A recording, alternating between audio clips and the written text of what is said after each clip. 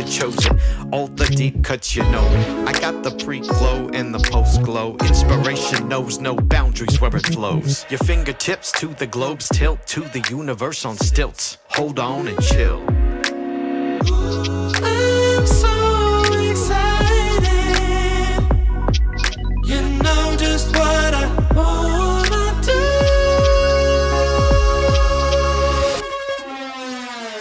I'm glowing on up, I'm glowing on up, I'm glowing on up.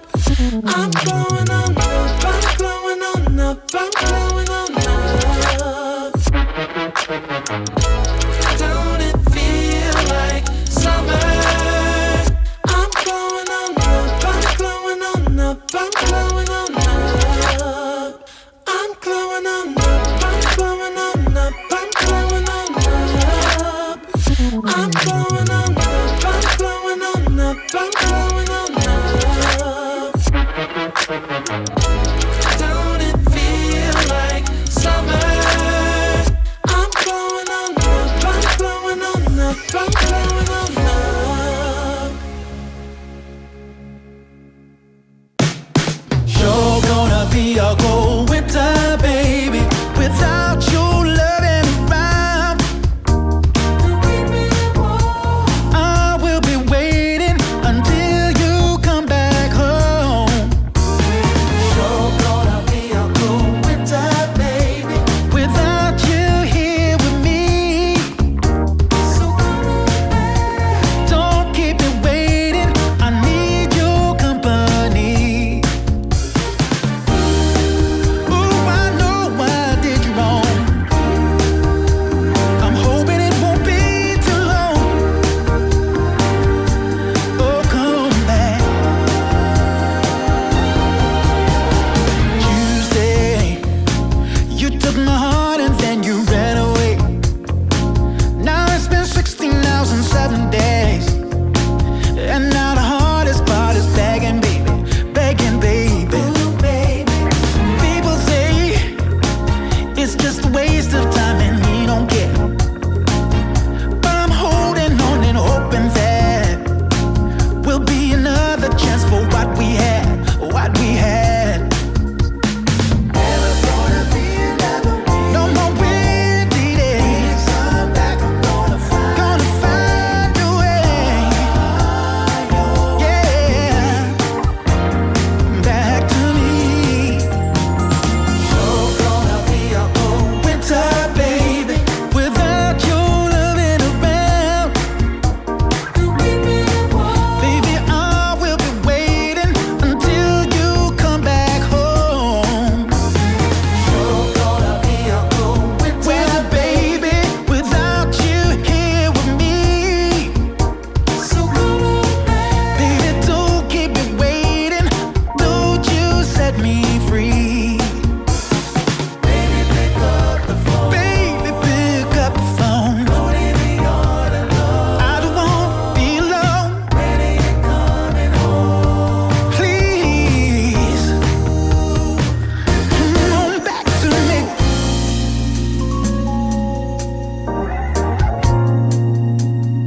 Ooh, baby. Oh, yes it is. Come on, baby. You're gonna be a cold winter, baby, without you here with me, baby. You're gonna be a cold winter, baby. Oh, yeah.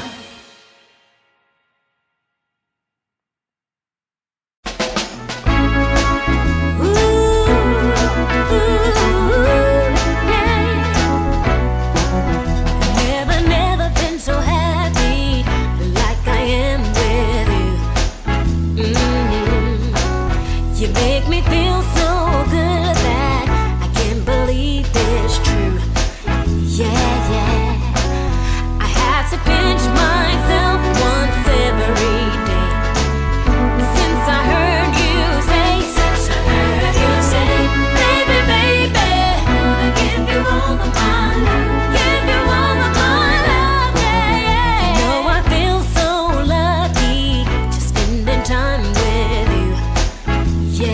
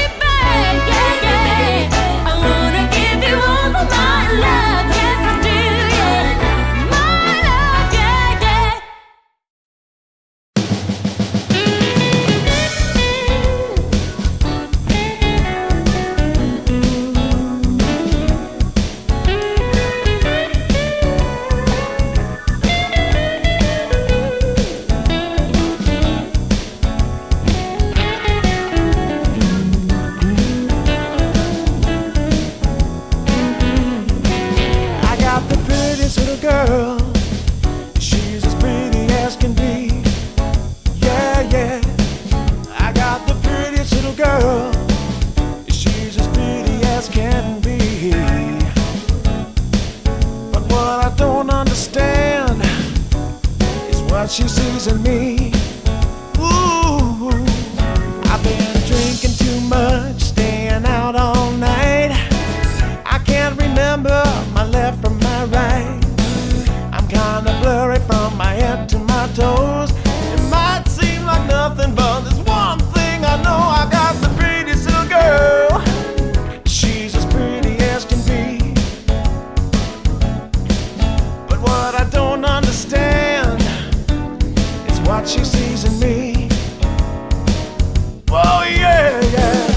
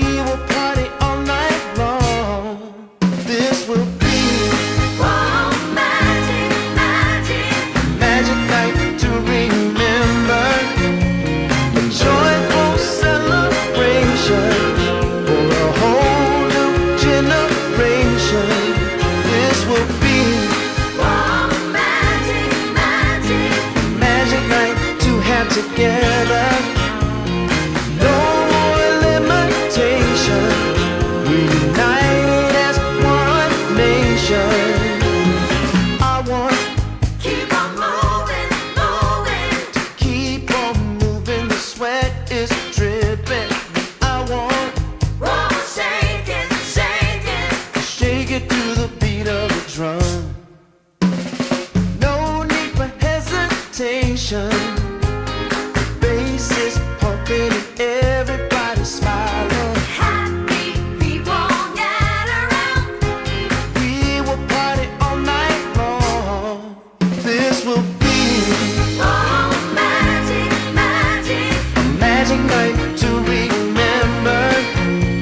A joyful celebration for a whole new generation. This will be Oh, magic, magic. a magic night to have together. No more limitation.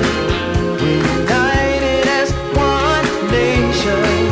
This will be Oh, magic, magic. a magic night to remember.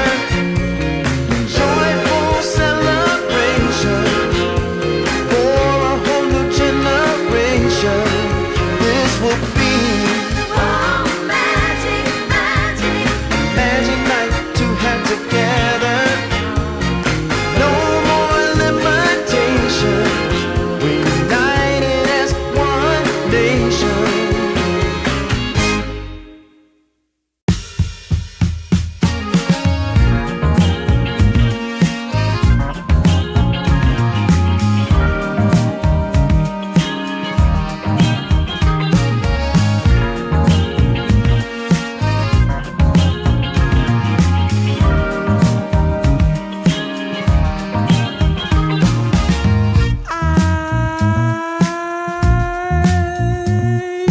My eyes are closed so long after the sun comes up. We do a dance in the dark, down the hall, pictures fall, even the neighbors call. But then you rip out my heart, every artery, a part of me. Ooh. It's obvious to me that you love to watch me bleed.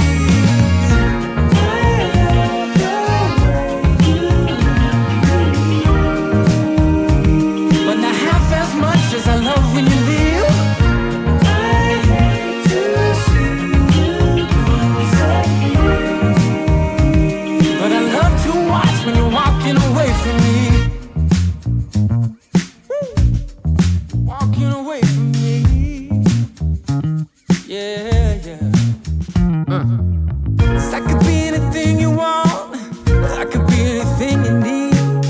Baby, tell me it's something real, and I'll give you everything. Every now and then wicked smile. You know I can't help myself. They play around with me for a while, keep tearing me up until there's nothing left. Ooh, it's obvious to me. Yeah, you love to watch me bleed.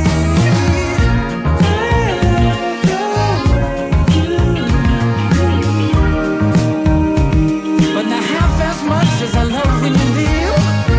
I hate to see you disappear. But I love to watch when you're walking away from me. Yeah, yeah.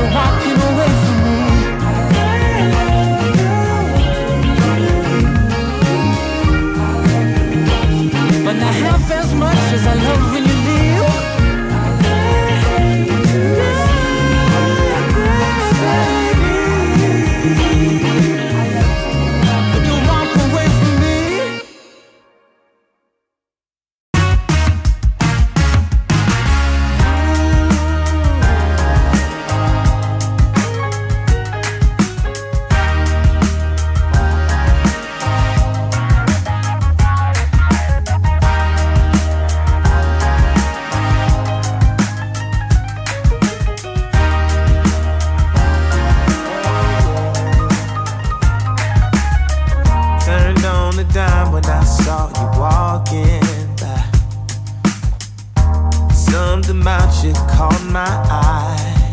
Yeah. Ain't trying to waste my time, just standing in your line.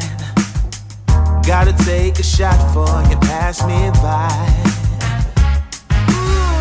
So you wanna be alone for a minute?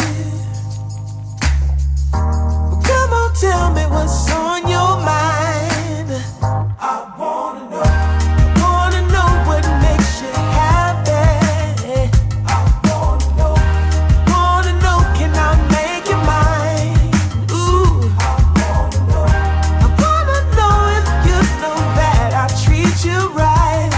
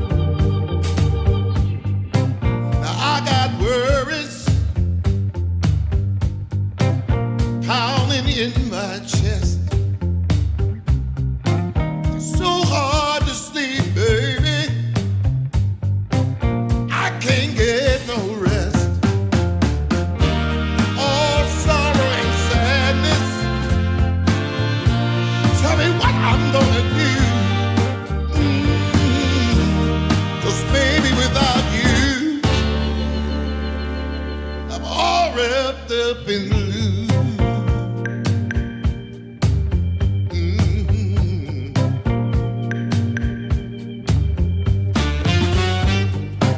I thought it would be easy to make it on my own, but baby, now I know what it means to be alone. Lost in the shadows. Tell me, what can I do? 'Cause baby, without you,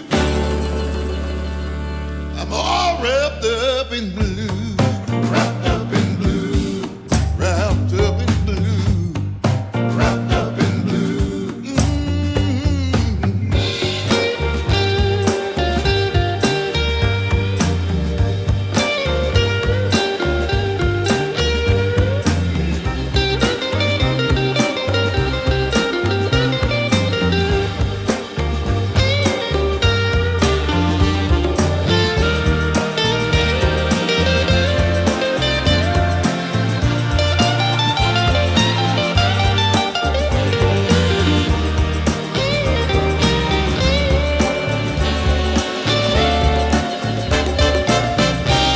You don't miss the water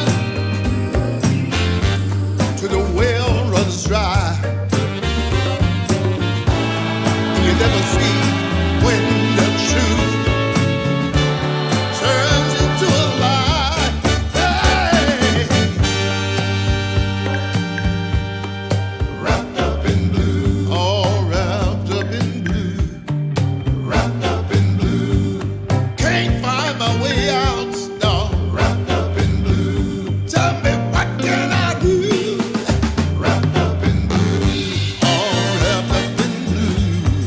Wrapped up in blue, somebody help me now. Wrapped up in blue, all wrapped up in blue. Wrapped up in blue, somebody tell me what to do, 'cause I'm wrapped up in blue.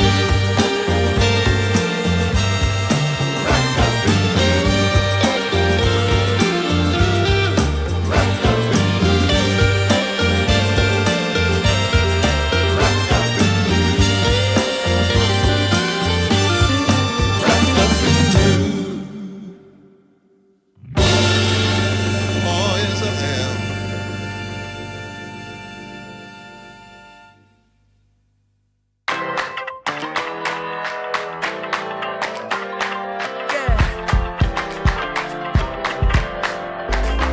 You crack the ceiling. This love is an open sky. Can't shake this feeling. I want you to know I can't lie. These doors are open. Welcome, darling, won't you stay? And you got me hoping. Forever's here, today's the first day. I wanna be closer to you. Closer to you, yeah. You to be all mine. I got all these choices, but I so made up my mind, yeah. There's nobody better, gotta be you. A thousand voices, 'cause it's so good to be alive, yeah. There's nobody better, so it's gotta be you. These myths are busted, the grass is greener on my side. It's done and dusted, I'm never getting off this ride. 'Cause life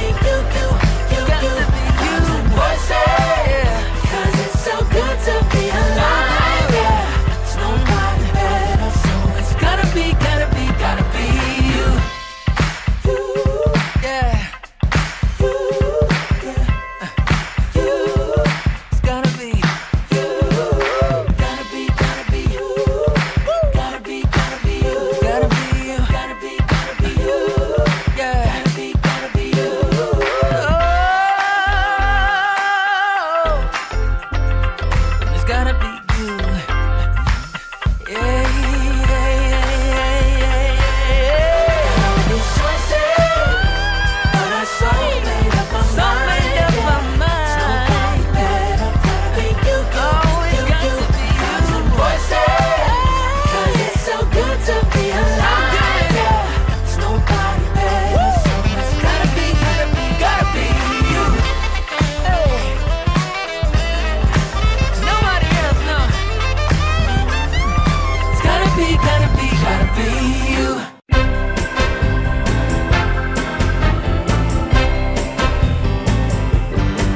Well, there's this girl that I like, but I know that she's wrong for me. But as hard as I try, you know I can't seem to break free. Well, I don't know what I'm thinking of, but I can't get her out of my mind. When she walks in the room, I take one look at her, and all I wanna do is make her mine. But you know that you don't go messing around with a girl like that. A girl like that. You know she's gonna take your heart, and you're never gonna get it back. She's only 5'3", but she's got a little spell on me. All she does is snap her finger, and you know it brings me to my knees. Yeah, I don't care what the people say. She's got everything I need. She makes my heart grow weak with everything she does, right from her head down to her feet.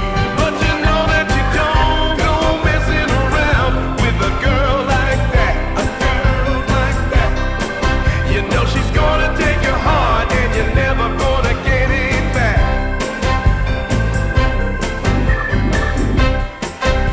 She's driving me crazy, and I'm out of my mind. But you don't go messing around with a girl like that. A girl like that. You know she's gonna take your heart, and you're never gonna get it back. So don't go messing with a girl like that.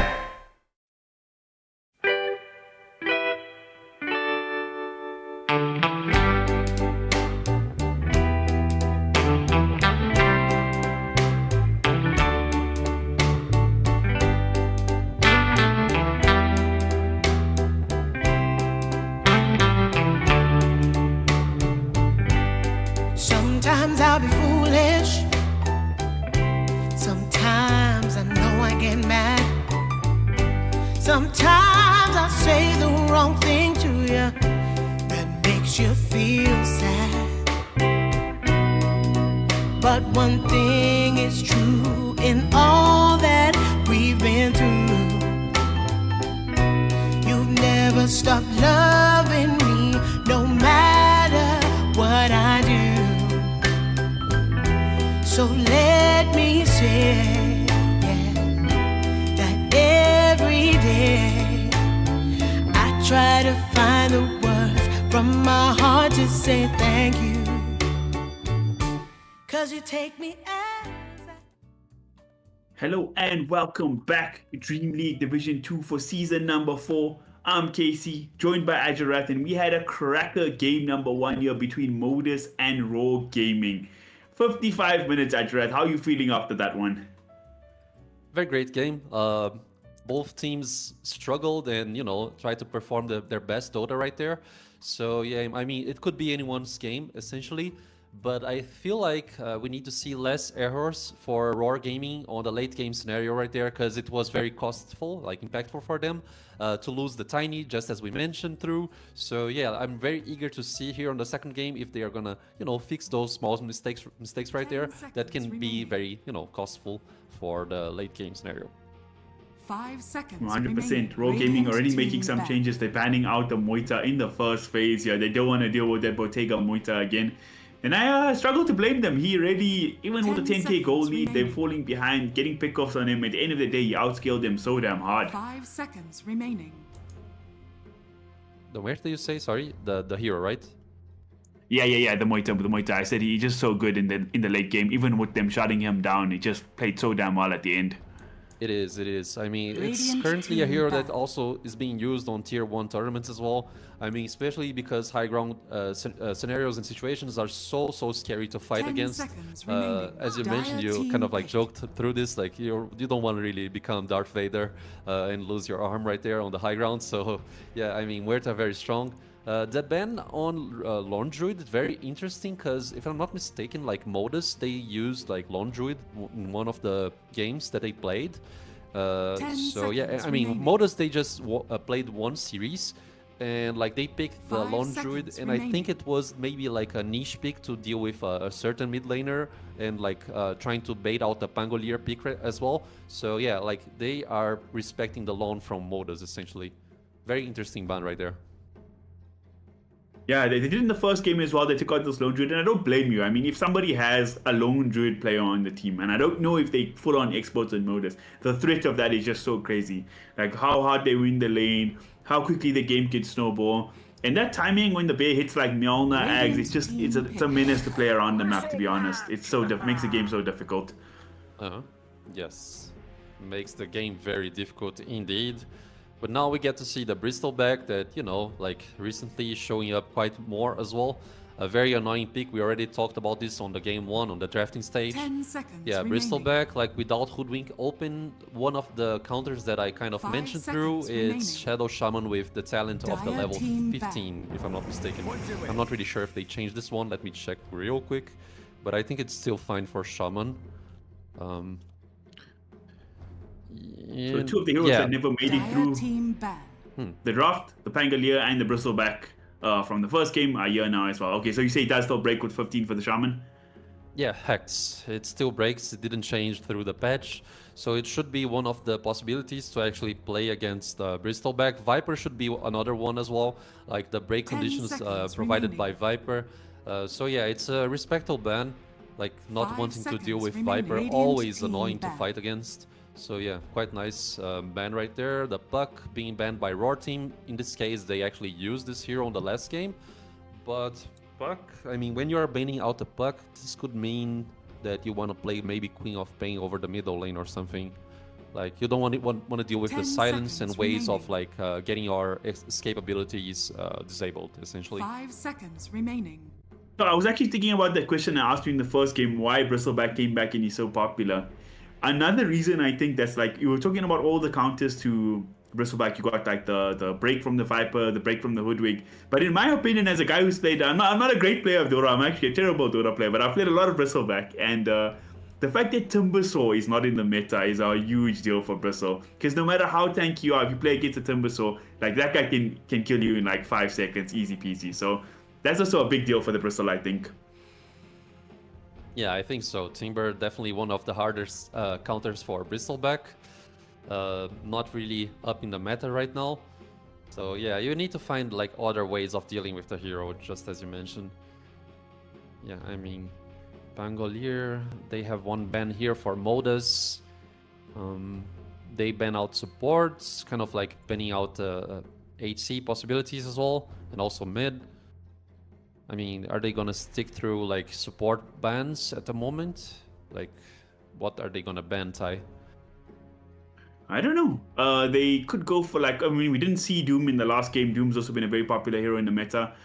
From the supports that we saw the last game, what is the problem hero? I think the Rubik wasn't that big of a deal last game. Okay, as I say that, they take the Rubik for themselves. The Enchantress, I think, had a decent impact in the game. I mean, they did win the early game, so the Enchantress kind of did what it needed to do, but end of the game, it didn't pay off in the end. Roll Gaming did open with both their supports last time, so I think Modus making the right call to just go and think 10 of the seconds sports bans remaining. first, but they actually banned out the Terrorblade there. That's a very interesting ban, just out of nowhere. I 5 wonder what they're sort of seconds prepping remaining. for.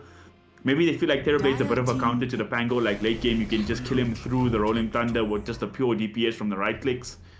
And they're going to go for the Tree and Protector here, so that's also kind of a counter to the Pangolier through to his Rolling Thunder with his ultimate. And also can kind of protect these sort of range damage dealers like the Moita for themselves if they want to go for something like that. 10 seconds remaining. Yeah, I mean, banning out the Terrorblade sometimes makes 5 you think seconds about remaining. the enemy team trying to go for Luna, but I'm not really sure if that's the case. I mean, TB, thinking here, I don't think Morphling actually struggles against Terrorblade. This could be one of the main targets as well. But yeah, I Radiant mean, team pick. yeah, let's see how that goes. I mean, Treant Protector for Roar team. I mean, nice hero to protect the Bristleback globally. The IO here to actually play with Bristleback. Actually, this tells me that they really want to win the lane for Bristleback. You know, like it's gonna be a high sustainable lane to play.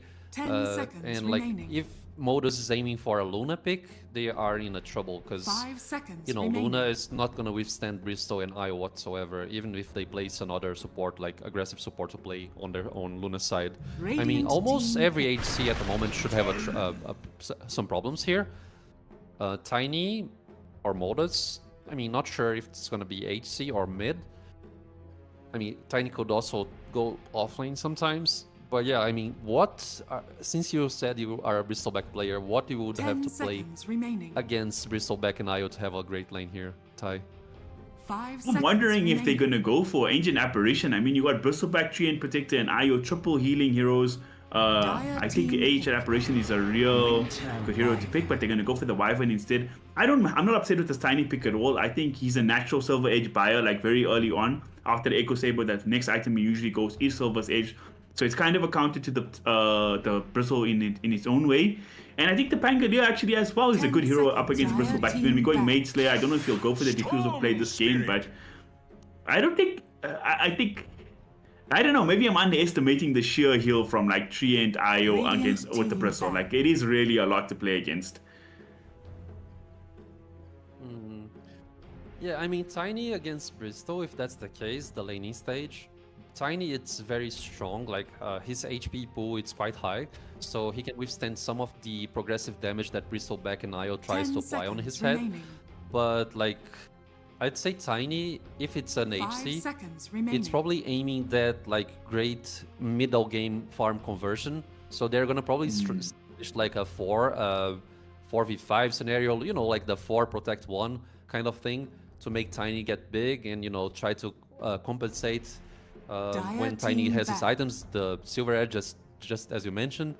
But yeah, let's see how that goes. I mean, Roar, they kind of Radiant answered the team Wyvern back. with Storm, because, you know, Storm very elusive hero, can find Wyvern on the backline and also the Rubik as well.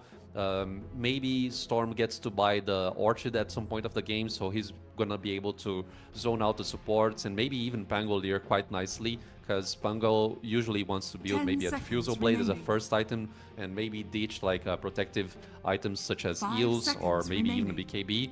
But yeah, I mean, draft-wise, Roar, they have a very strong draft, but Modus, the same. I mean, you have to be very careful with Wyvern, especially because you are playing with Io on your side, so Io can be an easy target for the Winter's Curse.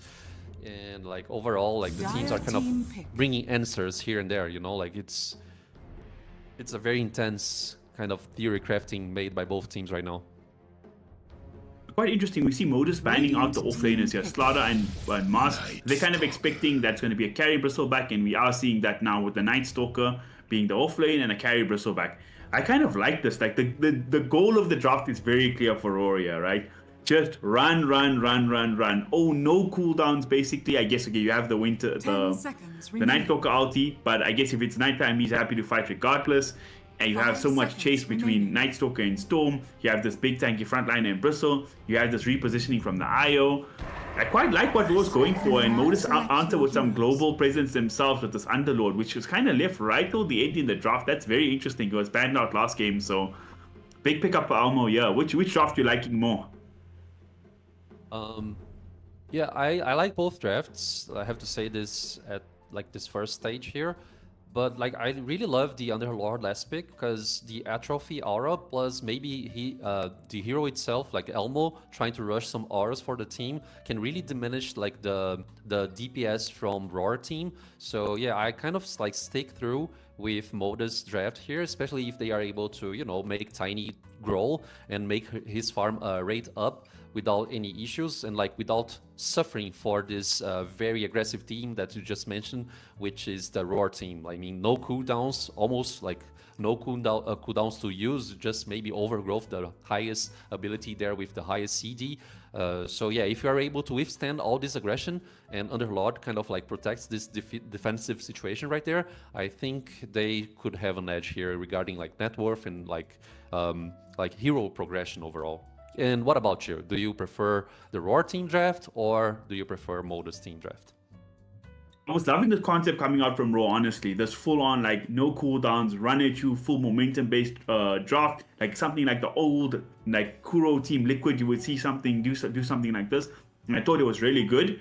But I do think, like you say, this Underlord last pick gets sort of put a spanner in the works of the strategy, right? Because Atrophy Aura is great. You can defend the towers really well with your Pits of Malice, which against like 3 melee heroes, and Storm hates the root as well. Your Firestorms to defend the tower, and again, this answer to the global presence, the fact that you can go to the Ags, get a global route for the team, and then get you and your whole team to places. I think it's a nice sort of counter to what we have here. I think we could see another very interesting game here, Ajrat. From game number 2 to like game number 1, game number 2 could be an absolute banger here too. Yeah, definitely. I'm eager to watch this match here. So yeah, the game is ready for us. We are gonna witness the second game here and see if it's gonna be a 2-0 or if the Chinese team, they're gonna, bring the same level of, the level of gameplay that they were bringing on the first game and maybe establish this comeback for the series. 100%. Team Roar from China, the number 2 places in their qualifiers. They finished losing to Vici Gaming to make it here to DreamLeague Season 2. And Team Modus, who had a rough run in the qualifier but have been really good here in DreamLeague Season 2, winning their first game up against Ivory, winning the first game of the series here against Raw Gaming. Although it was a tough fought game, they have all the momentum right now. Let's see how Raw Gaming can respond. No crazy smokes this time. Actually, we might see it again. They are near the portal. This time, Raw Gaming smoked themselves, so let's see what happens.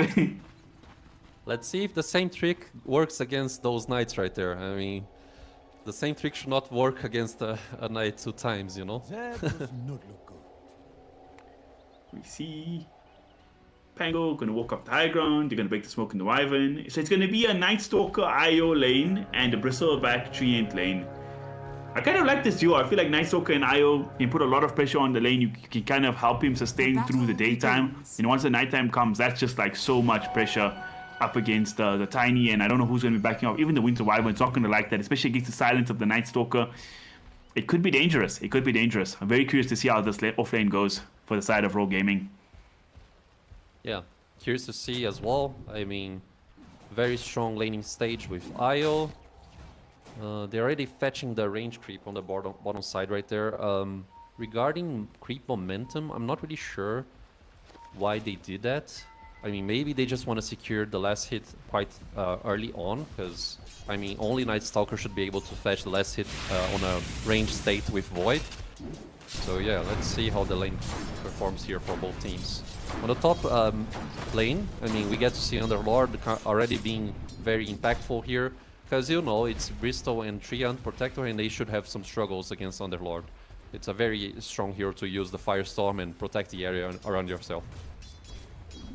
Yeah, I gotta feel good for Almo here, double melee hero. He already had a huge performance on the Beastmaster in game number 1. Probably looking to replicate that here in game number 2. So funny you mentioned that creep skipping at minute 0. Chinese teams has been a very popular thing. They always go behind the tower, kill the range creeps, and then they try to drag the wave onto their own range creep to kind of push it back. But didn't seem like they managed to do that too successfully this time around. The wave is still kind of pushing. Well, it won't push back slowly but surely. But yeah, maybe just to risk. I don't know exactly why they do it, but they do always do it. Okay, interesting play. Okay, Wyvern just using through the Arctic Burn here and there to actually zone out the heroes. They are controlling the creeps here on the offlane as well. Rubik should be the target, right? Because, I mean, Underlord, very hard kill to fetch, especially if he upgrades the second point on Pit of Malice. Over the matchup here in the middle lane, Pango against Storm. I mean, Pango should be okay on this matchup. He's soaking some nice damage from Storm. Butterfly effect using nice usages there of the static Remnant. So yeah, he needs to watch out, but he has his bottle up right now, so he should be fine. I mean, matchup-wise, middle lane, it's just like 1 against 1. It's very close in even top lane. They make the move on the Lloyd. They throw out the blood grenade. Can they bring down the Stream Protector in time? It could be the first blood. They do get it yet again. And Mr. Rubik, he's going to be the one to pick that up. Mr. Ale is going to be very, very happy with that. And once again, Modus pick up the first blood to start the game. Shades of game number 1 we're seeing here, Giraffe. Yeah, I mean, the scenarios are being replicated for sure. It's a deja vu. Wyvern trying to go aggressive here. I mean, there's not enough damage. It's an IO after all, so it's just essentially controlling things, and the Lotus should be fetched by both teams. Night Stalker and IO should have an advantage here to fetch the Lotus. And it's a very important item to fetch, right? Because the Lotus it's just that item that miscalculates the damage so much, so the team should be contesting those quite often and, you know, prioritizing those. Radiant's courier has been 100%. It's even double value on IO, right? Because it's 2 people getting killed from that stuff, so really good. Yeah. They are struggling a bit here in the daytime. I guess Tiny's not farming. It's about 5 CS ahead of the Night Stalker, extra deny. It's kind of expected in the daytime. Tiny does have that base damage advantage, playing in his own safe lane. Should be fine, but once the timer hits 5 minutes, I'm curious to see how much pressure SS and Clove can start applying in this lane. Tiny just farming. I mean, damage-wise, it's hard for them to actually fetch kills. It's a trade farm scenario for sure. Yeah, Tiny gonna probably enter the game like on minute 20 or something. Like supports are moving here for the water rune. It's like a very early movement by Rubik. Ooh, they're making the move with the butterfly effect. He's still only level 4. He's got nothing to get out of here, but there's the TP from Clove. Now they want to turn this around. The blood grenade is there. They want to get the return kill onto Mr. Alistair. Will Clove going to get some value out of his TP, and they force the TP out from the Pangolier back to his tier 1 tower. So great rotations there, keeping the Storm Spirit alive. That looked dicey for a moment. Yeah, looked dicey for sure. I mean, Storm probably had like a bunch of magic ones charges for him, and he used it to protect himself, plus the Fairy Fire as well. So maybe they were trying to, you know, force the regen usage there by Storm, and also try to fetch the kill. But, you know, like great TPs by Roar team, and makes the score even 1-1 currently. But, you know, this makes some space for Underlord, because when he's alone in the lane, he won't suffer quite nothing against Bristleback, to be honest. He's just, you know, seeking and finding farm quite easily. 100%. That man. Very close game, though. Anyway, yeah, very close game. Yeah, that guy farming absolute storm right now. Even Underlord's one of those heroes, even if you can't shut him down in lane, like you're playing against a Drow or something, he doesn't care. He just goes to the jungle, he presses his Q, and he farms up an absolute storm. So the fact that he's not forced out of the lane, that he can get so much presence is very good. But on the flip side, the Bristleback is also kind of free farming, right? Got 40 CS in 5 minutes. He's A-okay with how things are going right now. Yeah. Yes, it's nighttime. Whoa, Triumph rotation here? Any spots? He's taking so much damage. I'm not sure what he was trying to do there. Diving under tower against a Tiny is a crazy play, and now Clove, he doesn't have the tether available, and he might just go down as well. A very unnecessary. Like, they decided to make that move, and they end up feeding away. It's 6 minutes now. The power rune's about to come up. I'm not sure what is going on there, Ajarath. Yeah, to be honest, I feel like Triumph, he didn't realize, in this case Lloyd, didn't realize that they had a sentry very near the tier 1 tower, so he was probably invisible right there, trying to secure some positioning and maybe establishing some aggressions, waiting for IO to come in, especially because it's nighttime. So Night Stalker can come in and use the Void skill to actually hurt them. But yeah, I feel like he didn't read through this sentry right here near the T1 tower. So yeah, this was essentially the biggest problem on the play right there. I see. Very costly, right? Because, I mean, he cannot get caught like this, especially if you're trying to save with IO and you are gonna have 2 heroes there. Are they gonna try again here for the Tiny, but looking at safe from Winter Wyvern, keeping Bottega alive.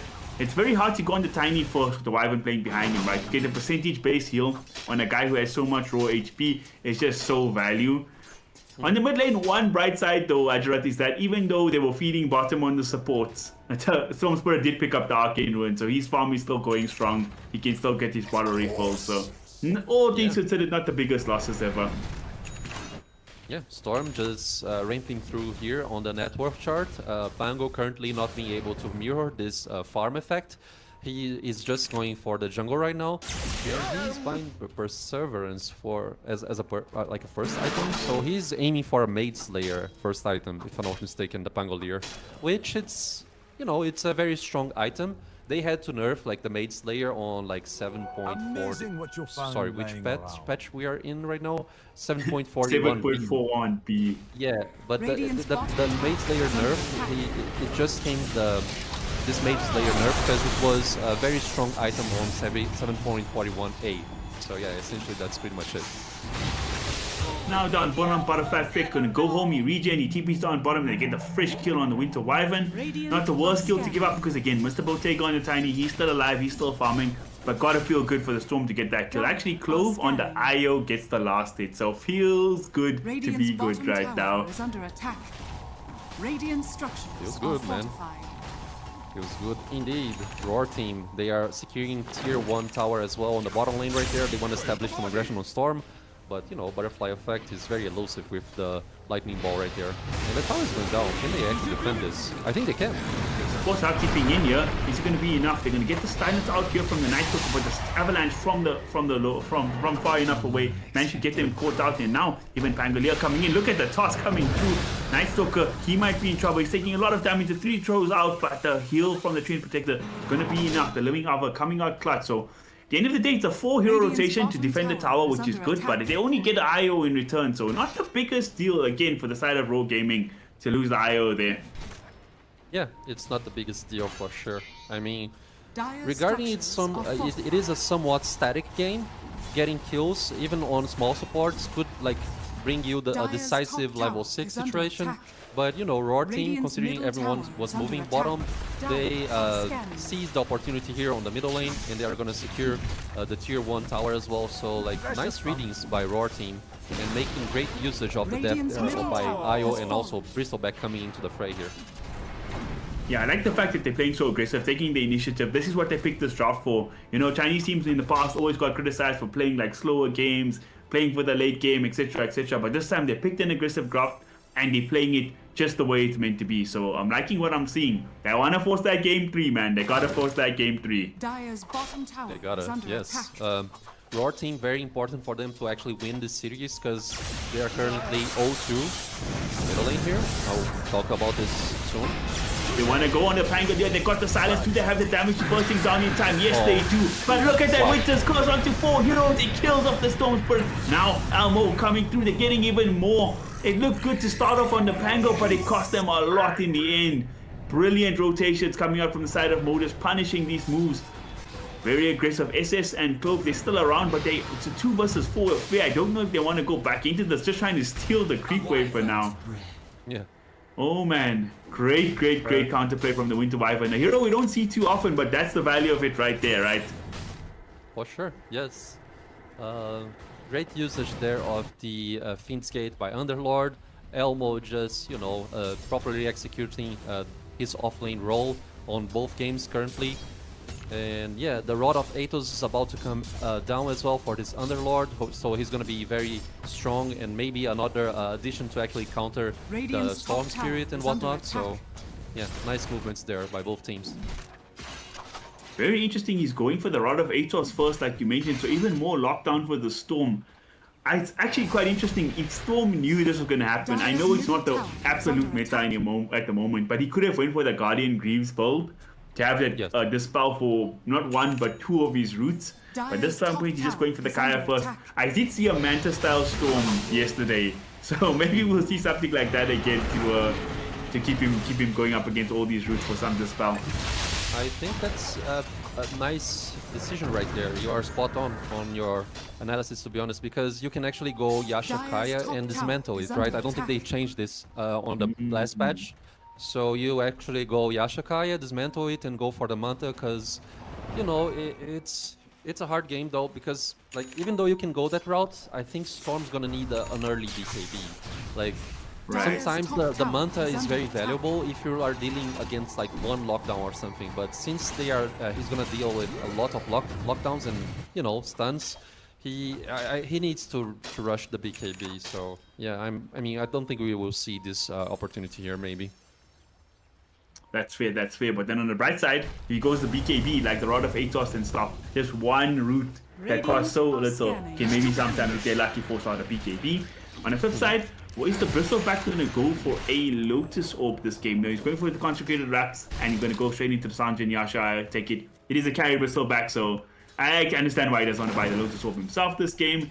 And Night Stalker also is just one of those heroes that doesn't really like to buy those type of items, right? He kind of builds like a carry, Blink, BKB, Harpoon, so Yes. bit of a weird situation here. But I guess you do have two very defensive supports around you, right? So you can have enough healing and sustain. You won't need the spells, I guess. I think so as well. Dire's I bottom mean, tower is under I think attack. considering what you just said right now, I structures mean, are Storm fortified. also going for the Greaves build that you just mentioned. I think maybe on Roar side he would lack some damage if he went for the Greaves situations. I mean, team fight here, roughly. Go on Butterfly Effect just doesn't have the damage there.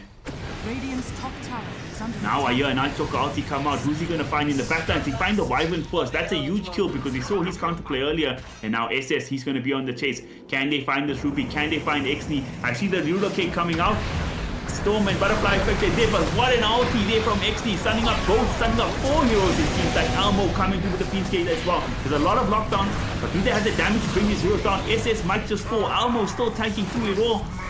Relocate, the IO is going to get sent back as well. So now, not a great trade for the side of Rogue Gaming and Bottega looking to punish even more. Can they find the Treant Protector? But Kismet, he's still here, he's still big, and he's still bad. He's going to burst down this Tiny. Is he actually going to get it? The Wood Those curse comes out in the end. Tiny going to get caught. Sorry, the IO going to get caught. So he's a Storm Spirit. He's still alive. Oh my god, he went through for the Tiny in the back line. He does get him. Now it's Kismet versus the wall surrounded by 4 heroes. But Bristleback, we've seen what he can do in situations like this in the past. Is he going to be able to pull a fast one out here? Doesn't seem like it for the moment. Living Armor, not going to be there in time. In the end of the day, side of Modus win a decisive team fight, getting 3 heroes. Actually 4, because the Treant Protector died at the start of that fight as well. Yeah, it was just a huge execution there by the Wyvern. In this case is Problems, the nickname of the player right there. He established a nice Winter's Curse right there. And like, I feel like this last team fight that we kind of saw kind of complements what I was trying to say regarding like Storm Spirit build. If he went for the Greaves, I feel like the DPS won't come out like properly for this match. I know that Bristleback needs some extra time to actually deal and be like a stronger hero and bring the DPS out, but you know, like trying to establish and equalize the damage on the 3 cores for this game, in my opinion, seems like the better situation here. So yeah, I mean, overall, the last team fight, like, very confusing, very, you know, intense right there, usage of the Winter's Curse. So this is a great momentum for Modus, probably. 100%, that's a great point you make there. He's the sole burst damage on his team, basically. And I also made a mistake. Oh, before we get to that, IO teeping in, so does the Fiend's Gate. Global presence showing from both teams. They want to bring down this Tango, but he's tanky right now. He'll be fine. SS getting kited up here by the Spirit of Malice. He's going to be able to walk it off for the moment. IO healing his team up with the mechanism himself. And Relocate going to take SS far away from this. Lloyd going to be the body shield, meat shields for now. Butterfly Effect actually wants to go back in here. They're looking for the killer on Mr. Alessio on the Rubik. Can they bring it down in time? SS, he's just going to run back here with the IO. There's a lot of damage coming out, but it's not enough to burst anybody down. This time, the Winter's Curse is going to be off the mark. Butterfly Effect, he'll be A-okay, he'll be fine. They want to kill you on XD. They want this Pangolier, but he's a hard fish to fry. And now XD going to go in the back there, trying to hunt Clove on that IO, but not going to be able to burst him down. And Butterfly Effect, he's going to go back in yet again. They do get the kill on the Pangolier, finally. It took them a long time, but they get their objective in the end. And again and again, you called the Storm's going to be the one that needs to do the damage this game, and he's pulling through so far. Yeah, I mean, he's managing to get the damage out. Very intense team fight once again. Felt like a stretch for Modus because, you know, the rolling was about to expire. And also the Underlord, he used the portal, the Fiend's Gate, to go to this team fight here. But he also went and, you know, went back to the top lane. So he had to use the TP for the tier 2 tower to come back and maybe establish some of those defensive situations for his teammates. So yeah, I mean, felt like it was a little bit of overextension by Modus. 100%. both teams got a very strong mid-game timing. You got this like Underlord, Tiny, Pangolier Tricore, and on the other side you got like Storm, Bristleback, and this Night Stalker. Very even game so far. Network basically tied up for the moment. Both these carries very farmed at the moment. Elmo insanely farmed himself. But looks like Butterfly Effect does have that advantage over his counterpart in X-Neo and the Pangolier for now. But again, Pango is not a hero that needs too much farm to have an impact in the game, right? Yeah, I don't think so. Like Pango just needs like 1-2 items and executing a nice rolling thunder on the team fights, and he's just fine. I agree with you. Yeah, his impact in a team fight, even in the worst situations, is so good, and he's not too far behind either. But 500 off his Blink Dagger, so once he gets that, the team fight is going to be absolutely crazy. But before we get to that, look at the side of the Dire. They're feeling confident. They're going to use this IO drop. They're going to use this Bristleback drop. They're just going to go straight into Roshan here.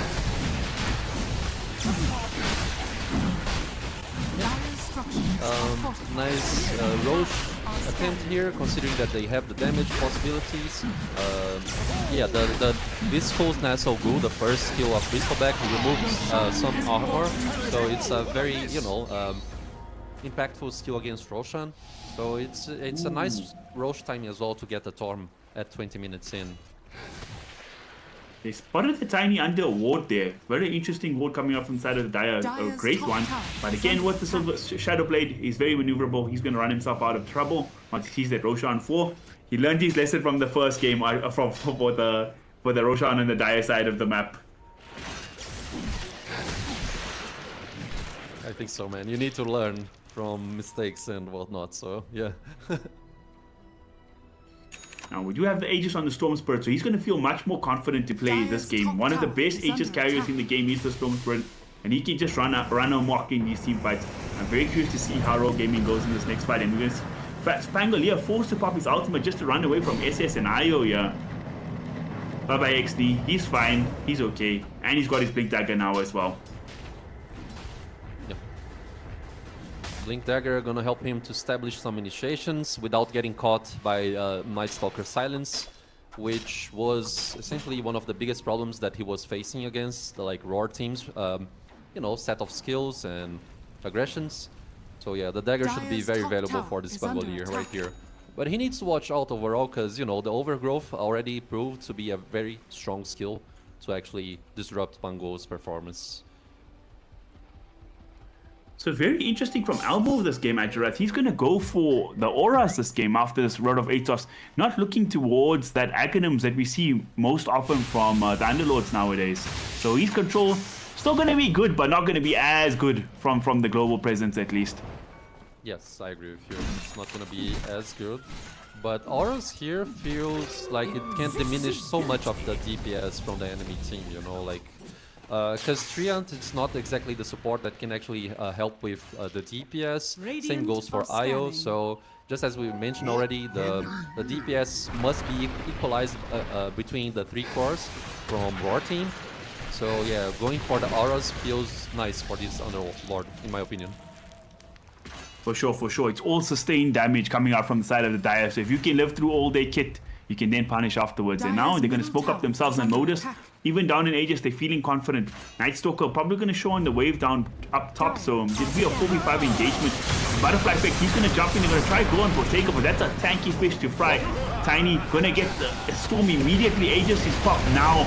SS coming through with the IO. They're going to find the backline, but look at the Winter's Curse once again. It's so good, but I think it's just on an illusion or something there. But SS, he's still going to go down. Butterfly Effect, he's going to drop me. He's dead. Storm Spirit is killed. And now we've seen this story before. Kismet all alone, chased by 4 heroes. How's he going to make it out? Do they have the lockdown for him? Do they have the damage to burst him down? I think they do. There's the Silver Edge coming out as well. Bristleback is killed. That was worth an Aegis Azurath, and they get completely wiped off the map. Bottega with the triple kill. Yeah, insane execution here by Modus. They were also playing the right position on the map, because the Torm was about to come out. So playing on this bottom side of the map here, and you know, baiting the Storm Spirit with the Aegis, managing to get the 2 lives out of him, the great Winter's Curse ability usage right there, everything going accordingly for Modus, and this opens up so much net worth difference. You know, it's just 2k on this last team fight, but you know, experience-wise, very strong addition to the gameplay as well. Overall, just, you know, it's just looking good for Modus. 100%, and it was actually interesting. Underlord went for the Gleipnir, so he didn't go for the Axe for the extra lockdown and route. He got the Gleipnir instead, which is, if he's already there, that makes a really huge difference. And we see this kite up is becoming a real big problem for them. The Storm Spirit, he needs his BKB faster than yesterday, it seems like, and it's a big pit to climb now. They're down 8k gold after losing that team fight. And this was the draft. They picked a sort of timing-based draft, an early game draft with this double heal and these three frontlining cores. And so far, it's not really panning out. The big bad Tiny, the hard carry, the more traditional Dota is the one that's succeeding right now. Yeah. Dire's middle tower is under I think attack. one extra thing about Gleipnir is the fact that no one has like BKBs available up until now on like Roar team side, especially the supports, you know. So they're gonna be able to get everyone close and you know stuck on the Pit of Malice for an extra Dire's middle set of tower time. is You know, under just the attack. Ados itself, it's just one hero, but the Gleipnir is just, you know, 3 or more. So Dire's middle tower it's very has fallen. interesting build here by Elmo. Radiant are scanning. Yeah, I really like that he's made that change up. He's read the situation. It's a sustained base draft. They don't have the BKBs yet, and he can really punish an SF. Might be punished here as well. He's going to get boosted. There's the back here for that second root, and the burst damage is more than enough to bring down this Night Stalker. No IO to save him this time. He does have a BKB completed now, finally. But he's going to be set further and further back gold-wise. Yeah, BKB, great timing for this item, because if he stalled the BKB for more time, it would be a struggle for this Night Stalker to actually present himself on the team fights. So I like how he brought this as a second item situation here. And Storm also needs BKB. I mean, everyone on Roar team side needs BKB in my opinion, even the Bristleback. So we need to kind of like see everything happening here. And maybe Modus, knowing that they are very strong right now, they're gonna secure so much space. Very brave move trying to steal the Ruin there. And I think that point you make about the BKBs is a good one. Do you think there could be a timing where they can try farm up this BKB super hard, but before we get to that Tiny, he's going through, there's no sentry ward. Is he going to catch the Storm in the IO? Yes, he does. The burst damage, is it going to be there? Yes, it is. Tiny. They wanted to save with the IO, but it's just too much damage from the big bad boy. Bottega kills both of them. Oh, man. I thought they're making the right moves trying to farm for these BKBs, but getting caught in the process, and now they just set further and further back. Yeah, I mean, regarding map space and map vision, Roar team, they have some vision aggressive placed on like the enemy's jungles entrances, and it's clearly not enough. Now the portal, the team fight erupts. Yeah, even more trouble. Bristleback trying to push out the map. He just shows then the global presence from the Underlord next to the tier 2 with all the TPs. It's going to cost him his life too. And now they just come back. They come back to the mid tower. They kill the carry. They kill the IO. They kill the carry, the Bristleback. And now they come back to the mid lane and get a tower as well. They might even go high ground here. Butterfly effect. Just trying to farm up this BKB. Still 1,000 gold off it. Still a ways to go. I don't think he's going to have it for this high ground fight if they push for it. With Underlord and Tiny, why not? With the Winter Wyvern behind you, there's no reason to go back at the moment. I think so, I agree with you. No reason to go back. You have Aura, the Crimson Guard on the Underlord. The level difference, it's already big, you know, impactful. Because Tiny level 18 and Bristol only level 16. You know, the Plango very close to 18 as well, and Storm just 15. So the XP difference makes everything more harder for Roar team. And Storm Spirit, he's very far away from home. He should have a TP, but looks like they're just making the decision to completely give up the racks here. And I don't know if I blame them either. Just without these BKBs, it's impossible for them to fight right now. Yeah. Dire's middle barracks Feels like this game it's Radiant's going top tower is down under the attack. drain for our Roar team.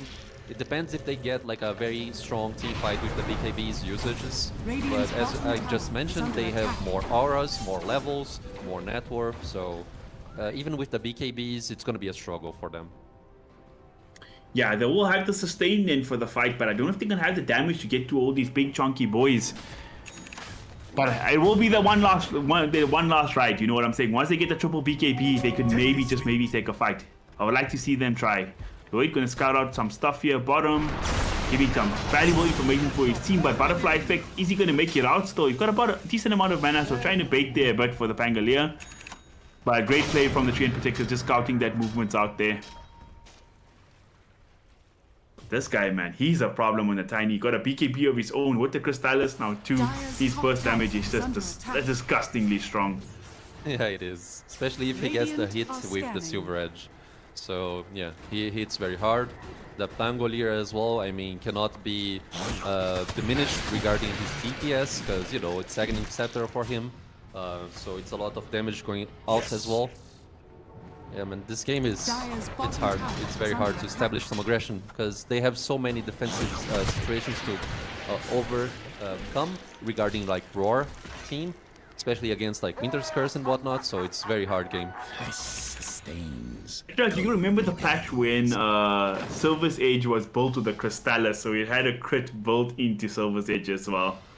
Yeah, I remember those times. Oh man, disgusting Dota. And now Modus gonna go into Roshan. They didn't really get the first Roshan, so there's gonna be no Raw or anything. And despite that, I don't think the side of Raw Gaming are gonna be Roshan's Raw Gaming gonna have a chance to fight there anyways.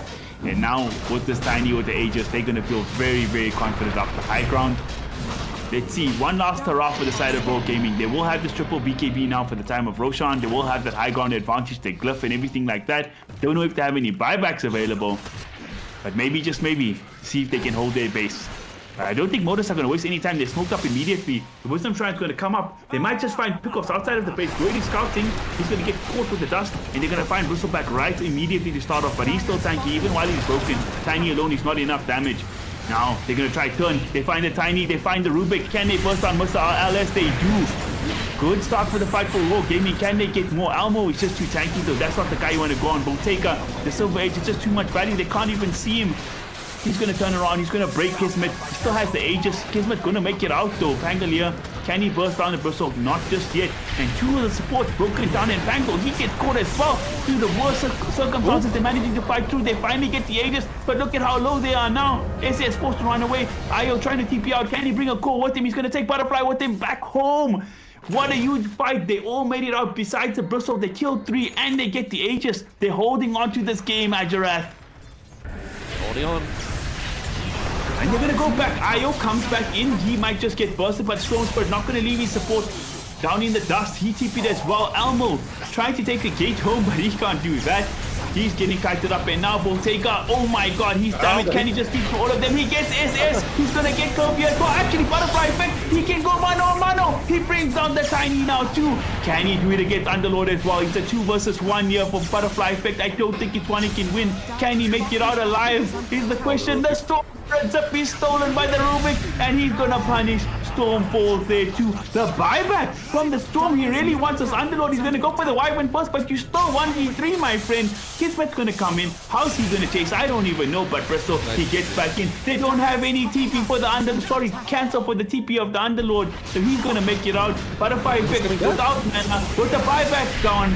This might be a big problem. This might just be the game. Storm is gone. 95 seconds out of the fray. And Kismet, the story we've seen so many times this game, back against the wall, 1v3. Train Protector is going to do something to help him. He's going to be forced to pop the BKB and run the hell away. And without the Storm Spirit, they don't care. They're going to jump forward. They're trying to burst on the Bristle. It's going to be fine for now. Oh my god, that Winter's Curse. It's disgusting. It catches 4. Bye-bye, Lloyd. You get destroyed. It does cost Wyvern his life, though. Very topsy-turvy team fight, up and down at all times. Kismet, he has to do a lot here with Butterfly effect down. Can he do what he needs to? Elmo feeling so confident in the base, fighting up these heroes. SS jumping in the backlines. He's doing a decent amount of damage. Is going to be enough to bring down the Rubik? Yes, it is. Good play from this Night Stalker, but in the backlines, the 2-man route is so good. Clove taken out of the fray. He does have the buyback. He's going to try. Can he come here to save the Bristle back in time? He's going to TP through, but the Bristle's already dead. Bye-bye, Kismet. No buyback for you.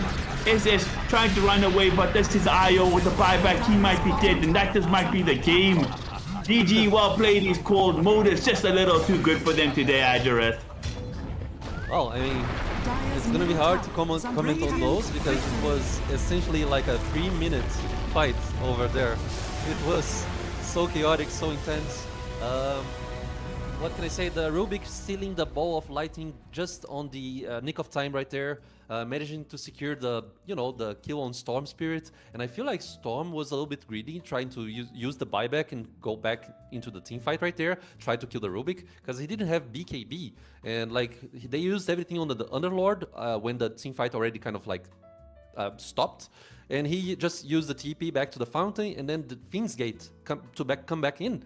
It was so intense, the team fight right there. And like for a split of like a small second right there, I thought that they were gonna establish the comeback because the position right there with the Treant, when the team fight started, securing the sentry on the ground, the observer ward as well, everything was going accordingly for Roar team. They were actually establishing the comeback because they fought against Aegis, and they kind of like won the team fight at the first stages of the team fight right there. But like everything was happening like one play after another, and eventually Modus they just won the team fight overall. So yeah, it's just chaotic execution right there. 2-0 for Modus. Great series to watch. And what do we have left here, Ty? We need to maybe wait to the second series of the day, right? Yes, for sure. We were absolutely treated here for the first series, but don't worry. We're just going to have a short break, guys, and in a bit, we will be back for a second series. So stick around, go have your lunch, go have your popcorn ready for the next one, and we will be back in just a bit.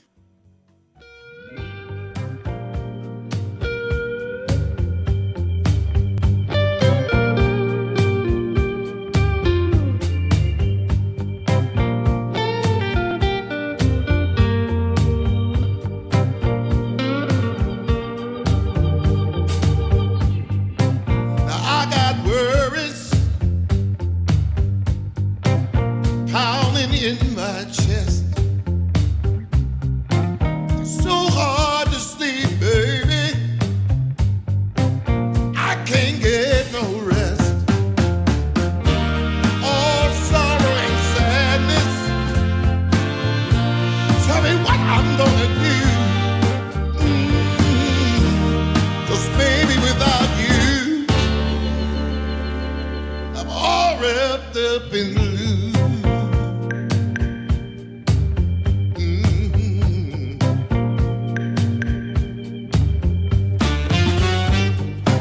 I thought it would be easy to make it on my own. But baby, now I know what it means to be alone. I'm lost in the shadows. Tell me what can I do? 'Cause baby, without you, I'm all wrapped up in blue. Wrapped up in blue.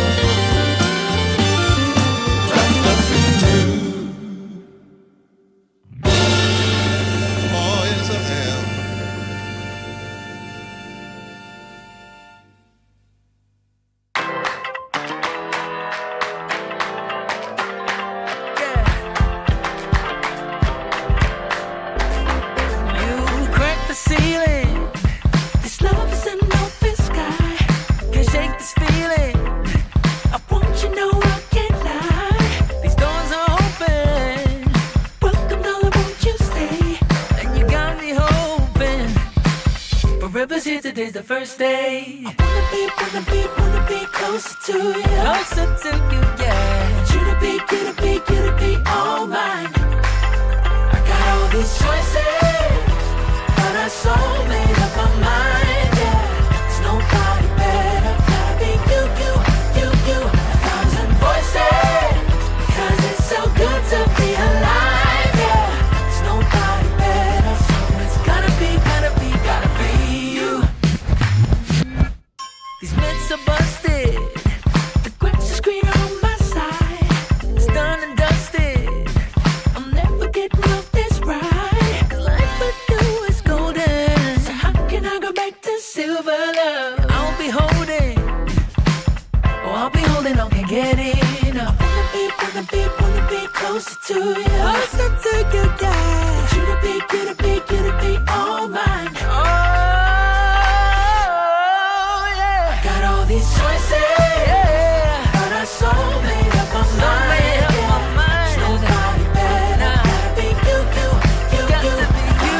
Voices, yeah, 'cause it's so good to be alive, yeah. There's nobody better, so it's gotta be you. Yeah.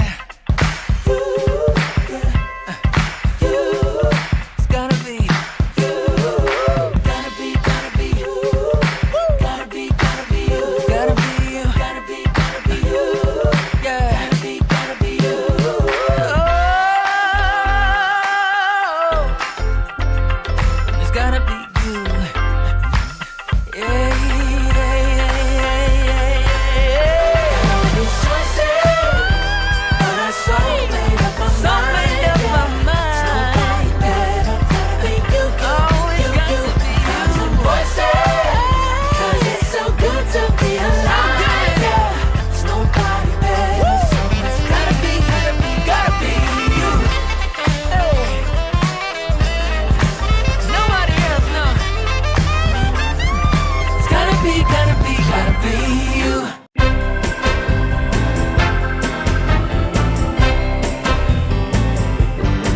Well, there's this girl that I like, but I know that she's wrong for me. But as hard as I try, you know I can't seem to break free. Well, I don't know what I'm thinking of, but I can't get her out of my mind. When she walks in the room, I take one look at her, and all I wanna do is make her mine. But you know that you don't go messing around with a girl like that. You know she's gonna take your heart, and you're never gonna get it back. She's only 5'3", but she's got a little spell on me. All she does is snap her finger, and you know it brings me to my knees. Yeah, I don't care what the people say. She's got everything I need. She makes my heart grow weak with everything she does, right from her head down to her feet. But you know that you don't go messing around with a girl like that. You know she's gonna take your heart, and you're never gonna get it back.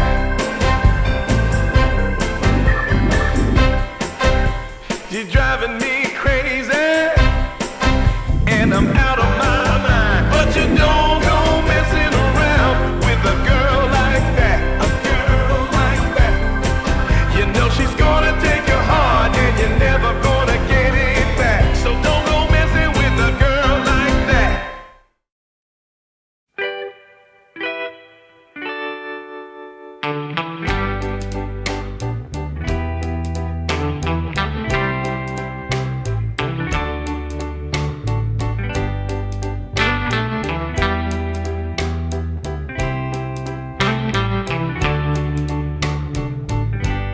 Sometimes I'll be foolish. Sometimes I know I get mad. Sometimes I say the wrong thing to you that makes you feel sad. But one thing is true in all that we've stop loving me no matter what I do. So let me say, yeah, that every day I try to find the words from my heart to say thank you. 'Cause you take me as I am.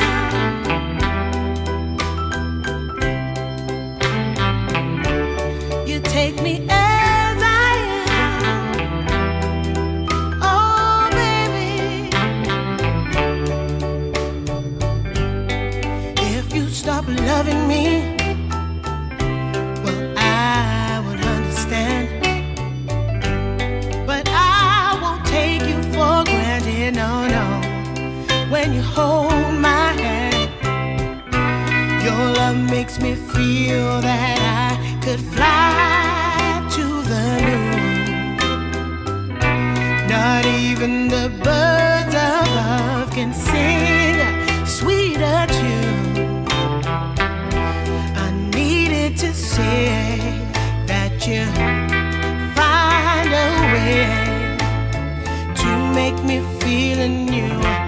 And I want to say thank you, 'cause you take me as I am. Oh, baby, take me as I am. Oh, Lord, take me as I am. Oh, take me. Oh, take me.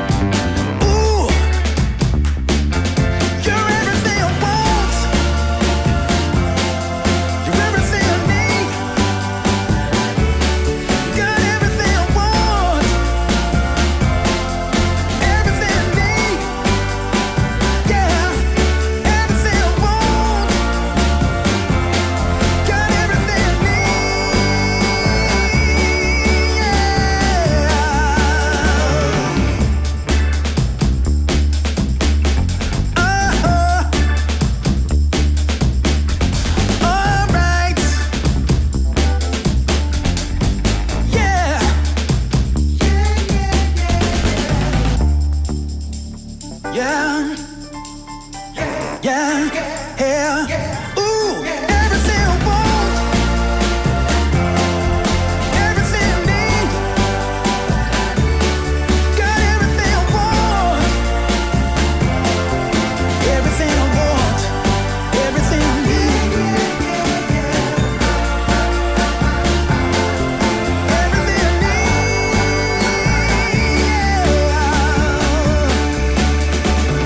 yeah.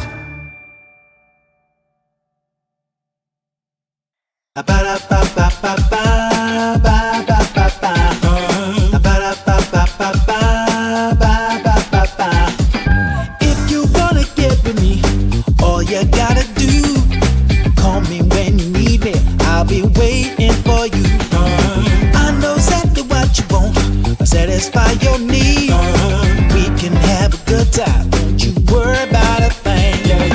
If you want it here, or if you want it there, you got it. Have yourself a good time, act like you don't care. You got it. Get that motivation, you got it. I got just what you need. You got it. I got just what you need. You got it. I got just what you need.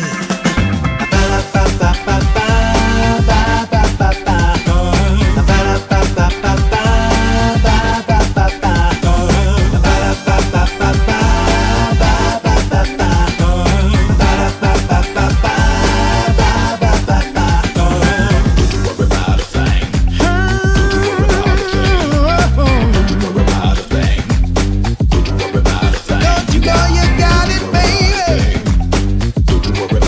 Don't you know you got it, baby?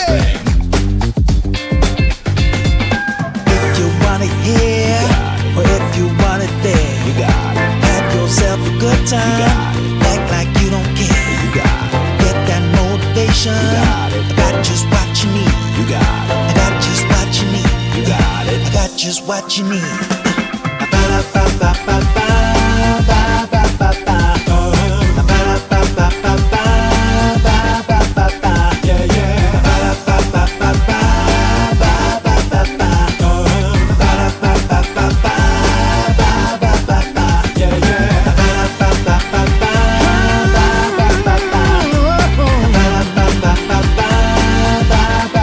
Don't you know you got it, baby?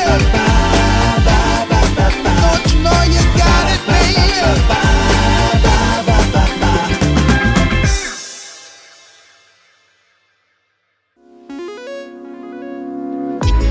Coming out the gate with the heat. Everybody's playing in the street. We got the summertime magic in this beat. Sun is in my eye, feeling high. Only good vibes, I'm alive. And if you see me driving by, don't be shy. I'm so excited. You know just what I wanna do.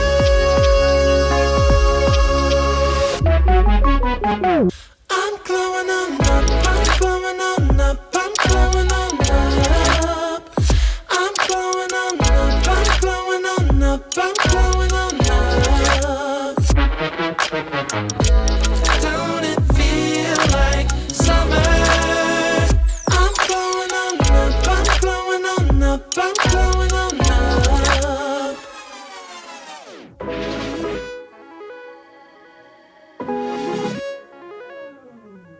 Blow up, show up, soak up aromas, float to Sonoma, roll up to Nola, trope up, blow up, slow up, show up, get real, choke up, you're flowing, you're glowing. Astral samosa, you're landing on Europa, your horns blowing, you're chosen. All the deep cuts, you know it. I got the pre-glow and the post-glow. Inspiration knows no boundaries where it flows. Your fingertips to the globes tilt to the universe on stilts. Hold on and chill.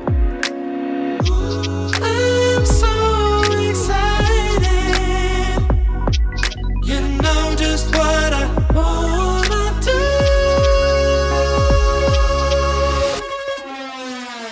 I'm glowing on up, I'm glowing on up, I'm glowing on up.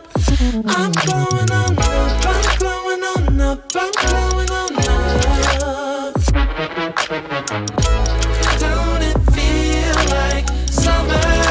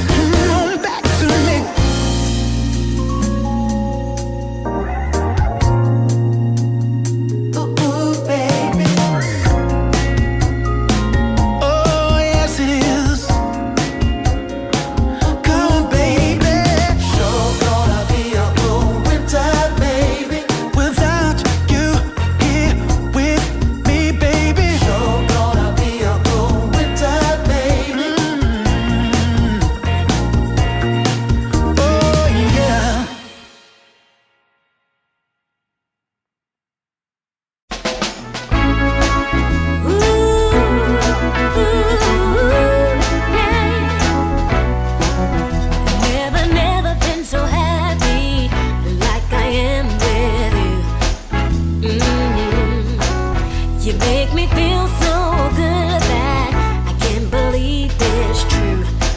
Yeah, yeah. I have to pinch myself once every day. Since I heard you say, baby, baby, wanna give you all of my love, give you all of my love, yeah, yeah. You know I feel so lucky just spending time with you. Yeah, yeah. Your love shines through me with everything you do. I have to tell myself once every day. I really did hear you say. Since I heard you say, baby, baby, wanna give you all of my love, give you all of my love, yeah. Baby, baby, I wanna give you all of my love, give you all of my love, yeah, yeah. Ooh, yeah, yeah. Oh,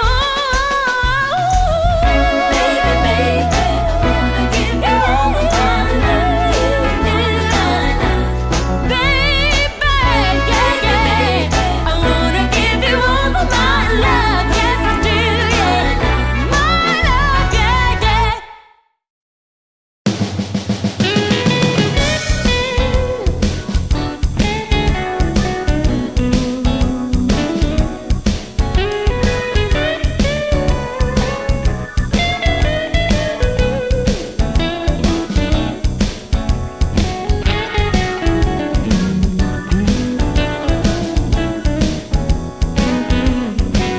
I got the prettiest little girl. She's as pretty as can be. Yeah, yeah. I got the prettiest little girl. She's as pretty as can be. But what I don't understand is what she sees in me.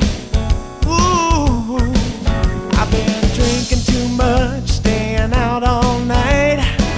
I can't remember my left from my right. I'm kinda blurry from my head to my toes. It might seem like nothing, but there's one thing I know. I got the prettiest little girl. She's as pretty as can be. But what I don't understand is what she sees in me. Oh yeah, yeah.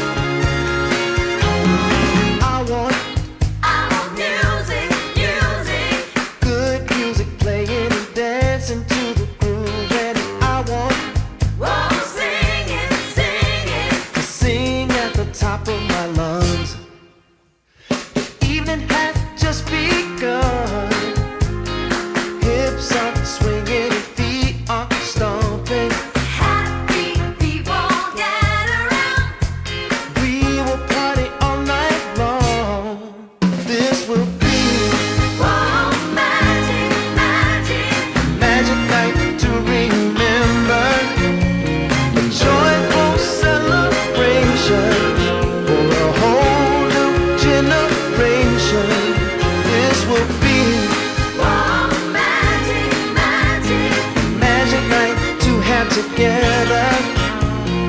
No more limitation.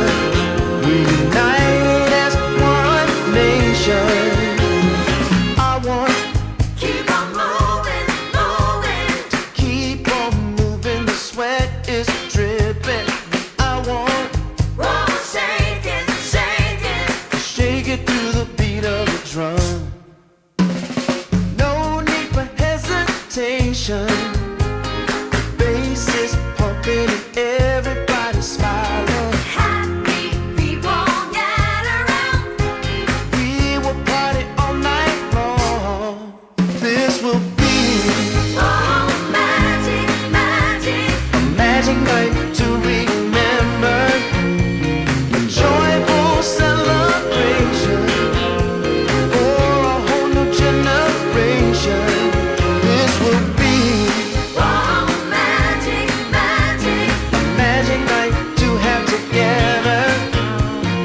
No more limitation. We're united as one nation.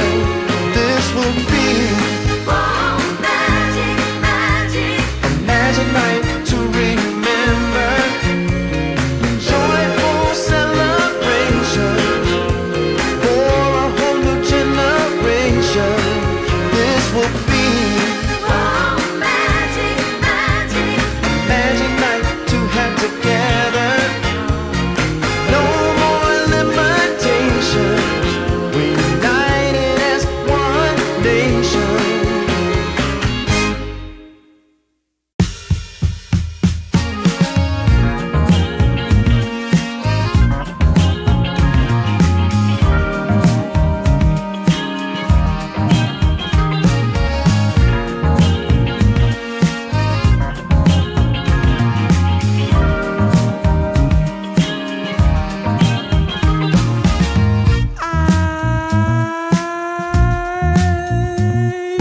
My eyes are closed so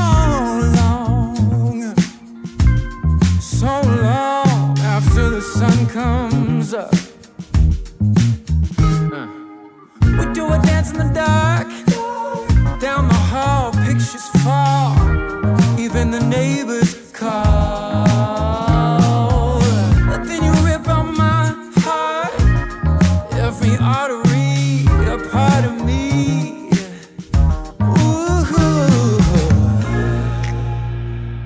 Ooh, it's obvious to me that you love to watch me bleed.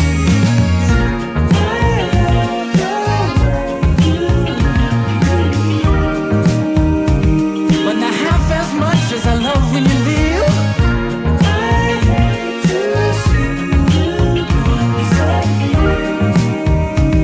But I love to watch when you're walking away from me. Walking away from me. Yeah, yeah. 'Cause I could be anything you want. I could be anything you need.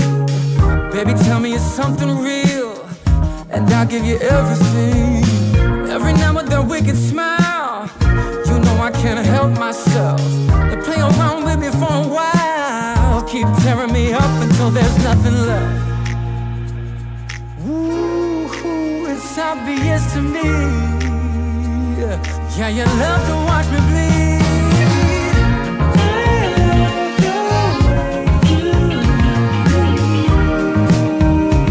But not half as much as I love when you leave.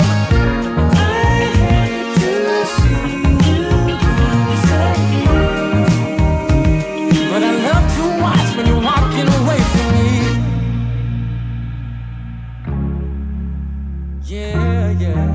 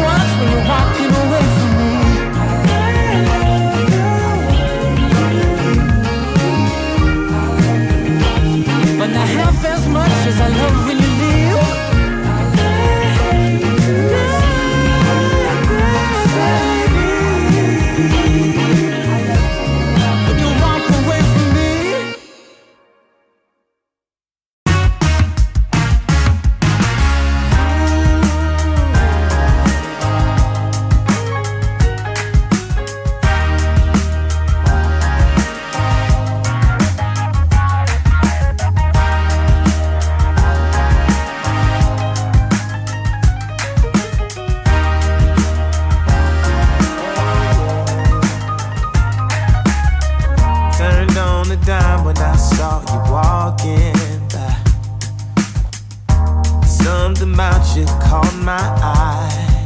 Yeah. Ain't trying to waste my time, just standing in your line. Gotta take a shot before you pass me by. So you wanna be alone for a minute? Well, come on, tell me what's on your mind. I wanna know what makes you happy. I wanna know, can I make you mine? Ooh, I wanna know if you know that I treat you right. Wanna know, can I spend the night? Well, I had my eyes on you for a little while now, but you never noticed 'cause you had a man. Ooh, yeah, and it's plain to see how bad I want you, girl. I'm trying to be much more than friends. Hey, so you wanna be alone for a minute? Well, come on, tell me what's on your mind. Tell me, baby. I wanna know what makes you happy. Wanna know, can I make you mine? Ooh, I wanna know if you know that I treat you right. Wanna know, can I spend the night?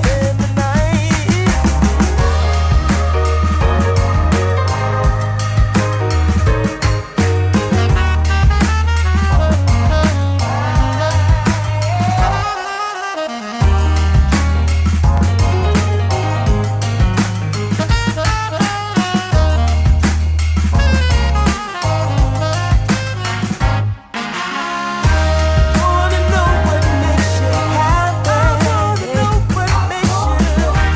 Wanna know, can I make you mine? I wanna know if you know that I treat you right. Wanna know, can I spend the night?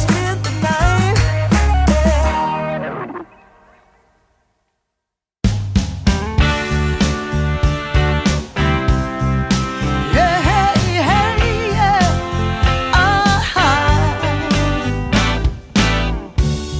Some days you just can't find the right words to say. And deep in your heart of hearts, where it feels like you're losing your way. Yeah, yeah. I know that it's hard sometimes when the world's closing in on you. But as long as we stand together, there's not a thing that we can't do. Oh, we can do this if we have to climb another mountain. 'Cause baby, who's counting now? We can do this if we have to swim another ocean. As long as we got the notion, yeah, we can do this. Yeah, hey, yeah.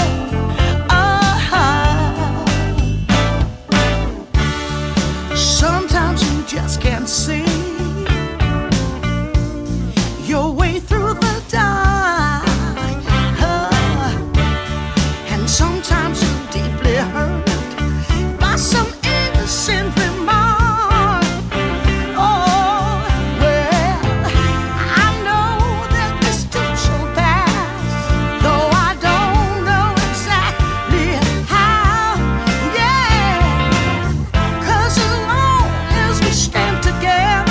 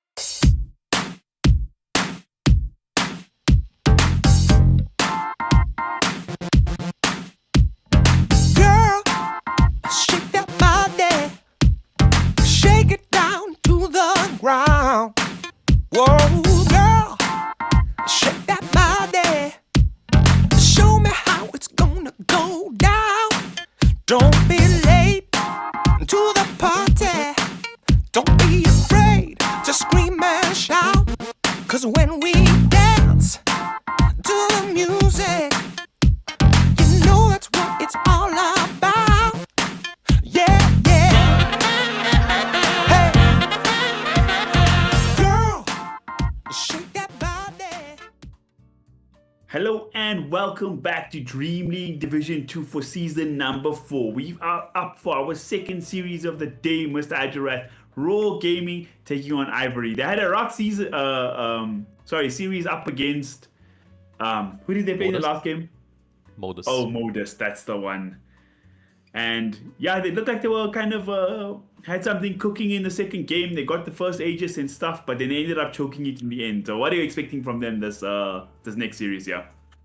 Yeah, let's see how they're gonna perform here, because at least this time they're gonna play on Singapore server, because you know Ivory also a team that is near the Asian part of the world. So yeah, I mean it's ping wise they're gonna perform better, hopefully. And I really expect them to commit maybe less mistakes on late game drafts, which was the case for the first game that we saw. But like draft wise, the second game that they play against Modus, I mean, felt like that the draft wasn't like quite good. So let's see if they can work things out. And yeah, I'm eager to see, because you know both teams, they essentially lost like 3 series in a row, both Ivory and also Roar Gaming as well. So let's see how they perform. Like both teams, I'm eager to see the performance. Yeah, no, fantastic point you make about the Singapore server. So both teams should have like a more equal footing. We can see these teams perform at their best. No need for excuses, no things holding you back. Although both of them are on a rough start so far, 0 for 2. This could be their chance. One of these teams are forced to have to win a game here. So it'll be interesting to see which one takes advantage of the opportunity more. Radiant team ban. And we get to see the draft already, so we get to see some bans Dire happening. team We see ban. Puck Dire team being ban. removed from the game by Roar Gaming, Radiant although they team already ban. shown to us that they have this hero on their hero pool. So yeah, Puck being banned, Beastmaster as well, Batrider on the other side by Ivory, 10 Bristleback seconds remaining. as well. I mean, just meta heroes just being banned all across the board, I 5 guess. seconds remaining.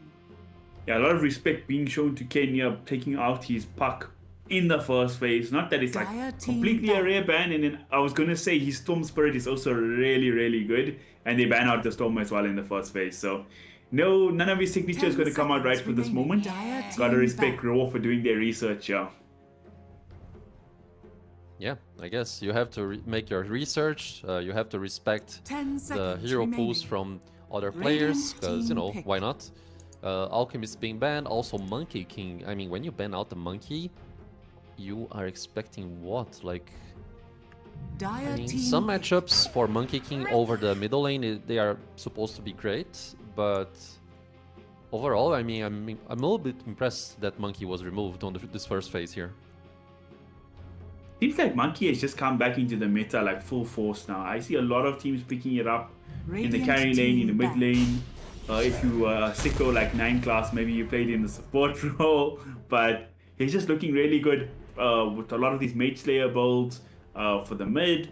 I see some of them in the carry position. They'll go like this Echo Saber into Deso for maximum damage. I don't know, just kind of come back into the meta again. I'm not sure why, but it looks strong in the games I've seen. Yeah, maybe they want to settle the Sand King over the middle lane. Let's see if that's the case, because if that's the point, I mean, Monkey should probably have a nice Dire team lane ban. against Sand King, because you just need one sentry, essentially, to stack up those Jingle Mastery charges. So yeah, I mean, that's one thing right there. And like Roar respecting the meta as well, finally being able to fetch them Hoodwink, which was banned like twice on the last series. So yeah, Hoodwink 10 very strong on the seconds charts as well. And now they are going through the second phase of bans. Phoenix 5 being seconds removed, remaining. Shadow Demon as well. Yeah, if you're aiming for a Shadow Demon ban, maybe you are trying to secure some sort of like explosive damage. I would say Dire that like team one of the pick. hardest counters for Shadow Demon to deal with, it's like Legion Commander, but I feel like Legion it's not so great right now, so I don't think we will see that. Radiant I also team thought about the pick. Legion Commander, like he had a great save against Alcy and stuff, and then just leave her there dueling herself. But yeah, in South America, they still pick the Legion Commander. They still have the guts to do it. But in these other regions, they don't have that source. They don't have that flair. Rubik comes out again. We've seen this hero many, many times. And then we didn't actually see Shadow 10 Demon seconds contested at remaining. all in the last series, which is weird. This hero has become super popular lately. I mean, it's been popular 5 for like, seconds I don't know, remaining. maybe 7 patches in a row now. Just too strong Yeah. with the saves and that innate, underrated innate in the laning phase as well. Yeah, pretty much. Shadow Demon just Radiant team sticking pick. through the patches. Okay, Rubik was picked by Ivory. Now we get to see Slardar as well, one of Dire the team pick. meta favorites Dire at the moment. Silencer. And also Radiant team Silencer, pick. which I think... Let me check this here, just a second. I mean, I've seen a team here, and I think it's Roar. Yeah, Roar, they actually use Silencer on some of their games, but they didn't actually pair with Slardar. They paired with Sand 10 King, so seconds you get remaining. to see some like movement towards the picks here. 5 seconds And- remaining. Yeah, I don't think the Ivory team, they actually chose Silencer a single time, but you know, yeah, just small facts here and there. That's when Luna coming for Radiant Ivory. team banned. I mean, nice farm conversion, but yeah, we mentioned this on the first series of the day. Terrorblade, a direct counter to Luna due to the first skill, which I think it's Reflect or something. So yeah, Luna should be, you know, somewhat harmed against this skill if used properly. I mean, you can spell it with Manta 10 and maybe seconds BKB. remaining. But yeah, it's one of the regular and like classic picks 5 against Luna, right? seconds remaining. Yeah, for sure. For sure. Dire team banned. It's one of those, like you say, you called it out earlier. I really like the opening from Raw where they went with this Hoodwink Slardar. You spoke about the prowess of this Hoodwink hero and then like the insane amount of physical damage burst or the Hoodwink and Slardar combo. And now Ivory, they go for the Dazzle and the Luna here, so they got like some sustain and such. 10 But if seconds you have remaining. the Corrosive Haze on you with the Terrorblade hitting, like Luna's quite a frontlining carry. I don't know 5 how she's really seconds going to deal remaining. with that. The reflection sends the glaives Radiant back. team You get the aura for your team, so much extra damage for that while you use the Q. I don't know. It's a tough drop position to be for Ivory here already. On the bright side, I won't say there's no counter for the Dazzle and all these saves and such because, like you said, the Silencer is really annoying. You can cancel Epicenters, you can cancel 10 like the chance to seconds Shadow remaining. Grave. Dire team So if your banned. initiations are good from Raw, it's going to be a tough mountain to climb for Ivory here. Let's see how they answer it with the final pick here. Radiant team pick. Yeah. I mean, yeah, Silencer can be very impactful indeed against like Shallow Graves and whatnot. But maybe Dazzle should build like early Greaves to try to deal with the match regarding Silencer. It should be one of the builds 10 here for him. seconds remaining. And yeah, let's see the last pick. I mean, Ivory, they 5 essentially need an seconds off laner remaining. or a middle laner, considering Sand King's presence. And like the same go for Roar. I mean, not Roar, because they need essentially a middle laner unless they want to play Slardar mid. Dire team pick. And they actually go for the Dawnbreaker. So yeah, I mean, is it like a Dawnbreaker mid or Slardar mid? I think that Slardar should benefit mostly or more for playing this middle lane because he has access to the water. So he moves faster while walking over the water. And yeah, Dawnbreaker off lane pairing up with Hoodwink, 10 I think it's a seconds very remaining. nice combo because you get so much damage and you have a clean setup with 5 like Bushwhack seconds and remaining. you know the hammer usage by Dawnbreaker. It's cool. I just assumed it was a Slaughter off lane, but like you said, you predicted the mid coming out. They got some heal and save now for the Terrorblade as well. And they got like kind of two global spells. You got the Global Silence and now the Dawnbreaker from any side of the map can come in and save somebody. Pretty nice pickup. I see Dawnbreaker's kind of fallen out of the mid side at the moment, but again, this game she doesn't have to do too much. You just press R if they go on Terrorblade, giving me enough time to get a Sunder off, and maybe just hunt these supports, and you'll be fine. Final pick for Ivory, they have to get maybe an off lane themselves, and they go for the Darks here. So they're going old school here, Ajarath. Yeah, Darkseer, I mean, can be a great addition to Ivory.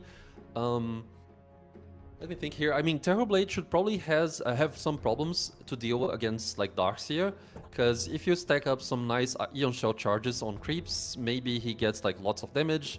But like I feel like TB can deal with this matchup quite nicely.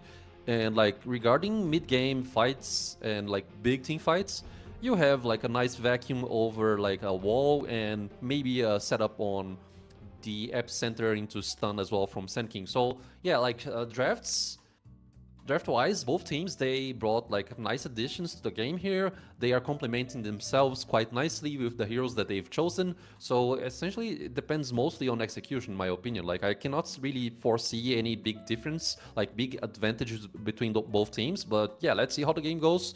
Theory crafting one thing, execution it's completely another scenario. So let's see. Yeah, and let's let's try to make a stand here. What team or which team would you choose for this game here to be the victorious? I was quite liking Raw Gaming's draft. I feel like the Terrorblade plus Slaughter combo against the Luna was like super good, super clutch. The Raw Gaming's final ban or second last ban of the Underlord I thought was a fantastic ban. It's a great counter to the Terrorblade. It's also the auras, provides a big tanky guy for the team. But this last pick, Darkseer, man, this is such a clutch pick. Counter up the TB, one of the few heroes that can still buy all the auras, no stress, no worries there. I'm quite liking it. And then you have this crazy team fight of like the Darkseer Vacuum with the Global Silent, the Sand King jumping on top with the Epicenter and stuff. It looks really, really scary. And plus you have the Dazzle for extra sustain as well. On the flip side, you have the Rubik as well, who can steal Global Silence this game, which is pretty difficult. Actually, I don't think there's the best pass for Rubik to steal, but he's there. He'll contribute, I'm sure, as well.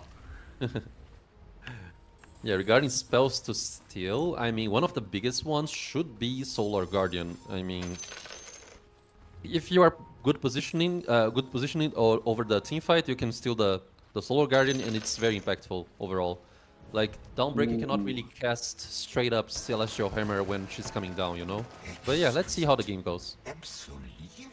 That's a very good pick right there, because you can really preparate the minute you hears it coming down, you can position it right, and then you can just steal it and do the counter Solar Guardian. Now, but I do think it's quite a 50-50 game draft-wise. I really want to see how this Darkseer does in lane. Like you say, it can be very annoying for Terrorblade to deal with. Yes, he has a lot of armor, but his HP pool is not very high. The magic can just tick away. Also curious to see what build the Darkseer goes for. He could even go for something like a HOD as well, to have like, he can skip waves, pressure the towers more. And I think there's a lot of things you can do with the hero. Yeah, I agree with you. Yes. Let's see here. Moving towards the top area of the map, Clover and also SS. Just securing bounties here and there, trying to fetch up informations as well. The battle begins. I wonder if they are gonna cut the first creep wave on the bottom side of the map with like 2 Ion Shells or something. Let's see how they are gonna work this out. Let's see. Looks like they're running. Dazzle's already running there. Rubik's behind him. Dazzle probably take the portal home. Let's see the Rubik and the Darkseer probably cutting. Looks like SS and Hoodwink are cutting as well. They want to kill that range pick themselves. Oh, they do not get to deny. What a player. Might cost him a bit though. K taking so much damage. That was a costly deny. But he's fine. He's got some tangles. He got a Dazzle behind him. It's okay. Yeah. It's not gonna impact his game a lot. Dazzle helping him out, and also like the HP pool by Luna. You can easily regenerate with like one tango usage only. So she's fine. She's fine. Okay. So what do you think about this top lane? You think, I mean, it's a very scary lane, Dawnbreaker plus the Hoodwink with them. But do you think with correct positioning, maybe just spam out the heals and stuff, it'll keep K up and alive and she'll be okay in this lane? I think so, especially if like the Luna is rushing like a wand or something. So like the Luna really needs to get like an extra regen for herself with, the magic wand and whatnot. Currently marking a range drop as well, this Luna, to withstand the magical damage, so I think she should be fine. Okay, that's cool. Flip side here, we've got the mid lane matchup, Kin on the... Oh! Bottom lane, Drift gets the first blood over onto the Silencer. That's a nice pickup for them, and this is the lane you were talking about, the Darkseer lane. How much pressure can they put? They already get the kill onto the Silencer. Terrorblade's already having to use tangles at half HP. So looking good for them so far on the side of Ivory. Yeah, pretty much the first blood coming in. Yeah, I feel like Silencer to pair up with TB on the laning stage here, it will diminish the possibilities of going aggressive, because you won't have any kind of like lockdowns for the TB to start and run and click with the Metamorphosis up. So it's not going to be exactly an easy lane, especially with the creeps shoving on your face. by the usage of Eon Shells and whatnot, so it's gonna be a somewhat hard lane for Silencer to deal with. 100%. He's doing a good job of harassing now, coming back with full mana, full HP on Lloyd. Just the biggest thing is just to make sure the Terrorblade stays alive and he can get farm. It doesn't matter if the Silencer dies 3-4 times in the lane. That's maybe just going to be expected, one of those type of games. I think so, yes. It's expectable. It happens, you know? It's just... You can definitely recover from that one. 100%. Also can be one of those cases where if Mr. Darkseer is doing well on Rapido, he can... It allows the Rubik to roam as well, right? Because Darkseer kind of an independent hero too. Yeah, he is. I mean, he can like be alone in the lane. It's one of those heroes for sure. And this opens up so much like rotation possibilities for Rubik, so I totally agree with you. And you know, this can actually make the middle lane harder, or even like getting the gate or TPing top to try to secure a clutch Q or something. So yeah, this is definitely something to watch out. And like Dawnbreaker on the other case, it's not a hero that can actually stay in the lane so easily by herself. You know, Darkseer just surges out, and then the Dawnbreaker tries to go out with Celestial Hammer, and it's not so easy for herself. Yeah, makes complete sense. Over here, they're getting some nice pulls off. Mr. S is on the Dawnbreaker is farming pretty well, trying to make the move for Teehee. Tries to get that stun off almost on two heroes, but Luna, Mr. K, with a great Lucent Beam to interrupt the Celestial Hammer there. Sorry, not the Celestial Hammer, what is it called? The Luminosity. The Starbreaker thing? I think it's Starbreaker, the first skill. Starbreaker, that's the one. Yeah. Luminosity is the passive. Exactly. I haven't seen Dawnbreaker in a long time, I'm not gonna lie. Out of the meta. Yeah, totally. I mean, totally vanished after some point. Darkseer? No surge available. That's very It's bold really move fast, by yeah. Rapido. Can he die? Two more clicks? One more, he should do the trick, Kismet. He gets it off. Great first uses of meta. And he actually went to 2 points in it as well, so he really recognized the opportunity and punished very heavily. Yeah, I mean, the fact that Darkseer played aggressively with Vacuum and also 2 points in your shell just provided the kill essentially. So they're making... Oh my god, they're gonna find another! Exactly, I mean, Ruby cannot boy. get out of this, and the TP usage, it's definitely costful, because he won't be able to come back, you know, like, and maybe rotate with TP. So yeah, I mean, poor decisions here by Ivory. They started off greatly on the offlane with the first blood, but now things are not going so good. 100%. And this is the lane we said. This is the guy all the pressure's on. Rapido on the Darkseer. He's the counter pick. He's the guy who's going to be that aura builder for his team. He's farmed very critical. And of course, on the flip side, he's up against a Terrorblade, who is the big bad hard carry of this game. If this guy gets farmed, it's going to be trouble for everybody involved. K on the flip side, not doing too badly in his own lane. Not as well as the TP, but still getting a decent level of farm on the Luna. Once he can get to like a... you know, up a couple of levels, some items, he can also jungle very efficiently. So Luna will be fine in the end of the day anyway as well. I think so, yes. Can really scale up her farm quite fastly. So yeah, let's see how that goes. K currently building a Treads, and it's arriving for himself in the core here. And now a little pick off here, Dazzle. He's trying to go help up for the Ruin to secure the 6-minute one, but it's going to cost him his life. Estrada's going to pick that up, bottling an Invis. Yep, All things considered, in the middle looks very even as well. I think so. Less hit-wise, very even. But like Sand Kings has more ways of like scaling his farm up, especially when they are getting so much stacks over the triangle right there. Maybe for Sand King, maybe for Luna too. So let's see how that goes. K using through Healing Soul for himself here, because he really needs the HP up. And also now trying to go for that like Mask of Madness build, right? So he should be fine regarding scaling up the farm. For sure, for sure. Butterfly Effect gonna pop that Invis Rune. Want to try punish. They're gonna make a super aggressive move onto the Luna, and they're gonna get her in time. SS with a nice pick off over on K.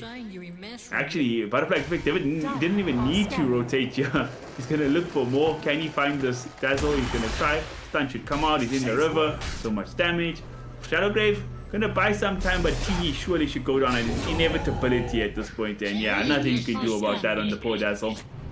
Yeah, nothing can do. The slow movement speed right there was so much, and also the the hits that he hits very hard, so no ways of going out. So now Senking, trying to get his dagger out, I guess, by farming the triangle there. Not gonna leave the farm to Luna, because Luna is gonna take some time to actually get the Mask of Madness out, and they are essentially pressuring top. I mean, Teehee just comes here on the top lane, and he's gonna die once again. Oh my god, he TP's E to find the Terrorblade. He did not expect this to happen. He's gonna pop the Shadow Grave once again, but Kismet, once again, an inevitability to get this kill. And he's popped, just got a fresh Metamorphosis here. Luna's completely abandoned the lane. This might just be a top tower. 8 minutes in, a very good rotation here from Kismet. Very good rotation. I mean, rotations by TB, not the regular movement. Like you usually expect like maybe a Monkey King HC to move out through the gate, maybe gyrocopter or something. But when you see TB moving out, I mean something's happening. So props to Roar Gaming right there. Currently 7-1 on the score. Let's see if they can keep with this kind of progression right there. TB. Oh, he went back through the gate. He thought it was good enough, but the Sunder was a fantastic. Rapido, he thought he had him, but he's going to go down. They do finish up the TV in the end. Ken, with that epicenter, did a large amount of damage. Doesn't look like he wants to stick around here 3v1. The rotations from the side of the Radiant, very clutch there.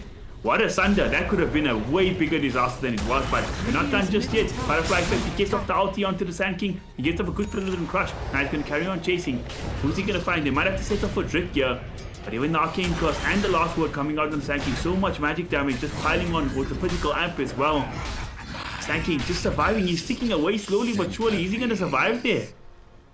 He does. He's fine now. Yeah, not enough damage by Silencer. But like all things considered, like it's okay scenario for Roar Gaming. I mean, TB dying right there, but Darkseer coming down, also the Rubik, and almost the Sand King as well. I mean, yeah, the Sunder was very clutch. If he wasn't able to provide that one, I don't know if the team fight was gonna be the same. 100%. On the bright side, all that action on bottom is giving K a chance to farm a little, trying to catch up, but he's severely hampered at the moment. Once he gets his MOM, it should start expanding a bit though, at least. Yeah. Let's see here. Sand King with dagger down. I mean, dagger up, not down. 10 minutes in. It's a very nice mark, timing mark for this item right here, especially because he has the bottle and also the phase boots completed. It's not like a brown boot scenario for the Sand King. They are trying to contest the region rune, and I mean, he was able to fetch the rune without any issues. But Slardar also fetching the dagger at the same time here, so it's like a mirror effect for the middle laners. And both of these middle laners doing a lot of work for their team, the most farmed heroes, making a large impact on the map, but they're going to need something here to defend this mid tower. Sand King's got his epicenter back up finally. He's going to charge it up, and he's going to be in range. He's going to find Kismet once again. Can they have the chain down this time to drop down the TV? He's going to get up the Sunder again. But Sand King going to get graves himself. I don't know if it's going to be enough to keep him alive. He's going to fall. Rapido finally comes in, but it's too little too late. His team, his Sand King is already fallen, and now his life going to be in peril as well. He's going to fall. They lose the mid tower and both their cores there, Ashura. That's an absolute disaster. It is. It is an absolute disaster. Losing the Sand King while trying to show up your dagger, it's not a good thing. And also you lose the tier 1 tower as well. I mean, another like advantage for Roar team, the money, the XP. So yeah, now the 3 core of Roar Gaming, they are just up on the net worth chart as well. I mean, everything going accordingly for them. I mean, Ivory, they need to set up like better executed team fights and movements here. Gotta ask the question. I mean, they did scout that Sand King on the side of Roar Gaming, and they were like, they showed some respect. They didn't want to fight into the epicenter with the blink potentially being there. They left, and it was Ivory Gaming the one to force that situation and to force that fight as well. So after they lost the tower, they wanted to get something for free, but maybe they never had to do that, you know? Yeah, maybe not. I mean, Metamorphosis was up, the tower was already going down, so just trying to play a little bit more static, trying to respect more. Maybe it was a proper decision for them, but you know, that just happened, so they have to stick through the decisions that they just went for, essentially. And now the tier 1 tower here being heated, but not enough damage considering it's just a Darkseer with Dominator tree. And Rubik is gonna fall, so more pickoffs towards Aurora Gaming. Man, Butterfly Effect just wreaking havoc across the map here with his Blink Dagger, blinking, jumping on anybody and just killing them down.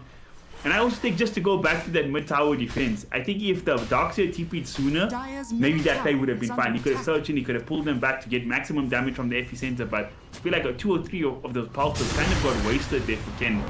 And talking about Ken, he's going to get caught to Azurat. He's going to be in trouble. The Global Silence comes out as well, so no counterplay, no Shadow Grave. And he's just dead. Bye-bye, Mr. Sand King.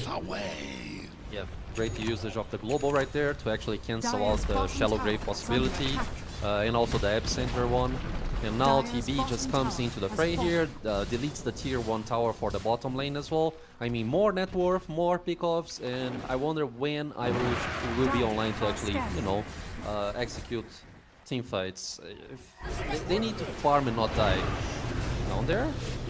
That should be down as well, I think. Seems to be a tough task at the moment, but they will get 1 return kill on Lloyd, but it cost them a lot that to use the full wall of replica there. Now Kismet, he's just going to walk in, starting to slap on Drik. Doesn't want to overcommit here. They see the Luna TPing in. They're going to try to chase for something. Ken comes back in. They catch the Terrorblade. He does have a Sunder available.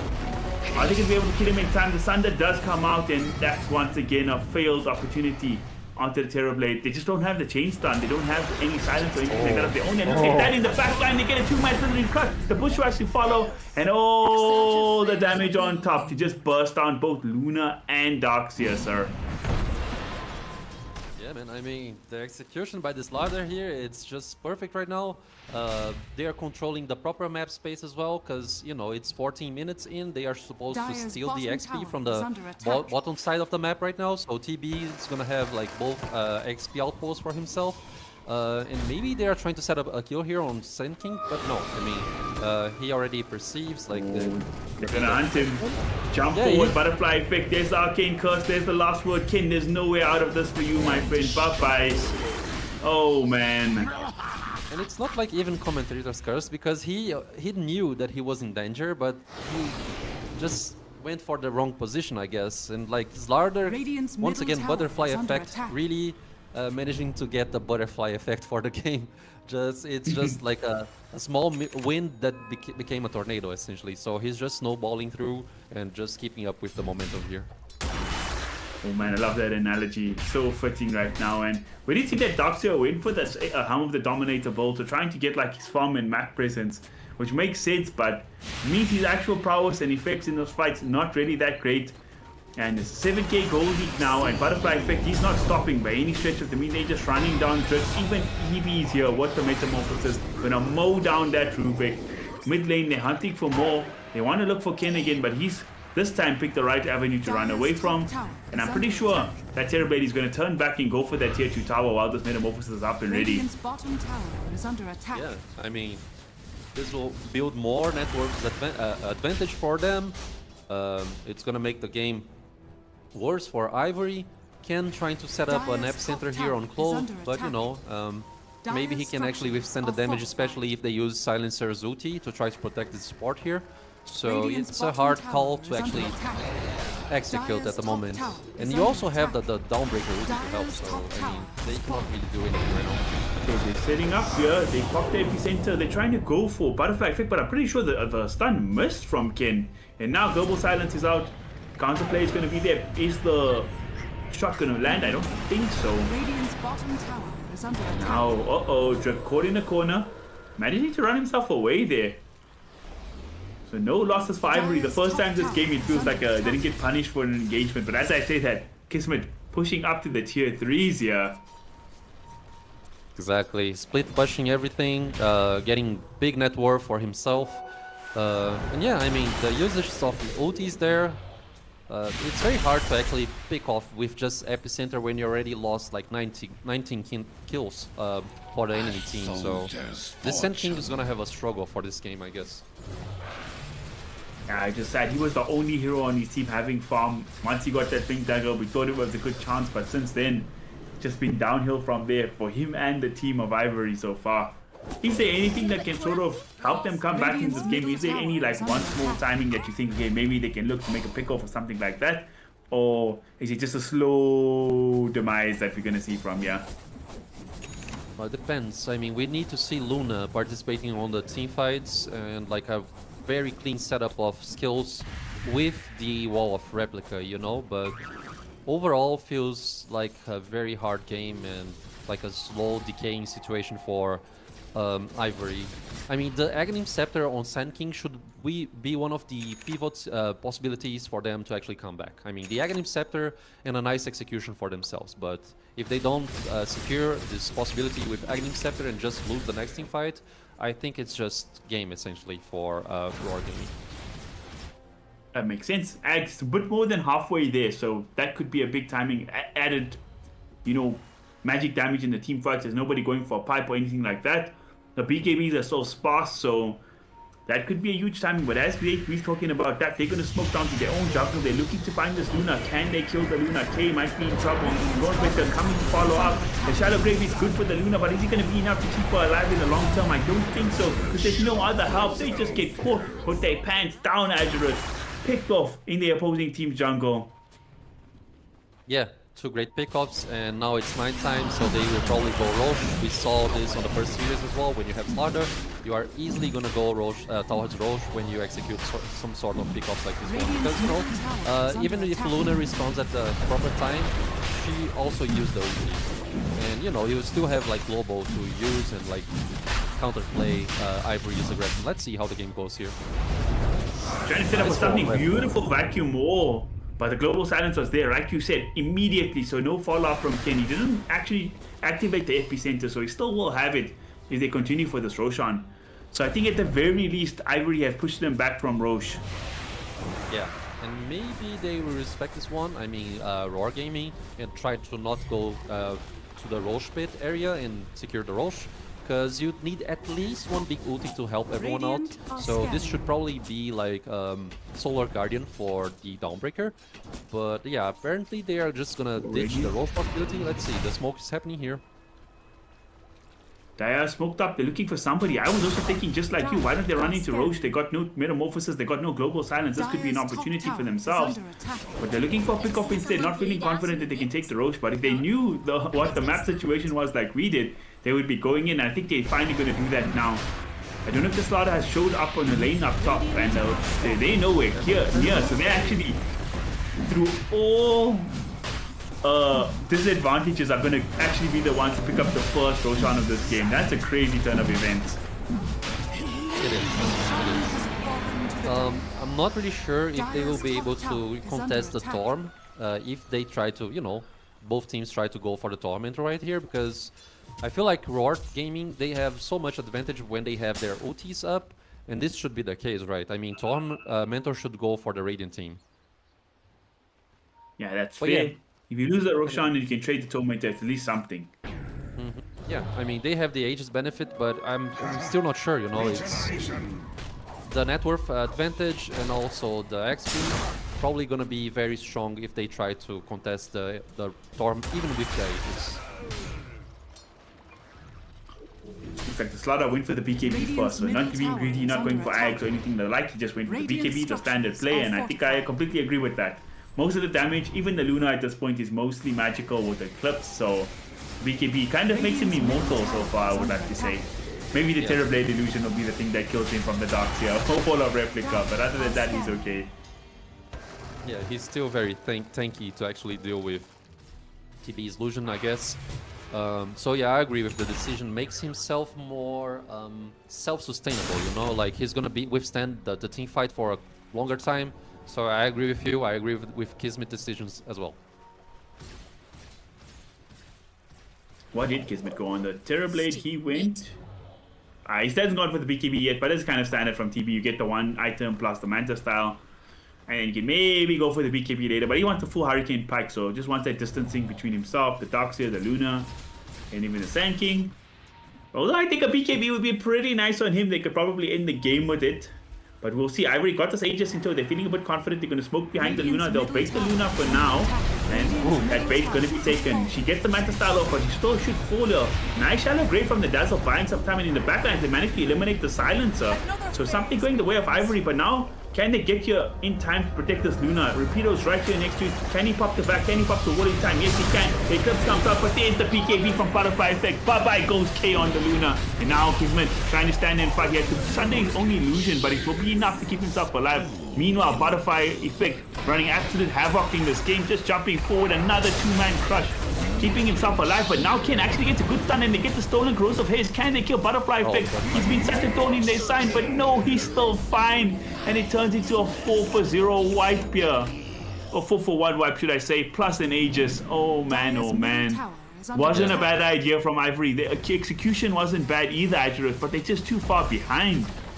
Exactly, too far behind. Like more XP, more net worth for the Radiant team, plus a tier 2 tower as well. I mean, that's just very hard to deal with. I mean, Luna getting clapped there near the tier 1 tower. It's not advisable to do that, especially when your team is not exactly ready, because I felt like Darkseer wasn't, in position to actually protect the Luna right there. So the Shallow Grave being used quite early on, the Aegis as well, I mean, not a great thing by the Ivory, considering that they just, wasted the Aegis opportunity right there. So now, once again, it's more one of those scenarios, keep farming, try not to die, but it gets harder every time, because you lost just another team fight. So this will make Starter more stronger, like more levels towards him. He's very close to level 18 right now.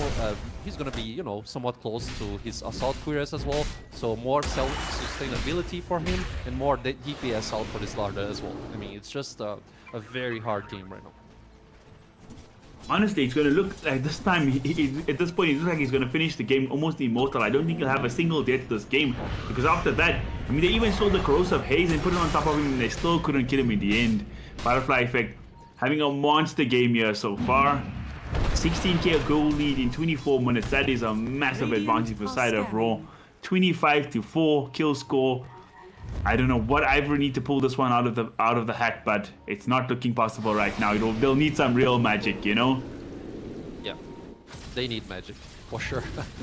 They need the wombo combo, and yeah, I mean, if Thunder goes out, even if they land the wombo combo, it's just, it's just. Kid. Oh, Butterfly Effect just off the mark. Very close. Woo, that was close. Thunder. Yes.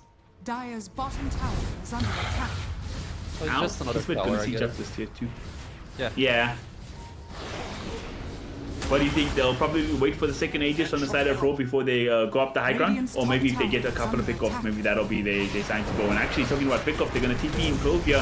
They want this move on KK's Luna, taking so much damage that they can't get a Shadow Grave off because Butterfly Effect doing his thing with another two-man crush. They're going to kill everybody here. Two heroes godlike for Raw Gaming in the same team fight. That is just crazy business. It is. This will make him closer to a South Cuirass. The fact that the Global Silence was there by the Silencer, by Lloyd. I mean, just great execution overall. They're not missing anything on the side of Wargaming. They're gonna throw everything here to kill Clove, but even them, they can't even kill the Hoodwink SS with the ulti coming through clutch. They kill up the Rubik now as well. So still somehow surviving, and Ken gonna fall inevitably. Oh man, 30-4. I think we're not too far away from the GGs here, Adorat. This is feeling like an absolute dumpstering right now. Yeah, feels like it's just formality at the present time for sure. I mean, yeah, you have to respect high ground. You have to, wait through the timer here. But yeah, I wouldn't be surprised if they just called GG at the current moment. Yeah, very hard game. We'll see, like you said, maybe they'll have that one last try though. Maybe try for one fight in the high ground. They do have the Sand King, they do have a Darkseer. They got the Rubik to shove out the waves and apply damage from the far. Maybe you get a lucky Dazzle ulti and you get a Hex on the whole team. You never know what can happen, but right now, you kind of feeling like we do know what will happen, Yes. Dire's bottom tower I agree with has you. fallen. Yeah, another tower gone down. I mean, Rose should be available in like 1 minute or maybe 2. So Yeah, I mean, they can also try to apply siege over high ground, but you know, you don't really want to die and lose so much net worth and XP towards the enemy team. So they're just gonna play this by the book, play it safe to secure victory here. Heartbreak got an inverse rune there. He's running or inverse something. I don't know if he put Silver Age or what, but he's making a full run around the map here, looking for the support. Not often you see Heartbreak leading the charge for a team fight. Is he going to get the dazzle in time? No, he can't stop the TP. So Tihi gonna make it up with his life there. Yeah, the Shadow Blade for himself. I mean, it's not exactly regular build, I guess, but it's fine because, you know, Silver Edge like brings so much damage to the freight, to the game. So yeah, I'm not really surprised by that one. He would either go for that route, I mean, more movement, more damage, or just more stats for himself, like maybe Scuddy, maybe Butterfly or something. So yeah, I mean, it makes sense for TB overall, the decision there regarding item build. Top tower is under attack. You remember the OG meme build on Terrorblade? You go Shadowblade with Armlet and Dagon, and you just go Sunder and Dagon, somebody from Inverse. Yeah. Oh man, funny times. Also, 9 class playing as a support, he also did that one quite often. TB support, I mean, wow. just Armlet into Shadowblade. That's amazing. That's such a 9 class thing to do. It is. I think it was the facet, right? You had that one facet for TB where you would burst by using the Sunder or something. Like. Oh yeah, there was no limit threshold, right? On the Sunder, you could just swap minimum damage. And Sunder's not going to be needed here. K with good awareness, knowing something's going awry. Kismet's still going to carry on chasing. Luna, very fast hero, but there's many heroes coming to pinch her through. Butterfly effect surely will get the blink off in the sun. There's the break from the Silver's Edge, which is fully completed now. And my god, K just absolutely deleted out here. And heroes are going to show mid. And they probably get punished for this. Look at Butterfly effect and the boy is TPing through. Look at SS go through, trying to chase down Ken with that harpoon. He's not going to be enough though. Starbreaker going to be off the mark. Looking for more. They want to chase. There's no Luna for 35 seconds. Why not? Why not, Ajareth? Well, maybe the Blink Dagger not being able to get enough range. Maybe that's the reason. Yeah, maybe that's the reason, but everything's considered here. TB already pushed through the creep wave top lane, so he's gonna, Sand King? Very close to death right there, but you know, yeah, the towers are just going down. Look at the damage. Oh my god, they're just melting. This is 29 minutes. This guy has 3 items. It doesn't matter. He's the Terrorblade. He's level 20, and he's just eating through the base. I mean, the Luna was 20 seconds from being up. His Rax is already gone. The next tier 3 about to fall. Beautiful vac wall. The epicenter is there, but it's not enough damage to burst down the Terrorblade. He's still gonna be fine. Rubik's gonna drop. So is Ken. The out buyback's available, but I don't know if it's gonna mean anything here, because this Terrorblade is just too big. It's too bad. And it's not alone. Butterfly effect beyond godlike now. They're gonna go back for the rats. Sitting on the high ground, and the GG is finally called. Raw Gaming just a little too good for them in this game number 1. Maybe way too good for them in game number 1. Yeah, exactly. And they need a victory, right? Because both teams, as you already mentioned, both teams lost 3 series in a row. So this should be kind of like do or die situation. For everyone. I'm not really sure how the mathematics go at the moment, but you know, you need to win this if you want to prevail here in the tournament. So yeah, great execution by Roar team. Also, maybe it was the ping effect. I'm not really sure, because you know, execution for both teams, I mean, especially for Roar team, it was really down there. So up there, I mean. So yeah, great execution. Such an unbalanced game. Let's see if they can actually, I mean, Ivory can perform better on the second one. Unfortunate game for Ivory, like you say. This is the kind of level of play I like to see from Royal Gaming, and we come to expect from what I saw in the China qualifier from them last week. So let's see if they can keep up this momentum going into game number 2, just after this break.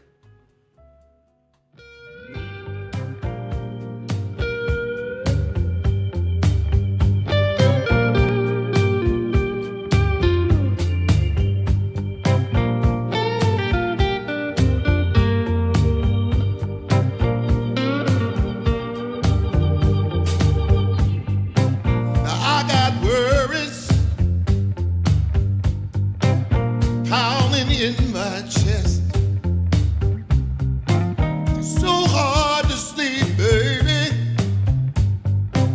I can't get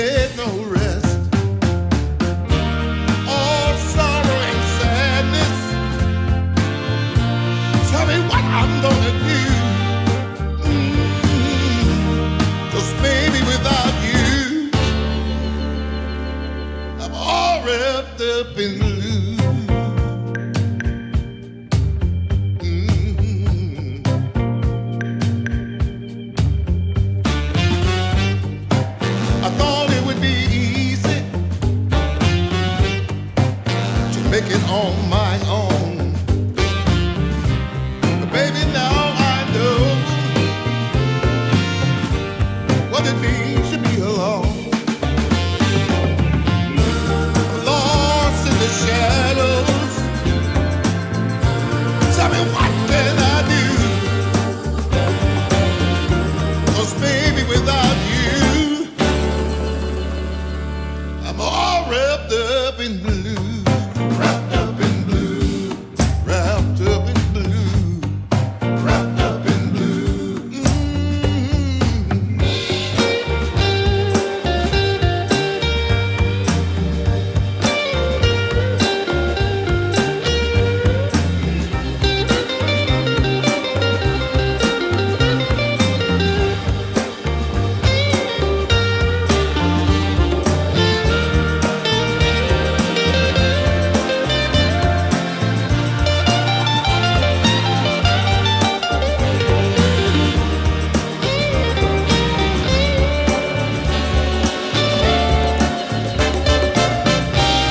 You don't miss the water till the well runs dry. And you never see when the truth turns into a lie. Hey! Wrapped up in blue, all wrapped up in blue. Wrapped up in blue. Can't find my way out, no. Wrapped up in blue. Tell me, what can I do? Wrapped up in blue. All wrapped up in blue. Wrapped up in blue. Somebody got me now. Wrapped up in blue. All wrapped up in blue. Wrapped up in blue. Somebody tell me what to do, 'cause I'm wrapped up in blue. Wrapped up in blue. Wrapped up in blue. Wrapped up in blue. Wrapped up in blue. Oh, yes, I am.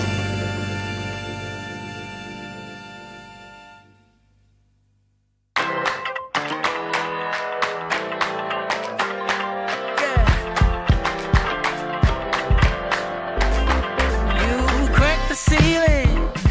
This love is an open sky. Can't shake this feeling. I want you to know I can't lie.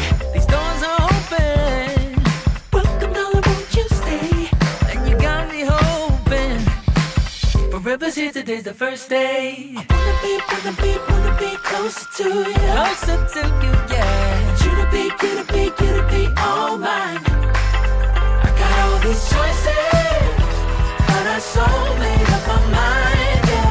There's nobody better, gotta be you.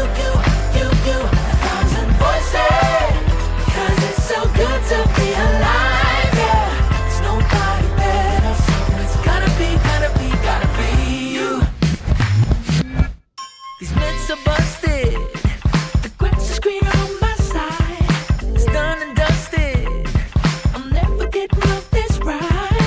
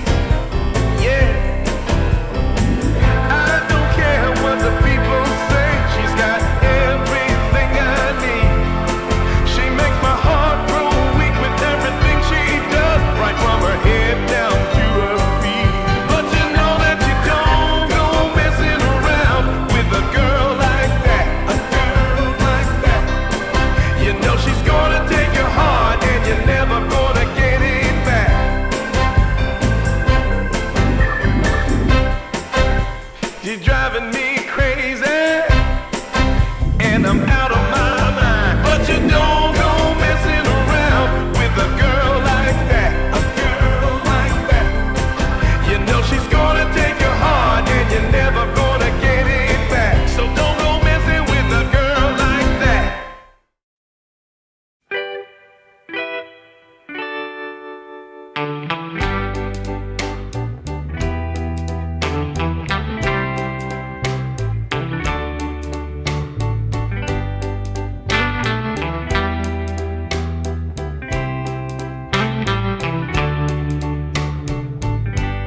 Sometimes I'll be foolish. Sometimes I know I get mad. Sometimes I say the wrong thing to you that makes you feel sad.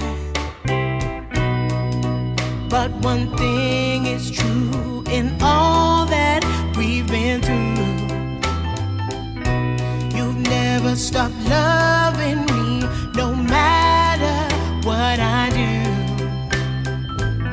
So let me say, yeah, that every day I try to find the words from my heart to say thank you. 'Cause you take me as I am.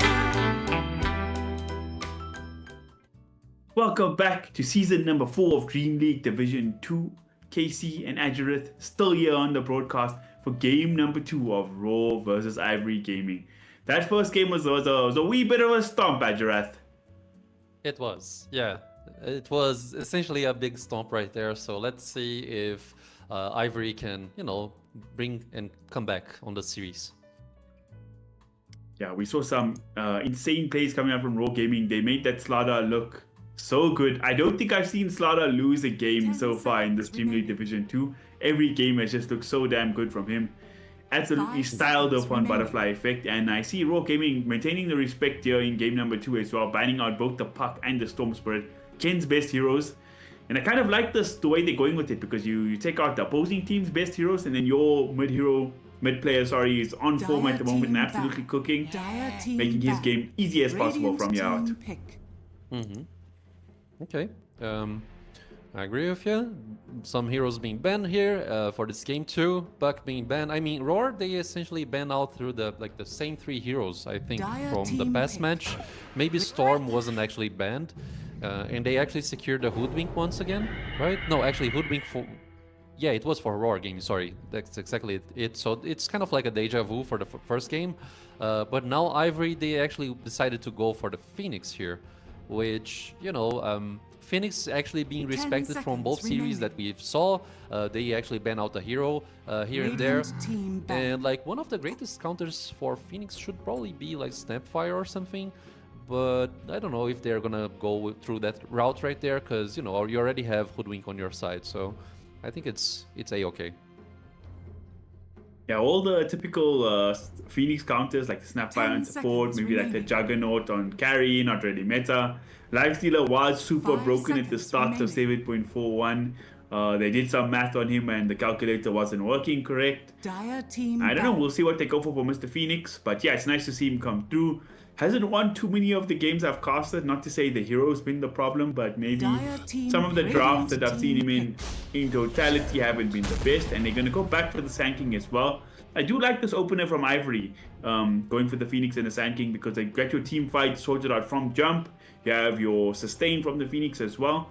And although Ken didn't have the impact we wanted him to have on the Sand King, I believe like the potential was there for him to do something, because he was solid in the early game. He was, yeah. I mean, after he got the dagger out, they were not able to produce anything. So it's more like a team effort, not exactly solo execution kind of thing. But I feel like at least Phoenix pairs up with Sand King quite nicely, if the egg is out, like anywhere, the Sand King can play like on a counter-initiate situation, trying to protect the egg with the stun, the burrow strike and whatnot. So yeah, both heroes complement each other very greatly. But, Roar just picking the Queen of Pain right now, which was one of the last phase bans from Ivory last game. So yeah, Queen of Pain very strong, especially if it's a Sand King mid. I mean, Queen of Pain should have a blast in this matchup here. It's like quite different from seconds Zlarda remaining. that can probably make the matchup more like even, you know, 5 seconds one remaining. for one situation there. But you know, co-op with Shadow Strike against Sand King, there's no way Sand King can actually withstand the damage right there. So if they shift the Sand King to offlane, it wouldn't surprise me. 100% Queen of Pain. That's one of the better mid heroes this patch. Everybody thought, okay, she's gonna lose the bondage facet. It's a big loss for her, etc., etc. And then they just made Dire Bloodstone team give all that spell lifesteal back, so she has to build up to keep up the same momentum. And now she gets the added benefit of the spell amp as well. So Queen of Pain in a really good place, and Rogue Gaming going back for the silencer. So they really like this hero, and it's even more valuable this game because it's a Phoenix and a Sand King to counter up now. 10 seconds remaining. Yeah, Silencer was a great addition for the last game. I mean, it really 5 disrupts seconds remaining. big ultis, and you just mentioned through it. So yeah, I agree with you 100%. I mean, that's a very nice reaction that they have here on the draft stage to deal with Sand King. It was, you know, Sand King appeared and then they went for the Silencer. And you still have like Dawnbreaker open as well for this match that they can easily go for again.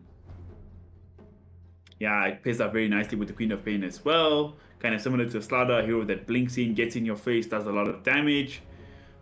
Curious to see what Ivory go for this game. I feel like if I look at the last game for me, we both kind of said after the game we thought the offlane kind of messed up. They didn't win their lane. They kind of misplayed, and it really snowballed from there.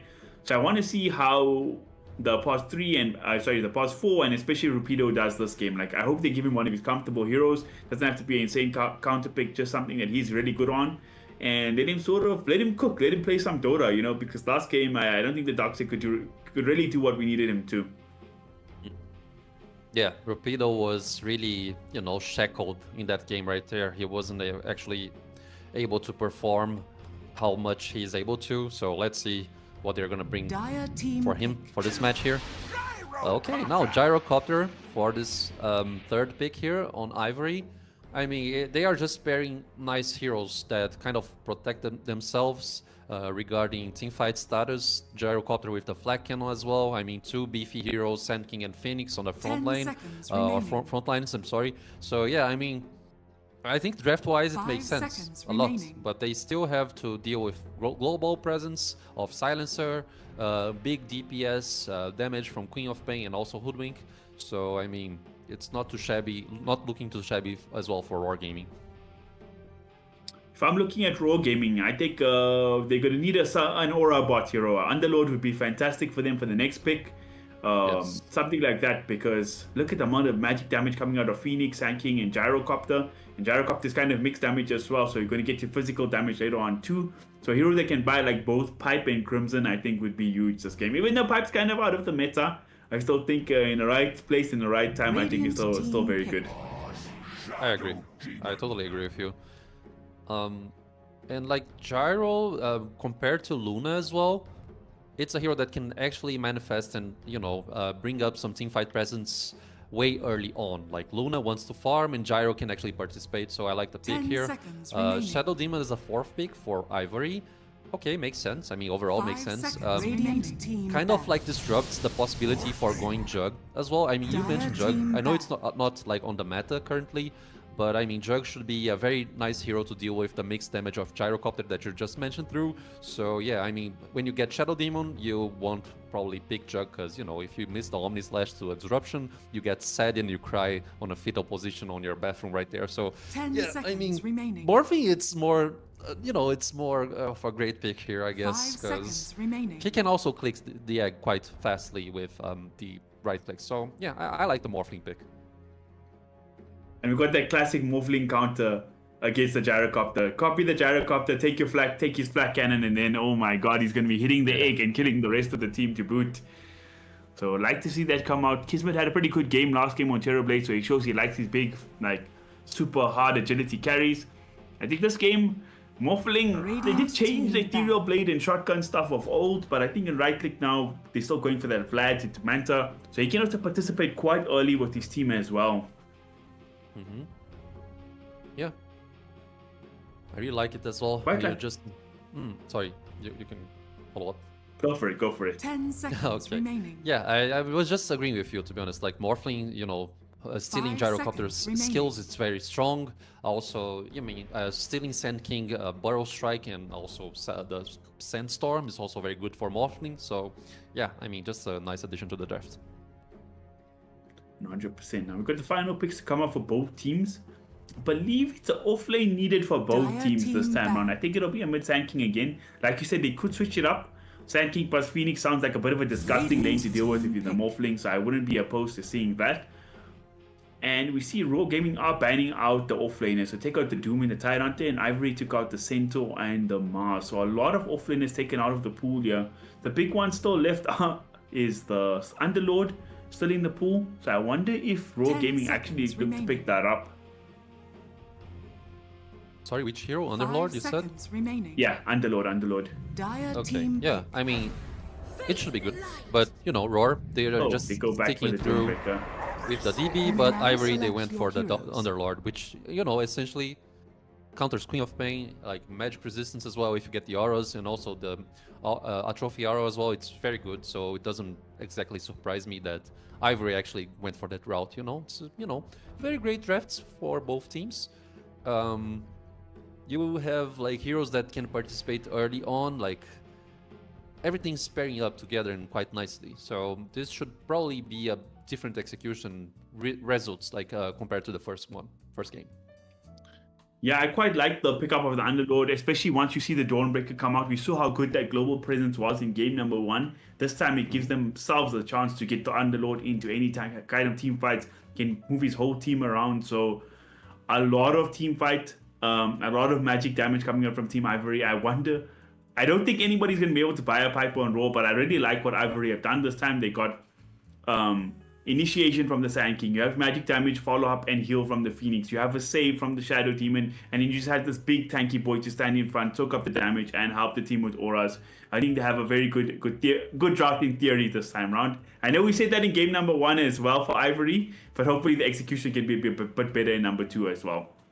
I think so. Yeah, everything's pairing up more nicely, so it should, you know, it should facilitate like the execution of the game, so it should be more easier to execute the draft. What do you think about them going back to this Dawnbreaker for the final pick for the side of Raw in this game? Yeah, I mean, they decided to go Morphling first. Maybe they were like concerned that Morphling was about to be banned or picked. But, you know, the Dawnbreaker here, it's a nice addition. We saw the potential on the first game, especially when you have like global silence to protect you. Also the fact that you can bring so much lane presence with Hoodwink as well. The Bushwhack into, you know, the Celestial Hammer and whatnot. So it's a great addition to the match. I really like it. Like there's one of aggressive plays that they can also establish, which is co-op blinking in, and then you set up the Solar Guardian just afterwards. So I mean, they have like a very you know, strong ways of dealing with the map presence, you know, with the difficulties of the game. So I like it. What about you? Do you like it, or no, not so much? I do indeed, but I do think, I mean, we'll see. If they're going to dominate the game the way they did in game number 1, I think the Dawnbreaker is going to look busted up again, because he was like 10-0 in the last game. He really styled. But I think this time around, you're going to be a bit of a tougher lane. You're playing up against Gyrocopter and maybe Shadow Demon, or Gyrocopter and maybe the Phoenix as well. So you would have that attack slow or the straight up combo break from the Shadow Demon. If you get up in the Gyrocopter's face with afterburners, I don't know if that's still a facet for, I know there's no facets anymore, but I don't know if they put it into Gyrocopter. As a melee hero, you can't play into his Rocket Barrage as dynamically as the Luna. And on the flip side, I think like if they pick up the Underlord and they just bought Pipe first item, I think they could have been near immortal in this game. Like you go Pipe Crimson, this Gyrocopter, and all this magic damage wouldn't really do much in the game, you know? So I would have liked to see the Underlord more for them, but again, if he has a good game, it's going to look really good too. I guess so, yes. But like last game, Dawnbreaker actually went for the Mage Slayer and also like Harpoon build, so it's sort of like a, you know, like a semi-core kind of Dawnbreaker status right there. So it's not exactly like Aghanim Scepter to just, you know, provide sustainability and utility. So, I mean, DB can also land like good physical damage, but you mentioned through the Crimson Guard as well. So, I mean, it depends on the timing of everything and how the team fights happen. I think that's pretty much it. I think for this time around as well, for the off laners, we're going to see this Underlord go for the Axe pretty early. I think it's really good, especially against the Dawnbreaker ulti. The minute you see her Dawnbreaking ulti somewhere, you put your ultimate in the exact same space. You get up the route immediately to counter up her stuns.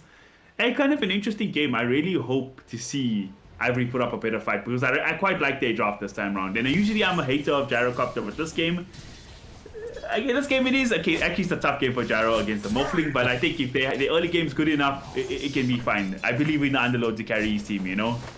Yes. Look at the harass being applied here on the bottom side of the game. I mean, Silencer going for Glaives of Wisdom, it's just one of, my favorite things to play as a support 5. Like, you are able to provide so much harass out, and like, Underlord, naturally he needs to come closer to the creeps to fetch last hits, and Shadow Demon doesn't feel like he can actually withstand the damage, especially if Morphling is helping the right clicks out on the Shadow Demon as well. So I mean, the bottom lane right there, very dangerous for Ivory. They need to play a little bit passive until they reach a certain amount of levels. And on the top side of the map, Hoodwink and Dawnbreaker, I mean, the potential is just right there. I mean, both teams on the top side of the map here, they have big aggression opportunities too, it's just mixed damage overall. They can apply so much damage. Make complete sense. Hey, he's stepping up very aggressively. He's a level 2 Dawnbreaker, but he's going to sidestep that very well. And Phoenix putting on the damage. I wonder if they've been interested. I would be interested to see if they swap the lanes around with Phoenix for all these burn damage. Maybe catch the Morphling looking unlucky with the Morph or something like that. But we'll see how it works out. I think also, as like you said, the Silencer very dangerous for the Shadow Demon who likes to spam spells all the time. If you get the Arcane Curse on him, he's gonna have to be very patient, and you can't really trade then without being able to use the Shadow Poison. And we see come out here, Drift might be trouble. Is it going to be the first blood? Who did it go to? Lloyd did get the kill first, but it ends up being a trade in the end. So 1-for-1 here. Yeah, 1-for-1. Both sides are pretty much even. It only depends who is going to contest the Lotus first and better, because creep wave status, at least Radiant side is very pushed, and this actually benefits the conquest of Lotus. So top lane, I think she's dead, right? Very out of position. It's already a much better start for the side of Team Ivory than in the first game. They've gotten kills on 2 lanes, and especially for Mr. K, who had a really hard game on the Luna last time. He's sitting quite pretty on the Gyrocopter this time around. And it's very interesting, he didn't go for the last hit onto the Woodwink there. He actually let it tick out to the Phoenix, which is a very uncarry-like player thing to do, Yeah, I guess so.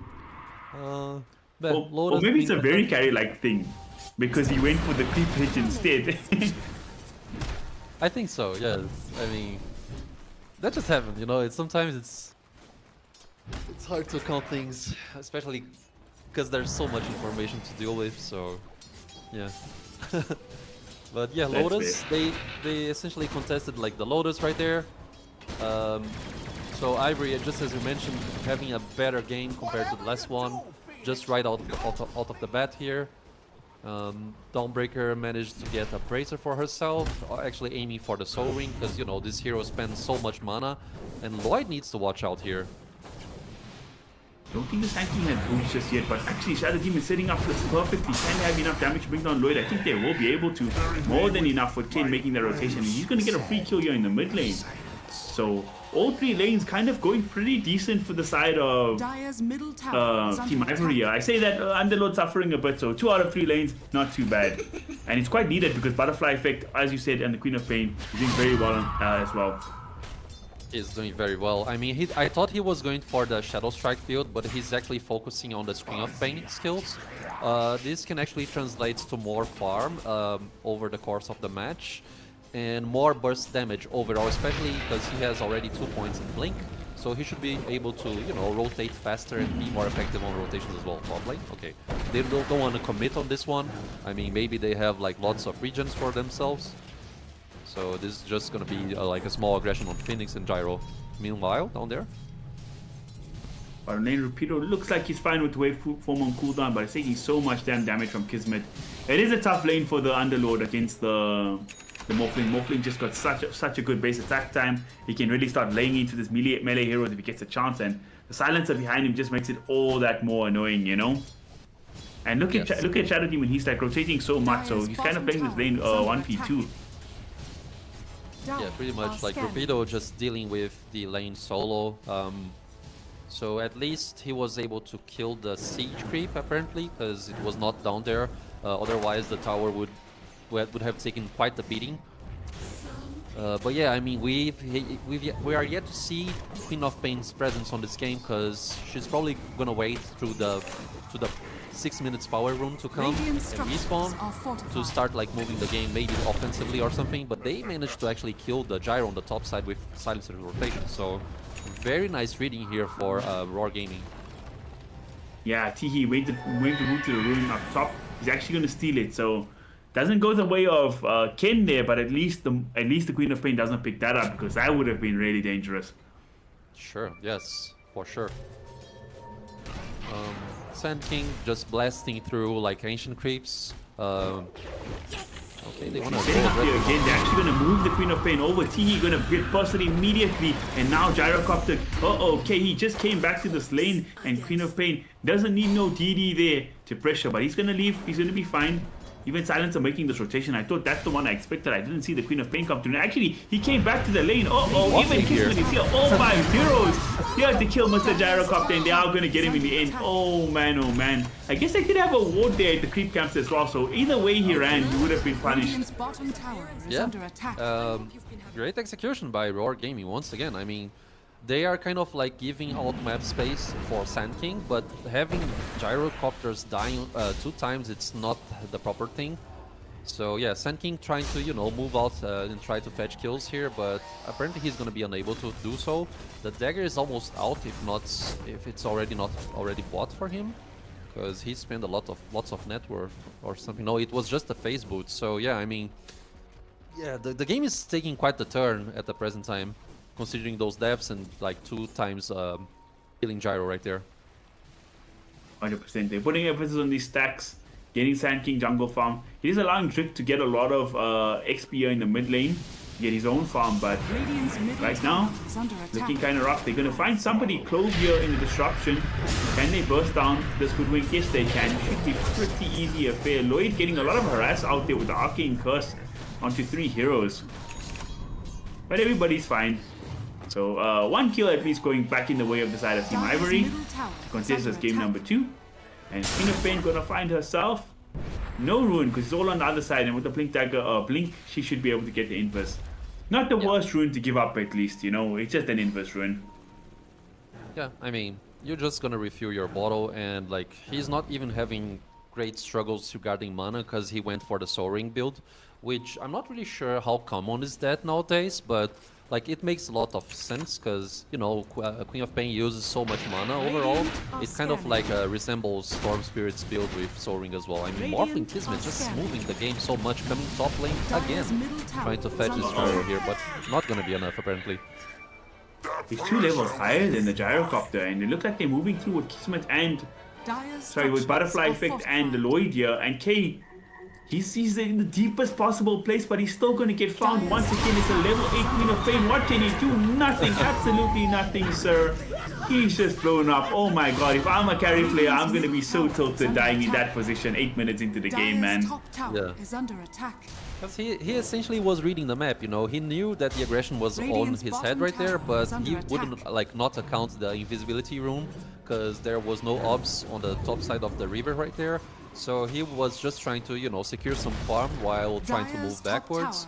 But still, like, Queen of Pain giving out so much vision for the team, and also pairing up the skills with the Bushwhack right there. I mean, just proper execution, like map reading by Roar Gaming. Like, it's the third death of Gyro. I mean, that's just too much. Yeah, like you said, this Gyrocopter, he started off pretty decent in the CS. They managed to get a kill up top, but now he's almost 2,000 gold behind this Morphling. 1,800 gold at 10 minutes is an obscene difference between the 2 carry heroes. And yeah, his Sand King is doing good. He's finally got the Blink Dagger. This is kind of the situation we saw in the previous game, Ajareth, where the game, there was a big difference between the carries. Sand King was the most farmed hero on the map. He got his Blink and he couldn't do anything. So this time around, We'll see if the first reveal of the Blink Dagger is going to be much better. He's going to charge up the epicenter. He's going to jump through. Can he get stun on butterfly effect? Yes, they do. The first damage is going to be enough to kill the Queen of Pain. Yes, it is. And they're going to get a second kill to boot. Mr. SS, he jumped into the middle, but he might regret this move. He's going to run away. He actually might be able to get out. I think he's fine. But they should be able to translate this into a tier 1 push as well. Lloyd going to try to get some spells off there, but not going to do enough damage to cancel the Blink Dagger. And Rapido just wailing away at this tower. So this time it went a little bit better for Ken with his first Blink Dagger reveal at least, Ajarath. Yes, I mean, very different for compared to the first game. I think the Pit of Malice procced like 2 times, considering the Burrow Strike usage right there. I thought for a brief moment that the Shadow Demon Disruption would not be a very good one, but they actually managed to set up everything to kill the Queen of Pain, so good job by them. And it's exactly what they needed, but I mean, they used 2 big ultis, and now this like kind of opens some possibilities for Wargaming, and like they're just going through mid here and trying to fetch up the tier 1 tower with Kismet's presence. I mean, Morphling moving out the map so much and helping the team, it's like just something beautiful to see, to be honest. 100%, 100%. And we see, I like what they did. They didn't deny their own tower, even though it was so low. It allowed them to TP in and just take the tower themselves. Now down bottom, Rupido, he might have bitten off more than he can chew down here. He's going to get kited up and he's going to get bursted down. That did not look like the tankiest Underlord, I'm not going to lie to you. Yeah, most likely. I mean, not at the present time at least. He doesn't have like many items to protect himself. Actually, he has the cloak and the shawl, but I mean, not enough to actually withstand the damage. So he was very much alone right there, kind of like misstepping a little bit near the tier 1 tower. So it's just like a proper pick-off for Wargaming. And you know, meanwhile, Gyro just trying to recover that farm situation that he is currently in. But you know, like Morphling, it's way up there in the graph regarding money, net worth, and maybe a little bit on XP as well. So it's gonna be a struggle. More like Gyro needs to win fights with the team. Maybe on the next like 6 minutes, like 7 minutes, they're gonna initiate the silencer.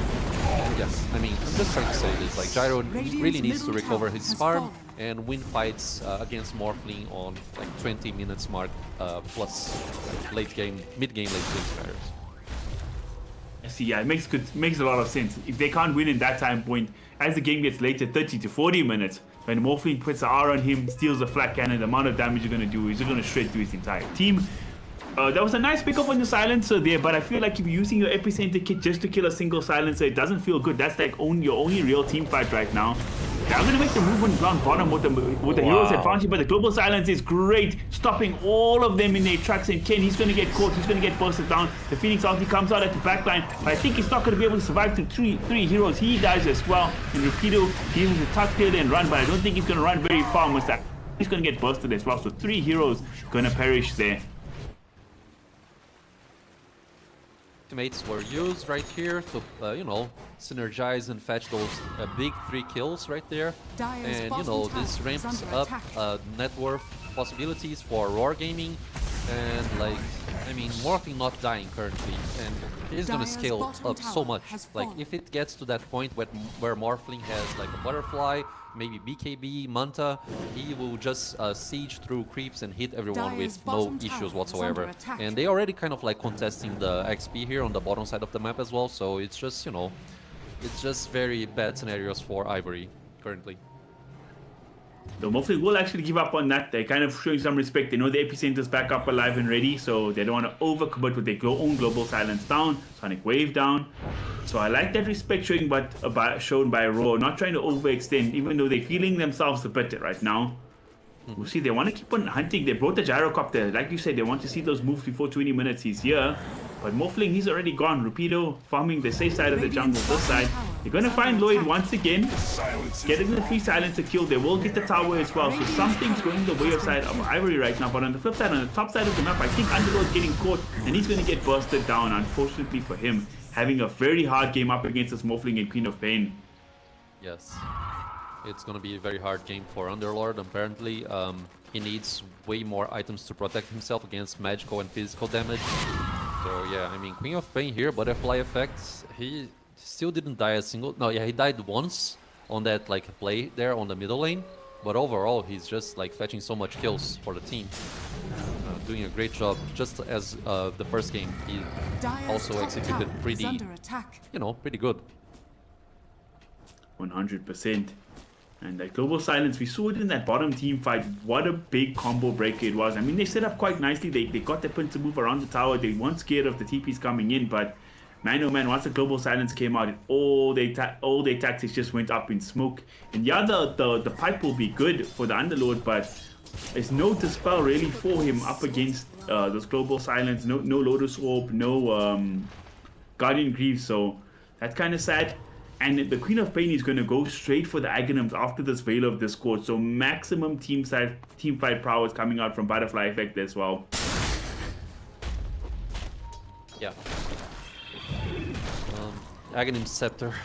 Nice timing, like 16 minutes in. I'm really loving this build for Queen of Pain, to be honest. I'm going to try to replicate this on my ranked games. Radiant are The Soul scanning. Ring idea, I was very, kind of surprised by it. And also, like, maybe this Veil as well. So it's just like everything pairing up so nicely for this Queen of Pain, especially on the timings here. Yeah, it's quite nice because you get the Soul Ring for the extra mana, and then you have the Veil for the sustain HP wise for the Soul Ring as well. I haven't seen Soul Ring on Queen of Pain in like an insanely long time. Now, Dawnbreaker SS trying to set up for something. He's gonna find Druk. Druk is just dead. Oh man. Not the best scenario for Shadow Demon to be caught there, but again, it's just one support kill, not the worst hero to die, but this Dawnbreaker wasn't having the easiest game either farm-wise. He was behind the Underlord not too long ago, and now after getting that kill on him bottom, finding this free kill in the jungle, he's up 1,000 gold. And Gyrocopter went for a bit of a different build, trying to counteract the global silence, going Manta first. No Dragon Lance, no Ags, nothing like that. Came down bottom, he wants a solo kill. Can he find Clove? Does he have the first damage point? Epicenter committed, everything committed, and they do get the Hoodwink at the very least. So, who you said about like Manta? Gyro, is that it? Gyrocopter? Yeah, Gyrocopter, Gyro. straight Manta style. Straight Manta. Yeah, I mean, Yasha should probably transcribe for this Gyro here, more movement speed to actually roam towards like different neutral camps and also maybe lane to farm creeps. So yeah, the early Yasha can actually help him on this scenario. Not so long ago, the pro players were, tier 1 teams were actually doing like Hurricane Pike first item as well for Gyro. I don't know where or what changed between the process here, but I mean, Yasha just a regular farming item that most agility heroes benefits from. So I mean, just regular things, I guess. 100%. Also, the fact that you can split push the map with the Manta style illusions without risking your own hero is also a great thing to do. Shove out the waves.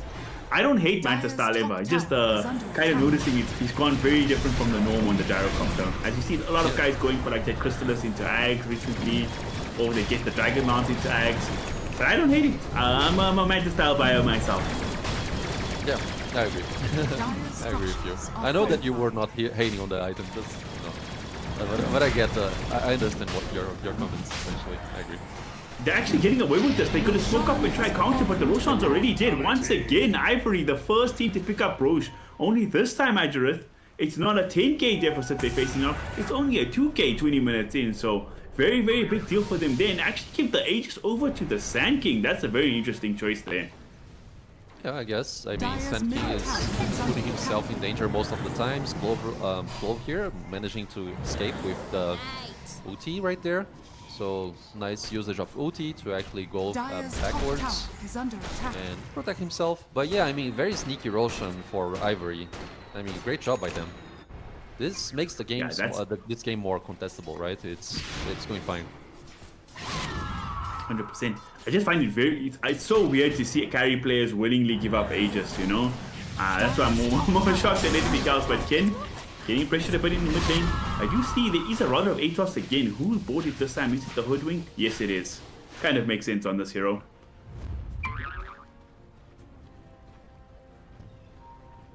Now, smoke up on the side of the Dire. They're going to go hunting. Can they find SS here?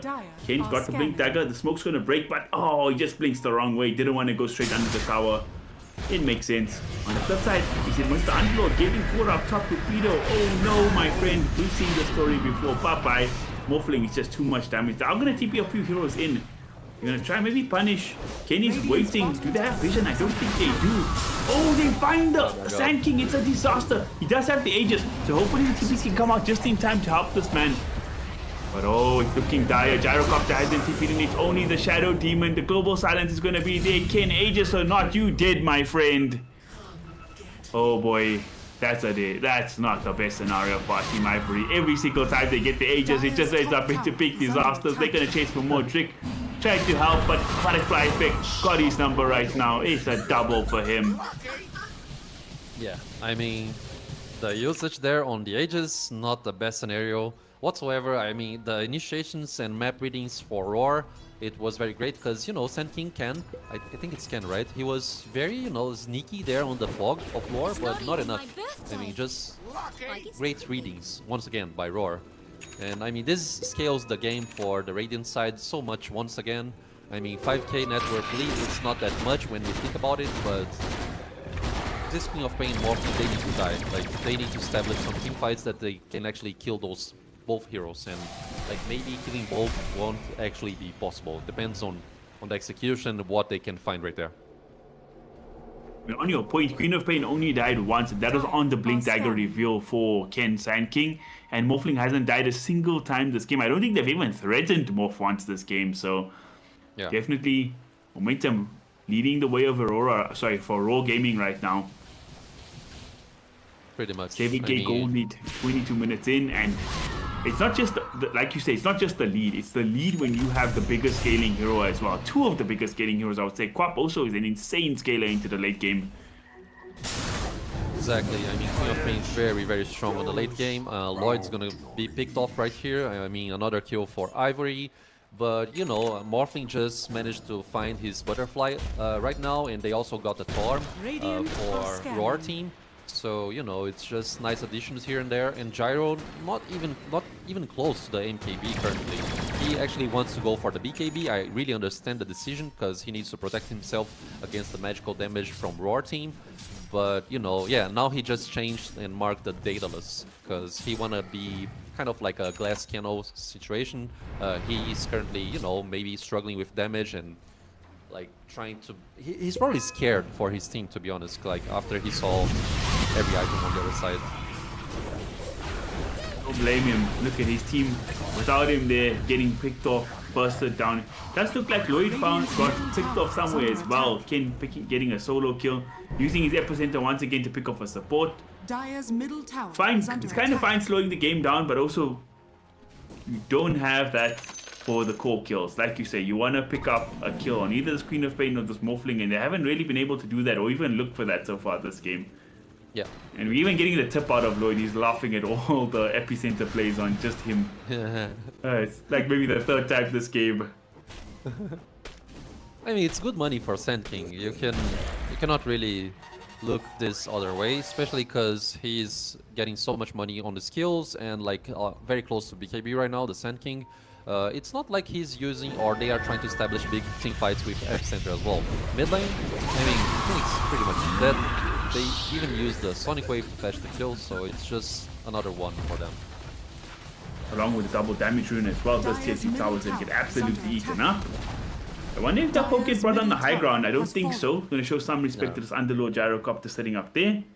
Yeah. But like you said, all this extra gold for Ken is going to come into his favor. Eventually, he will be working towards his BKB as well. Unfortunately, Global Silence doesn't care if you preemptively BKB, right? So if the timing goes wrong, you can still kind of get screwed charging your epicenter. But at the end of the day, it's better than nothing. It's a lot of spell damage he's got to deal with, but also a lot of physical damage and pure damage. So yeah, I don't think it's one of those be-all and end-all games for the BKB, you know? Oh, Ken, you might put yourself in the wrong place, my friend. Yeah. I don't think, oh, the Bushwhack does come out eventually. I was wondering where's the Rod of Atos, but he didn't even need it. You're just a pretender. He actually used it to cancel the TP first, but you know, the Bushwhack was there just as you mentioned, so just stacking through controls and like stun locks right there and fetching the big kill on Ken. I mean, yeah, he was getting nice kills from the silencer, but now it's revenge time for them.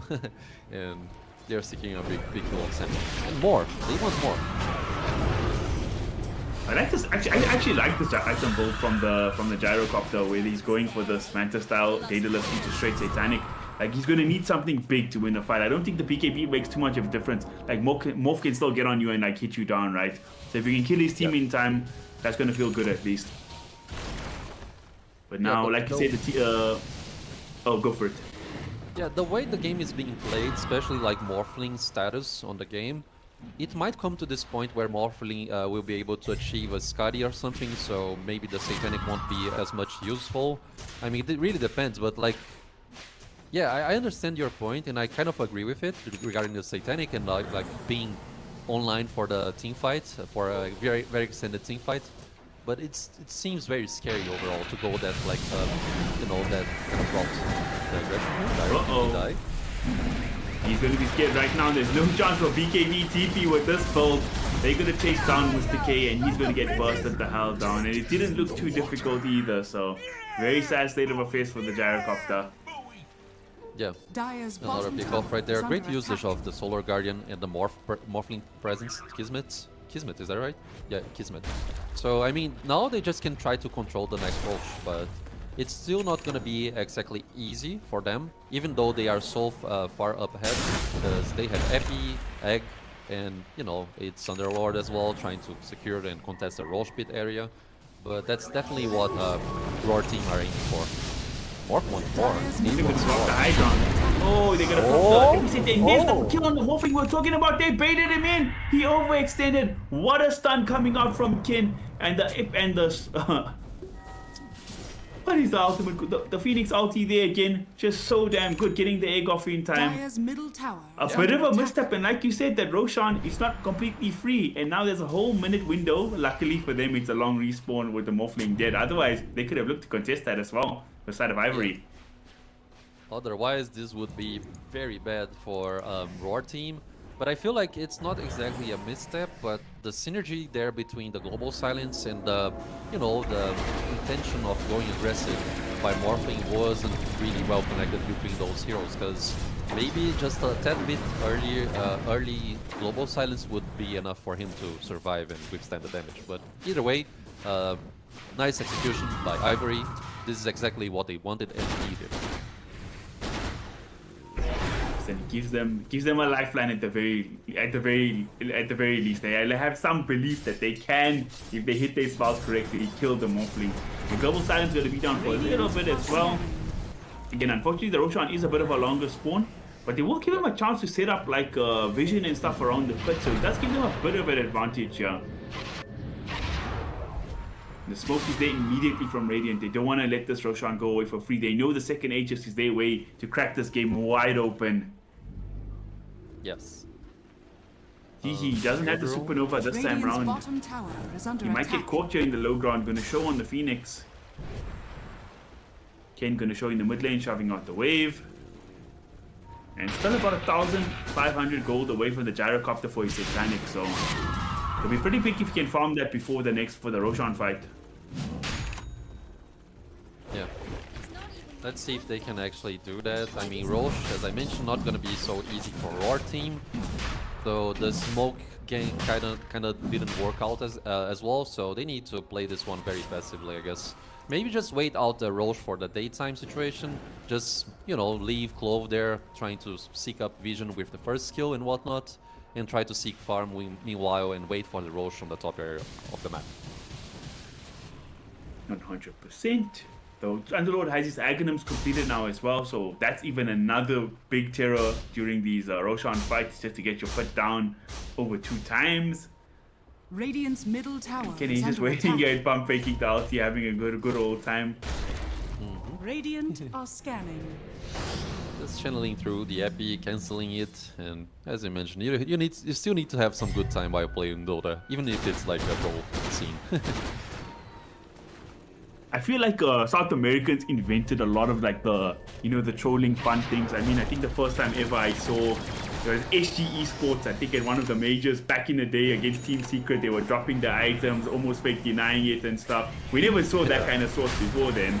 But now we get into the game talking about source. They're gonna walk into Roshan, but Gyrocopter is ready.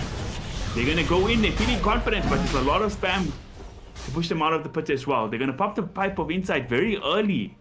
Now they're gonna smoke up. They faked out the Roche. Where are they gonna go? They wanna maybe try to look mid. Butterfly effect did show himself. Does have a BKB now, but if they can stun lock him, that would be a huge pickoff.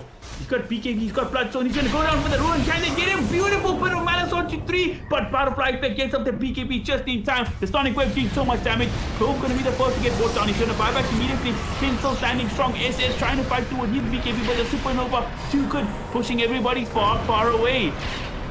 And Ivory, despite being down 10k gold, they're showing they can still fight. They did use a lot of abilities here. Now Druk might just get caught. Roshan actually going to walk the other way. Is he going to catch anybody? No, he's not. Druk taking so much damage from his Aghanims. He's going to fall. Does have a buyback himself. I wonder if he'll use it on the Shadow team or they're just going to give up on the Roche. They use all their spells. Actually, every single ulti in the game was used there. Plus BKBs as well. I mean, you just give out the Roche, to be honest. If they try to contest this, the fight is just gonna be very against them. So yeah, Roar should have the second Aegis, and this actually benefits like Morphin a lot because you know he's gonna have like ways of siege damaging like tier 3 towers with no issues, and he's also very close to Skadi, I guess. So I mean, it's gonna be a very hard game to actually counter this Morphling on the next team fight. They need to watch out, like Ivory. They need to watch out. And they're hitting your warding extremely seriously, Mr. Adderus. Gyrocopter has the rapier, the divine rapier shift queued up already. He knows what state this game is right now. He's like, it's do or die, friends. It's do or die. He's not too far away from. He's got about 1,500 in the bank. If he can farm it up before they get to the high ground, that could be a crazy good surprise to keep his team in this game.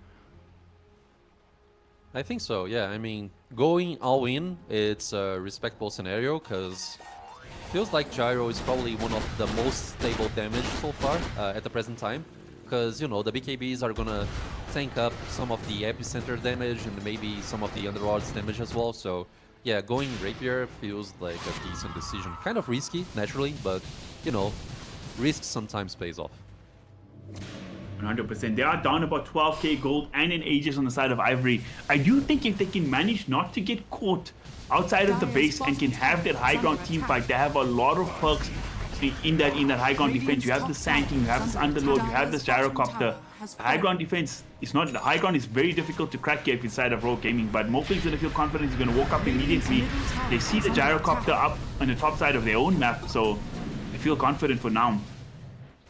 Yeah, for now they feel comfortable. I mean, Underlord just solo can actually slow down this aggression here on the bottom side of the map. So yeah, I mean, Morphling very close to Skadi. He really wants to buy it before establishing a big team fight, in my opinion. But let's see how the game goes here. Oh, Ados. They're gonna jump in, they want to kill Rapido. Oh my god, there's a Sonic Wave coming out, it's so much damage, and Rapido, he's gonna fall. He does have the buyback available. KO, he's deep in, he's getting caught by the Starbreaker. He doesn't have that BKB, he went for the greedier build. Taking so much damage. Satanic kept him alive for the moment, but he has to go up and heal fully. Kismet on the backside, getting kited up by this Underlord. Had to use the buyback on Rapido. So it's a big win for the side of the Radiant so far. Getting out that Underlord buyback, forcing out not too many ultimates, in fact, just the Fiend's Gate really. So still a hold for Ivory. They're losing the gold battle, but the game, they're still in it. Yeah, they're still in the game, but you know, if Underlord dies just like that once again, it's pretty much GG. I don't really want to say GG because you know it's a Gyro with Divine Rapier, but it's still gonna be very hard. You know, like the Underlord impact on the game, it's currently very strong. The Pit of Malice, the auras and whatnot. So yeah, they are on a tough spot right now. So let's see what they can bring to the table here. They're gonna smoke up on the side of Ivory. The Gyrocopter is on the completely opposite side of the base. So in fact, they smoked him there so we can farm the Rapier. Crazy moves. Meanwhile, the rest of the team is kind of going to the mid lane. Maybe if they get lucky to find a backline, it'll be okay. But I think the decision might just be to give up this one lane of barracks here.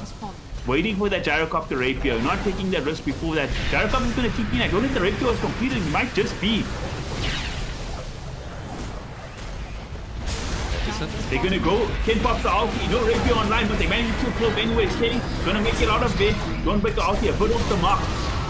Kismet doing so much damage to the Gyro, but the Gyro's still looking okay. But Phenon in the back as the Sonic Wave eats through Ken, and he does not have a buyback as you right. This might be trouble. Rapido, he used his buyback earlier. This would be trouble if he goes down. Kismet trying to fight through. And he's going to be able to, he's still got the Aegis, but not even needed to go down. He killed the Terracopter. He's dead 90 seconds out of the play. GG, well played, his cause. Raw Gaming just too good for them today. What a performance. Oh man, they just needed a few more seconds to get that gyro for that last fight. Sorry, the rapier for the gyro in the last fight, but they just didn't manage to get there in the end.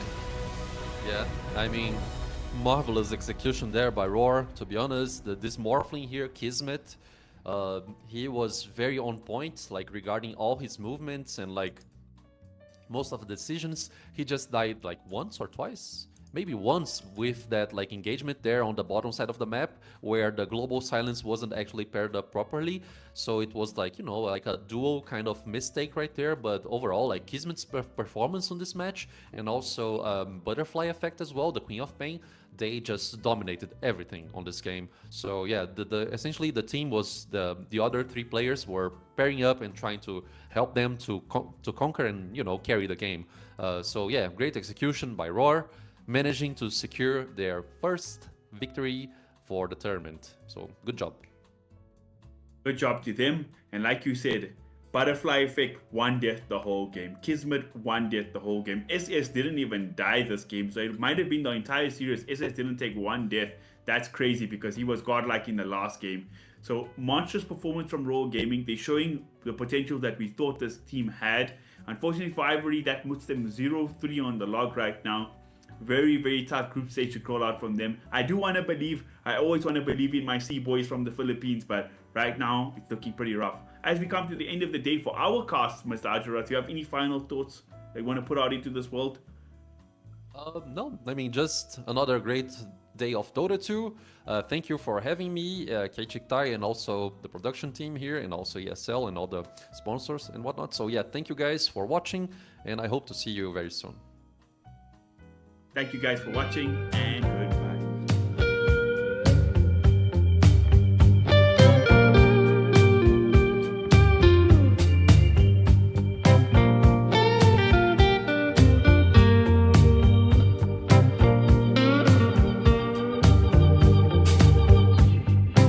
Now I got worries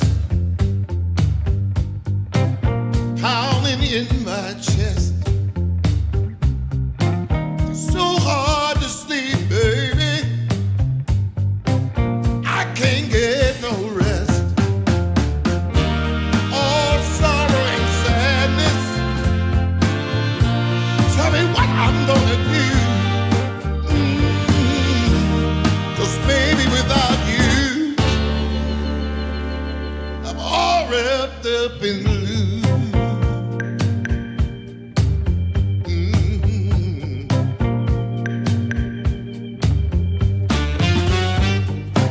I thought it would be easy to make it on my own. But baby, now I know what it means to be alone. I'm lost in the shadows. Tell me what can I do? 'Cause baby, without you, I'm all wrapped up in blue. Wrapped up in blue. Wrapped up in blue. Wrapped up in blue.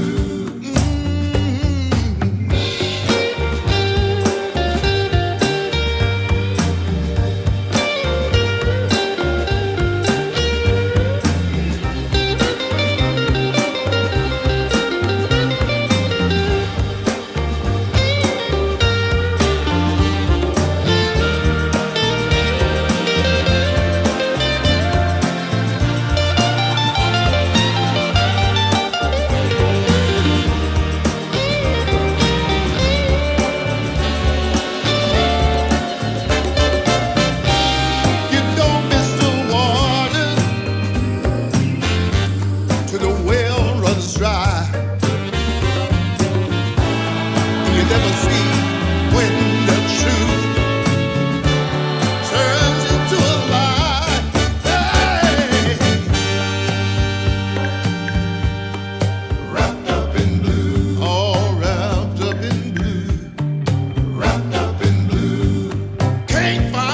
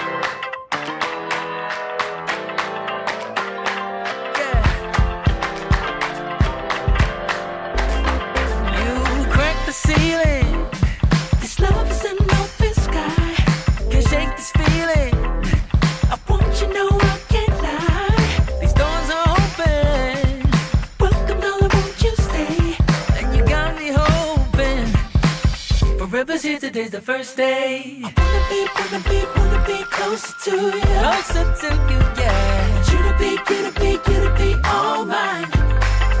I got all these choices, but I so made up my mind, yeah. There's nobody better. Gotta be you. 1,000 voices, 'cause it's so good to be alive, yeah. There's nobody better, so it's gotta be you. These myths are busted. The grass is greener on my side. It's done and dusted. I'm never getting off this ride. Life with you is golden. So how can I go back to silver love? I'll be holding on, can't get enough. Wanna be closer to you. Closer to you, yeah. You to be all mine. Oh, yeah. Got all these choices, yeah. But I so made up my mind. There's nobody better. Gotta be you. Got to be you. Voices, yeah. 'Cause it's so good to be alive, yeah. There's nobody better, so it's gotta be you. Yeah. It's gotta be you. Gotta be you.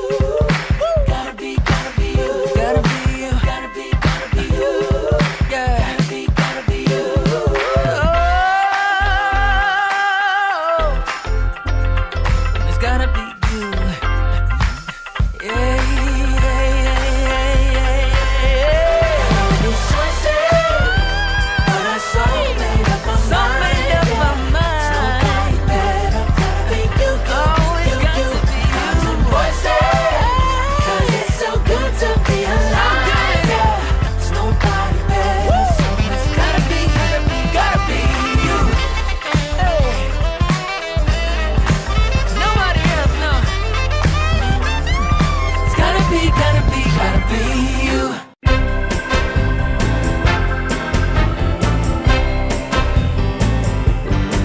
Well, there's this girl that I like, but I know that she's wrong for me. But as hard as I try, you know I can't seem to break free. Well, I don't know what I'm thinking of, but I can't get her out of my mind. When she walks in the room, I take one look at her, and all I wanna do is make her mine. But you know that you don't go messing around with a girl like that. You know she's gonna take your heart, and you're never gonna get it back. She's only 5'3", but she's got a little spell on me. All she does is snap her finger, and you know it brings me to my knees. Yeah, I don't care what the people say. She's got everything I need. She makes my heart grow weak with everything she does, right from her head down to her feet. But you know that you don't go messing around with a girl like that. You know she's gonna take your heart, and you're never gonna get it back.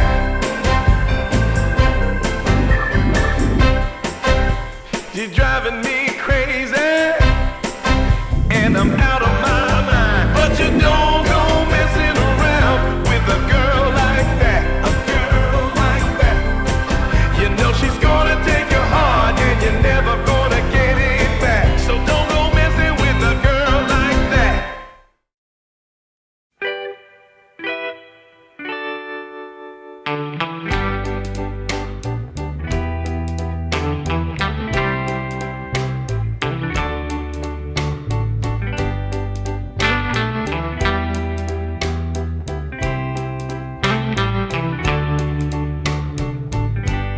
Sometimes I'll be foolish.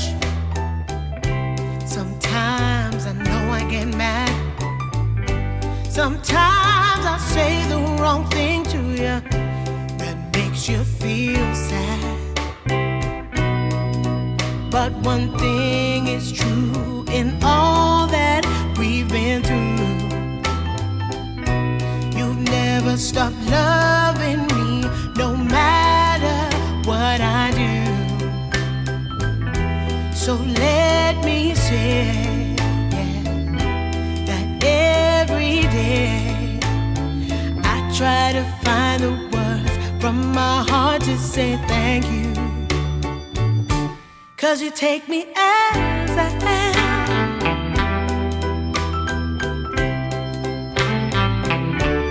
You take me as I am. Oh, baby. If you stop loving me, well, I would understand. But I won't take you for granted, no, no. When you hold my hand, your love makes me feel that I could fly to the moon. Not even the birds above can sing a sweeter tune. I needed to say that you find a way to make me feel anew. And I want to say thank you, 'cause you take me as I am. Oh, baby, take me as I am. Oh, Lord, take me as I am. Oh, take me. Oh, take me.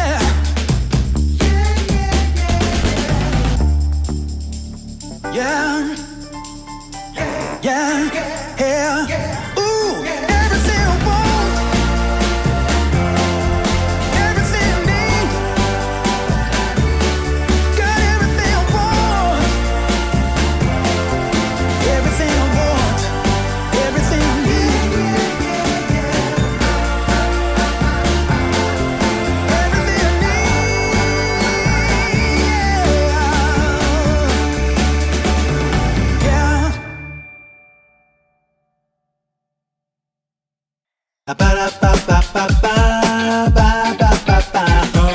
ba-da-ba-ba.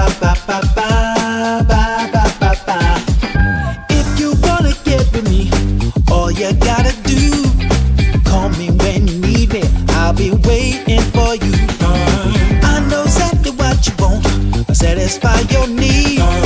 We can have a good time. Don't you worry about a thing. If you want it here, or if you want it there, you got it. Have yourself a good time. Act like you don't care. You got it. Get that motivation. You got it. I got just what you need. You got it. I got just what you need. You got it. I got just what you need.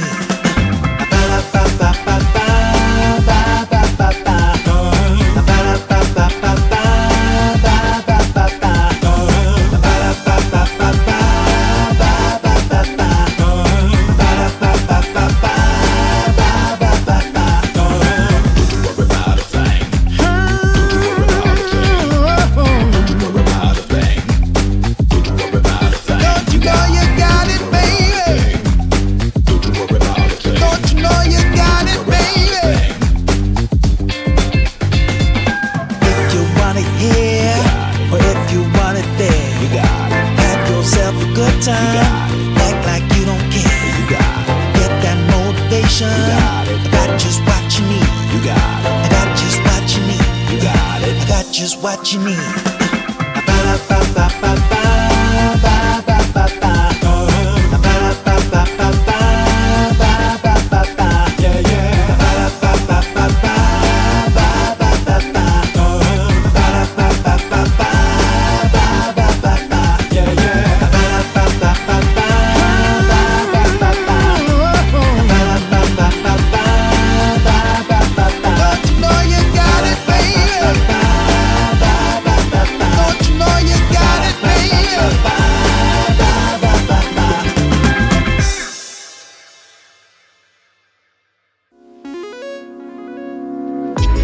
Coming out the gate with the heat.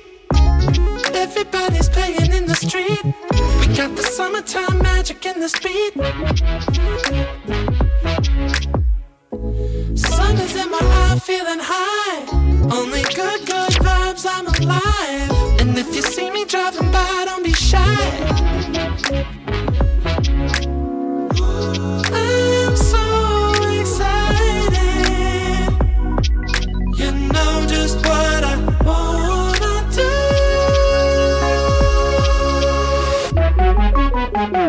I'm glowing on up, I'm glowing on up, I'm glowing on up.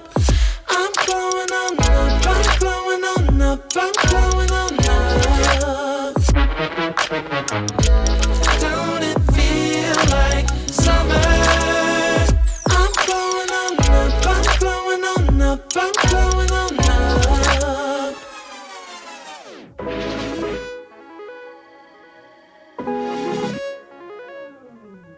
Glow up, show up, soak up aromas, float to Sonoma, roll up to Nola, trope up, blow up, slow up, show up, get real, choke up, you're flowing, you're glowing.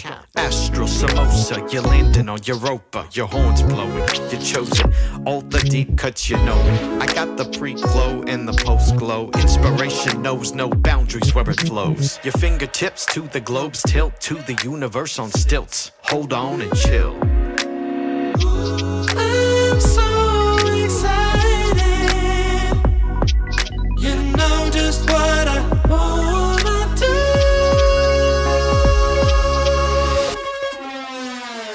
I'm glowing on up, I'm glowing on up, I'm glowing on up. I'm glowing on up, I'm glowing on up, I'm glowing on up. Don't it feel like summer? I'm glowing on up, I'm glowing on up, I'm glowing on up. I'm glowing on up, I'm glowing on up, I'm glowing on up. I'm glowing on up, I'm glowing on up, I'm glowing on up. Don't it feel like summer? I'm glowing on up.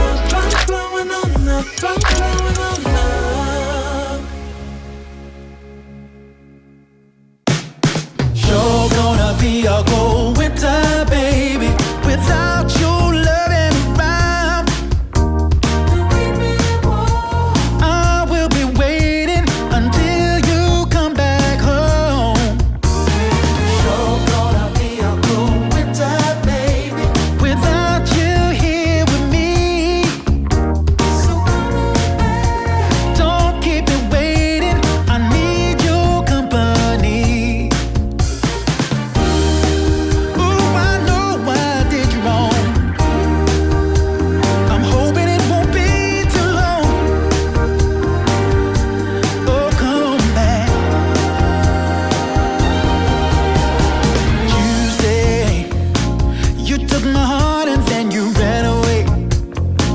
Now it's been 16 hours and 7 days. And now the hardest part is begging, baby, begging, baby. Ooh, baby. People say it's just a waste of time and we don't care. But I'm holding on and hoping that will be another chance for what we had, what we had. Never gonna be another way. No more windy days. Come back, I'm gonna find a way. Yeah, back to me. You're gonna be a cold winter, baby, without your loving around. Baby, I will be waiting until you come back home. You're gonna be a cold winter, baby, without you here with me. So come on back. Baby, don't keep me waiting. Don't you set me free. Baby, pick up the phone. Baby, pick up the phone. Don't leave me all alone. I don't want to be alone. When are you coming home? Please, come on back to me.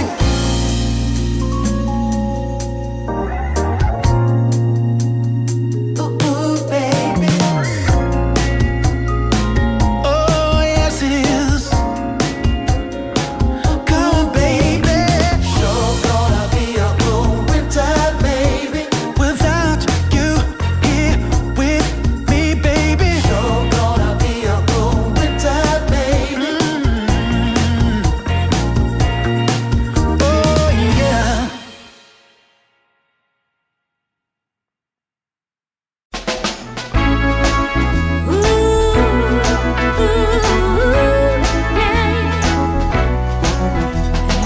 Never been so happy like I am with you.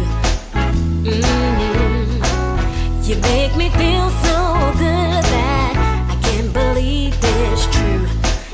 Yeah, yeah. I had to pinch myself once every day. Since I heard you say, baby, baby, wanna give you all of my love, give you all of my love, yeah, yeah. You know I feel so lucky just spending time with you, yeah, yeah.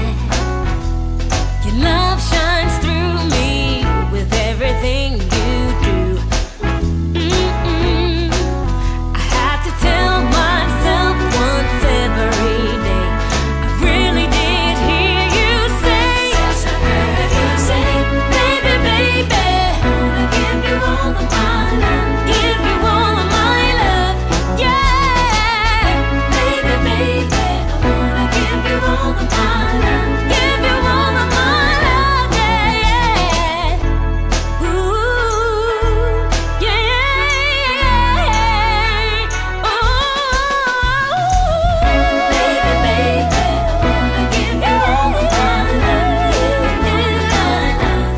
baby, yeah, I wanna give you all of my love, yes I do, yeah, my love, yeah, yeah.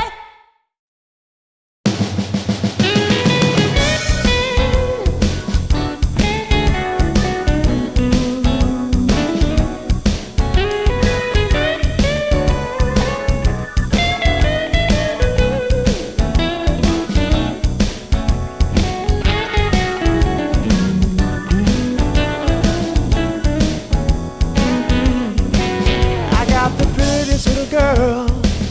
She's as pretty as can be. Yeah, yeah. I got the prettiest little girl. She's as pretty as can be. But what I don't understand is what she sees in me.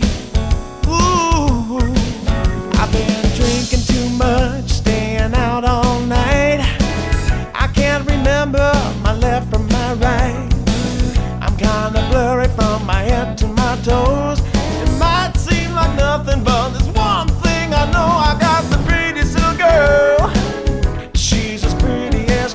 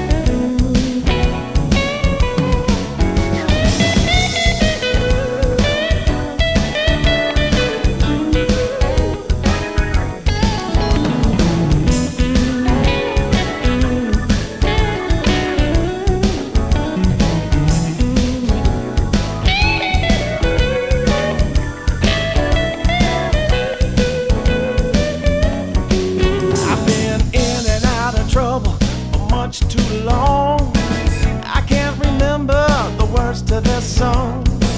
I thank the Lord as I'm crawling out of bed. It's another day that I'm not dead. I got the prettiest little girl. You know she looks so fine. I don't know what she sees in me, but I sure am glad she's mine. Whoa, no.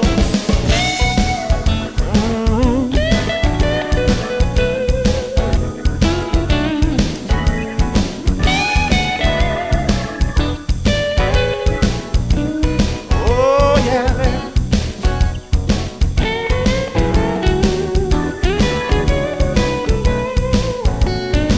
Whoa, yeah, yeah.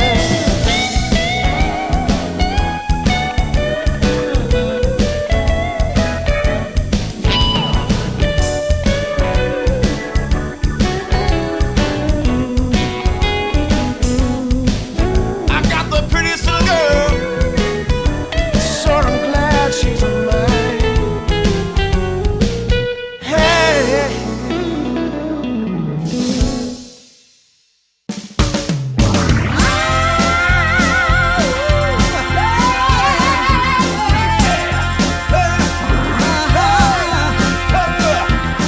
Go and tell your mama to get up off her seat. Go and tell your mama to come out in the street. 'Cause it's all going on right here. We're gonna make it perfectly clear. When you hear our voices ringing in your ear. Yeah, yeah, yeah, yeah. Go and tell your mama she better come around. Yeah. We got the mother of all parties, and it's about to go down. Yeah. Yes, we're having a celebration. We're gonna rock the entire nation. It's a win-win situation, so come and lay it down. Yeah, yeah, yeah, yeah. Your mama got to tell. Your mama got to tell. Tell your mama. Your mama, you got to go and tell your mama. Yes, we're having a celebration. Gonna rock the entire nation. It's gonna be a sweet sensation, so mama lay it down. Go and tell your mama. Get up on your feet, guys. Go and tell your mama. Tell your mama, yeah. Go and tell your mama. Tell your mama, yeah.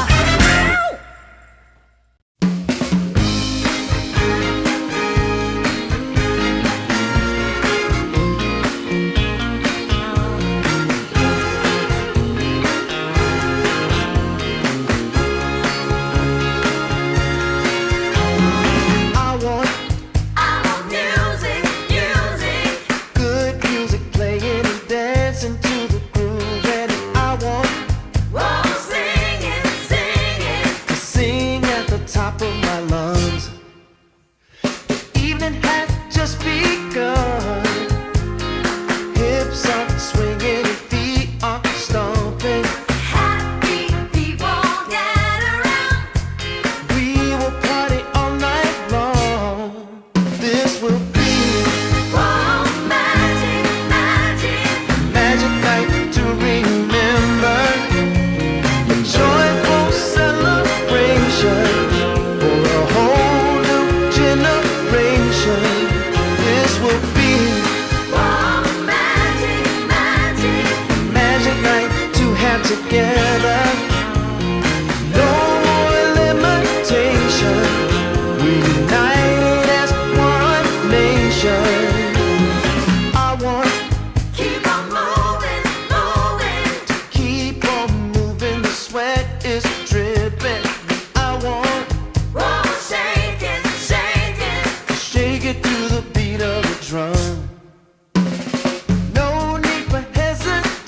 nation.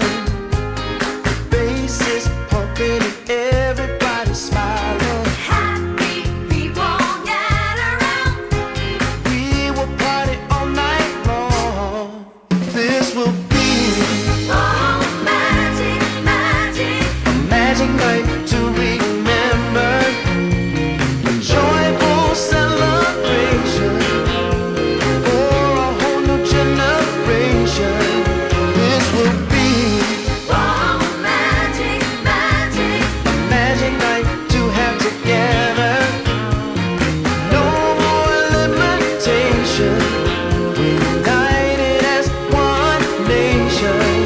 This will be Oh, magic, magic. a magic night to remember. Joyful celebration for a whole new generation. This will be Oh, magic, magic. a magic night to have together. No more limitations. We're united as one nation.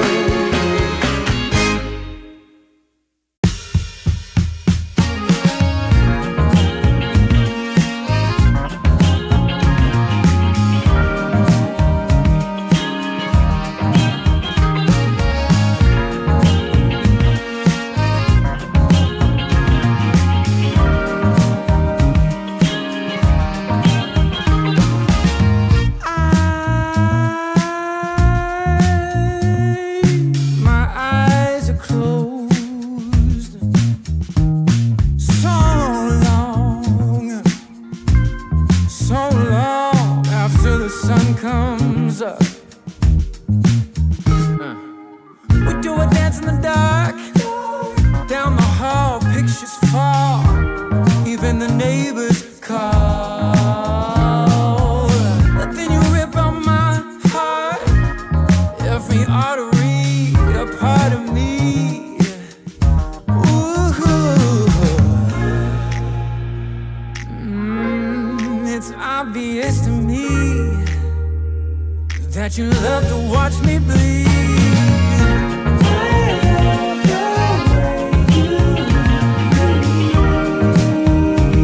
But not half as much as I love when you leave. I hate to see you upset. But I love to watch when you're walking away from me. Walking away from me. Yeah, yeah. 'Cause I could be anything you want. I could be anything you need. Baby, tell me it's something real, and I'll give you everything. Every now and then wicked smile. You know I can't help myself. They play around with me for a while, keep tearing me up until there's nothing left. Ooh, it's obvious to me. Yeah, you love to watch me bleed.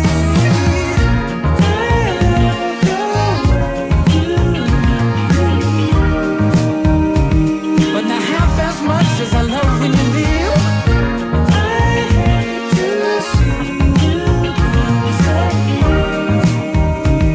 But I love to watch when you're walking away from me. Yeah, yeah.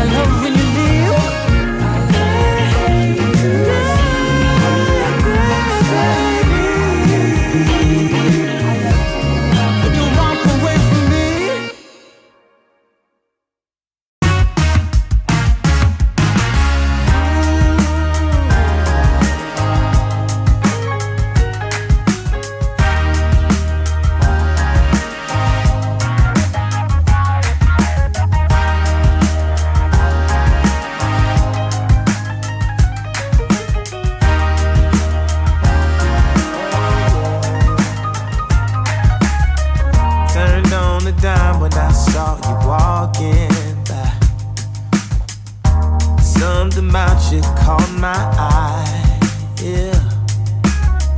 Ain't trying to waste my time, just standing in your line.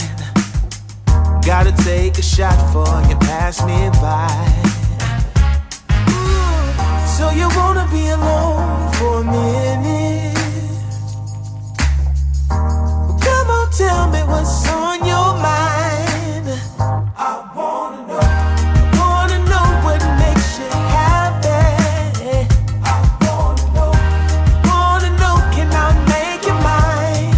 Ooh, I wanna know if you know that I treat you right.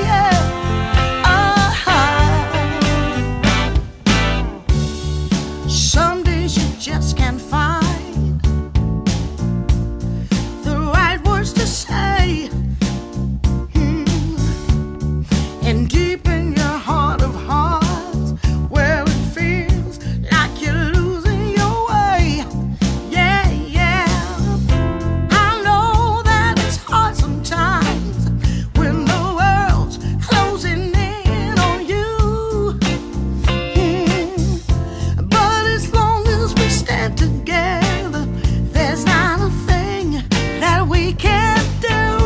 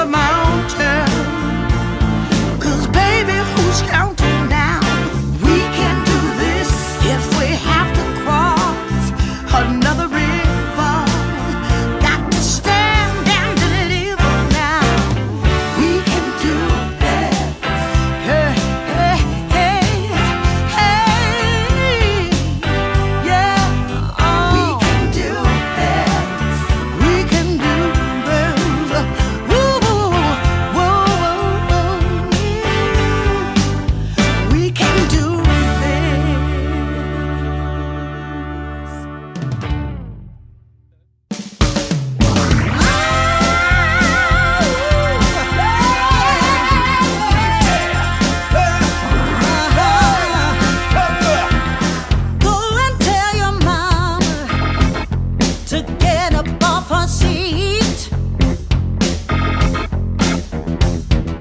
Go and tell your mama to come out in the street. 'Cause it's all going on right here. We're gonna make it perfectly clear. When you hear our voices ringing in your ear. Yeah, yeah, yeah, yeah. Run, tell your mama she better come around. Yeah. We got the mother of all parties, and it's about to go down. Yeah. Yes, we're having a celebration. We're gonna rock the entire nation. It's a win-win situation, so come and lay it down. Yeah, yeah, yeah, yeah. Ooh, your mama got to tell. Your mama got to tell. Tell your mama. Your mama, you got to go and tell your mama. Yes, we're having a celebration. Gonna rock the entire nation. It's gonna be a sweet sensation, So mama, lay it down. Go and tell your mama. Get up on your feet tonight. Go and tell your mama. Tell your mama, yeah. Go and tell your mama. Tell your mama, yeah.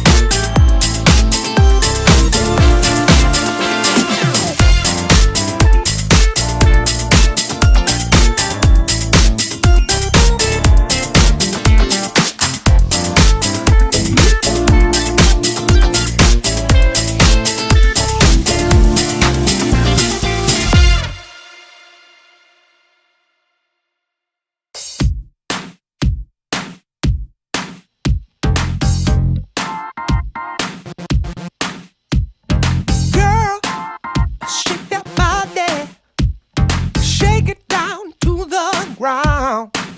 Whoa, girl, shake that body, show me how it's gonna go down.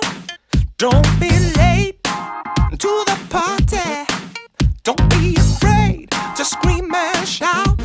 'Cause when we dance to the music, you know that's what it's all about. Yeah, yeah. Hey, girl, shake that body, shake it to the left and to the right. Yeah, girl, shake that body. We're gonna shake it all night. We're going down.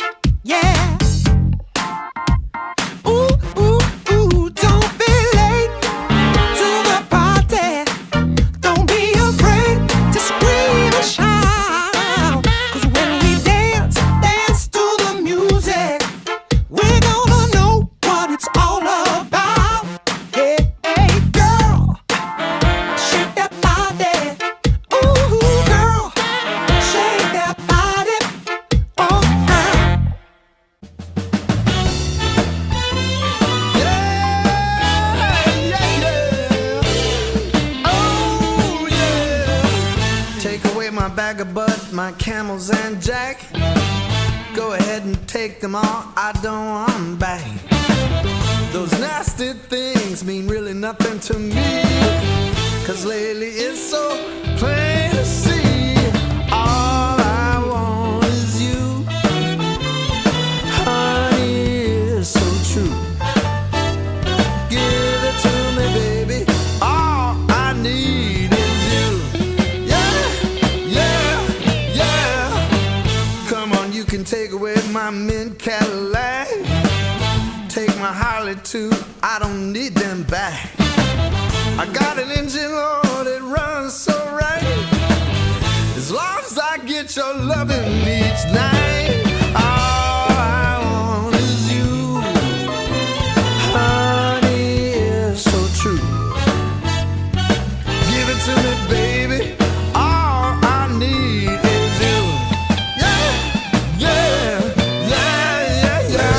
In the morning, well, early in the morning, late in the evening,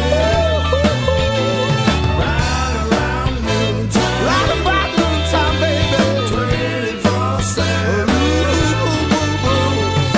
Give it to me, baby, all I need is you.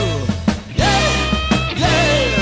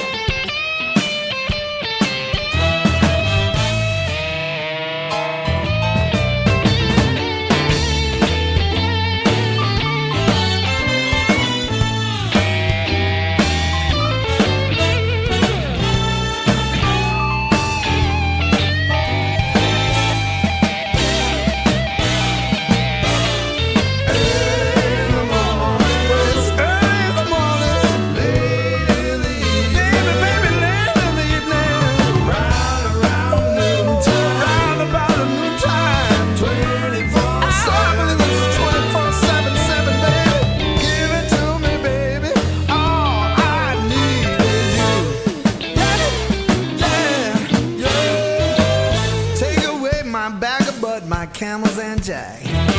Go ahead and take them all, I don't want them back. The only thing I could ever really miss is what I feel when I get your kiss. All I want is you, honey, is so true. Give it to me, baby, all I need is you. Yeah, yeah.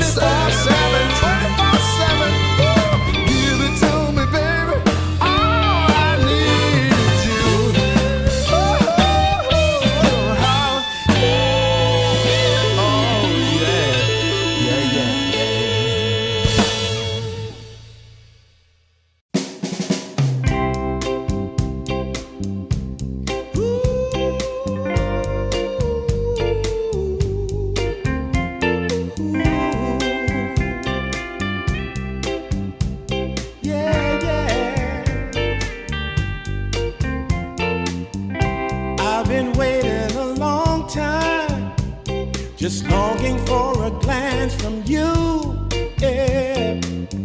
A chance to look in those big brown eyes. No telling what my heart would do, hey. When we met, I sure knew it felt as good as it could be. In that moment, though it felt so good, I wondered why you noticed me. If you gave me just a little time, it would sure ease my troubled mind. Don't tell me that you don't feel the same inside. Don't tell me,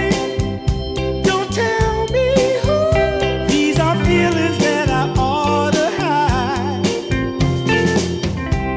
I don't care where you came from, Just tell me where you wanna go. If there's a chance to be together, that's all I really need to know. Is it real or make believe that keeps me thinking of you? If you've got time to walk with me, I'll show you how my heart is true. And here I stand, waiting for you. Tell me, baby, what I gotta do. Don't tell me that you don't feel the same inside. Don't tell me, these are feelings that I ought to hide. Don't tell me that you don't feel the same inside. Don't tell me, these are feelings that I ought to hide.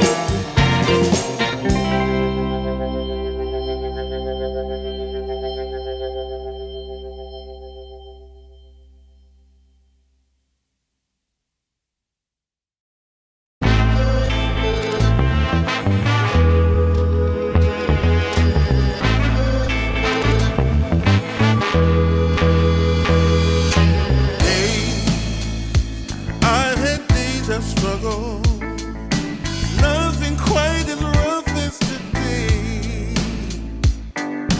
Hell, I've been held up, nothing seemingly goes my way. Oh, I, not a man for crying, for a storm of tears I crave. Take all this sorrow from me. How much more do I have to pray? Foolish of me, you might say. I make my way out of this, feel my way. All reservations I have come to bear. It's clear that I'm not going anywhere.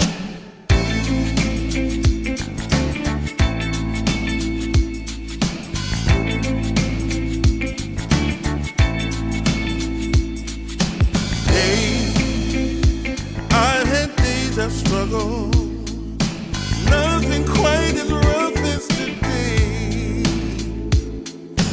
Hell, I've been held up, nothing seemingly goes my way. Oh, I, not a man for crying, for a storm of tears I crave. Take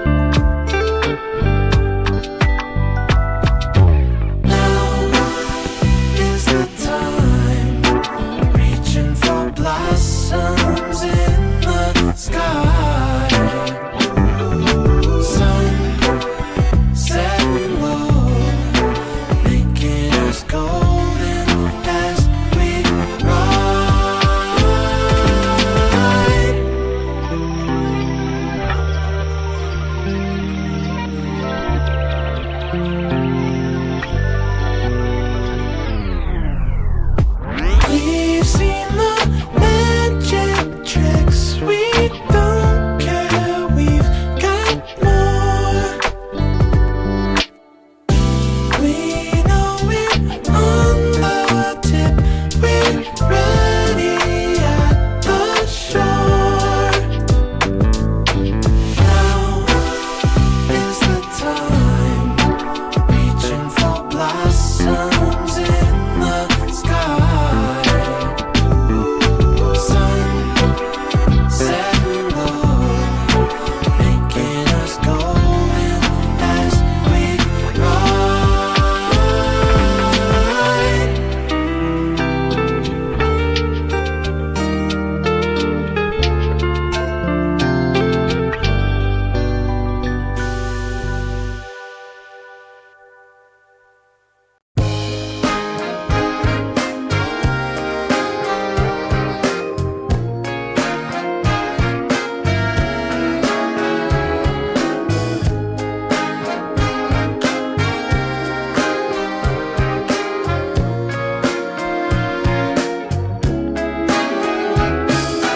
Leaning on the window pane,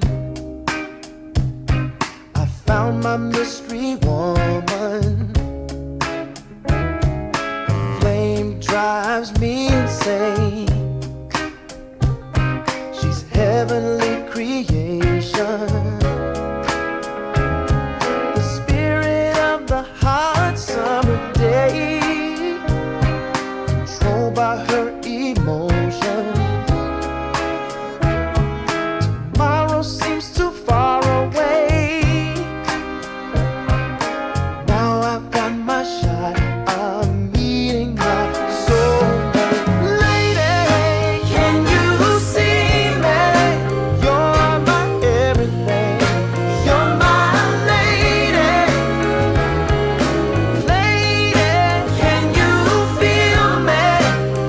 I feel head over heels. You're my lady, lady.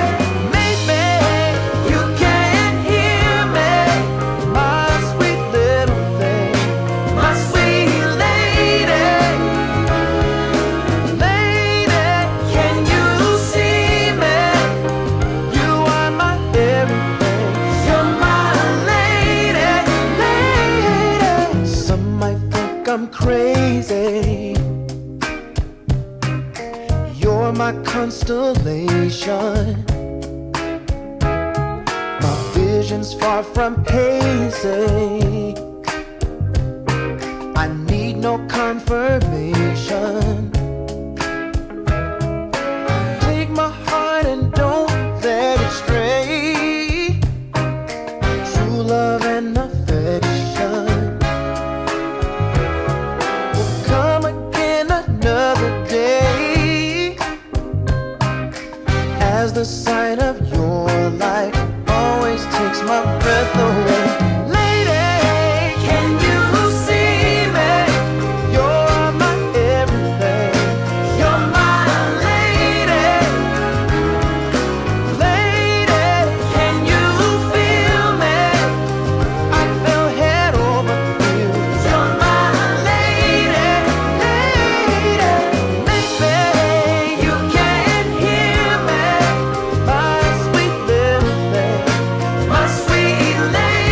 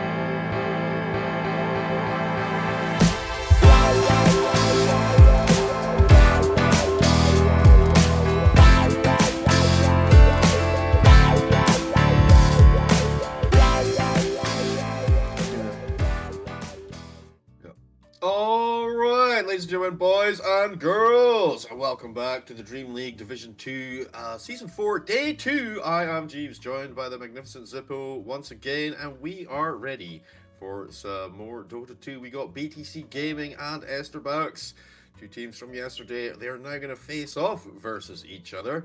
And Zippo, how are you feeling about this matchup? I assume you're not biased for any team specifically, maybe a little bit towards BTC Gaming.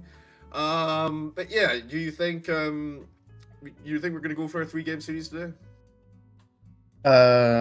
Actually, I do believe this is going to be a 3-game series because these teams, they know each other so well. They've played with each other like in so many iterations of so many teams because everyone is scrambling around in Peru with different team compositions. So I believe the draft is going to be something we don't see really in the current meta because they're going to ban specific heroes for specific players.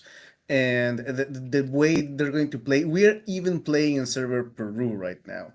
So this is going to be just a South American bloodbath. And I mean, it's going to be a three-game series and really, really exciting and really fun to watch. 100%. I do like that switch up basically because both teams are, South American. We're going to play with a better ping for, basically just a better ping for both and better reactions going to come out from the teams there. Now, both of these teams, they did start yesterday with the L's, both teams. Yeah. So yeah, basically they both have a lot to kind of try and gain here, like, being able to take the win here, maybe kind of stabilize, sort of get yourself back on tournament footing, get ready to actually, be able to maybe get yourself out of the doldrums and start working your way up the group stage, But yeah, so what did we see specifically yesterday from BTC Gaming, right? We saw MJZ, I think he took out like he played the Venomancer, he brought that one out. Lala Trony, he tried the Alchemist. Do you think no, Lala Trony didn't get the Alchemist actually. The Alchemist went mid in the end, right? It was Lala Trony ended up with Gyrocopter instead, right? Do you think we'll maybe get like maybe get these heroes through again, or do you think they're gonna? What was it? It was Estar were struggling because their pause 5 wasn't an aggressive enough pick, right? And then when they did have the aggressive pick, they were then able to take a game off of the team. Is that right? I do believe I think they were able to take a game out of Zero Tenacity when they were a little bit more aggressive. But the thing is that in this case we're going to see their 100%, let's say their power at 100%, because as you were mentioning, we are always playing in EU servers, so we have like a 180 to 250 ping, which is basically unplayable if you are a professional player. And they play heroes like Clockwork, Batrider, Conka, those heroes that you really want the ping issue not to be an issue because they're really high skill, high execution kind of type heroes, and I do believe we're going to see more aggressive picks here for the supports, for the cores and everything. And you were mentioning the Alchemist. The Alchemist didn't work because they just picked a Keeper of the Light, against him, and they completely destroyed the map. He had no space. He couldn't farm anything. He didn't have the time. So, and I believe they might be picking Alchemist now because we have a draft, ladies and gentlemen. And the Keeper of the Light is out, so maybe is coming here for the start. I'm actually quite surprised the Keeper gets banned here because I mean it was kind of something that Nikki Cool was doing. We haven't really seen it from anyone else just yet, but maybe elsewhere in the tournament it has been showing up because it was so dominant in that mid lane yesterday. But yeah, even now they're still. They still remember, they're like, nah, get rid of that Keeper of the Light, he's too strong this patch. We also get rid of the Beastmaster, the Bristleback, which has been banned pretty much every single game we've watched so far. Shadow Demon's gone. And they go for the first pick out. Maybe this is Lala Trony, maybe this is Kataro. Yeah, I think it should be Kotaro, because we saw what happened when you just give Lala Trony a hero that needs to farm. And just farm and don't do the playmaking, the rotations, and the space creation that the mid laner should be doing. So I truly wish this is a Kotaro hero, but Slaughter is a really good answer to Alchemist early on.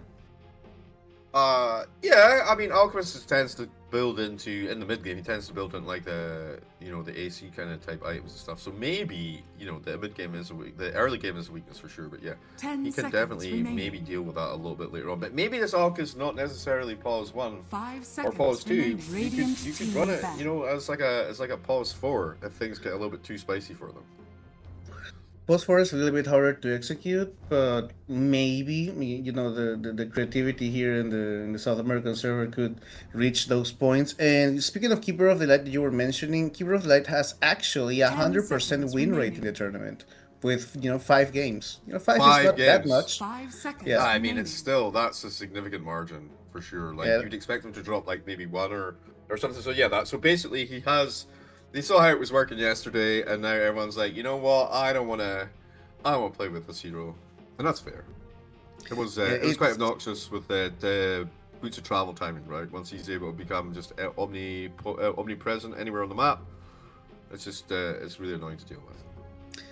Yeah, and he has been banned like 11 times, so maybe people are just saying, okay, I know this hero is really, really strong, really good. Maybe they know a player on the enemy team that knows how Dire to play team Keeper of the back. Light mid, and they just say, okay, I really don't want to Dire deal with team this, pick. and just ban it. Radiant team pick. We see, okay, Ben's going really fast, and we're going for the aggressive support we were talking about with the Jakiro.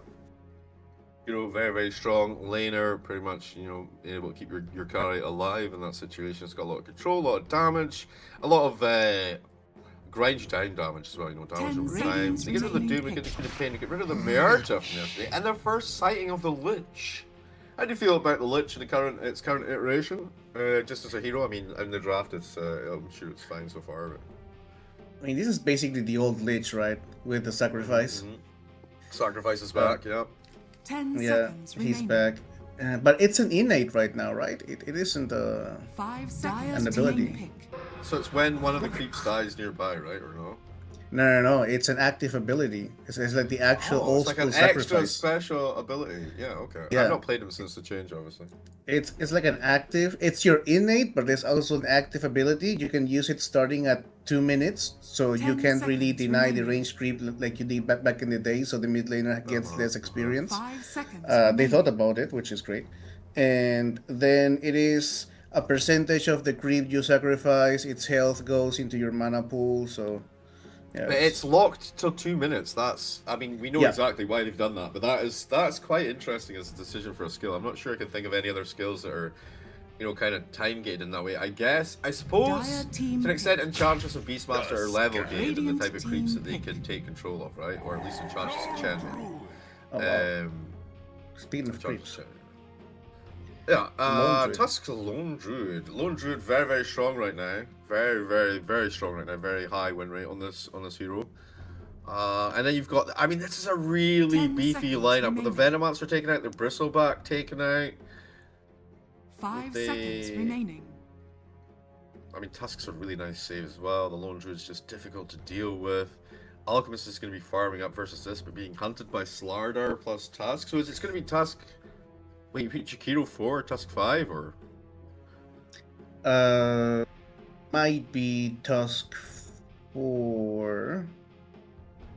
Then you Nope, get this Tusk double 5. melee. Yeah, otherwise you get like a double melee lane. Yeah, so I think BTC Gaming are being punished by the Radiant Alchemist team first pick back. because Lone Druid is just a really fast hero. You just need levels and your bears start Yeah, destroying yeah. towers with Demolish. So Yeah, and it's Um, definitely this pause 1 or pause 2 Alchemist. Now, I really didn't like it on Lala Trony, but then we don't know what the mid matchup is going to look like. And they could pivot on 10 BTC Gaming to seconds put in the remaining. Alchemist mid tier and then going for a core that just has a better lane versus 5 seconds remaining. Slardar Jakiro or Slardar Tusk. Well, like a Viper, maybe, but like... I want something that can deal with the Lone Druid as well. like a Husker. Husker.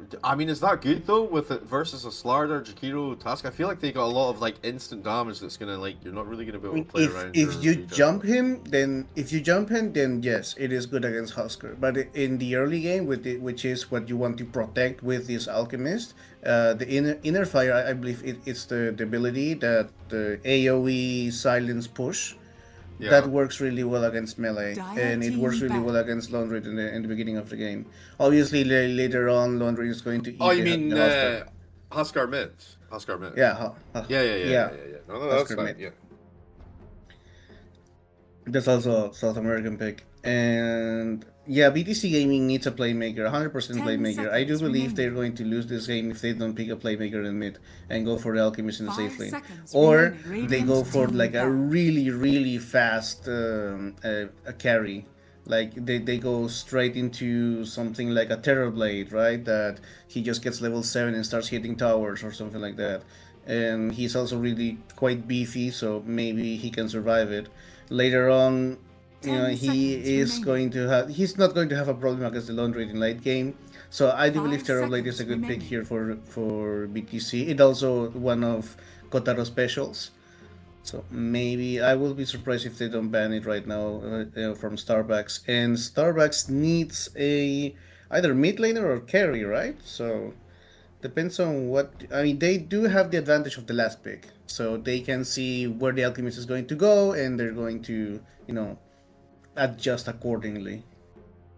I'd like to see Dire a little team bit of back. team fight control from Esterbuck's final pick. At the moment, they've got decent kind of, but there's nothing that kind of like wombos in there. I mean that's whatever. What if the lone druid and they go back for like the pick Clinks or something again on the line for just super fast push? That's something else. 10 Look at. I was seconds wondering about remaining. this Ember Spirit actually, but I was thinking for It's a Slatum BTC pick. Gaming 5 it would be seconds good. remaining. It's a Slatum's pick. Yeah, it's just like a comfort hero. It's annoying Mm-hmm. to deal with. Yeah. Yeah, Radiant team as a rule of thumb, think that every South American mid laner plays Ember Spirit, Husker, and Shadowfiend. Those are Yeah. like the comfort Yeah. picks. I like Shadowfiend here as well, just for the early push and roach potential, but I 10 know seconds remaining. that's something you could maybe play right now, actually. But we do have 5 Gash, we do seconds have minus remaining. armor and Alchemist, so they've got a pretty good situation going on BTC Gaming already. I want a mid that's going to move around and make some Dire team trouble. pick. That's not Techies. really. Okay, what I was Rubik looking- mid. So Rubik mid. Yeah. Interesting. Rubik is actually the. Yeah, continue. You can steal summon bear still, no? You should be able to, yes. 10 seconds remaining. I mean, you don't really have all the passives that come I don't with think the you bear. can, right? 5 seconds Maybe not. remaining. I mean, I- you should be able because it's an active ability, so you should be able to steal it, but you don't really have all the passives and all the Now select synergy you your have with the heroes. hero and the bear. You just have like a creep, right? Yeah. And you can't really give it items because, like, when you lose the skill, you're gonna lose the bear. But, like, Maybe. it's gonna disappear with your net worth. Or you just don't make it die never, like you Just keep it for when things get frisky. Just send it off to the jungle. But you can't really jungle unless you have like the axe. So I don't know, bro. Anyway, we got ourselves a draw for game 1. It is a best of 3. It will be, by the way, for BTC Game, it will be Kotaro on the Alchemist. It will be Yeah, Kotaro on the Alchemist, yeah. Yeah, it will be Kotaro on the Alchemist. Ryu is going to take that Tidehunter to the offlane. MJZ will take a Techies 4, we believe. He's still 4, right? He might be 5 today, we're not sure. And then it's gonna be mid Rubik for Lala Troni. Prada to jump on the Lich there. For the Esterbucks, it will be Slate's Kunkka mid, Pick with the safe lane Lone Druid, Yado on the Task 5, Knight on Jakiro 4, and BSK Slarder on the offlane. It's game 1, best of 3. Like I say, both teams in the bottom of the league, so they both have it all to play for here. And an opening game with the Techies, I'm excited. I do like the Techies, and I think Techies, the current Techies is really, really strong in early game because of the taser. I saw the Techies yesterday maxing out the taser instead of getting points in the sticky Yeah. bomb, and I wondered. So I played a game of Techies, and turns out that you don't really need the shard anymore in order to use the taser on your allies. So you can just start the match maxing taser, then your initiator, or if they're going onto your mid laner, if you're going onto anyone, you just tase your ally, they can't hit him anymore, so he just survives, and he has like a movement speed buff, so he's really strong. He's lane controller, like a playmaker even. So he is really strong right now. Yeah, we saw that yesterday. It was quite interesting. I haven't tried it out myself. I haven't had it used against me. And we're going to go into the game right now. We'll see how this kind of unfolds. But yeah, it's very good versus like a Slardar specifically, right? Because he wants to get in there, wants to bash your carry, and he's not going to be able to do that if he's disarmed. So actually, against Laundry, it's really good as well. It's actually a really great pick right now against Lara, against Tusk, against Laundry, against Conka. Like it is a really great pick right now. I really like it, and I think now is that I don't think the Alchemist is going to start giving Aghanim Scepters away. I mean, you can give an Aghanim Scepter to the Rubik, and if you give him like let's say at minute 18, minute 20, then maybe he can steal the Summon Bear and farm away. But I think that the Summon Spirit Bear, he is mid, so it wouldn't be unusual to give your mid. I mean, that would be the whole point of playing like the outcry. What did we talk about? First Radiance, then Ags, then itemization for other things. Yep, or another axe. Like it depends on what you want to do. But now that I see it, the Summon Bear is the innate, so maybe you can't steal that. Yeah, I'm thinking. You still use it though. Yeah. So does that mean that you can actually, steal sacrifice from Lich?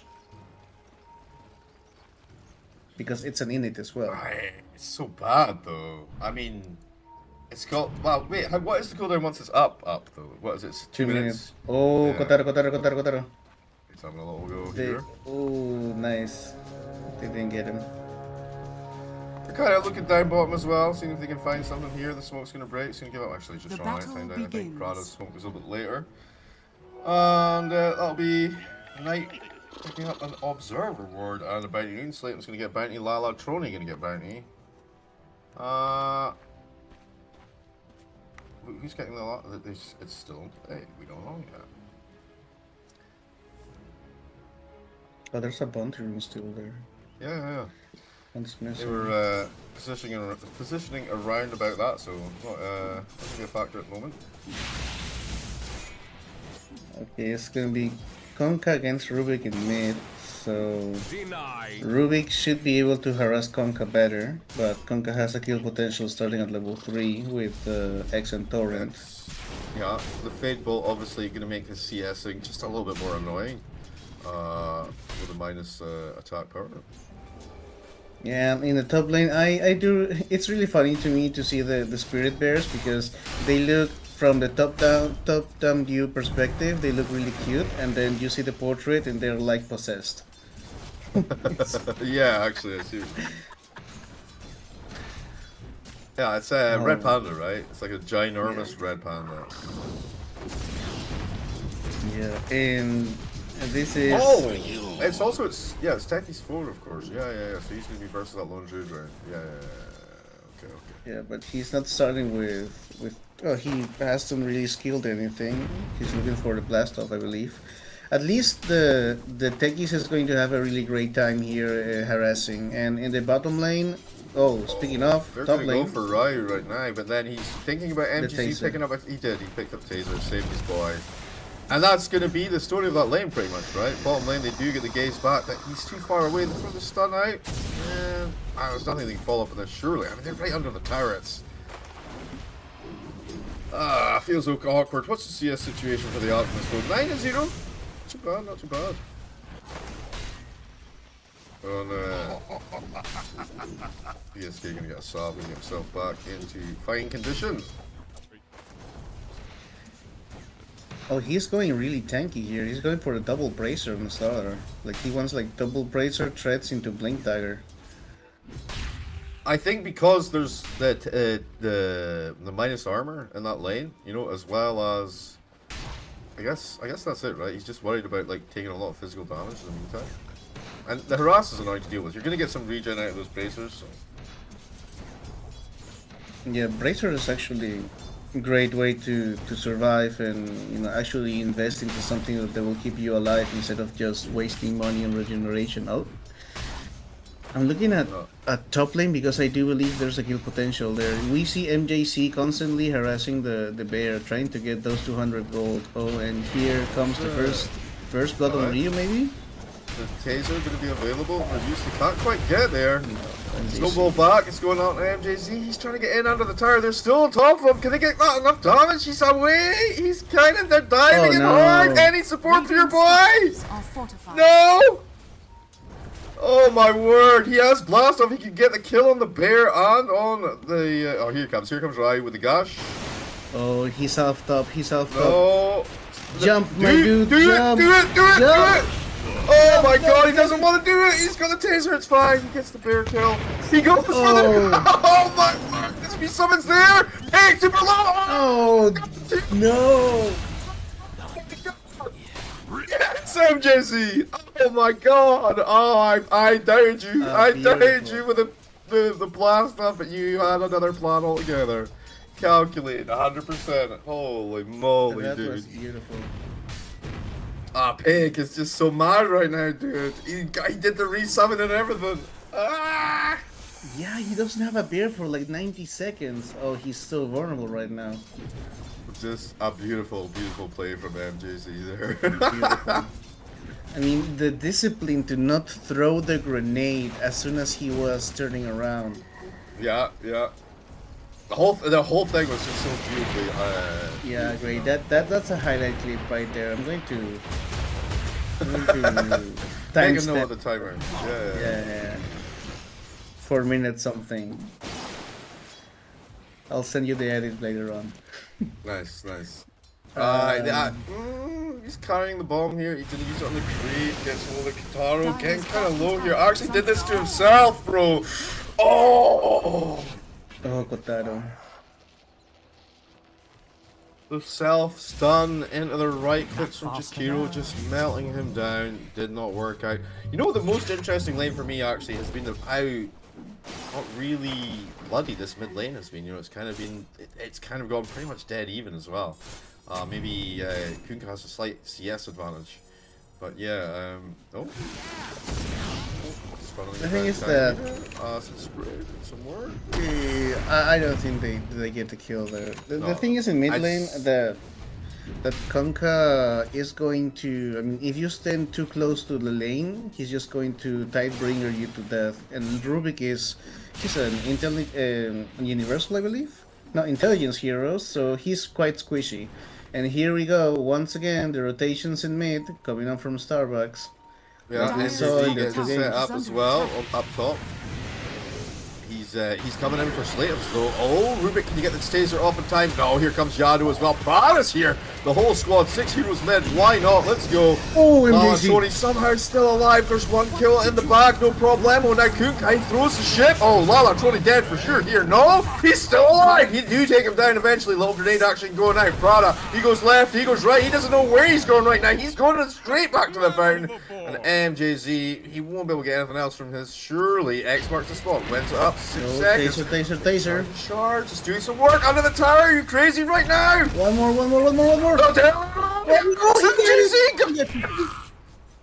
Almost getting slams. Yado. Wait. Did he kill himself? Scanning. No. Maybe the ram ran out.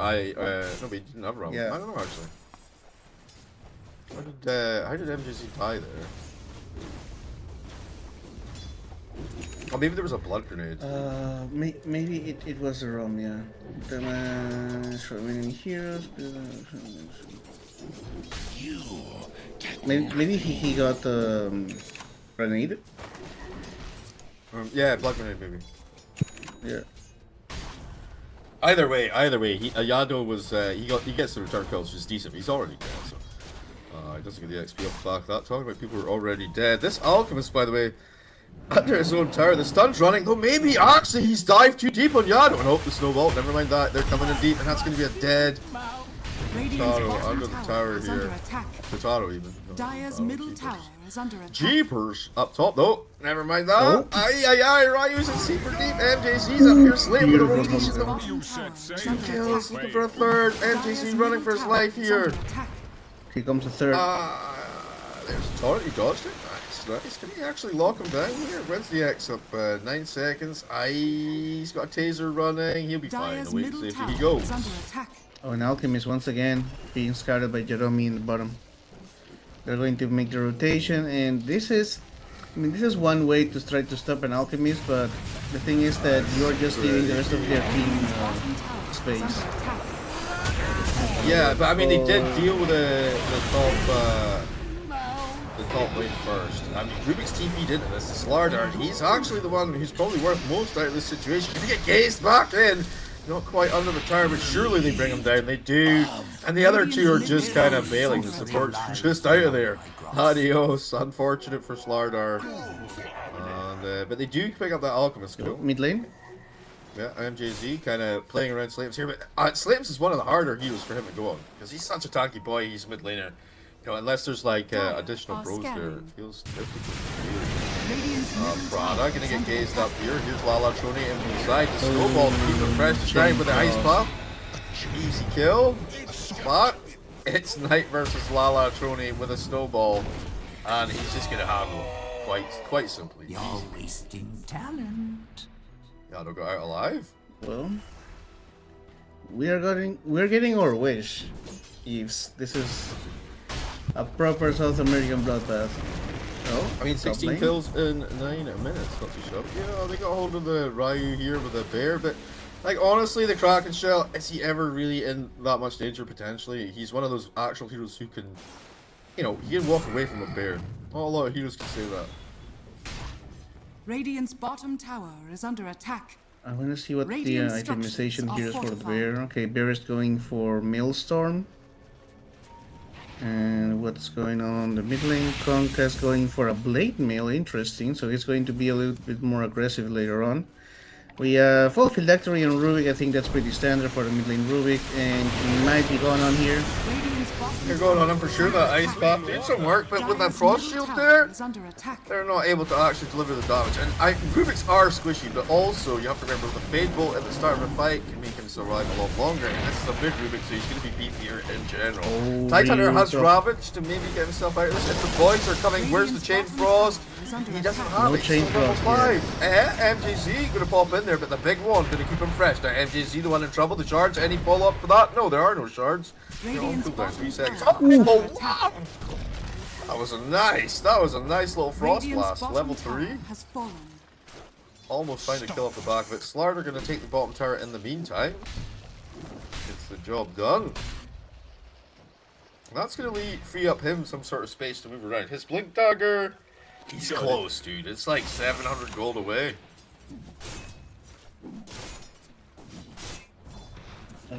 Yeah, like 700 gold, 500 gold away now. And I want to see the Alchemist. What does he have? He only has the Talisman of Evasion. He is so far away from that Radiance. Like he, you know, the timing of an Alchemist of an Radiance is between 12 and 14 minutes. So I don't see it happening here. He's I been mean, yanked too much. Radiant's middle tower 0, 3, is and under 0. attack.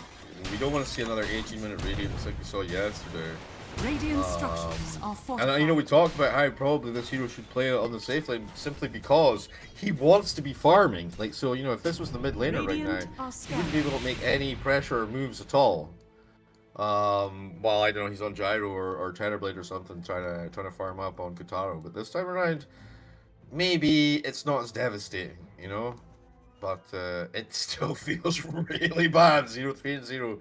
12 minutes in, no Radiance.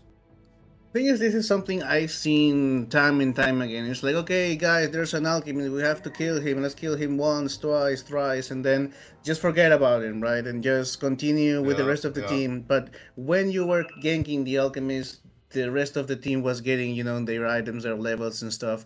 And once you ignore the alchemist has the capacity due to the Grievous Greed to get the timings, maybe like a minute or 2 minutes more.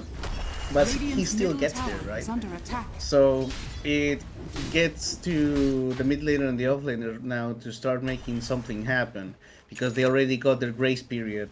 and the free trial is over. They have to pay the space back, and I think they're going to do so right now. I see a big rotation coming up here. Maybe they want to go So for a damage on the river here, and Slayham's is just going to walk straight up. They don't have to be a tower. Now here. they're going for Taro. They're going to try and hunt him here in his own forest. No. I mean, okay. Like Rubik is Yeah, farming. Good ward though. Good ward. They see it coming and like they back it up, but like look, Prada's still kind of hovering. Maybe he's looking to try and get something going on here. Yado coming in for a little bit extra support. Do they see him? Radiant's middle tower. Well, they see Lala as well though, and the tower now taken down from. Oh, below. the X. Holy moly! Bolt as well on top. Wow! Up damage. Remember, goes up to the high ground, tries to cut him off, but the taser's there. It's ready. Husky, he comes in from the side, tries for a little bit of action here. Snowball on attack. He's not ideal. Did not get taken off, but murdered off the lich, murdering the MJZ. He's going for the blast off. Can he find anything? No, the crush is there. DSK trying to creep himself to safety. Slate has an angle here. The Ravage going to get used now. It's time to get back in there. Surely the stolen Snowball. Oh my word, the damage returns from insane. Snowball back the other way. Here comes the bear. Any root for your boys? He does get the root. Goodbye, Lala Trony. Now the turn. Night got double kill in the meantime. Ryu is here all alone. Here comes the Chain Frost. Okay, yeah, he can maybe get something done here. He's not going to throw it. He's... Dude, throw it! What? Huh? Brad, my dude, what's happening? I mean, huh?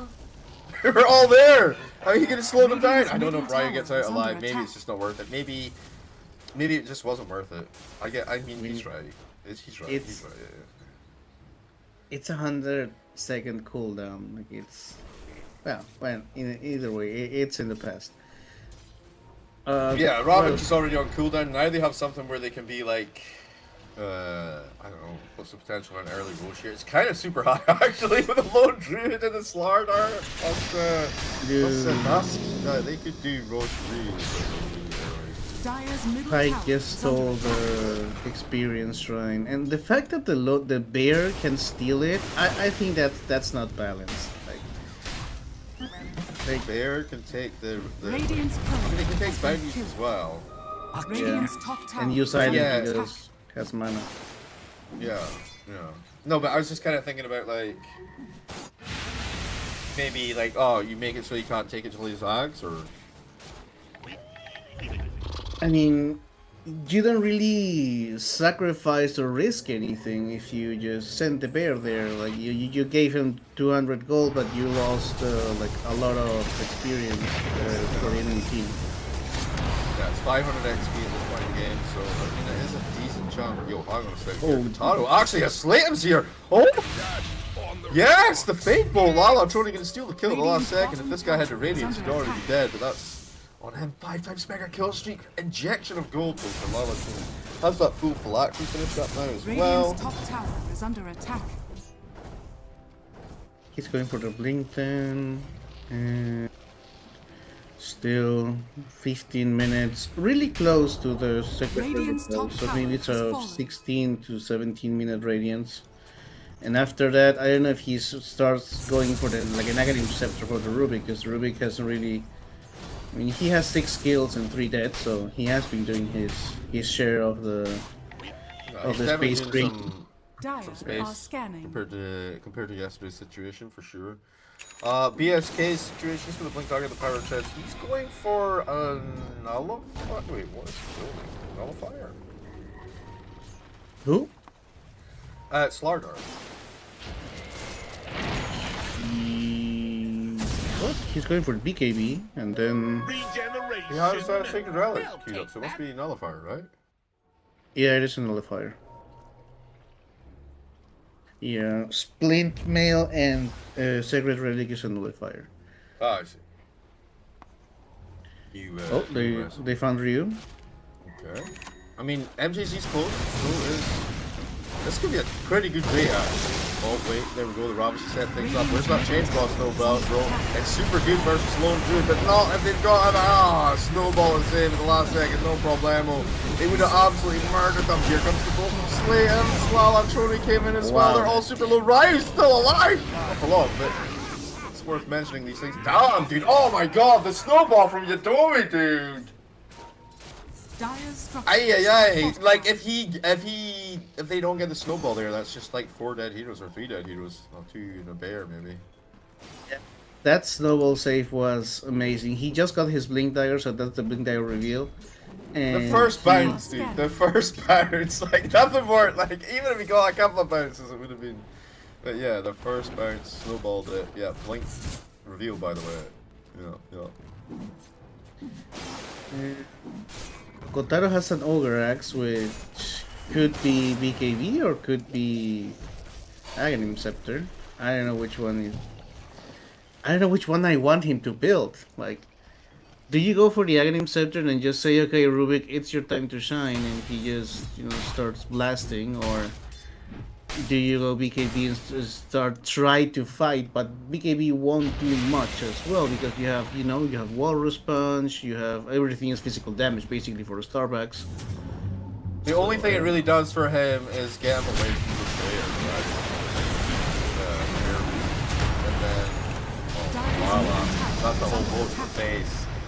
Surely he can't get out of this. He's somehow still alive with the Ice Path and Macropire. Literally 3 ults to kill this man. Worth, I don't know, maybe. 34 seconds on the sideline, 20 seconds, no lich. Has got Chain Frost available when he comes back. He's still level 8 though. Yeah, it's gonna be an Aghanim Scepter for Alchemist. So... Okay, he's gonna juice up Lala. Is that the best? Oh wait, hang on. Here comes PS in the river. There's no way, bro. There's no way. It's Jover. He's toast. I mean, it just goes to show how much HP you can get back from the chemical rage. Though. Like he's able to kind of tank it even for a little bit, Oh yeah, Slarder in the river, in the water, in the jungle. Not something you want to come across or fight, Yeah, BSK is doing a great job of initiating, and then from time to time go to see how the Alchemist is doing and paying him a visit. And now, yeah, second level in Corrosive Haze, minute 19, let's go for Roche, and go for Tormentor, get like a 2k to 4k gold advantage, and maybe get the tier 2 towers right now. Actually, this is taking much longer than I thought. I thought with the Slarder and the base level and stuff, it was just gonna get chomped real quick. So that was like 30 seconds at least. That's crazy. Are they going to Ryu up top here? Just TP'd up here for this immediately? Dire's top tower is under attack. And then Tormy, right? Tormy at the moment is top. Yeah, up in 5 Tormy seconds, is... It's gonna spawn bottom though, right? It spawns bottom, bottom. yeah. It spawns bottom. Interesting, so they're in position immediately. Yeah, they're going for the Tormentor. I mean, you have Slarder. One of the main things with Slarder is the capability to be very early Tormentor potential. So, they're doing exactly what they drafted for. The shard going to come out now for Night, which is going to be the 2 jewels, right? The Liquid Fire, Liquid Frost. Gold for me. With no cooldowns. Oh, they find Kotaro. They're TPing. Okay, kind of trying to deal with the ledge here. Chain Frost. No, it's Chain Frost. But then it actually worked this time. The snowball didn't quite get him out. Kotaro already toast though. No other bodies here to help out, and he did get the Chain Frost off. It was a decent time. Oh, bottom lane. Maybe they get Bakes there at least. I don't know. Bakes thought he was winning, but actually it's the other way around. The stolen shards, the TP. He's just gonna get out of there. Are you serious? He did TP. Dire's middle tower is under attack. Right. Didn't realize the animation was the same. And now they are back at bottom lane, trying to go for a tier 2 tower in bottom, making the map even smaller. They're getting Aghanim Scepter further away reality than it was. And this Tusker is on 100% like saving duty. She's going for dual scepter now. He has a blink dagger to do the snowball saves. He's getting a pipe for later. Just making sure that radiance isn't going to be a factor in the team fight. Downtown, who's in here? We're messing around. Oh, they're bullying Rubik. Alex is finished for the Spirit Bear. He got Alex on the bear faster than Alex. I guess that's all he has on the. That's all he has on the bear. Is that enemy armor, right? It's like, I mean, that's still pretty fair enough. Another show here. Quick delete on NJ's. No super plays can be made here right now, and they're going to clean out the triangle just for good measure. Taro, he has the first axe. He has the first axe. Is under attack. Shooting it straight to Rubik, of course. Here we go. Let's see. Rubik is now top of net worth. Yeah, barely. Barely being out. Barely, indeed. We're getting there. Some bad jokes. What can we see now? Charge and tidal wave. Okay, lift him up, drop him back in there. Box off that blade, no the X. The follow-up from BXK. Here comes Mr. Tusk as well. Snowball gonna be a bit of a problem, but Lala Trony, can he steal a snowball of his own? He cannot. Oh my god, the damage though! The Chain Frost is rolling. Oh, it bounces. BSK. It bounced off to the creeps. Sometimes. Oh no. Feels bad, man. I mean, the Radiant's actually maybe doing a little bit of work. They actually got the Aegis. Backline, NJC is dead. No buybacks available for any of the heroes though. And the Radiant's the Rage is keeping him alive for a little bit longer, but it's nowhere near enough for the amount of damage potential these guys have right now. They did get the unstoppable kill streak on Slardar, so one tiny sliver of silver lining there. I mean, maybe more than a silver lining, it's like a huge huff of copium because it's like 16k gold advantage in 23 minutes. It's rough, buddy. It's really hard, especially because you have an alchemist and you should be ahead in gold. Your alchemist has less. Well, obviously he just gave 4,200 gold away, so maybe he should be right around the 3rd to 4th position in gold. But still, alchemist should be always on top. And I think this is just the Spirit Bear pick. Like they saw alchemist and they just said, okay, it's way too fast. They really can't deal with the Spirit Bear at all. The bear is just, you know, taking towers, taking farm, creating space, and the hero is just, you know, clicking neutral creeps now. Going for the Shadow Blade. Actually, he's just chilling. He's just chilling. Yeah. Oh, triple bounties as well. So you give the Aghanim Scepter to the Rubik, and Rubik is the first one to be initiated on. Like they are literally focusing just the Rubik, and they kill him really fast. So your investment of Aghanim Scepter is lost right there. Well, talking about investments, Taro gonna fall again. Another 3-man gank gonna find him here in the forest with an Observer Ward under a sentry. Coming. Oh, Ryu trying to get on. Okay, never mind. I thought he was going to try for a bear kill there, but I feel like it's not really that applicable right now. Gado, he does have the heals finished up, and he's kind of almost to the ring of Tarask. That's the chunky bit, of course, of the pipe.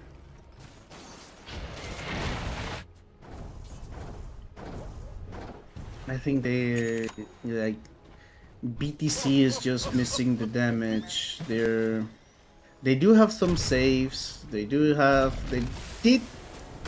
pretty decently in the laning stage. Like MJC gave us like really solid plays right there, but they're missing the damage. They didn't have a carry for so much time, for like 20 something minutes, and Kotaro was just ganked constantly. And the thing is also that if you have an alchemist, you have to make something happen in the map. Otherwise, they're going to just be ganking the alchemist without being punished. You have to punish the rotation on your carry 100%, always. Otherwise, they're just going to do what they're doing right now, which is always killing your carry, then going for a structure, and killing your carry again, and you don't get a tower. BTC hasn't really pushed a tier 1 tower, and I don't think our tier 1 tower, at least the mid one, is close to falling, but that's as far as they go. It's just half damage to this tower, bro, with the bear. Like, you're gonna get the kill on it, but you know what? He's got a resummon ready to go. You don't care about the bear. And that's permanent damage, dude. Like, and it's the, you know, they can just be in there having a team fight with the I'm gonna try for a play here. The snowball forward from Yano's a little bit too deep, maybe. Slayton's gonna try and help out with a little torrent action. Action from Jakiro. Now, Kunkka has everything. The blade mail's up. Yado only has tag team and walrus punch. Where is Lala? Lala has snowball stolen. And Alchemist is here as well. This could be... Wait, hold on. MJZ's also got a decent animator. This could be a little bit too deep for the boys. They really need Knight in this fight for sure. BSK is so far away. He's not going to be part of the fight for at least 4 seconds, maybe 8. Peck is in the jungle. So yeah, this could be an overextension. Maybe they get a double kill here. Unless they panic, of course. What's the Jakiro situation? He has Ice Path. Doesn't have Ice Path for 4 seconds, but that's not really a factor. 4 staff is available. No macro power for 19 seconds. They're just going to run in different directions. I don't really even... I mean... They're just going to bail. They're like, nah, I'm out here. That's generally how it is after a reset, because you don't know where the enemy is. You don't know what they're planning. So the idea is always like, oh, if we both had a long time to think about the situation, we just shouldn't take the fight. Like, the Lich is dying, and then they just go back. Okay. I believe that's the result of this situation. Okay, they're ready. Knight is coming back. Here we go. Which is armed. Well, he has a pavés though. Okay. Lock back in, the punch, he comes straight back in, Lich is toast. Oh, only one more. What's up? Double dual fire to come through the crosspath is ready in 1 second. Of course, that back line. Slardar turned up. He got there in the end. Like the crosspath from BKB trying to man fight through this. The buyback from Lich, by the way, the chain cross is potential, but the fleet is there. Those ships coming in left, right, and center. Here comes Big. He came all the way across through this team fight. Now Alchemist runs in. He has the start available. Radiance Burn doing some work. Oh my god, the Mark of Fire coming through right with the buyback now on the Titan. Trying to come in here, trying to get something back. Maybe Anthem with a Ravage. The bear, at least. No, he's going to try and save his boy.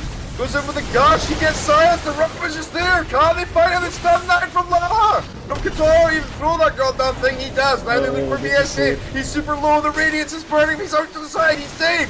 Turning around looking for Pig. The hero is still in here, by the way. He's toast. They take 2. Goodbye, hero as well. Now the snowball. There's nowhere for him to go. Nowhere for him to run. But he'll still put MJZ down real low. And that's going to be the end of that fight. Wait, the heroes. This guy's got so many tricks up his sleeve. Down he goes. And overall, I don't know. There was a buyback there as well. But yes, fucking huge.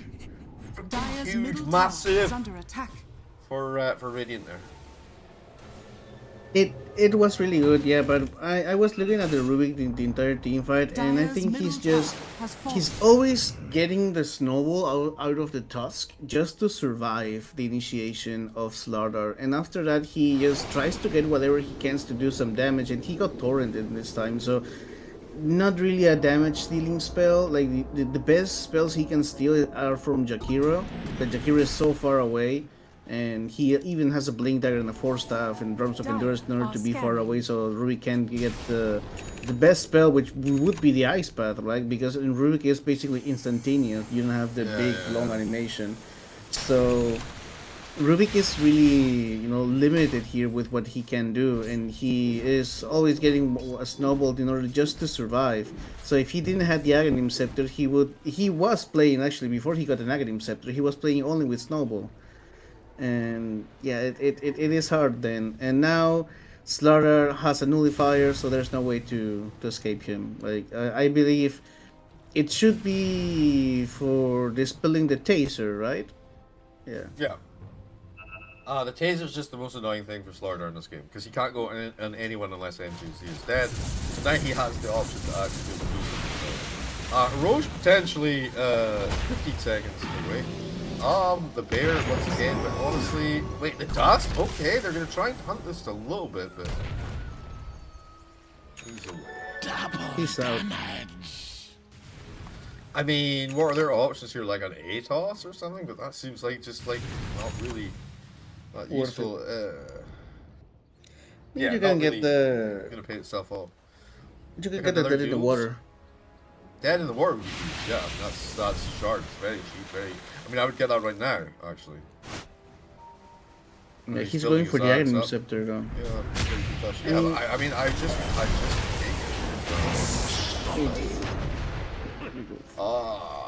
Yeah, I don't really see the gush doing work here because you don't really mean, have it's- physical damage.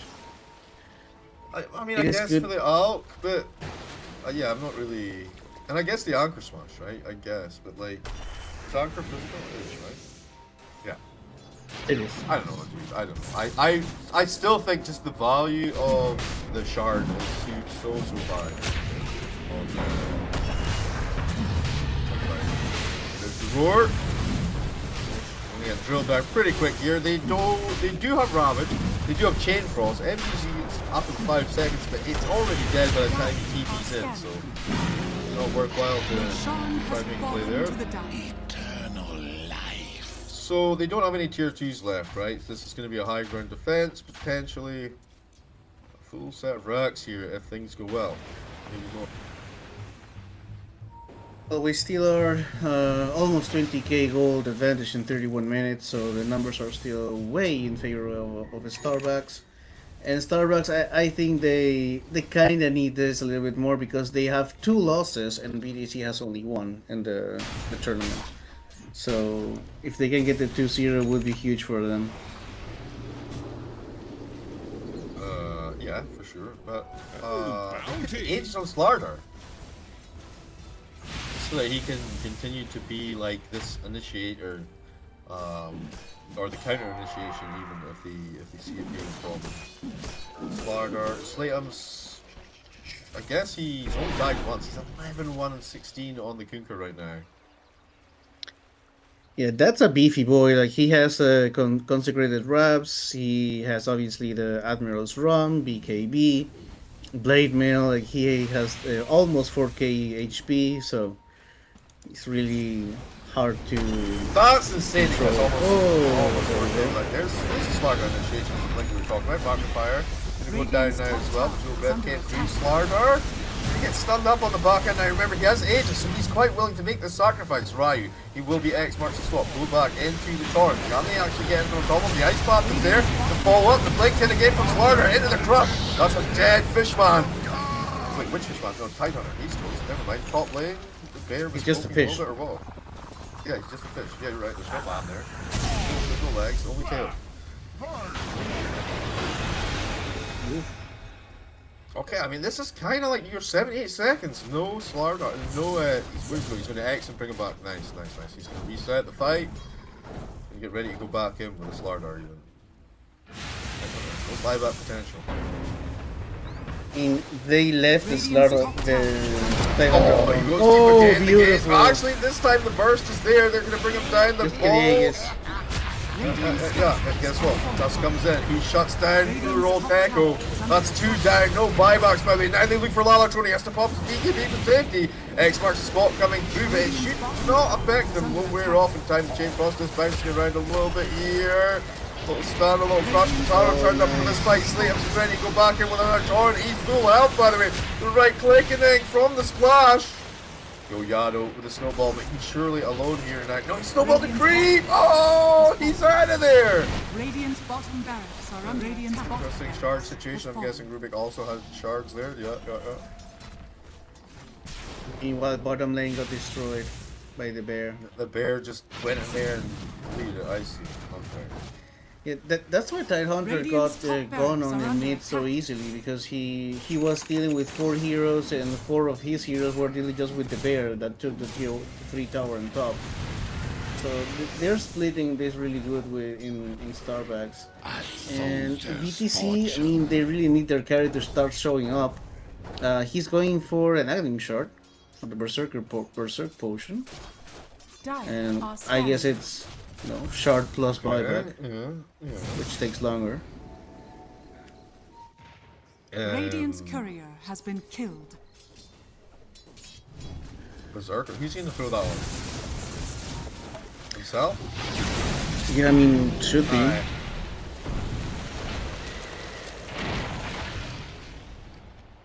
Okay.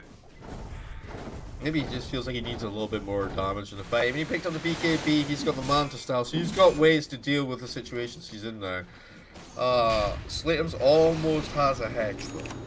That's going to be another huge power spike from control points of view, and, you know, makes it way easier to kill the Tide Hunter. Yeah, I think they're just going to wait for our next Roche, which is in maybe 3.5 minutes. And after that, just end the game basically. So Tekis has about 4 minutes to start just planting proximity mines everywhere, just to punish the initiation like he did with Slardar a couple of minutes ago. And they're looking for Kotaro once again. Spirit Bear is just in this right there. He's gonna get him. Oh no, bro. There's just no vision around here either, so it's literally like a gamble playing here in the first game. But you've got to farm somewhere, you know. He's gonna get himself to safety though. Popping off the chemical rage. It's gonna be a minute cooldown, but you know it's better to be alive than dead, obviously. Other pearls of wisdom coming from you soon, guys. Don't worry.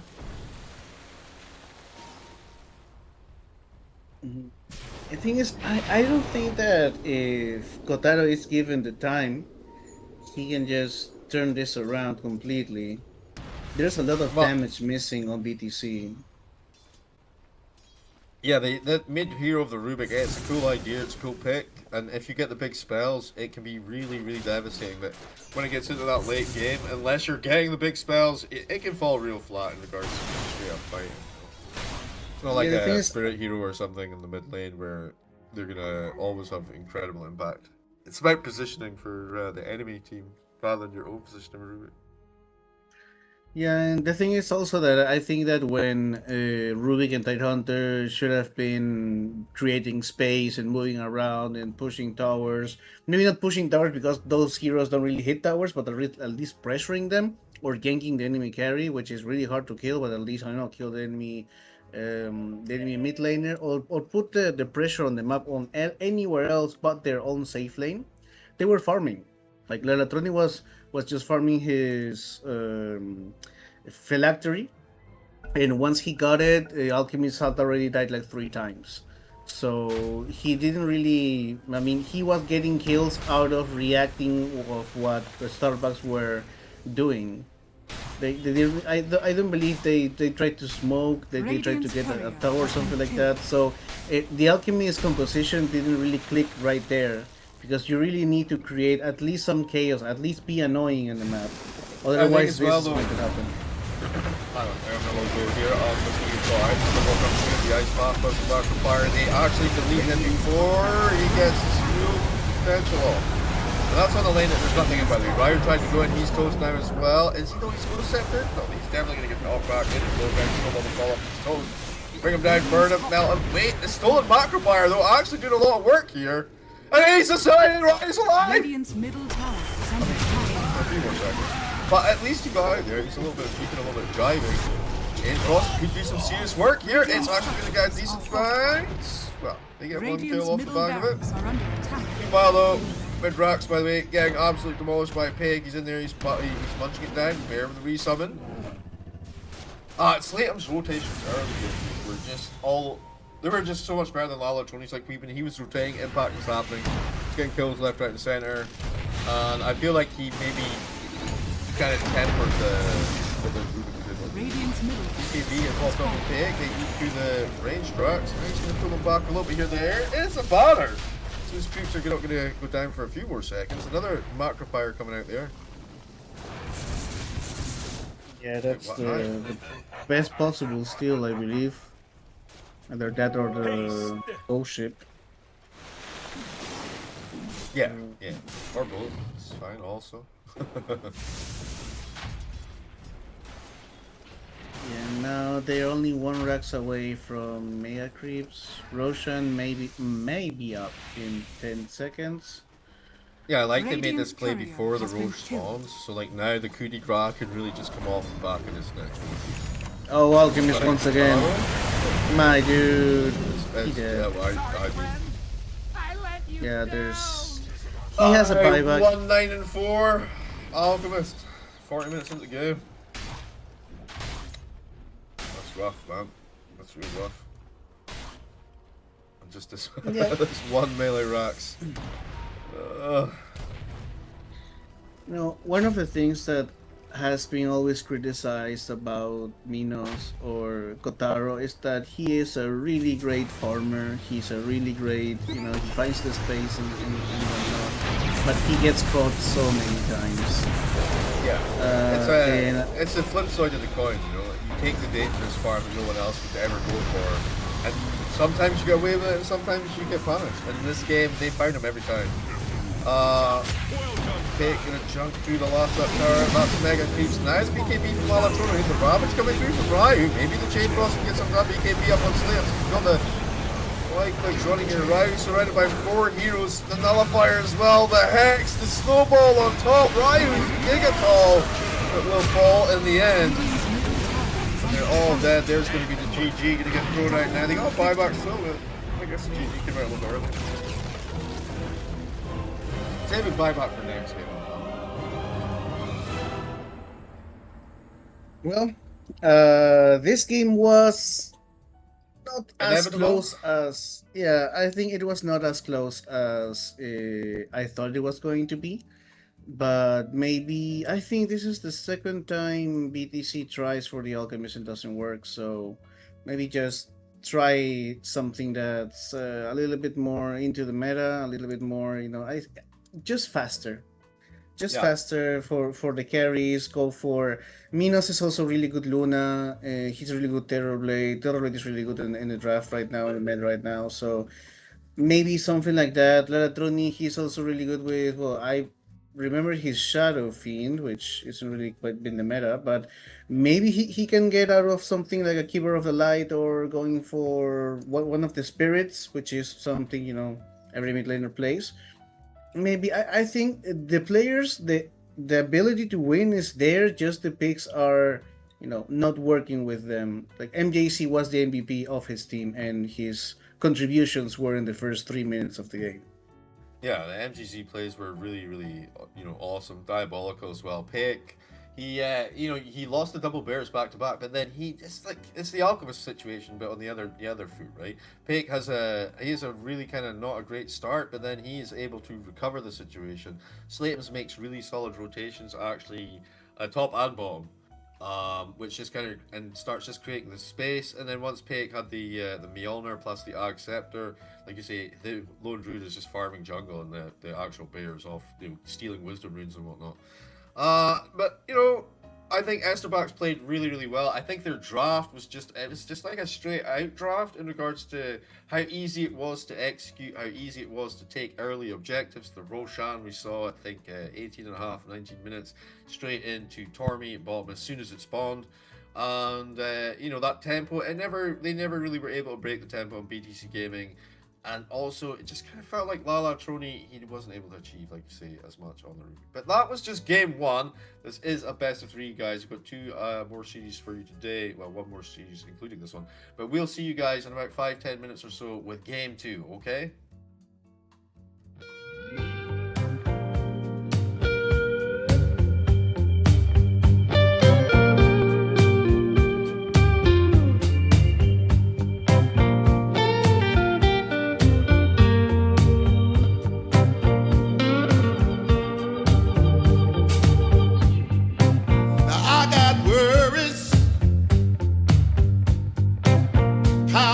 In my chest,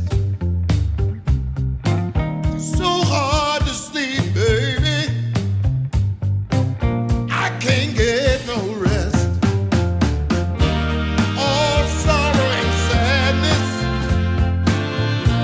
Tell me what I'm gonna do. 'Cause baby, without you, I'm all wrapped up in blue.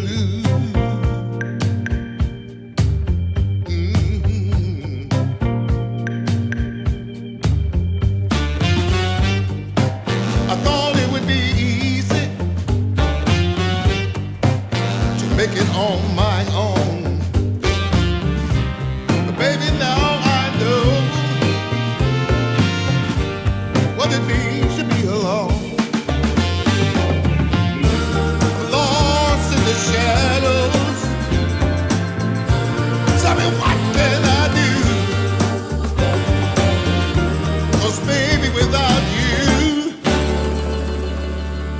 I'm all wrapped up in blue. Wrapped up in blue. Wrapped up in blue. Wrapped up in blue.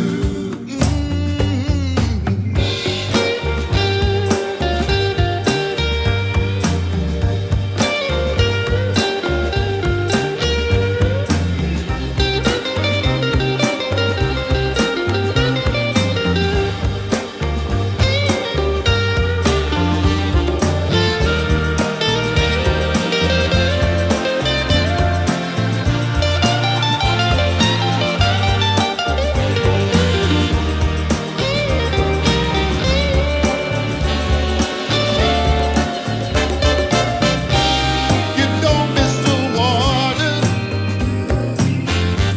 till the well runs dry.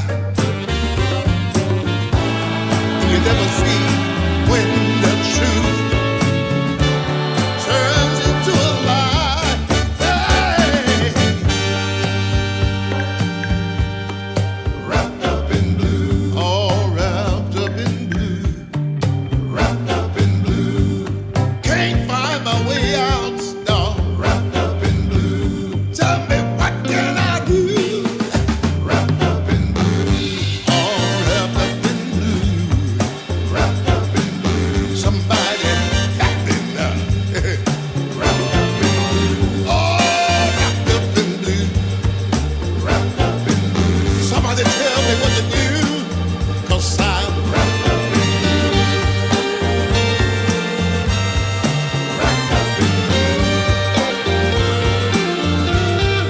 Wrapped up in blue. Wrapped up in blue.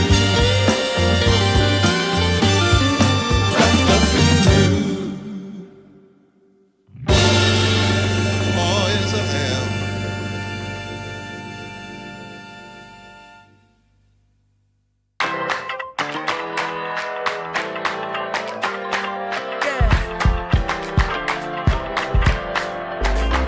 You crack the ceiling.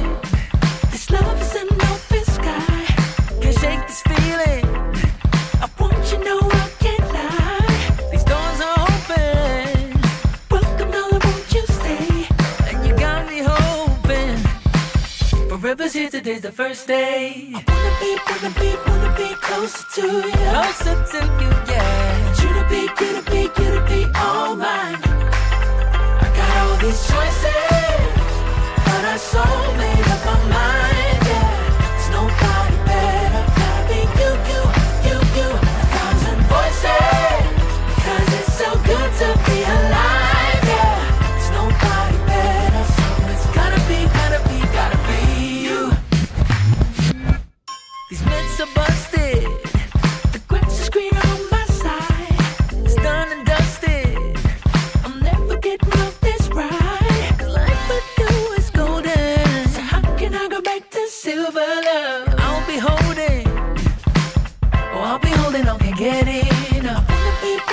Wanna be closer to you. Closer to you, yeah. You to be all mine. Oh, yeah. I got all these choices, yeah. But I so made up my mind. There's nobody better, gotta be you. Got to be you. 1,000 voices, yeah. 'Cause it's so good to be alive, yeah. There's nobody better, so it's gotta be you. Yeah. It's gotta be you. Gotta be you.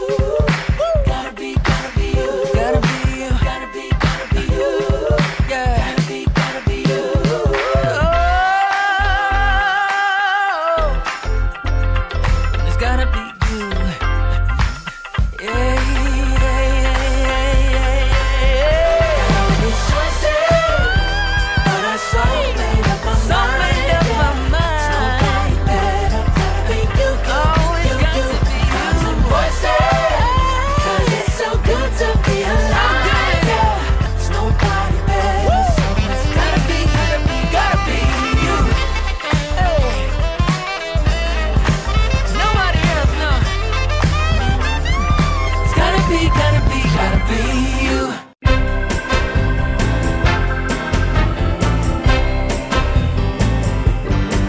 Well, there's this girl that I like, but I know that she's wrong for me.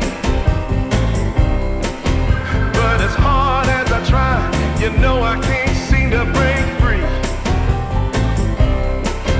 Well, I don't know what I'm thinking of, but I can't get her out of my mind. When she walks in the room, I take one look at her, and all I wanna do is make her mine. But you know that you don't go messing around with a girl like that, a girl like that. You know she's gonna take your heart, and you're never gonna get it back. She's only 5'3", but she's got a little spell on me. All she does is snap her finger, and you know it brings me to my knees. Yeah, I don't care what the people say. She's got everything I need. She makes my heart grow weak with everything she does, right from her head down to her feet. But you know that you don't go messing around with a girl like that, a girl like that. You know she's gonna take your heart, and you're never gonna get it back.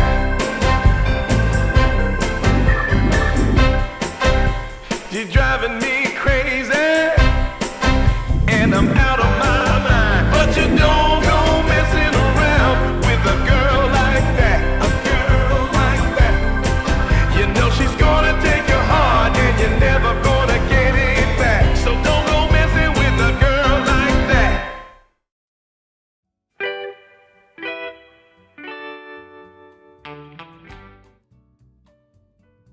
All right, ladies and gentlemen, boys and girls, welcome back to the DreamLeague Division 2 Season 4. I am Jeeves, joined by Zippo. It's Game 2 of BTC Gaming versus Estar. And Estar with a 1-game lead so far. Going to be feeling pretty confident going into this Game 2. Any particular changes you want to see from BTC Gaming before the draft starts? I don't mean this as something against a player, but it's a constant when Starbucks loses that I mean when BTC Gaming loses that Kotaro or Minas doesn't really get to play his hero 10 seconds because he remaining. is Radiant playing for team other back. people.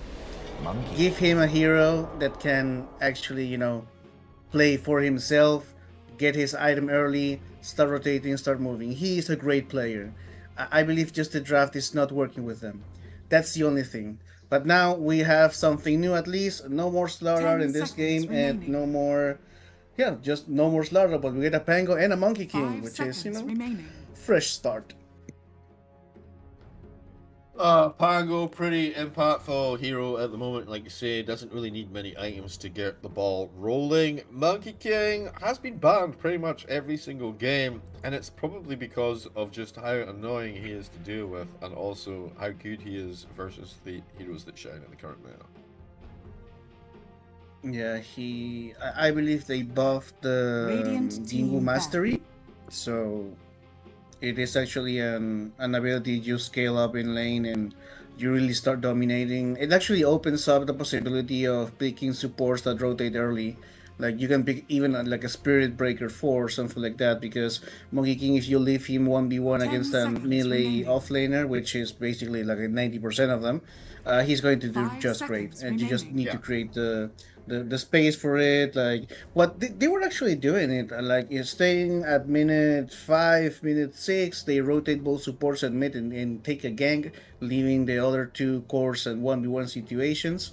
So yeah, it works really well with what Starbucks has been doing in their matches, and they are banning the Doom because Doom Dire is team back. really good in sustain, and that tusk Dire needed to team go. pick. It was way too good. Radiant team pick. Yeah, they were literally able to, save people from the Chain Frost, like, about 4 times. Monkey King, Jakiro very strong laner. We saw last game. Knight really good on this hero. I think he was like 10 kills up or something last game. It was quite insane. 10 seconds Um, remaining. What was your last game? 10, 3, and 23 last game on the G 5 Hero. So seconds remaining. no complaints here.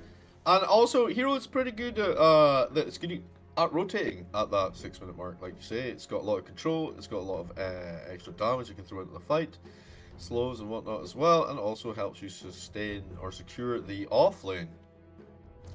So you haven't really got an idea what might be. Tide is still in the pool.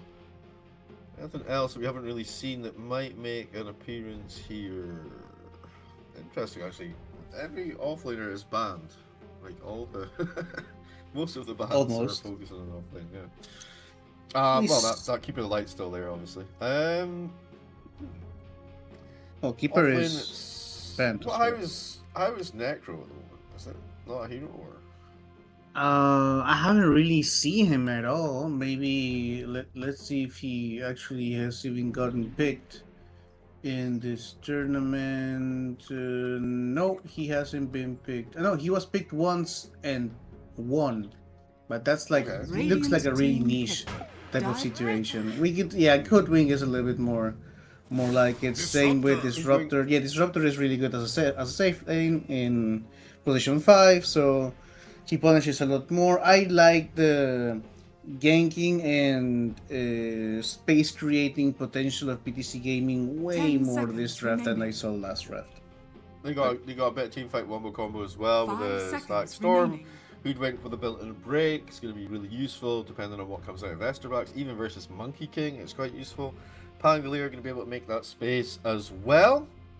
So yeah, they got a pretty good draft coming out right now. But I mean, that's going to really limit the pause 3 the Estar backs Dire with that team as well. pick. Surely. You get the Shadow Demon for the straight up save. Radiant team pick. Axe! Okay, Axe into Hoodwink and Disruptor. That is interesting. Yeah, because Axe really suffers 10 against seconds remaining. he really suffers against ranged heroes. So if 5 BTC just seconds gets like remaining. a Terror Blade, once you like just one level of Metamorphosis and Axe is just out of the lane, you can like kinda help him with the Shadow Demon Disruption, like, buy in a little couple of seconds, but that's it. So You think Axe interested Hero to lane see. or Axe Shadow Demon lane? Axe Shadow Demon. Yeah, okay. Jakiru's usually a 5. Knight did play him as 4 last game, that's why I'm like... Yeah, but you had a Tusk, right? So Tusk Radiant is team played as back. 5. There's the Luna I That was Luna talking we about. talked about. And that's really Yeah, good yeah, versus the Axe Monkey King situation, right? You get the Axe, Monkey King isn't so scary anymore because, like, obviously he's got mega armor in the circle, but you've got the Axe, it's doing insane magic damage. With the versus the Axe, you can use your 10 Boost Beam to seconds secure that remaining. range CS. You don't necessarily have to get in there. Like, Luna's range is not great. You know, 5 but seconds it's remaining. fine in this situation, I think. Bax wants to Dire go on your team Luna, back. even Radiant Disruptor team Technical Stack back. Storm to shut things down as well. Techie's just untouched this game as well, interestingly enough. We get rid of the Puck, we get rid of the Queen of Pain. So we are Yeah, literally they. looking for the... I mean, Pango's going to be mid, right? 10 seconds remaining. Oh, this could be a Monkey King mid actually. 5 seconds I think remaining. Monkey mid versus I mean, Pango. if they go for Dire Pango team mid, Radiant then team Monkey pick. mid is not bad. So Get rid of the Ember, Spirito, and no Brewmaster, actually. So they're hedging their bets with the Queen of Pain and the Brewmaster bans. They're like, okay, what would be the actual problem for us hero-wise? So, let's see whether or not 10 Lala Tony wants to seconds remaining. Pango, or whether it will be Ryu.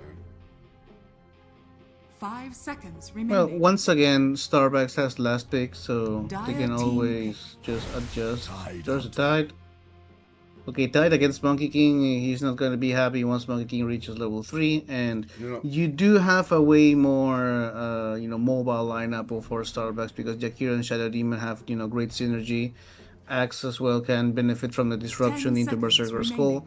And if you leave like Monkey King against Tide Hunter, Monkey King is 5 going to be seconds remaining. just a decent time that you can really anchor smash the damage out of the Jingo Mastery.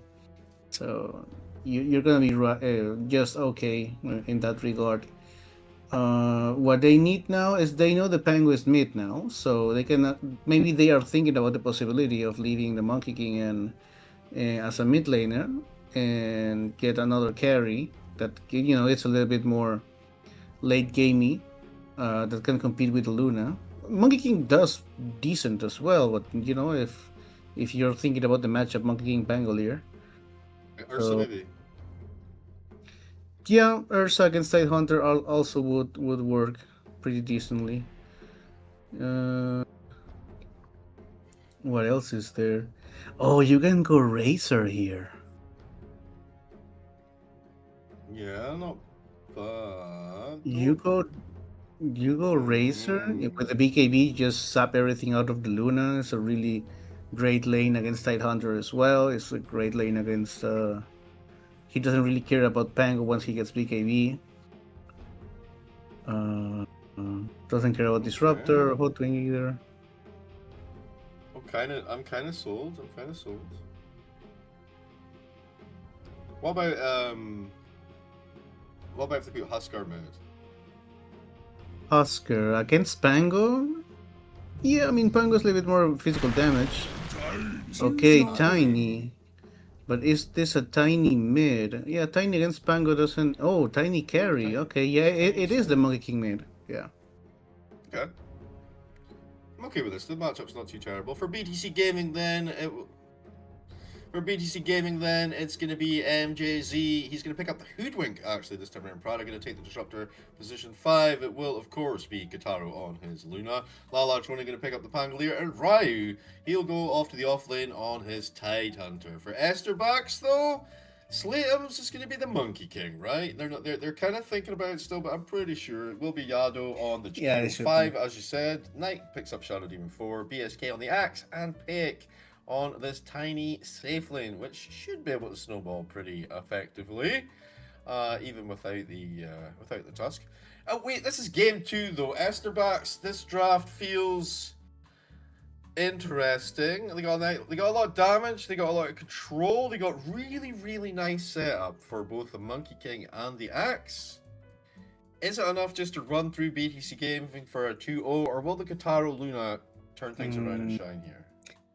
I do believe BTC Gaming has an easier lineup to execute because Tiny against Tide Hunter 1v1 is not as strong as a Monkey King or Ursa or the Razor or whatever we were talking about. So when you eventually leave the 1v1 situations on the side lanes, it's not going to be as one-sided as you want them to be. So Ryu actually has a better option here to do a little bit more of space or damage to the enemy team. And yeah, Axe is also a really hard hero to execute here, especially against Hoodwink, Disruptor, Luna, like Pangolier as well. Like you really need that Blink Dagger really early, so you need a really good early game as well. It is way harder to execute the Starbucks lineup, so I think this is BTC Games to win. You think they're going to push it to a game 3? Well, I'm pretty excited. I'm pretty hyped to get into it right now. And yeah, I mean, I kind of agree with what you got to say. Having a Ravage available is always going to make teamfight setup good. Connect, Field, Stack, Storm. It's going to be, these are wombo combo type situations, and it is just a little bit more finesse. But I feel like Esterbacks just have this really great setup. I mean, I guess they have the Glimpse, they have the Hoodwink, the Bushwhack, the Glimpse back. I mean, both teams kind of making it happen. Honestly, I give BTC the earlier Roche potential as well. I mean, they have the built-in Gush, the Pangolier as well. Can do some annoying things, I believe, still. Not as good as it used to be back in the day, but yeah, it does minus armor with lucky shot, so there is potential there for some early Roche potential, early objective taking. What's the robot set? Ooh, okay. I mean, in this case, when you're BTC, you want your Tide Hunter to get like something like a pipe. Yeah, 100% a pipe. Like, you need a pipe against Tiny, you need a pipe against Shadow Demon, against Jakiro. Obviously, the Axe is physical and pure damage, but you just get a Yule Scepter actually. Like, maybe you try to get a Yule Scepter quick on Hoodwink, and the Tide Hunter goes for the pipe, and then it's really hard to deal with you. Because you're Like just first on tide or straight pipe? Just boots pipe? yeah. It was like boots, Vlad's pipe.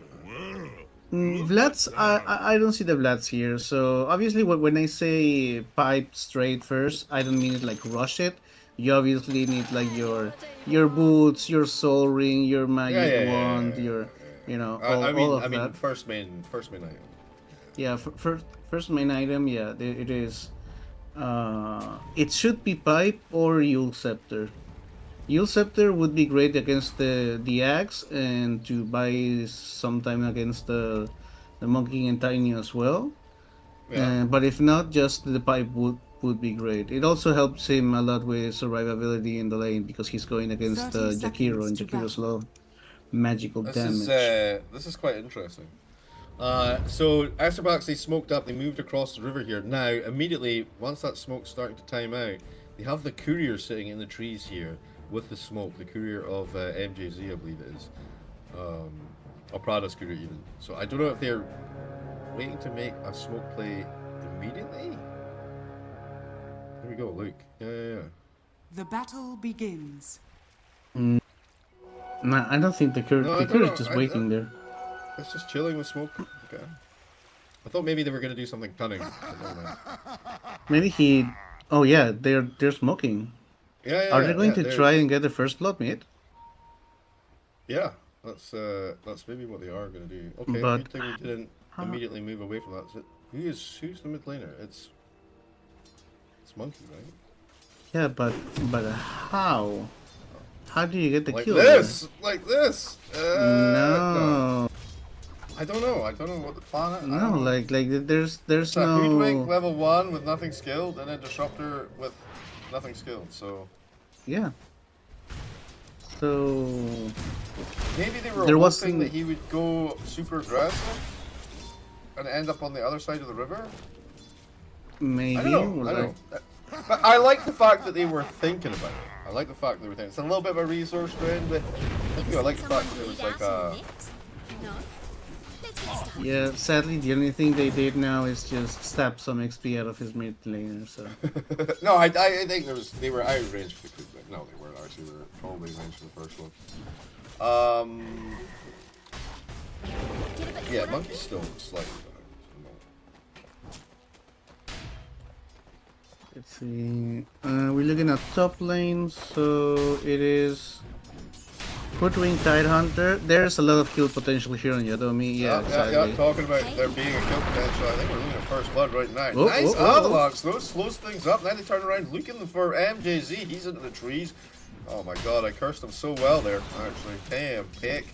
Getting a little bit extra sting there. Yeah, that top lane with the gush potential, with the anchor smash.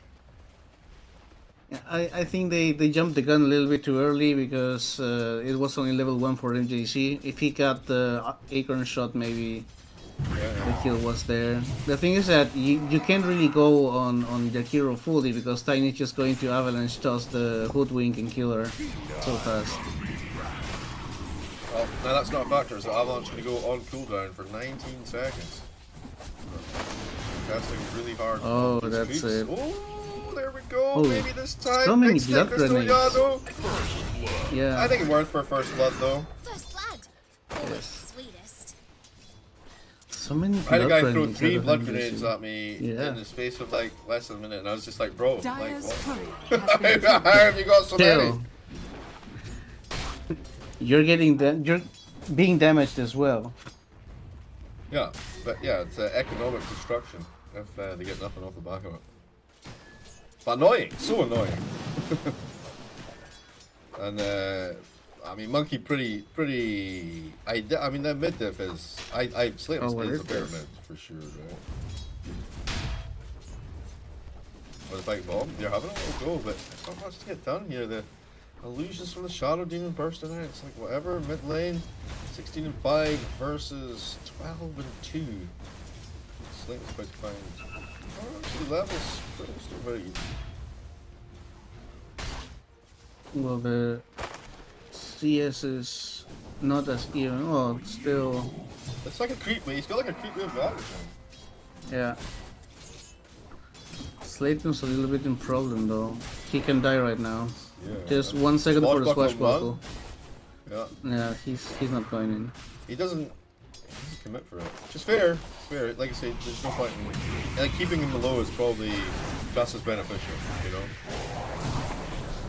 Ooh, bottom lane, Kotaro. Yeah, Luna slowed up here. Big, massive stick with that blood, that hunger. It's too much.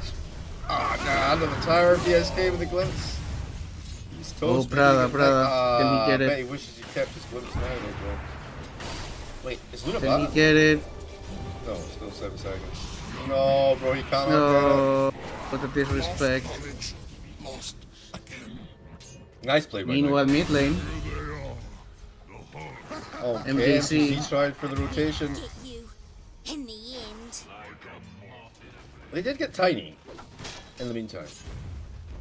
Yeah, they got tiny top and they got MJC in the river. I think you're happy with that though. Okay, for sure. Yeah, ooh, Lalatroni, he's been, you know, eyeballed by Yadomi. Oh, Do maybe we can have- find what is the? Let's go back top.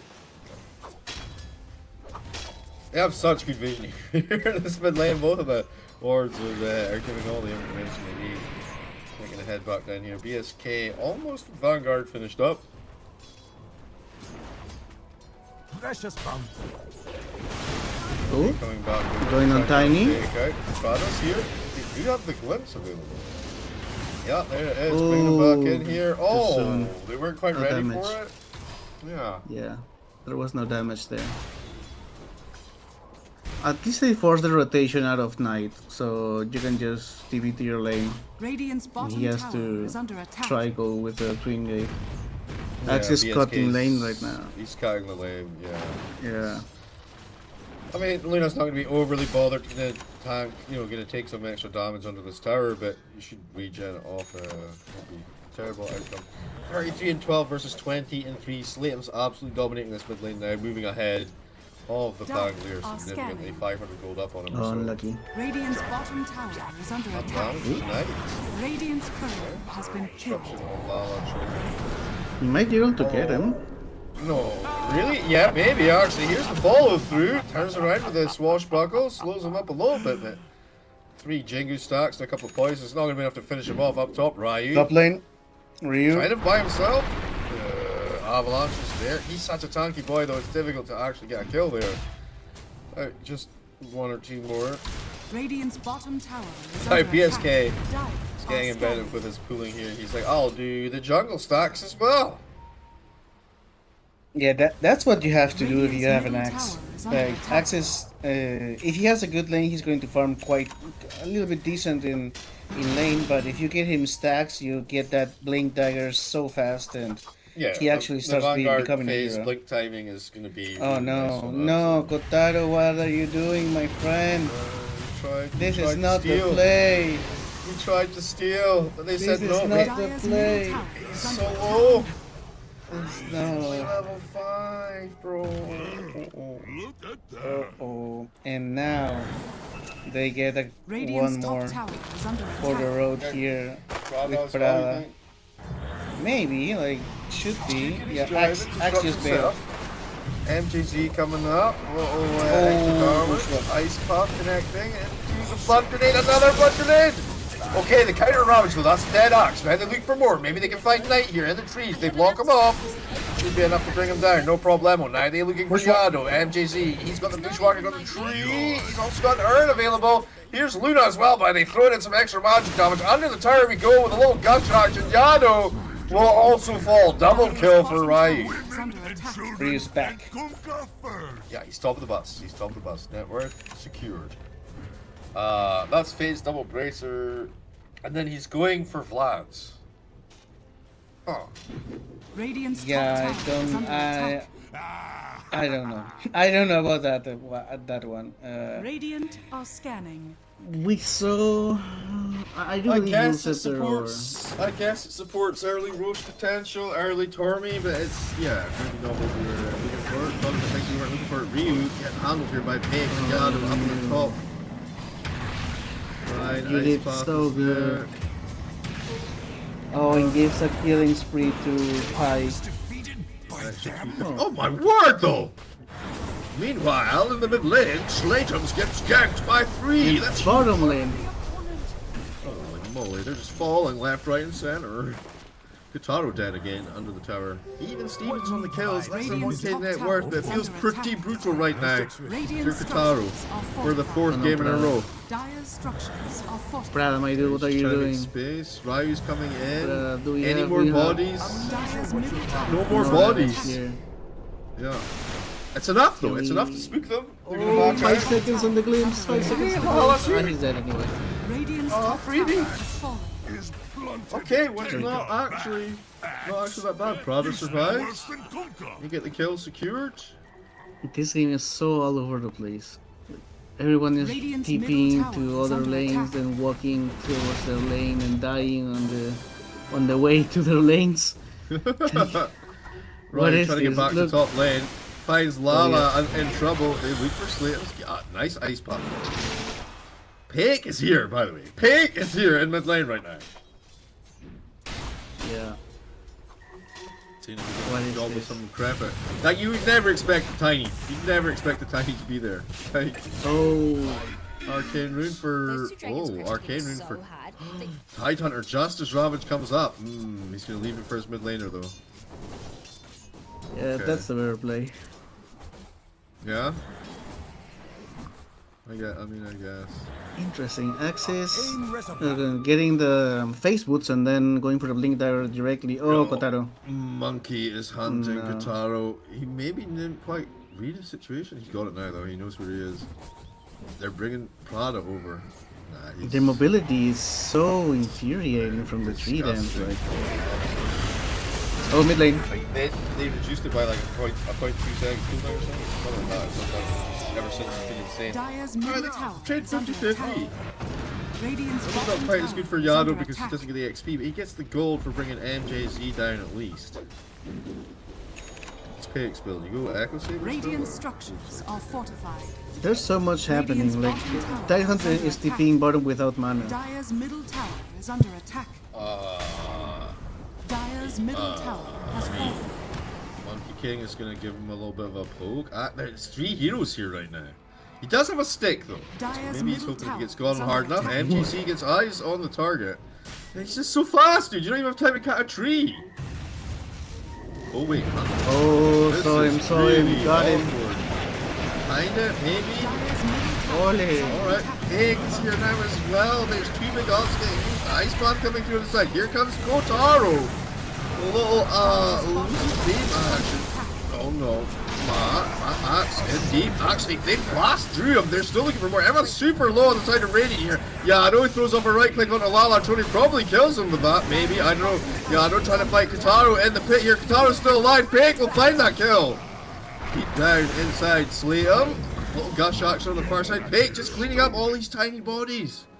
Now MJZ trying to run for safety, but it ain't gonna happen. Monkey with a oh, he tossed him downtown. Night lands on top. He gets creeped tonight. MJZ actually a god. What? I mean, He's sure, it was so good. pure luck. It was pure luck for sure. 100%. 3 heroes trying to kill 100% you. skill. And you die. You get killed by a Radiant's 3 bottom damage tower creep. is Yeah. under attack. Well, I think it's like 20% luck, Radiant's bottom 30% tower skill, has fallen. 40% Yeah. luck. Just kidding. 100% South American. Let's go. Okay, we have a diffusal blade in Lalatronic. That's kind of big. I can Then you have a stun you. diffusal blade just about to be finished on the Monkey King. That's quite interesting, actually. Monkey King is behind the Pango at the moment on farm. He's been rotating more, and his rotations don't really translate into kills 100% of the time. So, meanwhile, Pango was just sitting mid, waiting for things to happen to him, We and paid see off. Stark here in the jungle. So we see Admit for it. Tiny. Yeah, Watch Pig out here. Surely Bravo. Kotaro just hits him with the ult in 1 second's time and he dies. No? No? Yes? Yes. Dire's top tower is under attack. How is he so tanky? The creep wave gobbled a bunch. Oh, nice hit on. That's not bad, yeah. Yano Dyer's holds top it back for a little while. tower No brings down eventually, but he creates the space to get the rest of the players out. The macro pirate was used, unfortunately. But this is a much better game for BTC Gaming. Like, both their cores are top of the bus for net worth right now. We're not having the situation where Karo, even though he's died 4 times in this case, he's still able to sustain net worth. And I guess that was the case with the Alchemist as well. It just didn't look like it because of the Ags, right? He was still like in an okay position farming Dyer's wise. top tower Not only that, like, yeah, but not only that, Kotaro is doing something he didn't do at all last game, which is, be with his team and start actually hitting towers. Yeah. MVG in a bit of a pickle here. Slayton's going to be dealing with the little chip quite easily. Pop, close the weasel. Nice. Rio, gonna walk it off though. No problemo for him. What's the ionization situation here? We almost have 8 rounds in Shadow. Shadow Blade coming out for paying. Pretty obvious pick up there. And the Blink Dagger, 200 of gold away from Axe. And that's going to be go time, right? Once he gets that Blink online. Yeah, that's big. They'll start making a bit more of aggressive kind of plays. Monkey King's been doing a lot of that by himself in the meantime, but with the Axe to follow up or to start things off, it's going to be a much better setup for him. Dyer's bottom tower That's is it. under Finished? attack. Yeah, just got his Blink Dagger. Let's see if they can get a Radiant's good top Blink tower Dagger is under reveal. attack. Oh, he just revealed it. No. Okay. No, he has still got there. it. He's still not. He's still Yeah, fine. Chris Oh, they is got the not smoke to there. follow up behind him. I like it. Oh, that's smart. Like, shows in lane, no Blink Dagger, and then immediately smokes with the Blink Dagger. It's nice. Yeah. If they will just find FJC though, I mean, it's fine. It's fine, I think. Not the good we were looking for. Maybe Pango wants to try and jump in here. He realizes the danger and scoots out of there. I think maybe they could have baited that just a little bit better, but they don't know, right? They don't have 100% vision. Like maybe they get the Pango with the follow-up blink, but the max. But yeah, the kill's there. It's secured. And I believe that was also the Blink Dagger reveal for Pango. So no Yeah. more surprise rolling thunder. Oh, there's the X. And Ryu, he is going now for Acceptor. Oh. Finished up in the vessel for Hoodwink. Alright, I mean, they just don't. They're not concerned about that. Tiny getting handled here. Aye. Are scanning. And I do expect the Ags to be the next item from Luna. I'll be quite surprised if it's not, but I mean he could go a different direction for sure. Oh, night. After Manta? Jesus. Yeah, after the Manta.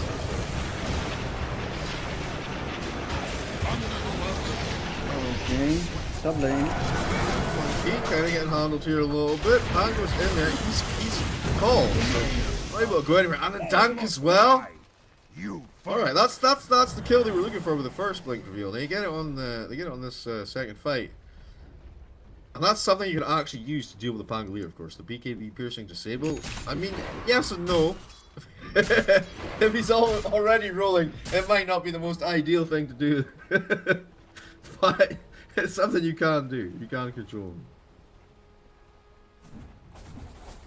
Now I want to think how the late game potential is here for both teams. Like Tiny then just starts one-shotting supports, and Luna can also get one-shots. So maybe the next item, if it's an Aghanim Scepter, I mean, yeah, it is very good for team fights.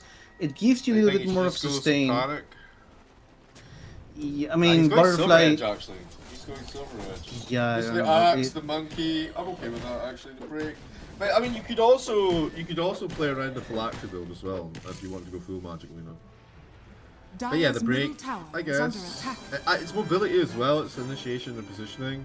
Okay, it's extra beef as well. I think it makes her a lot of a glass cannon build. I would actually prefer like a butterfly here, which, you know, the evasion is always good, the extra armor, the movement speed and attack speed of the butterfly, and after that just get a satanic and that's it. Yeah, Estar is always going to be good. It's going to be decent. It's going to give him the extra purge to get things out. You know, allows him to man fight into Axe. He gets his blade mail up. He's going BKB into blade mail next on the Axe. Radiant Heroes up top here. Maybe we could put some pressure on this tower. They're setting up though. What are they setting up for? Roche is alive bottom just now. He swaps over at 20 minutes. Radiant's bottom Army, tower of course, is under until 20 attack. minutes.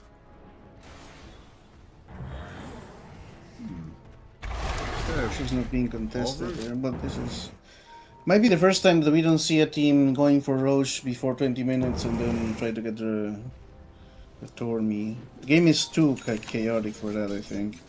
We have 30 kills in 20 minutes. Yep. About 5 kill a minute, more or less. Yado, he's trying to find MGZ, but they're breaking out here. They're heading back. Maybe they want to go for the Roche potential themselves, but he's going to be top in 40 seconds, 30 seconds.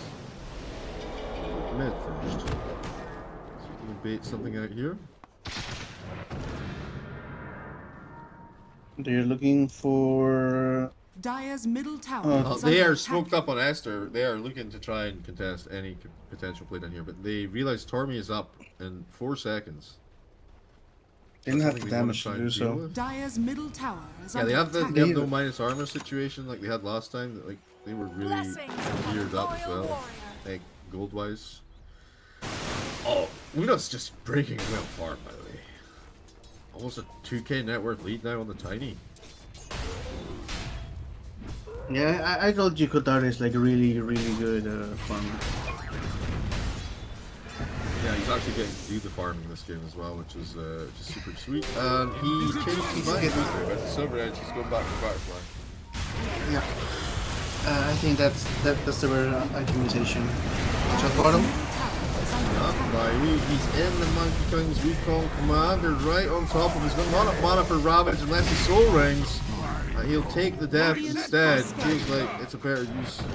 Dire's middle Hold it for the tower next is under fight. attack. Still looking for more, but surely they can't find anything here. I mean, I say that, this Monkey King is just a terrorist. He's everywhere. Yeah, he jumps so fast. It's just... This isn't funny anymore. There's still... Look how fast he goes from one side of the map to the other. It's just so wrong. They're gonna go for the Tormy now, 21 minutes into the game.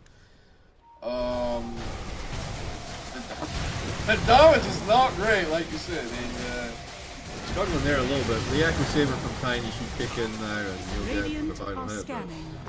Yado again with the shard on the HQ. It was Knight last time.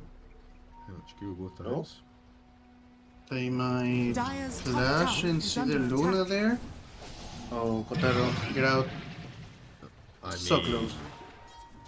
Okay. No. Oh, they fight him now. He got a little bit greedy there. Avalanche toss call. Maybe the disseminate as well as the ice pop. He didn't get to do a single maneuver there. Maybe they get Monkey King in return. That could be something though. The Rolling Thunder's doing work. The Spirit Vessel actually taking down Monkey's down. Alright, that's a decent swap. But this is big. Look for more Yado, the Ravage on top from Ryu. One more hit this time, can't quite find it, slows up. There's the AoE gush. Alright, we're gonna get absolutely burst and destroyed by the two beefy boys. This gush though, Ryu, he's hunting them down. That Vlad's actually paying off, keeping them nice and tanky. A little save from Knight. Like that, knocking up and Ryu. Gonna save MJZ from paying now, but Pig, he's vesseled up. Oh no, the poison. He got caught this time. A little hop, skipping a jump forward, no problemo. Oh, the Jukening, he has Shadow Blade. He could get himself to safety. Well, finally, some team fights happening for EPC here. Oh, they're getting one more. Right, he started up. He got murdered for his troubles.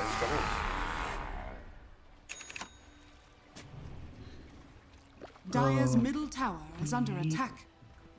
All right.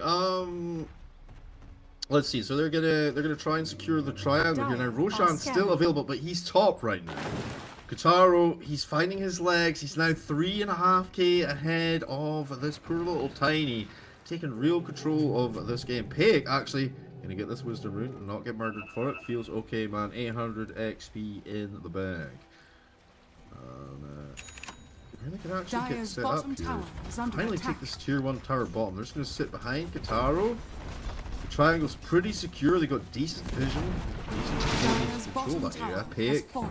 is close by. Maybe 20 to 18. All the ults are up except for Ravage. Dire's 40 bottom seconds on tower that. is under attack. Still wants to loot. I really still feel like Radiant, BTC Gaming, they have really good Roche potential for this early game. Like I feel like they can just take it.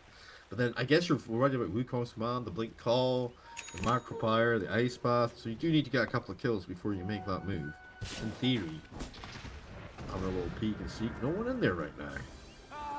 Lala trolling with the Fusel Blade building up into Dire's the bottom Aghanim tower Scepter. is under attack. Almost there. Solar Crest finish for Disruptor. Ooh. Okay, Shiva's Guard. Blink Dagger coming for the Tide Hunter. He's also getting... is Chasm Stone part of Shiva's Guard now? I think it is, right? Alright, here we go. Smoked up from Estar Box. Maybe they can try and get some of this initiative back. Ryu gonna come down on the river. They're gonna see him. They're gonna spawn right here. The blink in from BSK. The call. They try and pull him back in. The market fire. Guys, path. It's all there. BKB gonna get popped up by BSK. Ryu is super low. He couldn't get the Ravage off. And you know what? It's fine. Maybe the Wukong's command is gonna end now. Now they go looking for NJZ. BKB on Pink. He just absolutely runs through that poor little squirrel. Trying to get to safety. Get passed out. Nice kill onto Distributor. Pig still alive in the meantime. Lala Trony kind of low. The control right now from Estar Box and the discipline. They're dropping bodies left, right, and center on the floor. 2 buybacks this time though. Disruptor coming back in with Neckfield stack Storm himself. Also, MJZ is back now as well. They do not want to give up this Roche for free, but honestly, they've already paid an insane price for this hold. Wait, what's back? Okay, but the same, the last second. Disruption. No problemo. MJZ ready though with a bushwhack.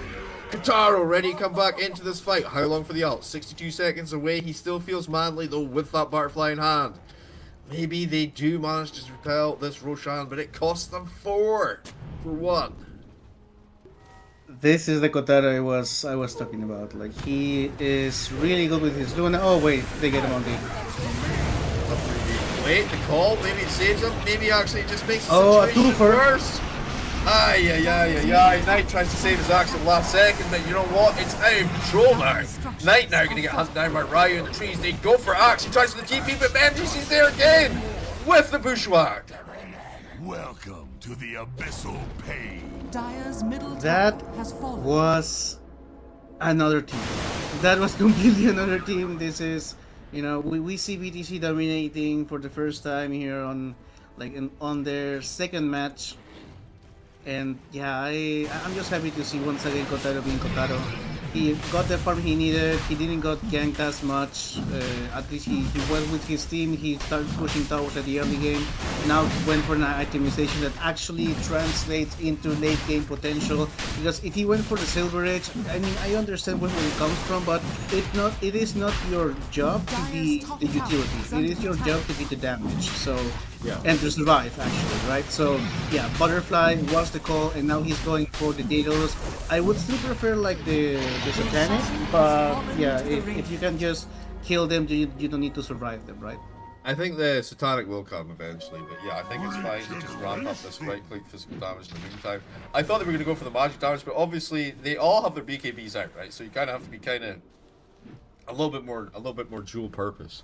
You can't just be throwing in 10,000 damage with your magic. You need to.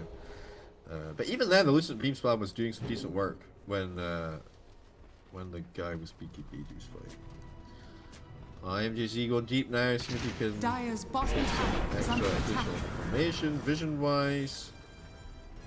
And honestly, Aegis is on your Luna. You just need to sit behind her, keep her prepared, keep her safe. Lala Tony's still kind of making a little bit of moves, but the rest of the team sitting comfortably behind Luna. He's going to chunk down this tier 2 tower bottom. And you know, 3k net worth up. Looks like it's BTC's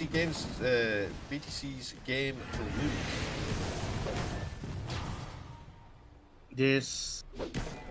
This is the game they needed.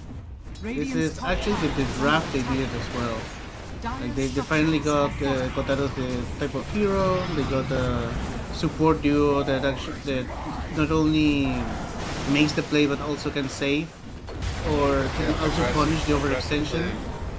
Yeah, can punish the overextension. They can control it as well. Dire's bottom tower has Oh, fallen. and Tier 3 down, and they back up. This is really disciplined play.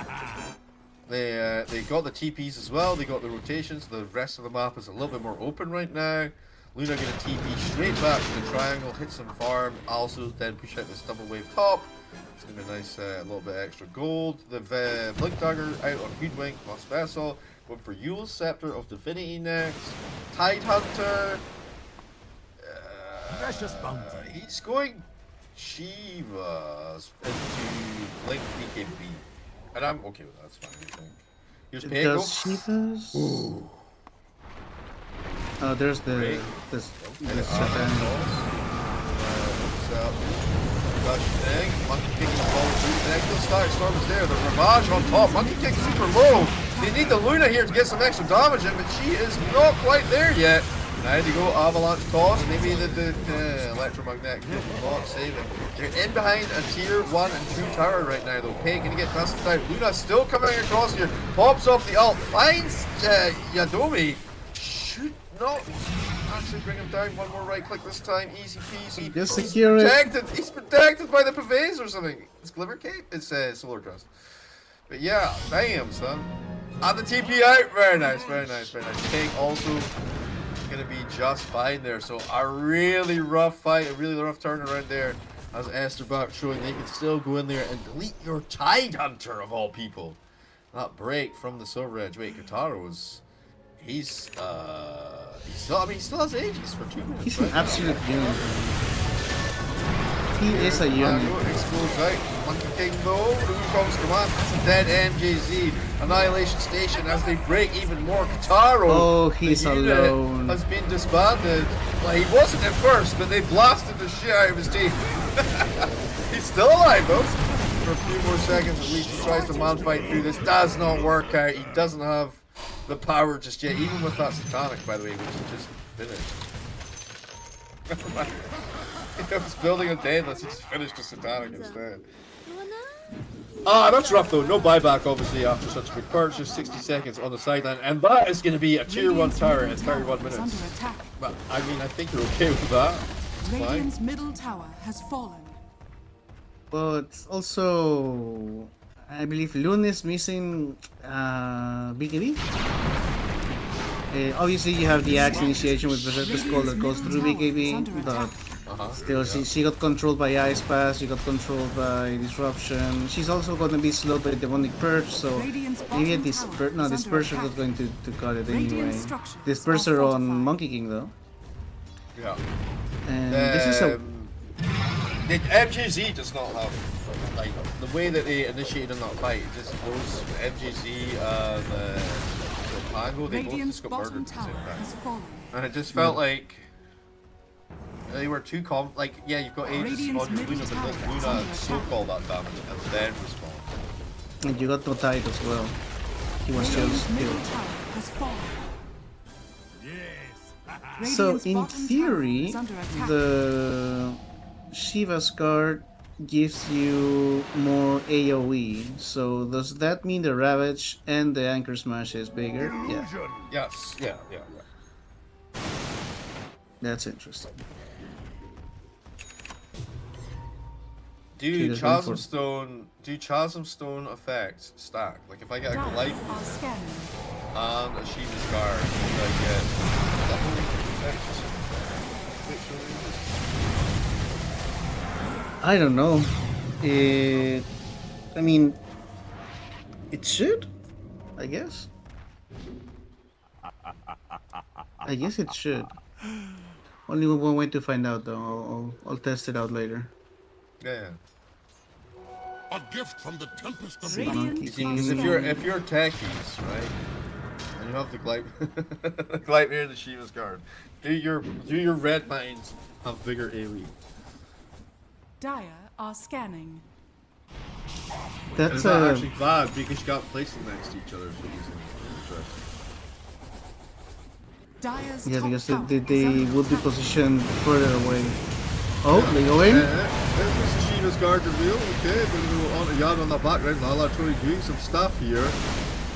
Yano's kind of on his own here. There's a lot of work just for one bro. The rest of the team not close enough to help out too much tonight. Will help a bro, but not for long. Interesting way to take that fight, actually. They still They have the use ult so of much. the Ravage. Dire's I mean, they top still have tower is Ravage, they under still have attack. Static Storm, and they still have... But yeah, what did we got? No Rolling Thunder, Dire's and top tower I guess has 28 fallen. seconds for Sharpshooter to be back up. It maybe didn't use as much as it would. Up damage on the river. Radiant's bottom tower is under attack. Luna, gonna Dire's poke no top ages tower this is time. under attack. Be vulnerable, but they're doing a better job of sitting behind the fortifications there. TP's coming through those Slatums. Wukongs. 32 seconds. Access right there. Yeah, he's ready with the call. Radiant's Yep, bottom there's the tower blink is call. under Bringing attack. him in under the tower a little bit here. Ravage to counterplay though. Oh my god, Knight absolutely gets exploded. BSK ain't got much going for him either. They drop the ult and bodies are hitting the floor once more. Slate's trying to get into his Lala Tony's all up in his face right now. Dire's top tower has fallen. Holy. Tiny might want to get here. The creeper quite he's tiny. What can he do? The rest of the squad are dead. The glimpse back, okay, not quite in range. He's gonna dodge that bushwhack. Nice stuff. Trying to take the rocks alive, keep them in place. Ryu with blink forward, tries to be aggressive, makes some space for Katara to actually get the job finished here. That's a lot of damage. Remember, he's got no ages. He's on the sideline. 79 seconds. BSK pops off that blade. Lala Tony rolling around like a wrecking ball. Wait, BSK still alive. The Lala Tony fights on the side. And now, no, not like this. Neckfield Static Storm Peg in there with the right clicking. Though it's a double kill. Godlike. They go looking for more. The TP out. Not gonna happen, my friend. Knight ready with those fast fingers. Goodbye to Distributor. Triple kill for Peg. Buyback only on Luna and Distributor. Oh no, okay, Rise just came up, no problemo. Roshan, 55 seconds on the sideline. What do you call him? Distributor? Distributor, yeah. Like in your car, you know? It throws Yeah, out yeah. electricity. Okay, I get it. Yeah, Well- the party ring, you know? I feel like you maybe force buyback here. Probably top tower is the safest objective though, into Roche. You secure the triangle as well, so they can't really follow up. I mean, I think Peg BTC is under attack. BTC is willing to get like a tier 3 because it's only like 5 Radiant's seconds, 6 middle seconds. tower It has doesn't. fallen. It's not worth it. Yeah, for the buyback. no, Radiant's no, middle no, barracks but are like under originally, attack. when it was like 20 seconds, maybe. But yeah, they're not gonna. Okay, Roche. I'd rather take the tower and the outpost. Roche is up. Roche is bottom. He is bottom for 3 minutes. Illusion. You just take it, right? Yeah, you should. You should. You can give that to the Luna. And Luna's going for the BKB now. A little bit late, but it does work. I don't think you can give it to Luna. No, I mean the BKB for Luna. Oh, A little bit yeah, late. he's got it. He's got the beacon. He's got it. He's getting there. He's got it. It's literally on the computer. Okay. The full thing. Now it's going to be a better team fight for Luna. Yeah. Only Axe can control her now, and she has the Satanic, so presumably Fast Fingers will keep him alive.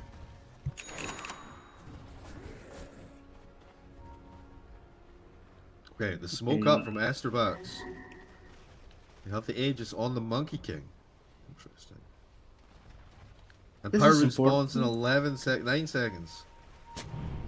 Radiant's top tower is under attack. Okay, they're going all the way around. Maybe trying to find That's something on objective. the lane in the jungle. Aye. They're all so grouped right now. Maybe just cut off the tower, yeah. You don't find anything but Pake and kill the tower. You still keep the Axe Radiant's smoke top behind. tower This could is be under sick. attack. They are not taking the bait at Radiant's all. top tower Smart. has fallen. The game was Radiant's top so tower in is under favor of attack. BTC like 5 minutes ago. It is actually still in theory because It still is. It just feels really rough because it's Esterback's making all the initiative. well, in terms of money, they're also like 6K. It's not that much 6K, but still they are ahead. Yeah. So. We've Well, got the Monkey BTC. King bar finished on Tiny as well, which is pretty big actually. Let's see. Oof. MKB finished on time. No monkey on monkey though. No, just cosmetically. Yeah, he's going Skadi, so which would be great versus Skadi, of course, but still.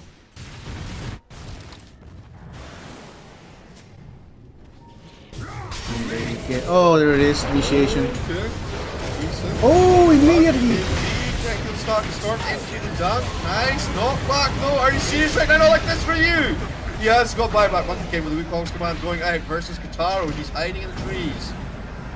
Pangolier gets that rolling thunder off. Knight on that back line. Wait, where did Pango TP out while he's waiting? Nice. The buyback coming through for Rio. He still has Ravage, by the way. Can they finish MDZ? They can. Kataro now though versus 4. He pops off the BKB. This attack. He tries to man fight his way to safety. It's working. The next buyback from MGZ though forces Tyre back. And the banner division. That's a great question. I don't know what they did. Maybe he had it on the hotkey that he usually uses for wards, and instinctively. I mean, if it gives did vision, that. it's kind of okay. Yeah. Does it give vision? No idea. Still, using it as a ward is like the next level play. So it's something I've never seen before. Yeah, if it does give vision, that's cracked. Like, if it doesn't, it's just a misclick, fair play. But like either way, I'm loving this outside of the box thinking that's coming through here. This the early smoke courier situation. I mean, it didn't pay off, but it could have been cool. And I mean, Esterback's, they know like if they can just draw this out, if they can continue to take these really super clean team fight engagements and ganks, they just close this out in a 2-0, you know.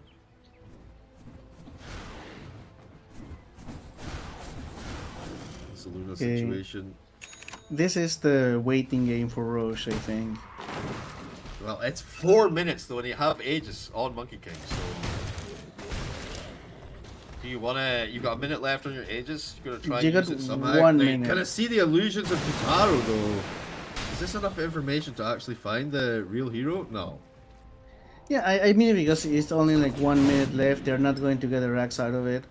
Because they're just too far away. BTC has done a really good job of keeping the lanes pushed. So they don't really Yeah, have... you just commit it for a team fight, right? Yeah. Say buyback, maybe. I mean, even now, it doesn't look like he's gonna... You're gonna let time out, maybe. Get set up for the next one. What's the tournament situation? Can spawn in 56 seconds. Okay. Pake now with the Swift Blade finished up. Looking for a Daedalus itself. I'm gonna have to replace an item. Be interesting to see which he chooses.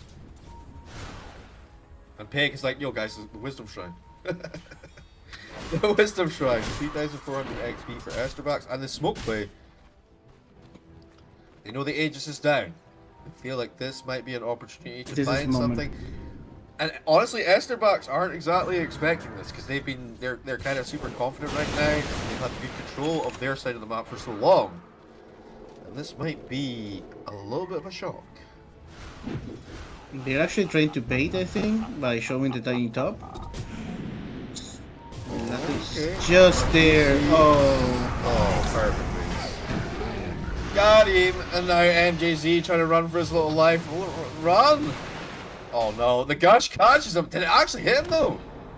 I feel like the angle was not quite right. It's from his team. I don't think he catches him. Oh yeah. Oh. Okay, Yeah. Why is he so deep on the Tidehunter though? I don't understand. Yeah. No, that's the question you should be asking. Yeah. Thank you, Mr. Analyst. Thank you.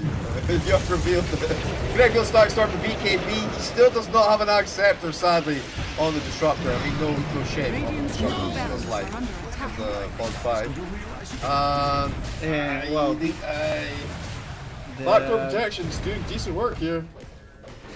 BTC just lost 3 heroes outside of their base without getting nothing like that. That's Look not where how the creep you. waves are. Radiant's Look where the middle creep barracks waves are under attack. Like, they're getting nothing out of this dude. Here we go. They managed to. They might, like, they got set now. They got set. Radiant's middle Yeah. barracks has fallen. They might get Maybe- 2. Like bottom lane is also pushing. Radiant's I mean, middle Luda's barracks up and has ready to fallen. fight. They have buyback on Radiant's time. bottom tower is under attack. Ravage is available. No way they just give this to them, right? I mean, apparently they do. Radiant's Okay. bottom tower has fallen. They're not willing to invest in buyback. That's fine. And honestly, set of racks plus tier 3, not too shabby. Still 1 minute and 4 seconds for Roche though.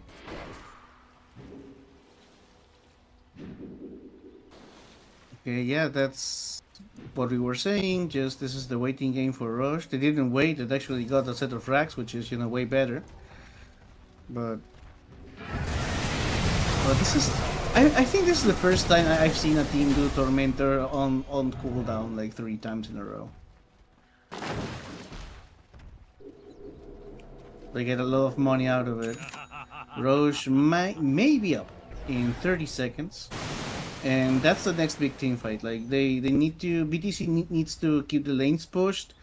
Actually, top lane pushes by itself, but they need to keep the mid lane and bottom lane pushed and try to get the best vision out of the Roche pit, which it should be spawning in. If it spawns in 10 seconds, then it should be spawning top. bottom, I think. right? Yeah, bottom. No, it's Maybe in 2 alive in the minutes. bottom pit. Yeah, maybe alive in the bottom. Which is fine. It will be also. It will definitely be a bottom spawn. Yeah, and that's why they Also, are hovering around. Tidehunter finally going for Shard. 45 minutes into the game, he's like, maybe. I mean, you have a Dead in the monkey water in the could other do so. team. Maybe you want to get it. To dead in the I water. don't know, bro. I don't know. It's very expensive. You know, for something that can completely shut down a hero. It's almost 1,400 gold. In fact, exactly 1,400 Exactly. gold. 1,400. Yeah. I don't know. I mean, maybe if he gets like another couple of minutes farm. Like maybe 1 minute since it's like 400 gold away. Yeah, Okay, maybe.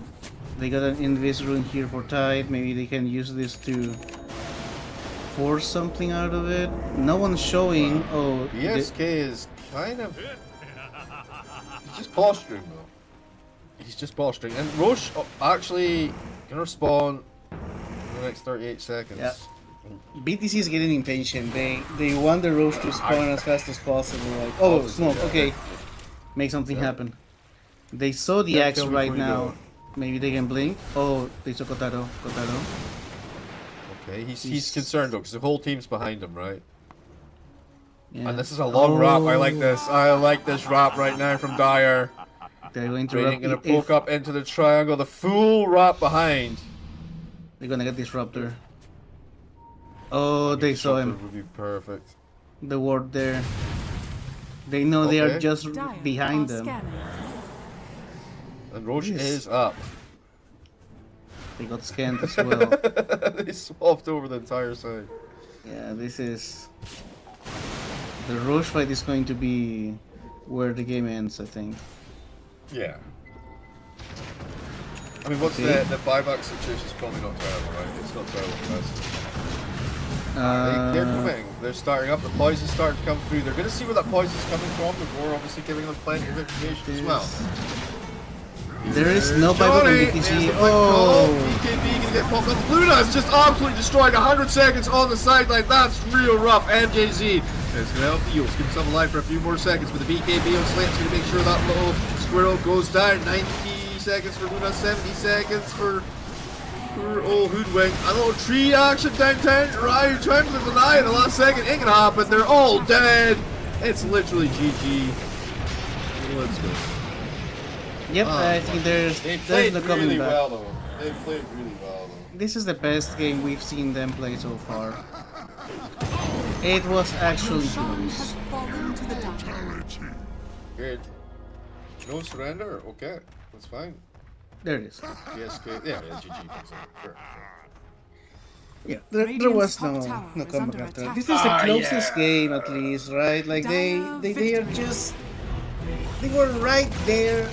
I believe that when they were pushing the bottom lane and they had the Aegis on Luna, still like almost 4 minutes remaining, and they didn't push the whole set of racks because they just got a kill, but they had everything. They had every single ultimate. They had Aegis on Luna. They didn't push. They got back, and you said it was like good discipline. I was okay. Maybe it is discipline, but maybe you are just giving too much space to the enemy team. And then they tried to push when Luna had no Aegis and when there were no Tidehunter with them. So the decision making there in terms of how to close a game might be not quite there for BTC. Starbucks just they did really well in the first game. The second game a little bit of a rough start, but then they managed to come back. I mean, it's Starbucks was just the better team today. Yeah, they pushed that bottom lane, but then Esterbox they TP'd in, like the Axe came in, Pig came in, and they were kind of ready to like make this counter play. And obviously, they still had the Aegis, so yeah, you could sacrifice your Luna and maybe, you know, in the team fight, maybe you get that extra set of racks. But the problem, that wasn't the problem. Like that was discipline. They backed off and it was safe. And you're like, okay, they gave them space. But then, as you say, rather than playing around the next Roche timing or whatever else, they then tried to just go in as 3. And the counter play that came from Esterbox that team fight was 3 versus 4, I think. And they deleted instantly the Pangolier and MJZ. And in fact, I think Luna actually still had Aegis on that particular push. And then she lost Aegis and was just like killed. And then they tried another push after that in the same situation where Luna kind of like ran up, or maybe that was just before, something like that. But basically, it felt like Kotaro, he found his legs, he found his farm, he started to actually control the game, and then he just got kind of overconfident with what he had. He's like, it's in the bag, I'm going to get this job done. And then they punished really, really hard. And then Esterbox, I don't think they made another mistake after that. They were so clean, so clinical. Every single team fight from Peik as well. Once he got the Monkey King bar online, they were just fighting. They were blowing Kotaro up like four skills, overlapping skill usage, fast, yeah. just instantly killing him, taking him out of the equation. Lala Trony, he made space in the early game, but it's a Pango. It's going to kind of like fall off like eventually. It's like something your enemy team can tank up, can bulk up, maybe get the Glimmer, maybe get like the Crimson Guard or whatever, those stuff to kind of protect yourselves. But yeah, BTC Gaming, they definitely showed like they've got some stuff in the tank. Like that early, the smoke play stuff, they're trying stuff, man. MJC is trying hard to elevate this team to the next level, but they're just not quite there yet. That was Esterbox. So they take the series 2-0. We're gonna have another series. It's gonna be in about, I think, 45 minutes or so. Yeah. Who are we today? Who are we casting? Is it Southern versus Esterbox or? Yeah, it is South American Rejects against Esterbox. Yeah. So we'll have another performance from Esterbox and see how they fare versus the South American Rejects. We'll see you guys. Yeah, you think are the favorites? I mean, the favorites from South America. Okay, no problem. All right then. We'll see you guys then. We'll see you soon.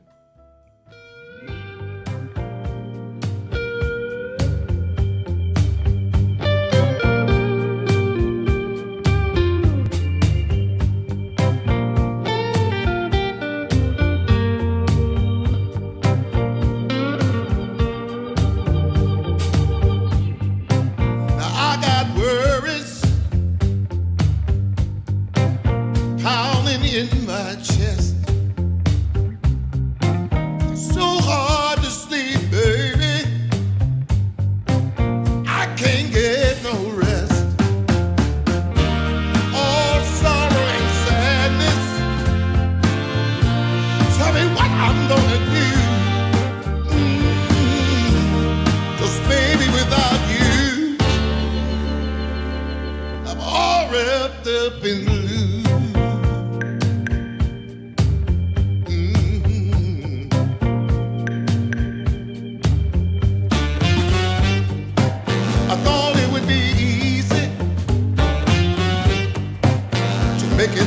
my own.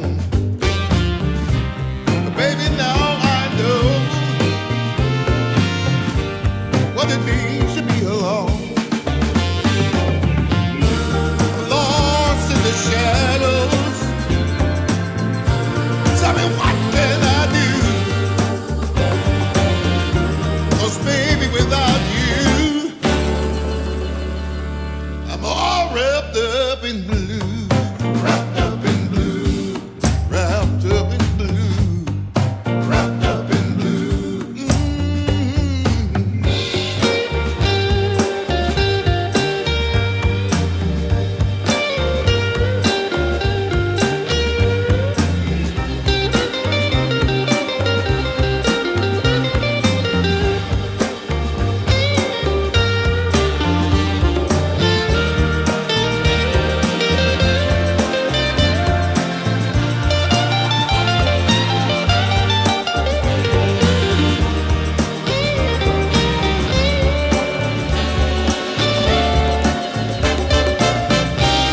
You don't miss the water till the well runs dry. You never see when the truth turns into a lie. Hey. Wrapped up in blue, all wrapped up in blue. Wrapped up in blue, can't find my way out. No, wrapped up in blue. Tell me, what can I do? Wrapped up in blue, all wrapped up in blue. Wrapped up in blue. Somebody help me now. Wrapped up in blue, all wrapped up in blue. Wrapped up in blue. Somebody tell me what to do, 'cause I'm wrapped up in blue. Wrapped up in blue. Wrapped up in blue. Wrapped up in blue. Wrapped up in blue. Oh, yes, I am.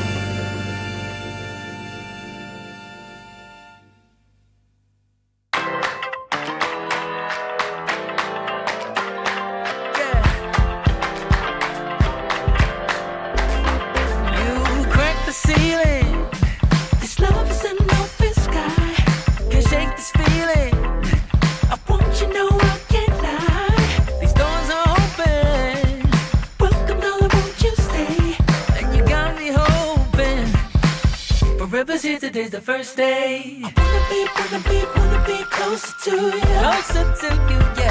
Want you to be all mine. I got all these choices, but I so made up my mind, yeah. There's nobody better, gotta be you. 1,000 voices, 'cause it's so good to be alive, yeah. There's nobody better, so it's gotta be you. These myths are busted, the grass is green on my side. It's done and dusted,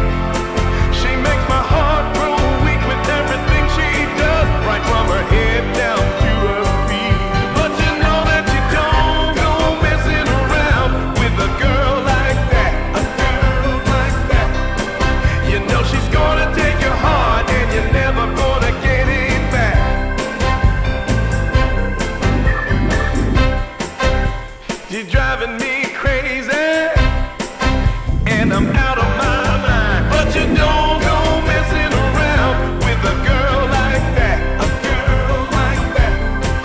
You know she's gonna take your heart, and you're never gonna get it back. So don't go messing with a girl like that.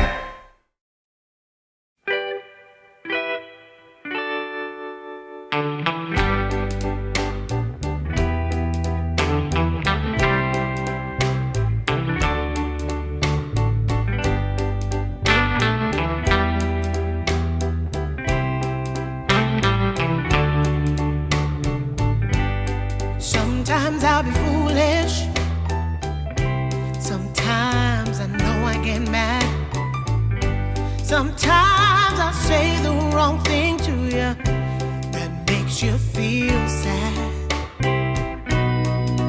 But one thing is true in all that we've been through. You've never stopped loving me, no matter what I do.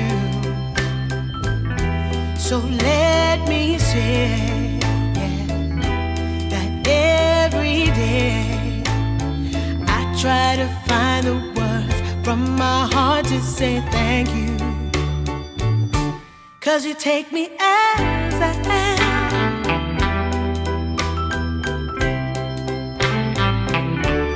You take me as I am.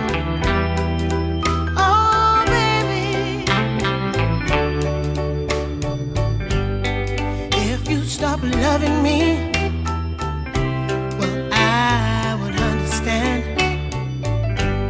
But I won't take you for granted, no, no.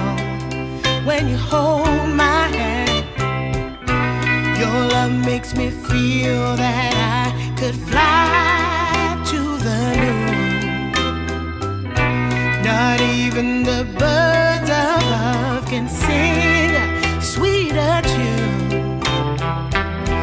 I needed to say that you find a way to make me feel anew. And I want to say thank you, 'cause you take me as I am. Oh, baby, take me as I am. Oh, take me as I am. Oh, take me. Oh, take me.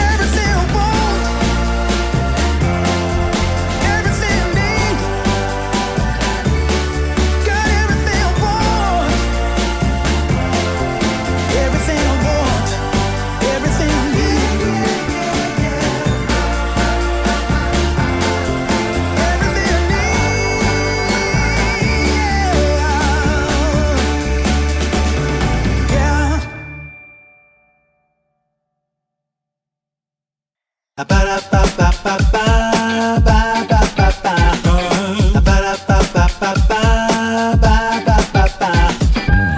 you wanna get with me, all you gotta do, call me when you need me. I'll be waiting for you. I know exactly what you want, satisfy your need. We can have a good time, don't you worry about a thing. If you want it here, or if you want it there, you got it. Have yourself a good time, act like you don't care. You got it. Get that motivation, I got just what you need. You got it. I got just what you need. You got it. I got just what you need.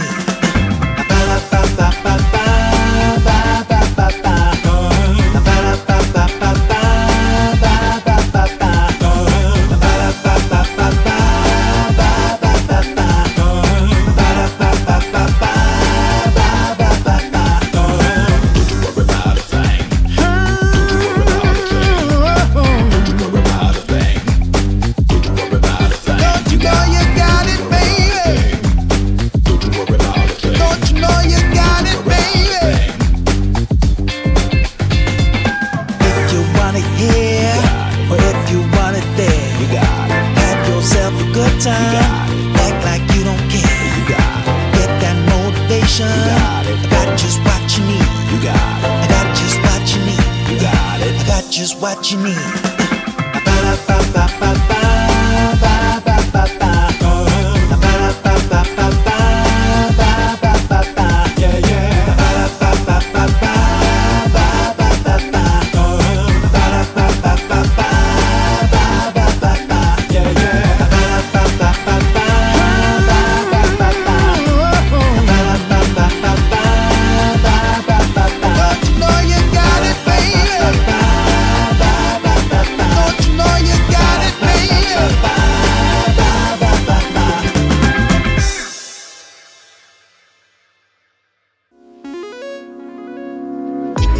Coming out the gate with the heat. Everybody's playing in the street. We got the summertime magic in this beat. Sun is in my eye, feeling high. Only good vibes, I'm alive. And if you see me driving by, don't be shy. I'm so excited. You know just what I wanna do.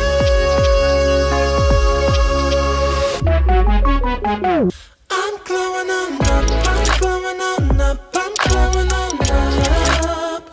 I'm glowing on up, I'm glowing on up, I'm glowing on up. Don't it feel like summer? I'm glowing on up, I'm glowing on up, I'm glowing on up.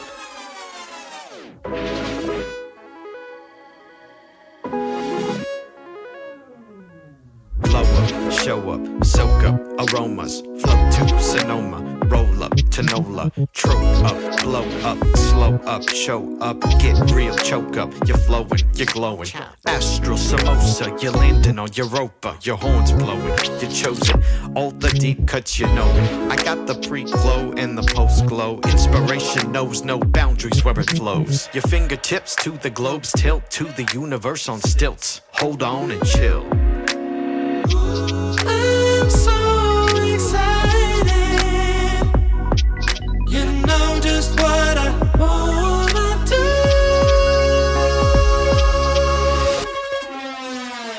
I'm glowing on up, I'm glowing on up, I'm glowing on up. I'm glowing on up, I'm glowing on up, I'm glowing on up. Don't it feel like summer? I'm glowing on up, I'm glowing on up, I'm glowing on up. I'm glowing on up, I'm glowing on up, I'm glowing on up. I'm glowing on up, I'm glowing on up, I'm glowing on up. Don't it feel like summer? I'm glowing on up, I'm glowing on up, I'm glowing on up.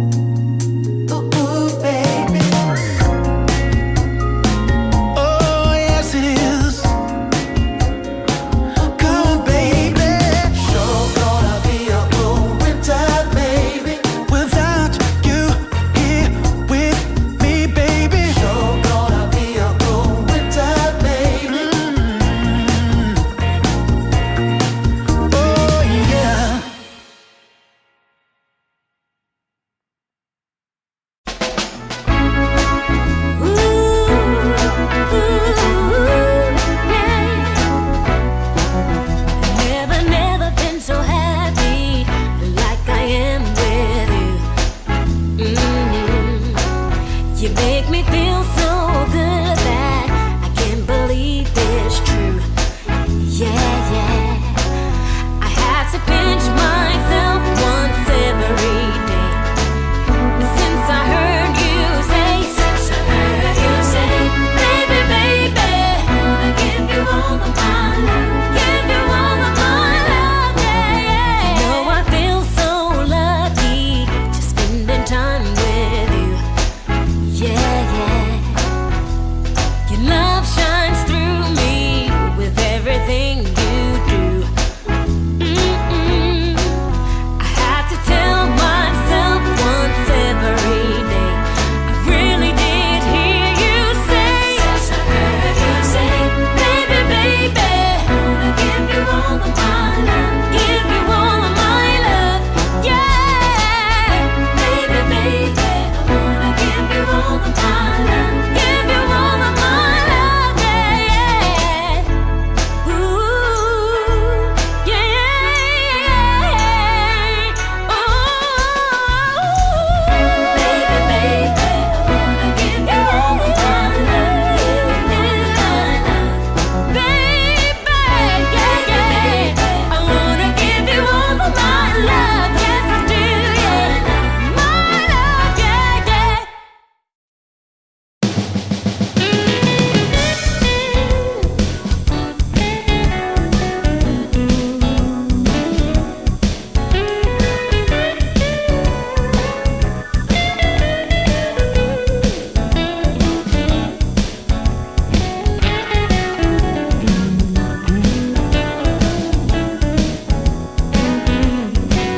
I got the prettiest little girl.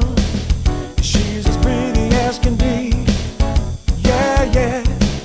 I got the prettiest little girl. She's as pretty as can be. But what I don't understand is what she sees in me. Ooh, I've been drinking too much, staying out all night. I can't remember my left from my right. I'm kinda blurry from my head to my toes. It might seem like nothing, but there's one thing I know. I got the prettiest little girl. She's as pretty as can be. But what I don't understand is what she sees in me. Oh yeah, yeah.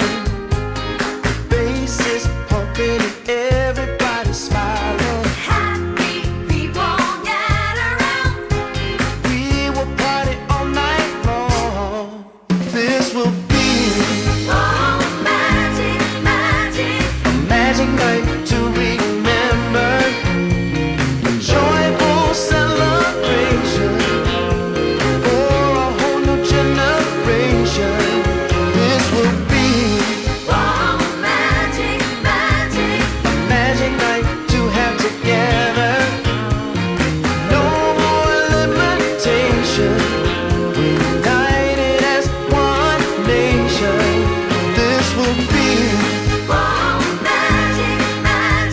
a magic night to remember. Joyful celebration for a whole new generation. This will be a magic night to have together.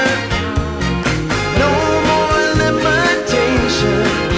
We're united as one nation.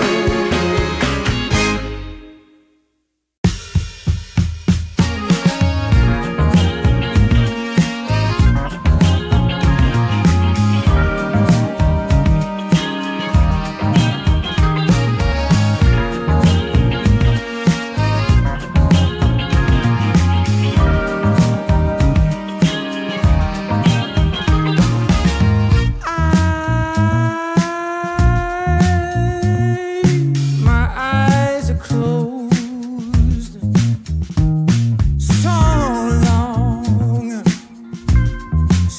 long after the sun comes up. We do a dance in the dark, down the hall, pictures fall, even the neighbors call. But then you rip out my heart, every artery, a part of me. Ooh. It's obvious to me that you love to watch me bleed.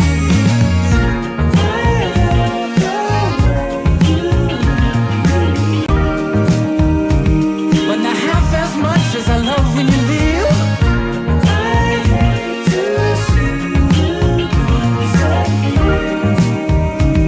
But I love to watch when you're walking away from me. Walking away from me. Yeah, yeah. 'Cause I could be anything you want. I could be anything you need. Baby, tell me it's something real, and I'll give you everything. Every now and then wicked smile. You know I can't help myself. They play around with me for a while, keep tearing me up until there's nothing left.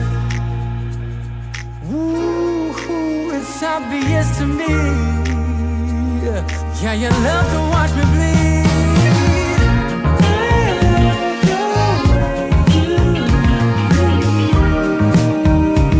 But not half as much as I love when you leave. I hate to see you go. But I love to watch when you're walking away from me. Yeah, yeah.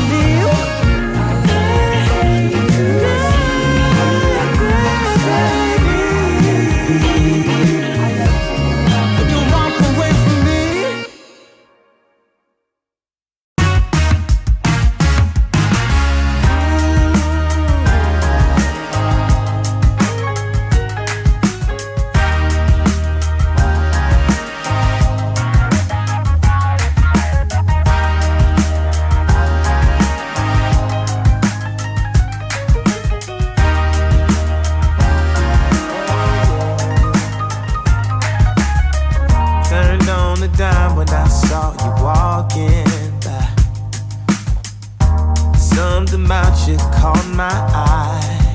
Yeah. Ain't trying to waste my time, just standing in your line. Gotta take a shot for you pass me by. So you wanna be alone for a minute? Well, come on, tell me what's on your mind. I wanna know. All right, ladies and gentlemen, boys and girls, welcome back to the DreamLeague Division 2 Season 4. We are covering South American Rejects versus Estar. I am Jeeves, joined once again by Zippo. And Zippo, you kind of hinted last season that maybe South American Rejects would be the favourites going into this, and from the South American teams at least. And it does look like a very strong lineup. But we also were talking in break there, and you were kind of saying that Estar had taken them down before, so maybe it wasn't quite as big a mismatch as it first appeared. I mean, let's say in their prime as players individually, some Starbucks players have faced off against the South American Rejects, and they've won in the past. Like, for example, I believe Slatems, Yadomi, Pike, they're all like top tier 1 South American players at some point. Right now, maybe because of there's been a couple of years. Like I know, for example, Yadomi was part of the first Hamburguesa team, which later on became Beast Coast, which later on became the best performing South American team of all time. And then Pike was at the end of the Beast Coast era. He was he replaced K1, if I'm not mistaken. And I know that Knight and Slatems were in that Thunder Awaken lineup that ended up like top 6 in TI or something like that. So those guys are, I mean, they are top tier players still. The thing is that their macro game hasn't been as strong as other teams, and maybe some decisions weren't there. But South American Rejects, they are currently tier 1 players in tier 1 scenarios. So I believe they just were paying gaming like a couple of weeks ago, right? Yeah. I can see where you're coming from. We get into the draft and we get rid of the Alchemist first phase, no problemo. Get rid of the Hoodwink as well. Was a problem, is becoming a problem in this tournament. Phoenix gone, so once again, no Shadow Demon, no Viper. Maybe a little bit of a choice pick here, or maybe he kind of shows what Estar are thinking about. We get rid of Slardar and also the Batman, and then we pick up Beastmaster Monkey King. So Estar had a pretty solid performance on Monkey King. Actually, he was a terrorist, I believe, all over the map with Slate. It was the last series. So quite happy to get that through once again. And the Beastmaster most likely. Ooh. I mean, this could be one, 2, or 3 for this team. Actually, I think they're all kind of pretty consistently good on the hero, but probably the one for now. 10 seconds remaining. I mean, you're right. It could be any of the 3 core positions. Remaining. It's a really flexible pick, and that's why you pick it in first time, right? Because you can just flex it around. You're not really sold or set in one type of draft or one type of win condition. Venomancer now for maybe El Misho, which I believe it's one of their favorite picks. El Misho and Schofield, both of them are actually position 4 players. So when they transition into position 5, which I believe it is El Misho right now, as a position 5, he still plays really playmaking, ganking, extremely aggressive heroes. Bit aggressive, space making. And this is the first time we've seen the Bristleback actually make it through the second phase for a while. Sorry to keep you all waiting. And budget Shadow Demon's banned, so they pick up the Ringmaster. I mean, this is a great save versus the Roar. Yeah, versus Primal Roar. It is also a little bit more aggressive in lane than the Shadow Demon, since you have to tame the beast into the slow that bleeds. So he is more aggressive. He is not just as impactful as the Shadow Demon, because you obviously don't get the illusion from the disruption, so there's no late game potential there. Enchantress, which is interesting. I believe this is a Yadomi Enchantress. Oh, Yodomi in charge. So we think it's 5 inch. 5 inch. Yeah, okay. it is. It is a 5 inch, which also means that they're going to start 10 rotating seconds the remaining. position 5 early on, and they're going to be playing a carry that can, 5 seconds take remaining. care of Team himself Dire in a 1v1 situation. And this is like the goat is here. Like they're throwing everything. Schofield clock. Yeah, they are bringing the A5 Kobe beef to the table. Like the best, possibly the best hero for Schofield. 10 seconds The best remaining. clockwork in the world, maybe. I don't know. I mean, there's so many clips. You 5 just Google seconds remaining. Schofield clockwork, and you just get filled out of clips and big plays. Yeah, huge clockwork player. Death Prophet with the follow-up pick as well. Great versus the Monkey King. Good versus Enchantress. Actually, probably better versus Monkey King now than it used to be with the change to the way the Spirit Siphon works, right? It's great versus Enchantress as well. It's actually not percent based anymore. It's like an amount of damage, right? So good versus Agi carries. And that's probably, well, I mean, that could be the off lane as well, but it's probably the mid lane, right? And then we see the Beastmaster go 1 or 3. I don't know, actually. Could be off lane. It's quite a good off. I mean, it depends. I think you just put it in the lane Dire versus team Monkey, back. right? Depending on what they have. Yeah. You just follow the monkey, and that's it. You get the Uber Lord for the off lane. We talked about how solid this hero is with the Ags at the moment. Very good at locking heroes down. Now, Clockwork, he's not really going to be overly bothered by that type of zone control. 10 But seconds Venomancer, remaining. not going to be an enjoyer. Death Prophet, definitely. 5 likes to be mobile seconds as well. remaining. Yeah, well, Underlord is like really decent in 1v1 situations as well, so that if the Ringmaster starts rotating, he can just stay and firestorm the lane away. He's also one of those offlaners that can make a lot of impact in the map without moving, because obviously his ultimate later on when I do believe he needs like the pipe into the Aghanim Scepter, which is the build we've been seeing in the current meta, and it works perfectly here against the Venomancer and the Dead Prophet. So yeah, I think great pick for BSK, one of his favorite heroes as well to play. And I do agree with you. Like, this Prophet just follows the Monkey King. Beastmaster can go maybe not 1v1 against the Underlord in case he goes on the safe lane, but yeah, you still have the flexibility for South American rejects in terms of the cores. This is the first game we're seeing in a while as well where Estar backs don't have the last pick. Like, normally we see this last pick coming out from them, and maybe Radiant changes up the team draft or back. whatever Dire pick team they back. they pick up, and normally they would have that, but it's South American rejects this time around who will have last pick. They ban out the Keeper of the Light, makes it all the way to the final phase there, which is fair enough because if you're not picking in first phase, trying to be sneaky about it. We get rid of the Ursa Bear as well. seconds Great remaining. hero versus Underlord, So they Next believe best it's a hero after Monkey Beastmaster. King. remaining. They believe it's a Beastmaster offlane and a Dead Prophet mid lane. That's where they're banning carries now.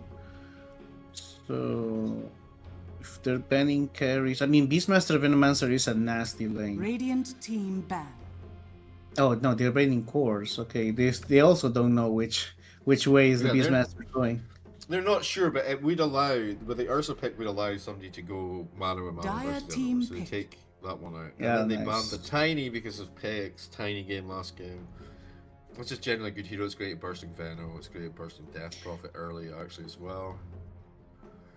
Well, you still have So- something like a Storm Spirit, an Ember Spirit, or a Void Spirit for Slatums if you want to go the 10 Monkey King seconds against remaining. the Radiant Monkey King team safe lane. pick.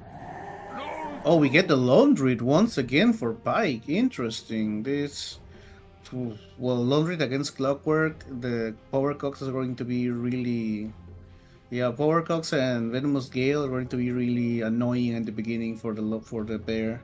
10 seconds remaining. It is not as free as last game. 5 seconds remaining. And the Death Prophet could definitely do something about that with Alt, but it's on a timer for her, whereas he can be active a lot Yeah. more quickly, a lot more often. And now you can pick like a faster carry for South American rejects. You like Wits. I remember Wits going for Slark is one of this Terrorblade as well. Terrorblade could be like he can go really fast. He can deal with the lone read quite easily, and he just needs levels as well. They start to come online like sort of at the same time. He's also a good reaction to the aggressive nature of the draft that Starbucks is showing. So yeah, Terrorblade or what else is there? What if? Because Beastmaster is too slow for lone read, right? Oh, there's the start. Your Yeah. hero. Yeah, no, that's Yeah. a good read. It's good. It's better versus the Underlord, right? You're gonna build more stacks faster. Like even though you're gonna get nerfed by his aura, you're actually getting damage every time you hit him anyway, and it's not a lot of damage you're doing, so therefore you can hit him more, so then you end up doing more damage. And like it's a more insidious lane for sure. So we have for the South American rejects, we got ourselves a draft. South American rejects. It's going to be Frank on the off lane, Beastmaster, which picks up the Slark on the safe lane, Dark Mago mid with the Death Prophet, El Misho on the Venomancer, and of course Schofield on his classic Clockwork. For Esther backs, the other side of the coin, it's going to be Slatem's Monkey King mid again. Pake will pick up the Lone Druid. We saw that earlier from him today. It was quite the performance. BSK on the Underlord, Yadomichi on the Enchantress, and Knight going to take the 4 Ringmaster along with the Underlord.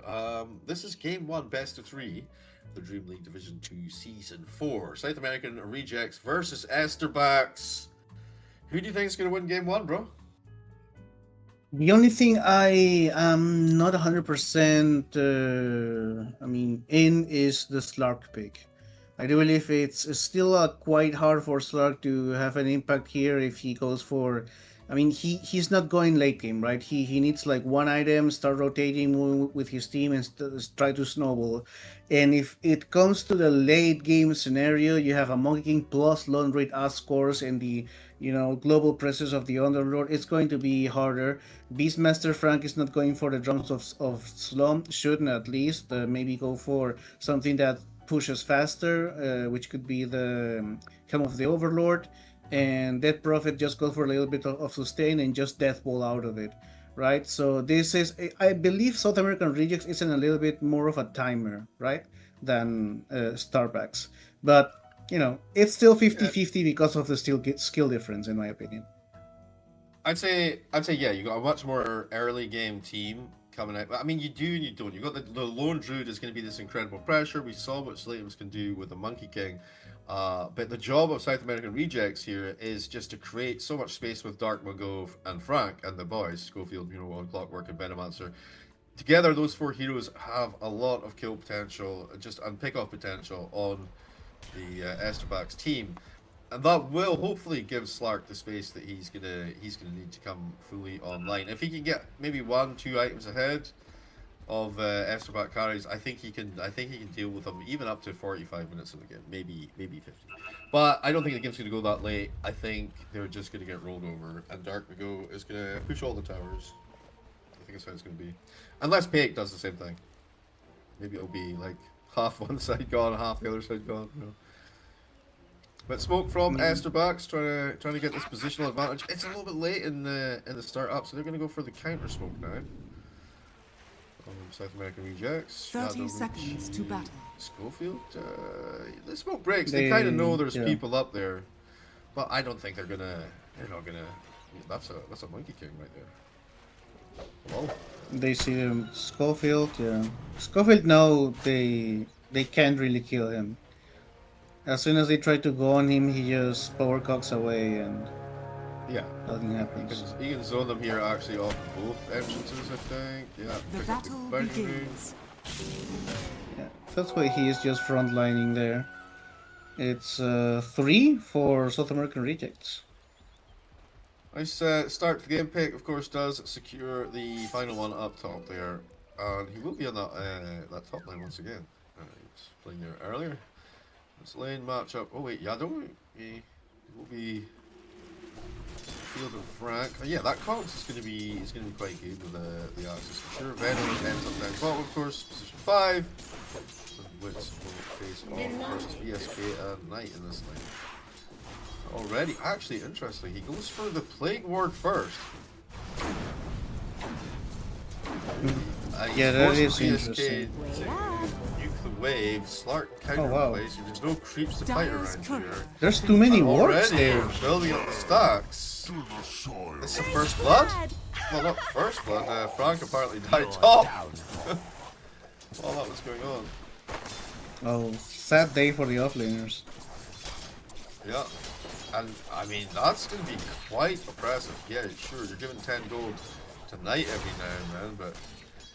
Yeah, I mean, he's zoning them away from the Slark entirely. I mean, Slark has a good lane. Like, the game is not easy to play from that point onwards. What is Schofield doing? He just took a creep wave from top and is just moving it around in his jungle. Interesting. He's just playing follow the leader here. Maybe it's because... I don't know why, actually. Frank is, he's suffering a little bit because of this, you know? Under his own tower here. Yeah. Well, Schofield is just gonna say, well, guys, I'm the captain. I need a creep wave.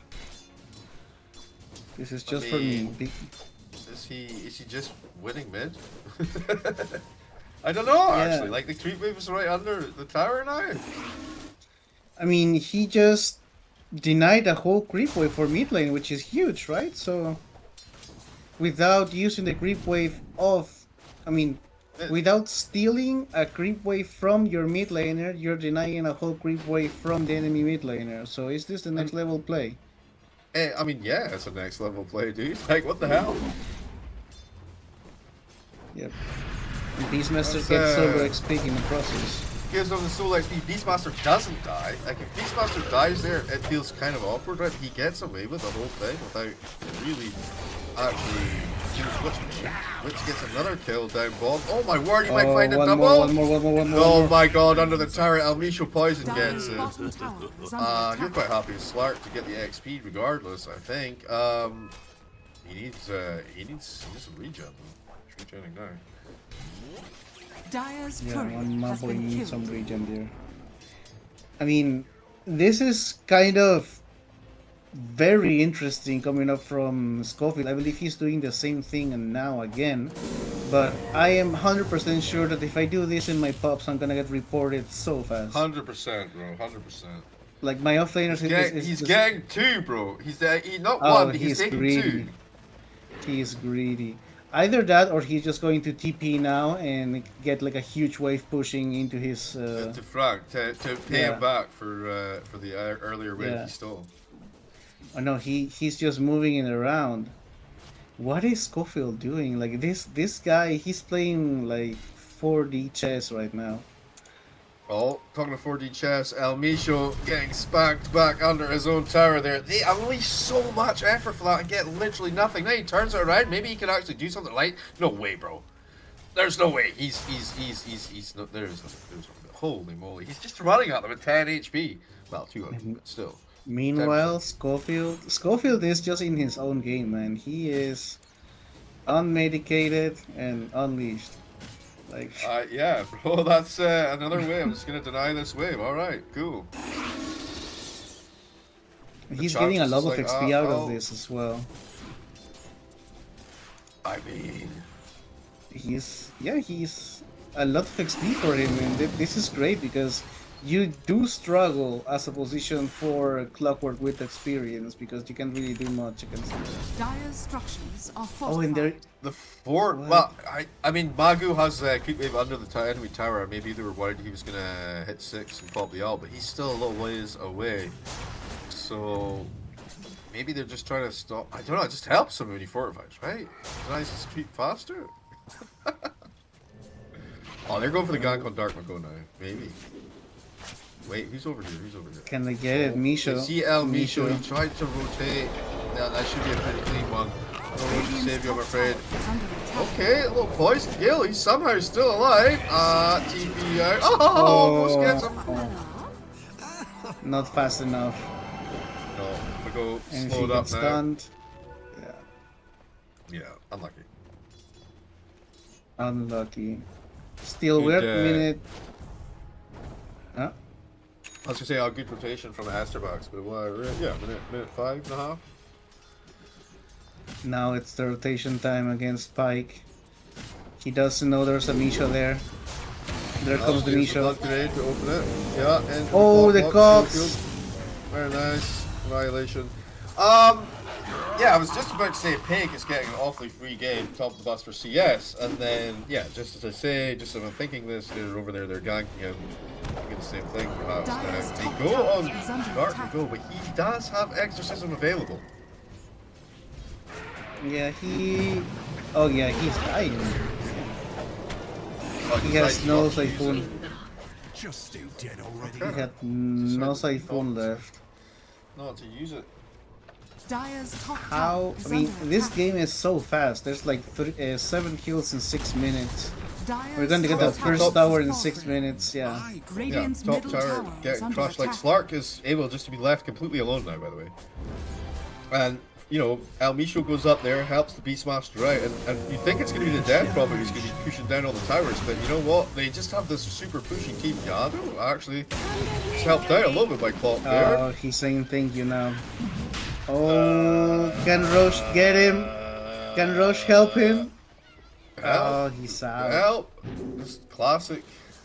Nice. Classic Enchantress. Wait, Monkey though. Oh, he wants the thinks he Venom. can get El Micho. Dire's They do have middle to stop to tower is follow under up attack. after kill.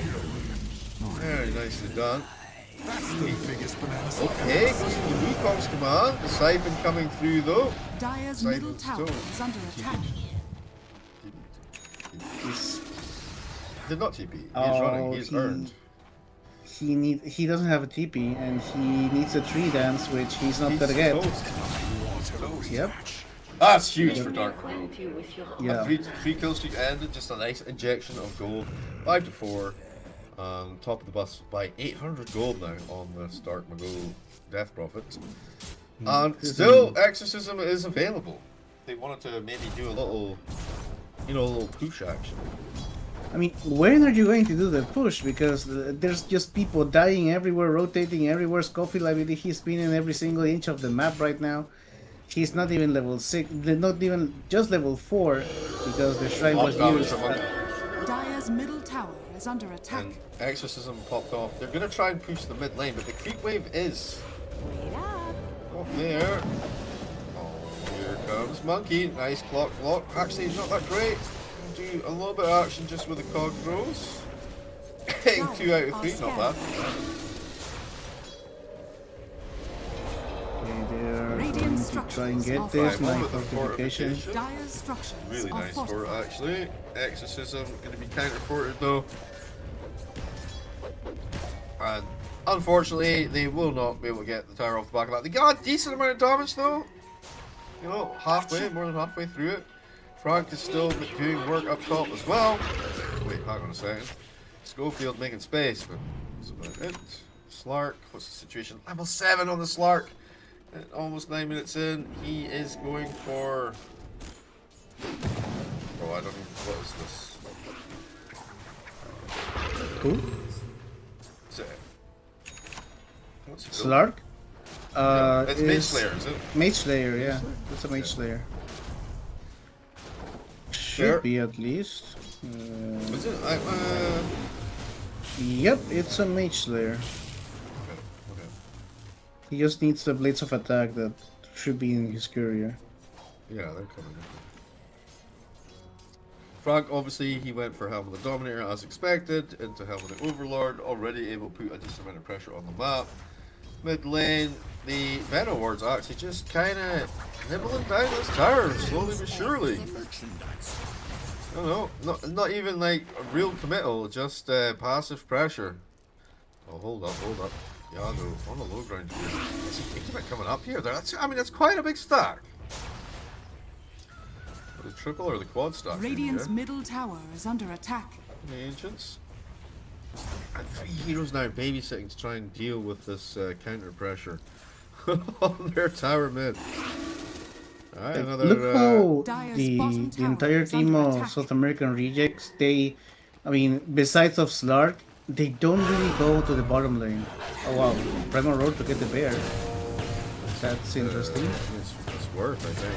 He's gonna go, but he's gonna get out. No. No, he's out.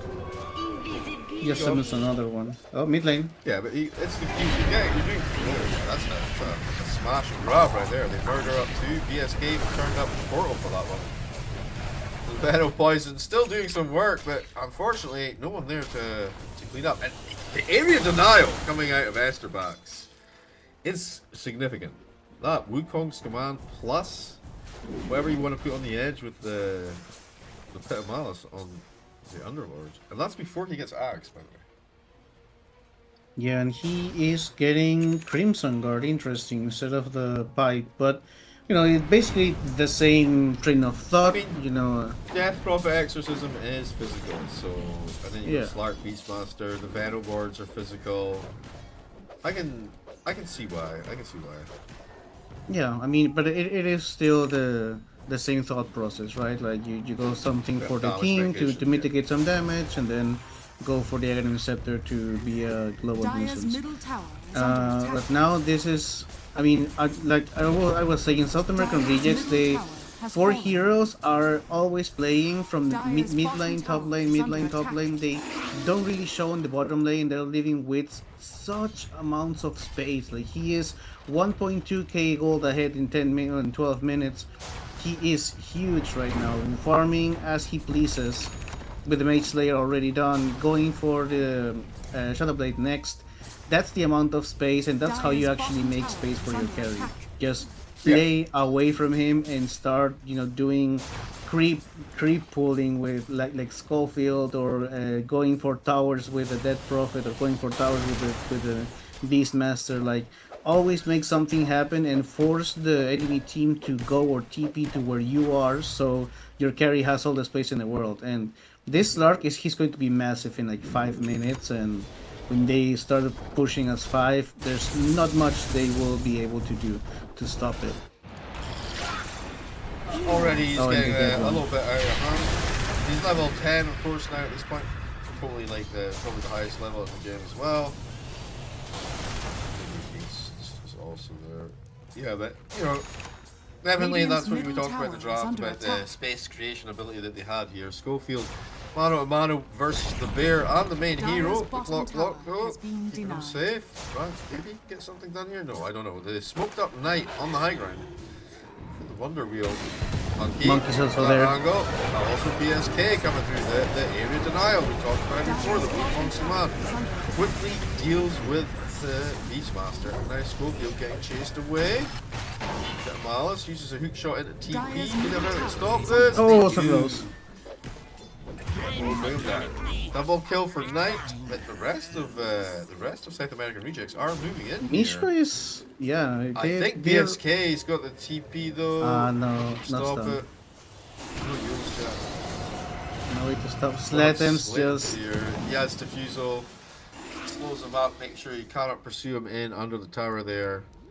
And, you know, Exorcism still available. That was the first rotation from Wits. I believe he is really close to that Shadowblade, but after that he's like, okay guys, I didn't do anything with my first rotation, I'm just going to continue farming bottom lane. Now a little bit more aggressive, taking the triangle, get on me. Doesn't have a teammate there, so still free farming for Wits. Yeah, Shadowblade, get himself the accent for the double pounds, extra range. El Misho alone up top right now. Monkey coming to try and claim this bounty. Diffusal going to start things off.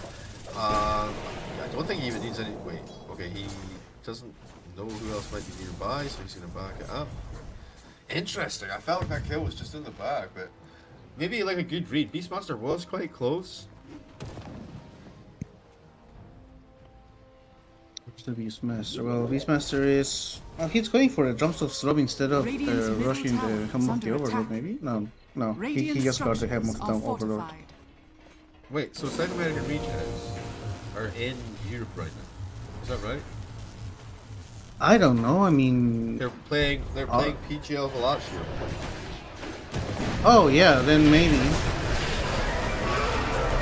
That makes sense. Anyway, the Wonder Wheel, the big Wukong's command, trying to hold people in there. Beastmaster crawling away and the slowest pace known to man, but guess what? Up top, they do find themselves the Ringmaster. The Exorcism is running, and they're going to chase forward onto both the monkey and the bear. Wits right on target. Goodbye to Pig. And now Slatum's trying to get himself to safety. He's up to the high ground. Slark is chasing forwards here. There's no way to catch the monkey, though. Surely he's too late. No, he shows himself in mid lane briefly. I mean, how long Yeah, was but Exorcism? Still. It 10 is seconds. impossible to catch that monkey. Like the mobility is just insane. Oh, but Yadomi though, that's another story. Oh, look at Bishop. Okay, Monkey is going to get caught out here just a little bit, but the turnaround is there. Now Schofield getting chased by 3 heroes. Maybe his team make it 4. I think his team are going to have to give up on that one. Unlucky Radiant's bottom Brosif. tower is under attack. Ay. I mean, overall though, it's your lowest net worth hero in the game right now, Schofield. 3k Radiant's net worth bottom only, tower is so under he is attack. quite happy to make any and all trades that might occur. Yeah, that is also that's where he wants to be. He wants to be Radiant's under. bottom tower is under attack. Oh, BSK. Okay, yeah, the Pit of Malice helping him out significantly here. Here comes Slayer. Tries to catch them out, doesn't quite hit though. Doesn't connect. Now Misho he's turning dead. back in here. Oh, Wits. The man fight with the Slark. Oh, Slark pops beautiful. off the Wonder Wheel, saving him for 2 seconds. Wits gonna have to back out of this one. He pops off the Silver Edge. In the middle of that, there is a big rock from Frank. Frank now throwing in some axes. BSK still in the fight. The turnaround. Wits is there to collect the Agi. On a killing spree. Oh, Schofield so close with the hook shot. Does not quite connect. Knight gonna scoop himself up to the high ground, but they got the Monkey King there in amongst all that. And also the Underlord. And now you've got Frank beating on your door. And El Micho here with the boys. Lots and lots of serpent. One more hit. Oh, he getting punished. Fighting mid. Yano is such a difficult kill, by the way. Like, Radiant's they need bottom Vessel tower on Dark is under Go. attack. If they want to chase it, they do have Urn. Dire's top tower Maybe they get has the other fallen. thing, the Estus distillery. Radiant structures are fortified. Radiant's bottom tower But they got the top is under tower attack. pretty cleanly off the back of that team fight. 9-8, 6k net worth, only 18 minutes of the game, and look at the map positioning right now. Wait, Oh, they he's saw down. Pike. They They see saw him. Pike. Slark is Can on they him. get to him? Slark is, I mean, the bear's something in and by itself, I guess. They give him the roar. Schofield looking for the angle. Dark McGo finding it with a silence. Schofield, no clogs or what? He does have clogs. He's got the hook shot down 1. The TPs are scary though. Alright, here comes BSK. They drop down themselves. Good old Pit of Malice. Other side, Dark McGo getting absolutely handled by the Monkey King. Gets the darts, the siphon off. Keeping himself alive for a little while longer. Has an urn charge, but the rest of the team are here. And he's kind of isolated from the team. Frank comes over. Oh, wait.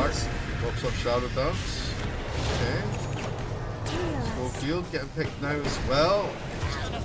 Death Ball running down mid on top. 2 of the Radiant heroes right now. And they can't find a quick engagement, even though you have this Beastmaster ult available and the Venom ult. Get Roche. Go Roche. Radiant's middle tower is under attack. I think they can take Roche right now. I mean, you have a Spirit Bear and the Monkey King, like you should be able to. And there's no Dead Prophet. There's the Venom ult, but that's about it. Yeah, there was no Dead Prophet, there was no hook shot as well, so could have been the play. Still, we are close to minute 20, so the Tormentor should be the next objective. Maybe the South American rejects get it. They're already like Radiant's bottom tower circling Getting bottom. picked off up top here, and they get the Wukong's command for it, but it shoots through the Roche. He's down for 30 seconds, so Roche will be going top in 15. Tormy's going top in 15. Yado getting chased by Wits. Can he actually break down this Enchantress? I don't think can't. so. No, he can't. I Oh, think he this makes is just a pay. waste of time and energy. Oh no, Clock's here. Dark. He has no Clock's mana here. as well, so Yeah, they have the urn. There is one Lewis available. They're going for a Torment. yeah, that's the plan. Just get Tormentor. Hope he goes for Schofield. Because Venomance, okay, yeah, that's the best. Yeah, he gets it. Beautiful. The best possible. The jetpack is just huge. Yeah. And Ability now- item. Rose should be the play. Oh, Knight, he just showed. Maybe Dark Mao wants to go for him. Nah. Just farming away. I mean, Frank is here as well. I mean, it's a bait or what? I don't know. Actually, they're kind of moving heroes over here. They're thinking about maybe contesting this Rose potentially. Slatims has an app damage, but only for a few more seconds. BKB almost finished, like really close. 50 gold or something. So the Underlord is going for a Road of Athos before Aghanim Scepter, which I understand. You know, it's faster to get, and you can actually get a double proc on the. They have a Athos Manus. Slark and the Death Prophet, so yeah, you can. It's fine. It's fine. And anyway, you're gonna get the Gleipnir. It's gonna give you the AOE as well for the extra size of Malice eventually. I think the economy is way in favor of South American rejects. Beastmaster is just huge right now. Did he go back for drums? Is he going back for drums? He is going back for drums. He's almost done. Actually, 300 gold away. Ooh, that's gonna be a nice little power spike. Nice, decent amount of tempo amp. Let me show 4 stuff done. He's getting Ghost Scepter, which is great versus Monkey, versus the Bear, versus Enchantress. They don't really have much magic damage to contest it either. Oh? Slark trying to get himself a bear kill. Ain't happening. Oh, mid lane. Haste. There we go, Misha. Nice. Nice. Hey, bro. That really clutch. Really clutch. Very nice. Very nice. That's the Schofield School of Supports, man. Good space. Oh Frank, no, though, Frank. Not gonna be as lucky, unfortunately. Throwing the roar out. The pit Malice is gonna join him. Wow, the damage is quite considerable. What the heck?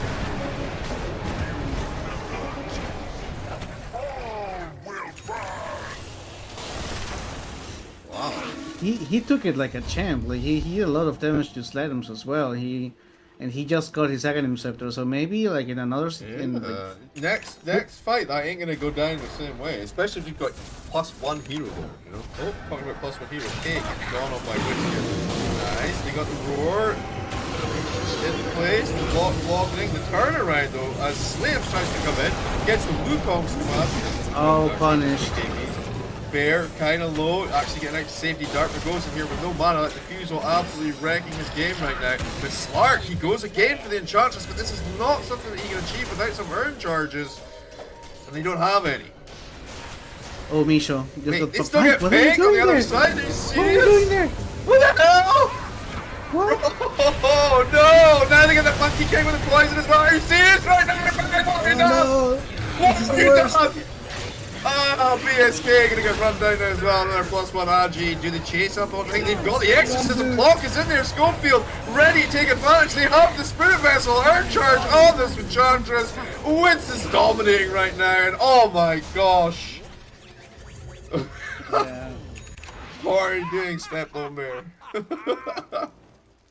There is no running from the Chala. There is no running from Schofield. No. Wow, And, I mean, you look Frank, he's just in there getting a free roach. He's like, might as well. Got Big Black Dragon. Dire's bottom tower Dark is Rogue under attack. gonna come over and help scoop it up. Nick is back. He's back in action. That Mjolnir axe is building up. Yeah, just the economy is just slapping Starbucks in the face. Like, the amount of items South American Regas has on them is just it's just Yeah, great. it's like 1 item extra on each core, right? Yeah, one decent like one BKB level item extra on each core. That's huge.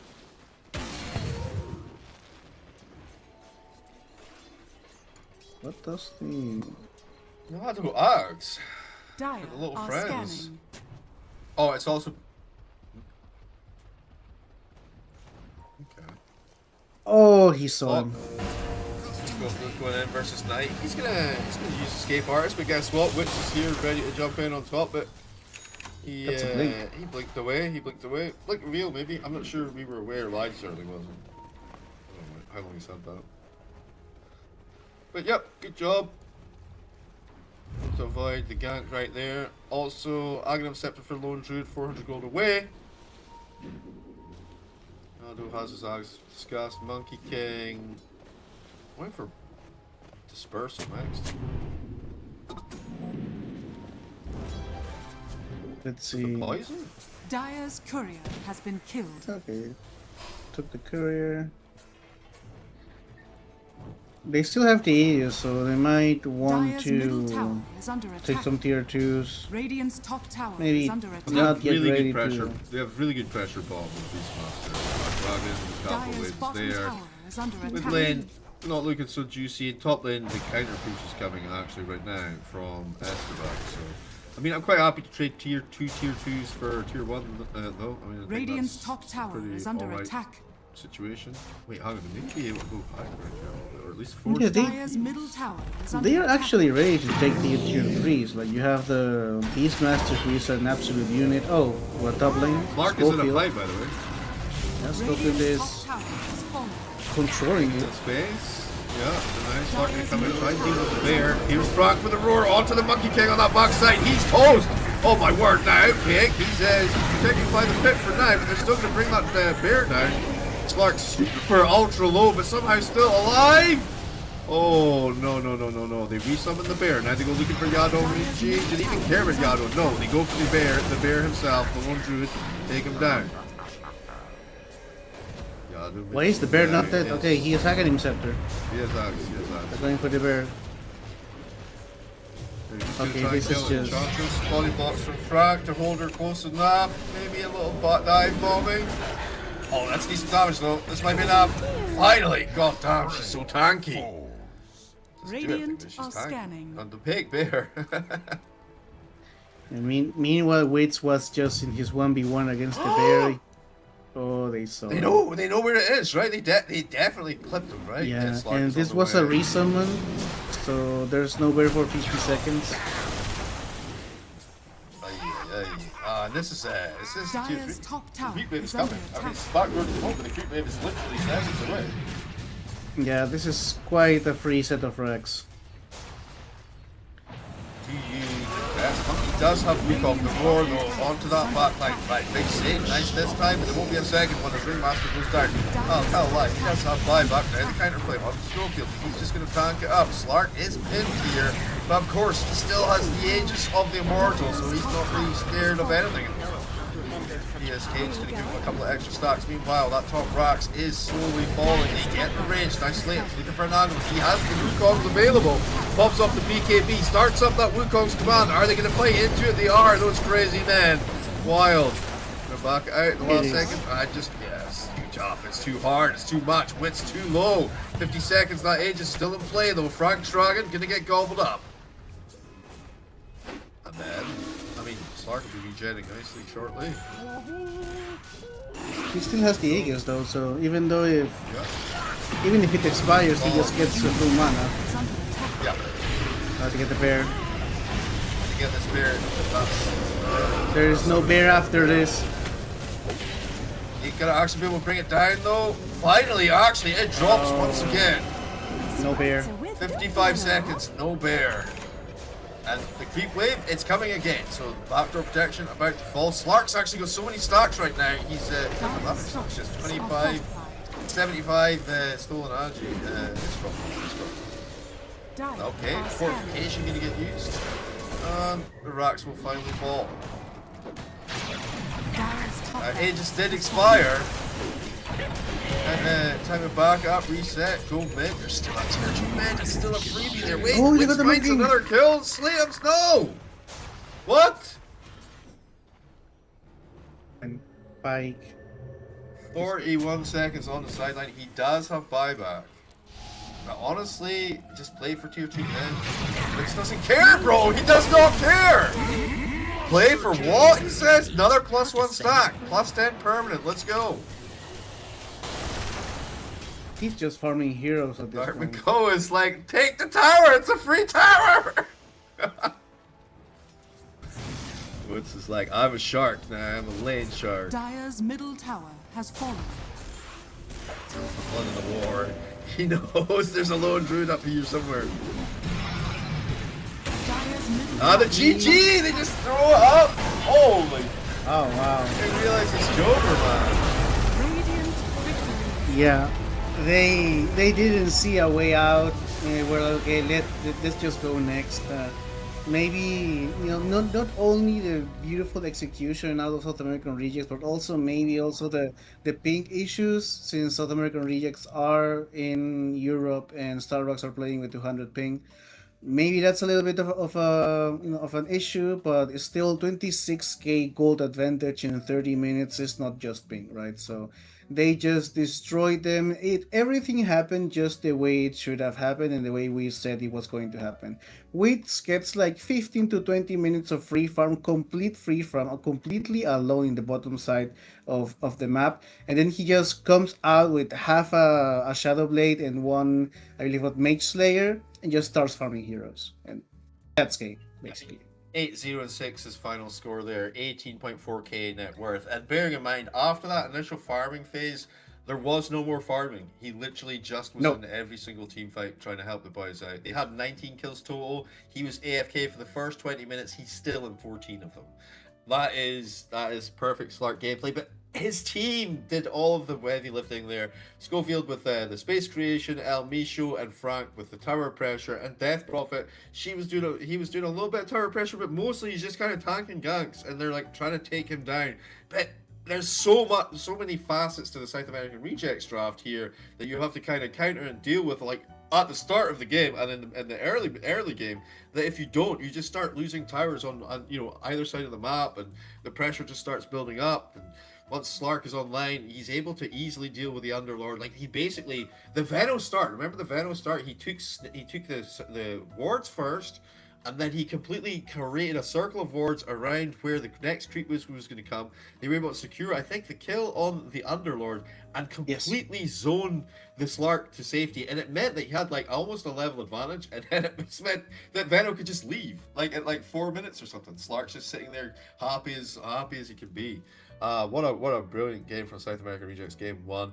It is just game 1. It is a best of 3 though, guys, and we'll be back in about 5-10 minutes or so with that next game.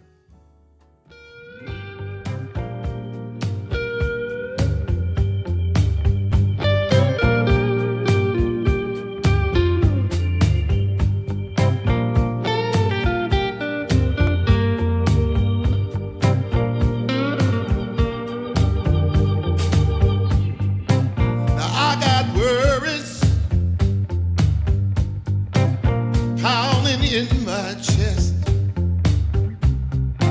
it's so hard to sleep, baby. I can't get no rest. All sorrow and sadness. Tell me what I'm gonna do. 'Cause baby, without you, I'm all wrapped up in blue.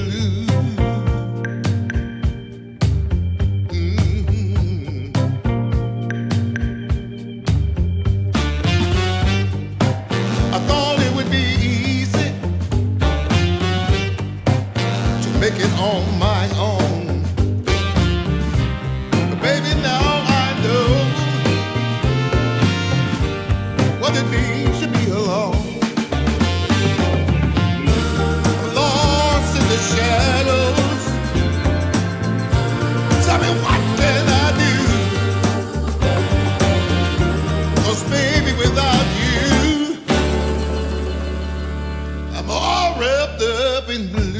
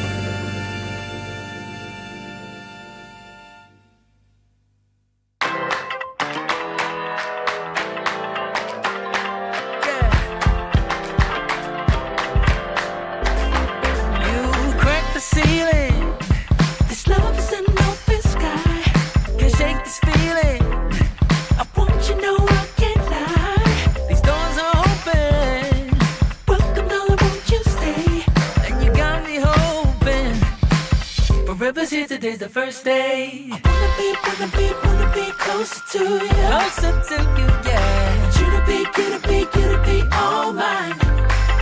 I got all these choices, but I so made up my mind, yeah. There's nobody better, gotta be you. 1,000 voices, 'cause it's so good to be alive, yeah. There's nobody better, so it's gotta be you. These myths are busted, the grass is greener on my side. It's done and dusted, I'm never getting off this ride. 'Cause life with you is golden, so how can I go back to silver love? I'll be holding on, can't get enough. Wanna be closer to you. Closer to you, yeah. Want you to be all mine. Oh, yeah. Got all these choices, yeah. But I so made up my mind. There's nobody better, gotta be you. Got to be you. Voices, yeah. 'Cause it's so good to be alive, yeah. There's nobody better, so it's gotta be you. Yeah. It's gotta be you. Gotta be you. Gotta be you. Gotta be you. Yeah. Gotta be you. Oh. It's gotta be you. Yeah. These choices, but I so made up my mind. Nobody better, gotta be you. It's got to be you. Voices, 'cause it's so good to be alive, yeah. There's nobody better, so it's gotta be you. Hey. Nobody else, no. It's gotta be you.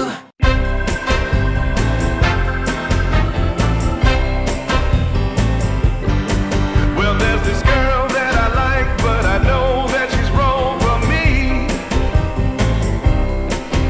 But as hard as I try, you know I can't seem to break free.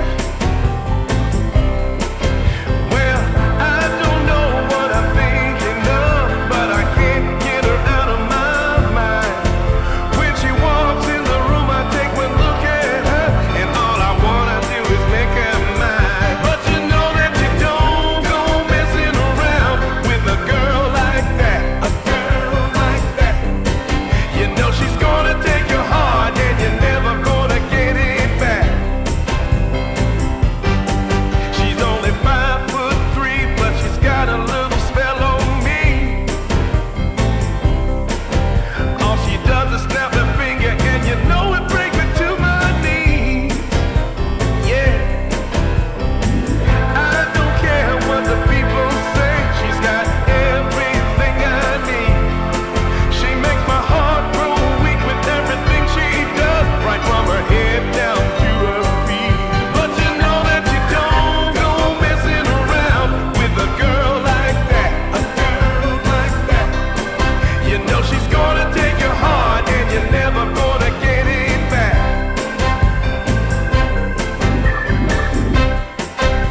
She's driving me crazy, and I'm out of my mind. But you don't go messing around with a girl like that. A girl like that. You know she's gonna take your heart, and you're never gonna get it back. So don't go messing with a girl like that.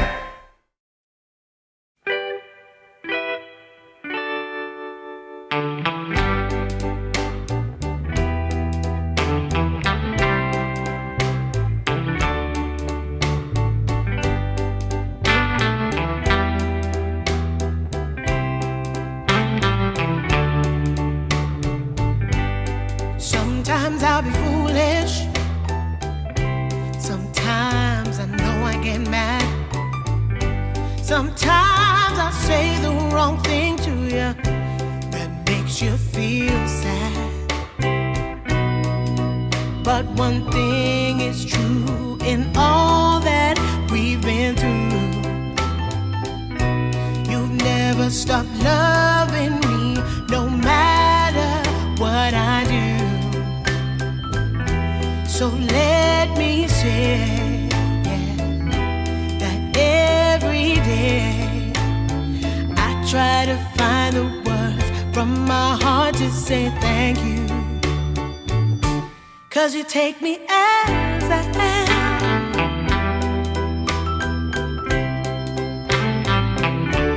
You take me as I am. Oh, baby.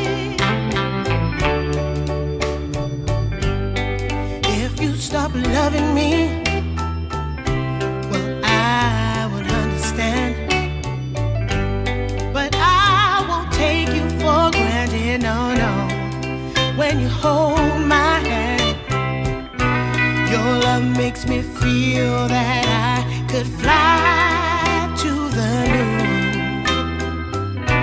Not even the birds above can sing a sweeter tune. I needed to say that you find a way to make me feel anew. And I want to say thank you, 'cause you take me as I am. Oh, baby, take me as I am. Oh, Lord, take me as I am. Oh, take me. Oh, take me. Yeah, take me. Take me as I am.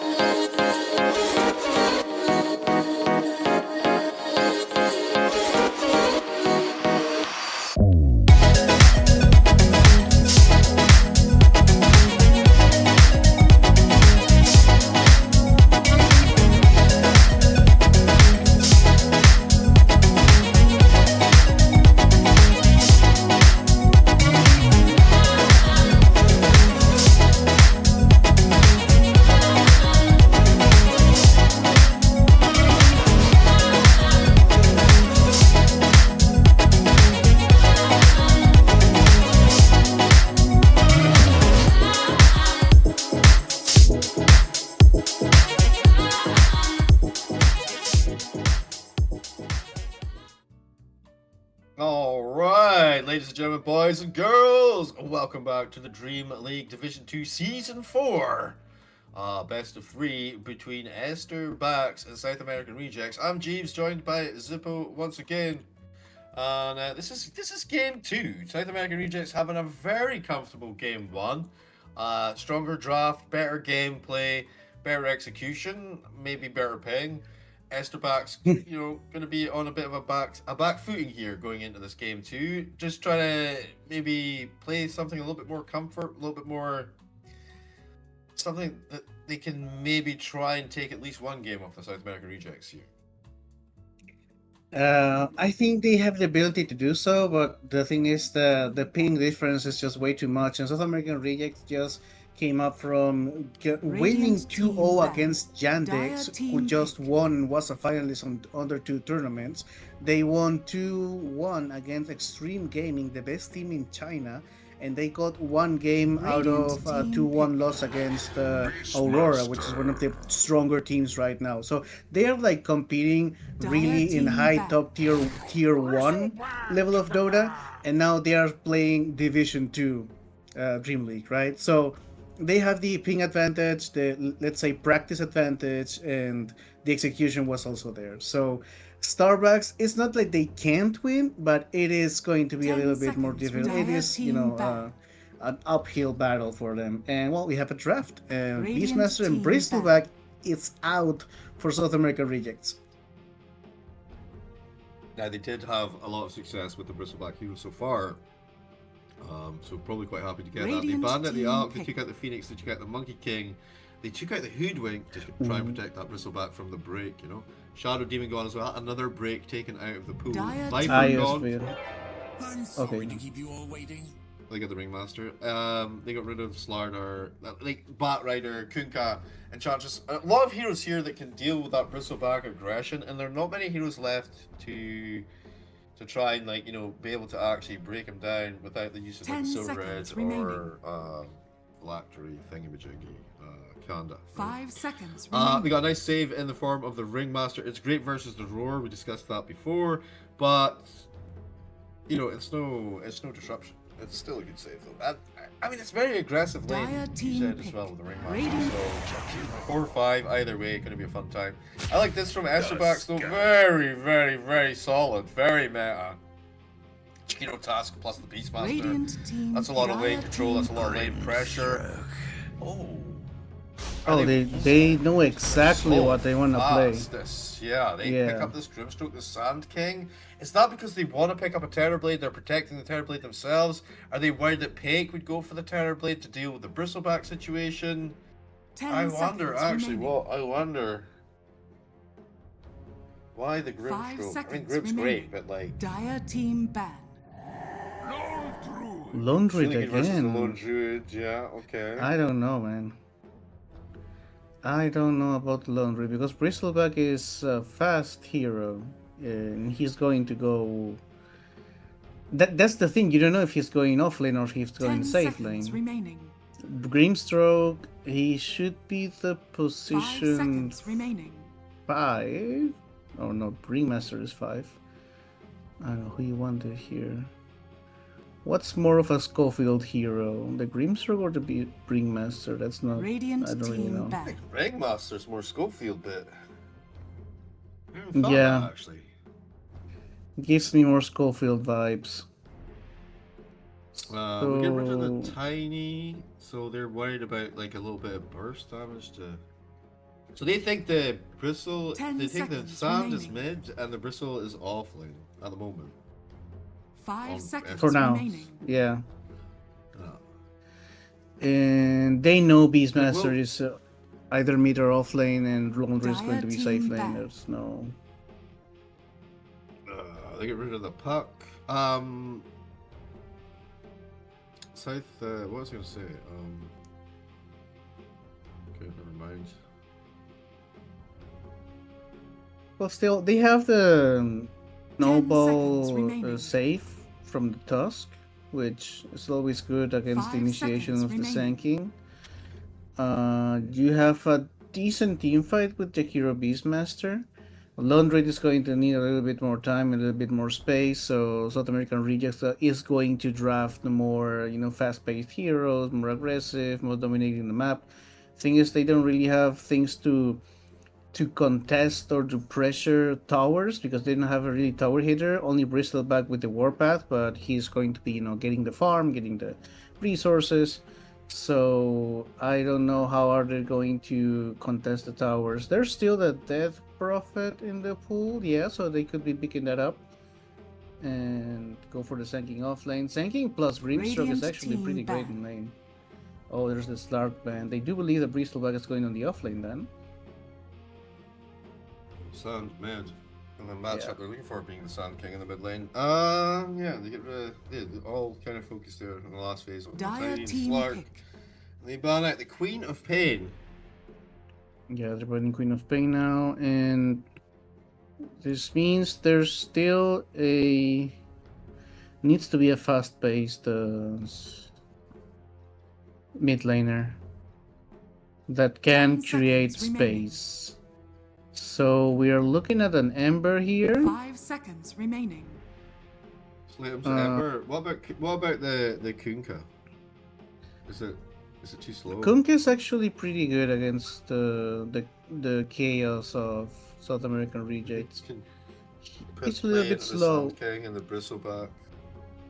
He's a little bit slow. Silver Edge Builder. Yeah. Or Huskar. They do have they have Battle Strike, the Silence from Grimstroke, the Wonder Wheel, Bristleback. I mean, Huskar could be something, maybe. Radiant team. Maybe. Let's see. No, it's an Underlord. So we will So have a mid Beastmaster beast. mid.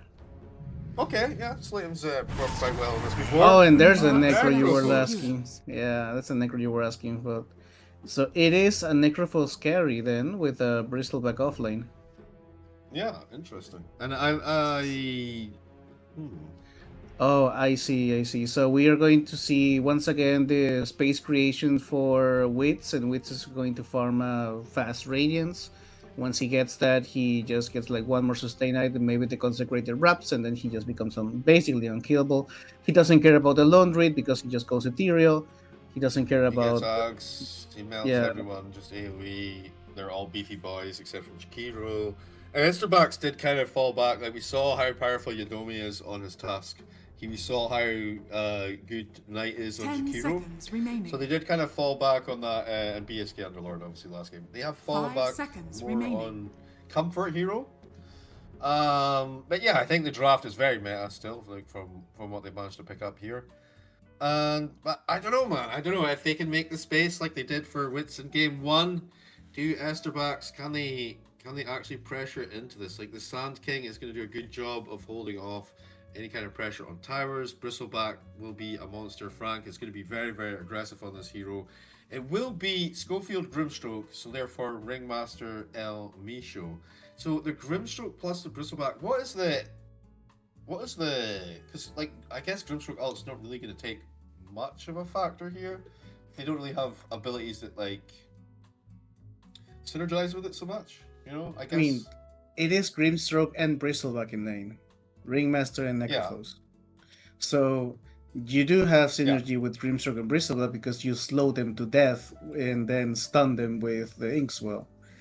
And you just kill them with stacks of Quill Spray. So yeah, you do have kill potential on the position 5, obviously, and also with once the Warpath is online, he's just going to destroy anyone with that combination. It's actually just put the Inkswell on the Bristleback, and Bristleback just runs at them, right? And you slow them from a really long distance with your first ability, whose name is Stroke of Fate. Yeah. Okay. What happened with Tai? And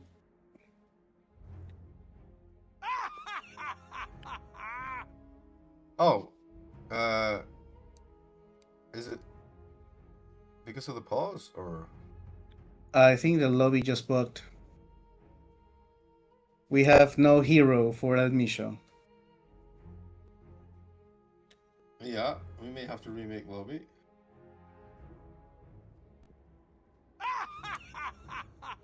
Yeah, they are going to need to reload that. Yeah, they're going to remake the lobby. That should be the call. I mean, maybe it just he can buy back. I don't know. I know what to tell you. He can buyback. He's got buyback available. I see what you mean. Yeah, I he's thought. got it. I mean, the pause came immediately though. Is he not just loading in? Oh, Yeah. Well, we are just going to reload the lobby, a new lobby. And A little bit of a very small indie company, of course, Valve. We had a little bit of an error with the loading in of the lobby. Unfortunately, Tiny wasn't able to make it in lobby. So what we're gonna do, guys, is we're gonna remake the lobby. We're gonna have the same picks. We're gonna have the same draft. Everything's just gonna happen very fast indeed, and then we'll get straight back into it as soon as possible. Okay. We need to have lobby details. yeah. Oh, I think we have to get out of the game and reconnect. I don't know. Well, we'll be back soon. Let's just. I'm trying to join the new lobby, but it says I'm already in the game. So. Oh, I'm not in a game. Have you got the password? I don't think I have it. Yeah, let's just go to we're gonna head to a small break, break. guys, while we fix the technical issue here. We'll be straight back though.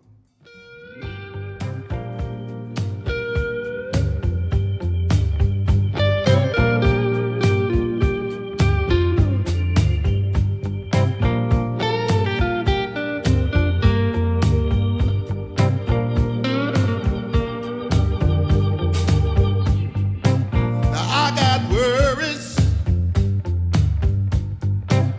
pounding in my chest. So hard to sleep, baby. I can't get no rest. All sorrow and sadness. Tell me what I'm gonna do. 'Cause baby, without you, I'm all wrapped up in blue.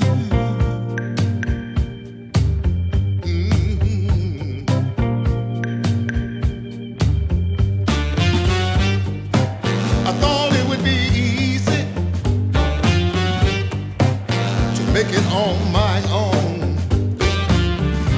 But baby, now I know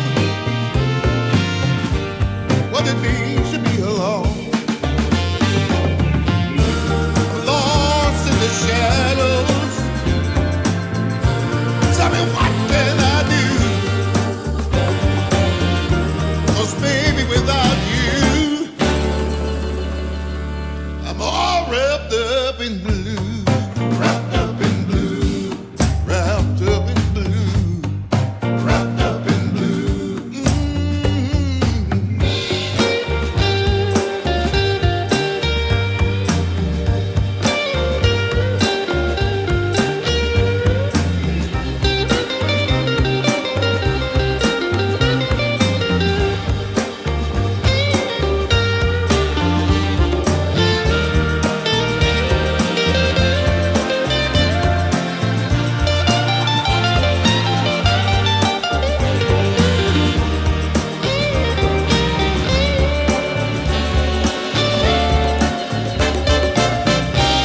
You don't miss the water till the well runs dry. You never see when the truth turns into a lie. Hey. Wrapped up in blue, all wrapped up in blue. Wrapped up in blue, can't find my way out. No, wrapped up in blue. Tell me what can I do? Wrapped up in blue.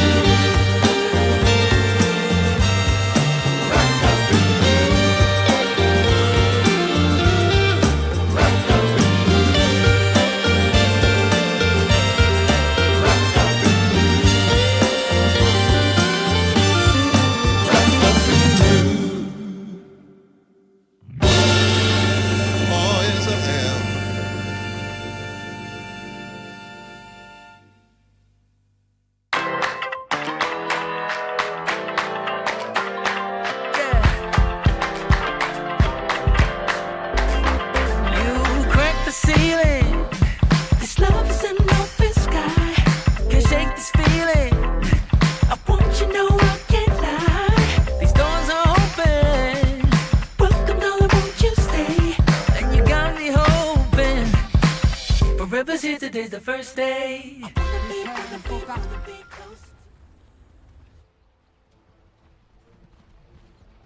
All right, let's get right back into the action here. We have reset the game, and we are ready to get into it. The early smoke from Estar backs. They're going to go for a little bit of a long wrap this time. Oh, they want to go round it. They want to go round the Roche pit. Yeah, they're waiting. Hey, They're just waiting. Chilling here. Okay, and they're going the other way around, so nothing's gonna happen. Interesting. Oh, interesting. They 30 are seconds to blocking the battle. camp so early. Because you want to build stacks for your bristleback? Yeah, no, 100%. that's going to cost them money to do something about that. This is very interesting late smoke here, Frank. Poking out, sees Yado. The top room doesn't feel so good now. Schofield. With the stroke The of fate. battle begins. Nice. They'll give up that bounty rune. It will be. There we go. Gets one there. Good. Wits gets another. 50-50, yeah. No real change there. Yeah, as you say. Camp already blocked up. Wits and El Micho on the ringmaster in the lane. Schofield on the growth stroke with Frank up top here. Himself versus Peg and Yado, two melee heroes versus Bristleback. I'm sure they have sticks though. They'll be fine. Wait. Yeah, we're looking at the mid lane tower, I don't know. Which is this matchup between Beastmaster and Sand King should be pretty even early on, then the wild taxes just become a nuisance. Early advantage for Sand King maybe for 2-3 levels, then Beastmaster starts just pushing away. A lot of aggression top actually. This might be it against Schofield. I mean, Oh, it's Frank that Mike they at actually two. turn looking for here, and that's going to be a Oh, good this kill. is- First one taken. Yado, he has tag team though, so there can't be a follow-up kill at the moment, unless Schofield goes back in, which he will. But yeah, first blood going to be up top there. Mid lane matchup, as you said, is going to be pretty chill until level 2, level 3, but it feels a lot better than the old Sandstorm, right? They will move around and stuff. It's not quite as dumb in the past. Schofield It is gets the so lead to much here. damage. Frank can get another kill. If Frank can get some here, spies, yes. In range, take him down, doesn't quite get the bear, but you're okay to make these kind of sacrifices. Frank not too happy about the first one, of course, but yeah, gonna get the lone druid kill immediately afterwards. Feels okay. Didn't get the kill as well. Radiant's courier has been killed. You can do better. And now if we look at the bottom lane, BSK is not happy at all. It's He's been just out not a harassed, fun he's lane. been poked, he's been completely destroyed. No last hits for him. Well, only 4 last hits for him as well. So hard to farm, so hard to stay alive here. He might. Oh no, the poison. Wits just doesn't care about the aura either, because he can still secure the CS on the back of Oh, Misha doesn't care either. Death boss. Almisha was in there, bro. That poison, so much work. It goes no waste. Oof. Oh, Almost. good stick lanes though, great stick lanes. Chikiro holding a salve as well. Okay, Almisha maybe a little bit deep here, a Dire's little top death tower pulse to is force under him attack. away. Take the creep wave with him. He's on fire, but not in a good way actually right now. I feel a little bit you're uncomfortable. dummy. Talk about uncomfortable though. Yeah, I know. Gonna get Beastmastered on right now. Actually, Schofield's one taking the pain though. He can't yeah, repel dummy. that kind of destruction. Rather than Frank at this point. Oh, the shard today. Oh wow, this is Another just. double kill. That's good. That's good. This- It's great. Yeah, I mean the tag team is working. Like it's three sources of damage from the tag team, so he is like using it to its full potential. Yeah. Basically Great 4 lane hits to kill combination. Schofield, and here we go again. Okay. Stun this time. Maybe Not as easy with now. The stroke of fate, they can turn things around 7 Oh, seconds. wow, before this it's is so available. That's fast. another- They just burst him. Like that was like 50% of his health in like 3/10 of a second or something. That is just so fast. And Pike is having the time of his life right now. He even go for a Orb of Corrosion. Yo, 5-1 and 0 at not even 4 minutes into the game on your lone druid.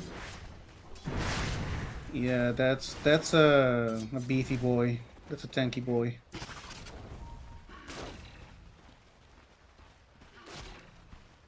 Interesting. Really, really interesting. And this continues to be like. Yes. Oh, I was gonna say Wits is so far ahead on CS, but like I guarantee if you check the net worth, it is a completely different story. Yeah, 500 gold up on the lone druid right now. Yeah, that's what 5 kills gets you. And I was about to say this is still the bloodbath we know and love, right? Like 6 kills in 4 minutes. Make it 7. Yeah. I mean, at this point in your life, you know, you're sitting at this, you're looking at your off lane, he's 1-3-0. Do you want him to go back to that lane, or do you... And he has the brilliant as well because they blocked the camp, right? There's nothing to recover. There's nothing for Pistol to recover on at the moment. And he can't just like go and like, you know, coil spray some Aegis or whatever. Is Schofield, is he aware? I don't think he is. He knows now, actually. He knows it's blocked. He just doesn't have anything to deal with. Got it. Build me an escape plan, he says. Radiant are scanning. Power treads. Phase boot's almost done. And Yadomi, he's like, oh, you're not playing the lane? Well, in that case, I'm gonna come over here and interfere with what you want to do. And I love this. That Jay Bates, dude. Did you see that? He puts the... Alright, hang on, you're gonna get this kill first on the laner. Nice. Decent rotation Endo. Misho, maybe to get something back on the other side. Knight is kind of low, the poison taken down, but it's not gonna be enough. Maybe Yadomi they could do. And Slateham's actually looking up with a double kill here. Misho trying to squeak away under his own tower. He actually gets away. No more for Slayer. Instead he's going to get beat down, but he's actually taking so much pain right now to keep this catapult wave alive. Stunting with the TP. You don't want to overcommit here. Anyway. So what Slayer has been doing in the mid lane is he's been sending the board to block the camp that's blocked by a ward. So it looks like that's what he's been doing. So he doesn't go and now do ward the camp. Did it right in front of the Schofield.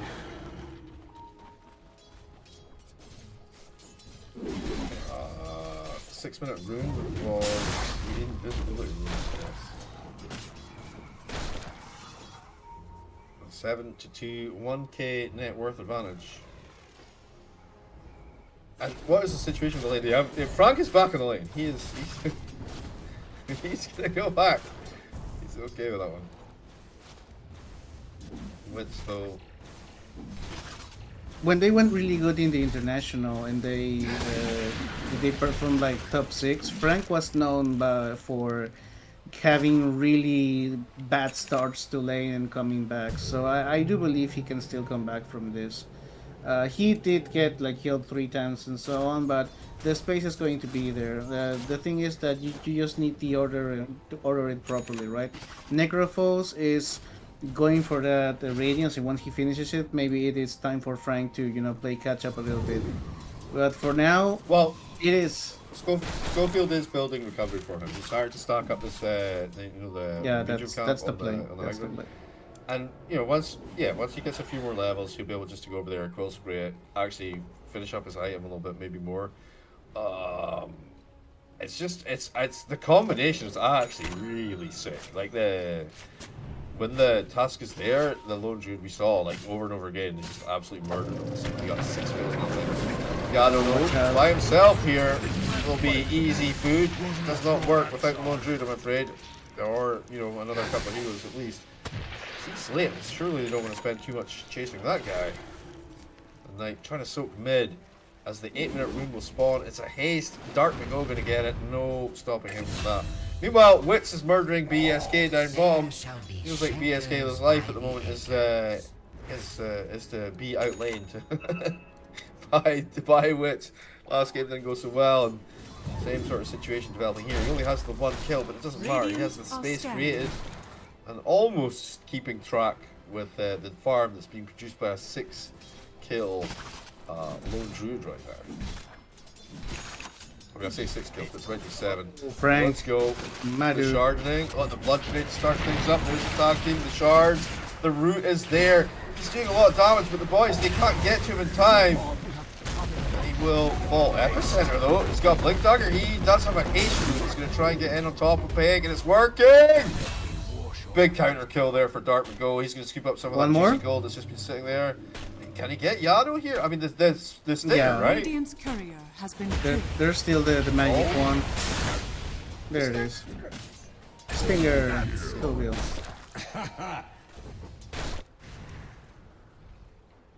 Yeah, really close to that Blink Dagger as well. Now it's... under attack. Well, the comeback, it is a possibility now for Frank. There's a lot of juicy stacks being made with here, and I do believe... Oh, maybe Dark Mago takes them? Yeah, he wants that Blink Dagger fast. Frank says, don't worry, guys. Frank right now. No! No! Oh, please, just some XP! Nah, he's good, man. Frank is like, it's okay, guys. I'm used to this. I can come back. I don't need the stacks. Get your Blink Dagger. Create the space for me. Yeah, that's it. Correct, yeah, he's totally okay with this. And Necrophos, he has enough money, if he had a courier, to get a Sacred Relic for starters here. That's 10 minutes into the game. That's a really good Radiance timing we're looking at the moment. That's way faster than the Alchemist. 12 and a half minutes, something like that. Yeah, it's going to be way faster than the Alchemist we've seen. Yeah. It's had a pretty blessed life though. Wits in this series so far. The boys have been making space for him, and BSK, because his hero comes out so late in the draft. Wits' his hero, like BSK, just it feels like he's just left in a situation where his lane is just lost. You know, just pick around it. Pig though, he's got Mjolnir again. Phase Boots is there. Orb of Corrosion in hand. We got the Mjolnir first off. Feels okay, man. Then back for the Ags. Seems to be his normal kind of build. Schofield hovering mid. He's got his level 6. Knight trying to get his level 6. He's so close. After this creep wave, perhaps he gets it. He has Macrofire online. Smoke action happening. Can they find Radiant Wits? are scanning. They're gonna find. Radiant's bottom Ooh, tower so is under close. They attack. went just the other Radiant way. structures are They fortified. might find Misha though. Nope. Nobody was showing. Oh, Yerami, Misha. You saw him. Dire's top tower is under attack. Too far away. He's going to become the gank one. Yep. And that's Radiance.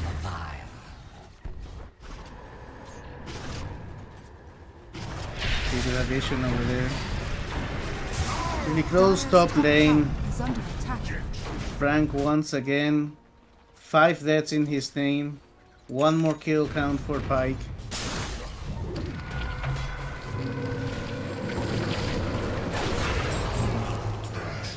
Let's see.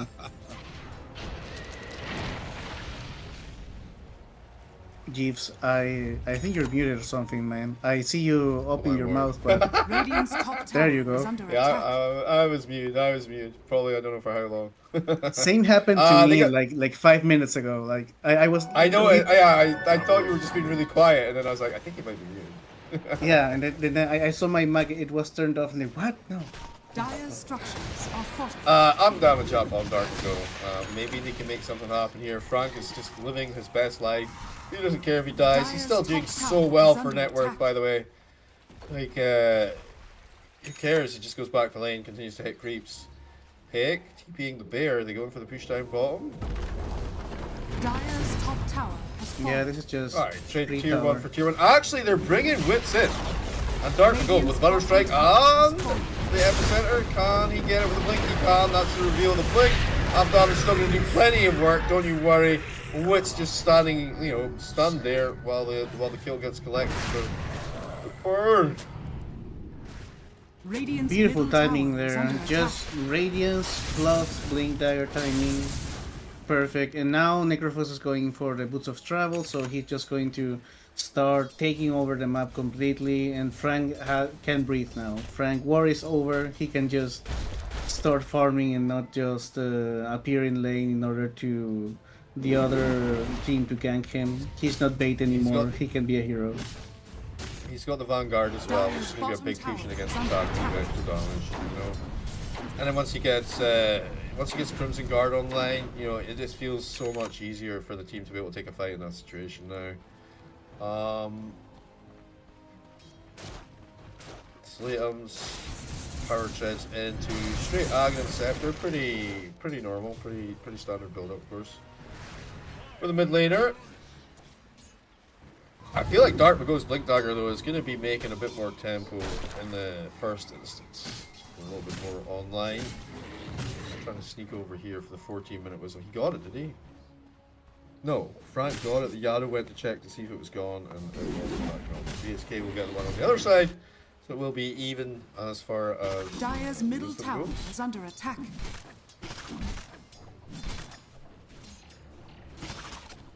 So, wait. Top lane Frank once again. Here we go. Yeah, Walrus, shards. Now, let's see what the difference is. Actually, he's still getting absolutely nothing. Buying a lot of time though. The Grimstroke able to connect this time. Here comes Albedo. Alright, Bristol's still alive, by the way. That Vanguard is massive. Way bigger than they thought. And they'll get the bear. They'll get +1 with the Undying in front. He's fine, by the way. He's just fine. He doesn't care. He just takes it and overcomes it. Yeah, adapt and overcome. Easy peasy. Mid lane, Dark Mago. See the roasting cost is still up. Oh, they're gonna try fight again. Mark is still I mean, in the he's air, half still HP, super so low. maybe now. He dies this time, surely. Yeah, he's half HP. He should die. It's a little bit greedy, maybe, you know. But again, you got 4 heroes top. The rest of the boys able to maybe do something elsewhere. What's Necro doing? He is Boots of Travel are finished. Looking for Travels 2. So he can literally go straight to wherever Bristleback's getting ganked and just TP on top of him. Yeah, first he Shard needs next, then his shard, BKB, yeah. maybe. Just the shard, so finished. he has a little bit more mobility, Dire's right? middle tower is under attack. Got extra damage, extra mobility, extra Radiant's chase. top Yeah. tower It's is a under great little attack. item, that one. Okay, what's the game plan for Starbucks though? I don't see them pressuring. Oh. What is the Beast? How's the Beastmaster? Beastmaster has drums, so he can try to go for ganks by himself. He's going for BKB as next item, so no pushing potential here. Oh, Fight PSK. downtown. Almost has a spike with PSK. Almost have the blink on Yado. Radiant's middle tower is under attack. The bear has Mjolnir. He's working towards his axe. It's still a little ways out though. It's maybe 2-3 minutes away still for at least maybe 4 minutes away for Dire that are axe scanning. on the bear man. I think you have to wait for these items. Like the Blink Dagger on Yado is going to be absolutely massive because we Dire's saw how middle tower potentially, is under you know, how attack. potent his save can be. no, and Yado is just warding there. Dire's Letting middle if he tower can has fallen. just get some information. There's 4 heroes in it, Radiant's so top tower is under attack. still space enough for the Laundry to continue farming. Necrophos though is going to farm way faster now that he has the Boots of Travel as you mentioned. And I mean, after you get the Boots of Travel too, you just get survivability, right? And then just start killing I think people you get centrally. like a BKB and an axe maybe. I don't want BKB. I don't even need to be. Maybe a Lincoln Sphere actually. Lincoln's for the roar for the boys. For Stats the roar would be and as well. roar and maybe also the Walrus Punch. Punch, right? Yeah. The punch, making this rotation to the top side of the map. I'm gonna try and find Cake here. And honestly, They will they find him. think that they think that Cake thought he was finding them. Oh, Still alive for a few more that was seconds. close. Well, that's why they want the Grimstraw. You have the Soul Bind into the double Reaper side. The Kyros down. Yeah, it does. When the bear dies, he takes damage, right? Is that still a thing? No. Should be. No. Is it? No. That was an old thing, wasn't it? That was Oh an no! old thing. If the bear moves 1,100 distance away from Lone Druid, it can't attack. Lone Druid suffers 20% of his max health as backlash damage if the spirit bear dies. Yeah. So yeah, the Stroke of Fate. I take it when you kill the bear, I think you can ult the bear now with the Reaper Scythe, and that will kill it, right? In the same fashion, because it's. It should be because the spirit bear is considered a hero. Yeah. It is considered a So- hero unit, so yeah. Essentially, if you can kill the bear, you can do the extra 20% damage, and maybe you get the kill on him as well with the ult. You know, if they're both trapped. But also, just the Stroke of Fate, just the binding them together, I think is kind of good. But obviously, as a lone druid player, you can just move both heroes. You have full control of that situation. And, So something, you know, Jeremy's back. Well, Knight is back. Nightmare. And back Frank, into he's the game. just he's the MVP right now. He just tanked everything like a champ, and now it's just skipping creep waves, creating more space, tanking ganks. He's third highest net worth in his team, despite having died 6 times in the lane. And that's classic Frank. We talked about this. You were like bringing back some memories for me, like back in the Frank Mars days, you know. And he would just, you know, he'd have a nightmare lane sometimes, and still find his way back into the game. Yeah, he's one of those, you know, he's a Beastmaster, Slardar, Bristleback. Like, he is one of those heavy, bulky strength initiators type of thing, and frontliners type of player. Beastmaster is sort of like, I don't know, stolen by cores a lot. You'll pause one of them. The ability to build this super fast. Just a dead Yadomi. Frank coming in from the back to make sure it happens. There's a little bit of pressure coming in downtown tonight, making the space in that bottom lane. Slatums is farming up, but you know, they're coming. Oh, BSK. Oh, he's on the low Oh, right. this is... They're gonna be sandwiched. See him? Dyer's middle tower. is Can under they attack. sandwich them? Oh, this is good. This is great for Estar. Okay, the roar gonna come through. Poison. A little escape act coming through as well. My god, the macro fire, the kitchen sink, literally everything on top of there. And finally, Sand King does fall, but they do not have much to work with. To go charging after Almisho. Here comes Frank. No, I don't want to commit. Okay. Where is Wits? Here he comes. Okay, maybe they turn now. They Wait, threw trying to separate them up. everything. They threw everything at Sand King, so they didn't have anything to fight anymore. Exactly. You take this fight. Rejects in the R. Frank's in deep. BSK super low. One more dude. Hey, Bear's gone, so him with the spray of the spines. There you go. Easy peasy. Now looking for Peg himself. A little fear up the high ground. The out from Wits. Easy peasy fall back in for Yado. Yado's snowballing onto the Ringmaster. He can find the kill maybe. No, it's double kill for Wits on the back line. And Yado gonna get run down now as well. May as well make it a triple. Never mind, Darkman go against it. Frank. Dyer's middle tower is under attack. Okay, that's a full.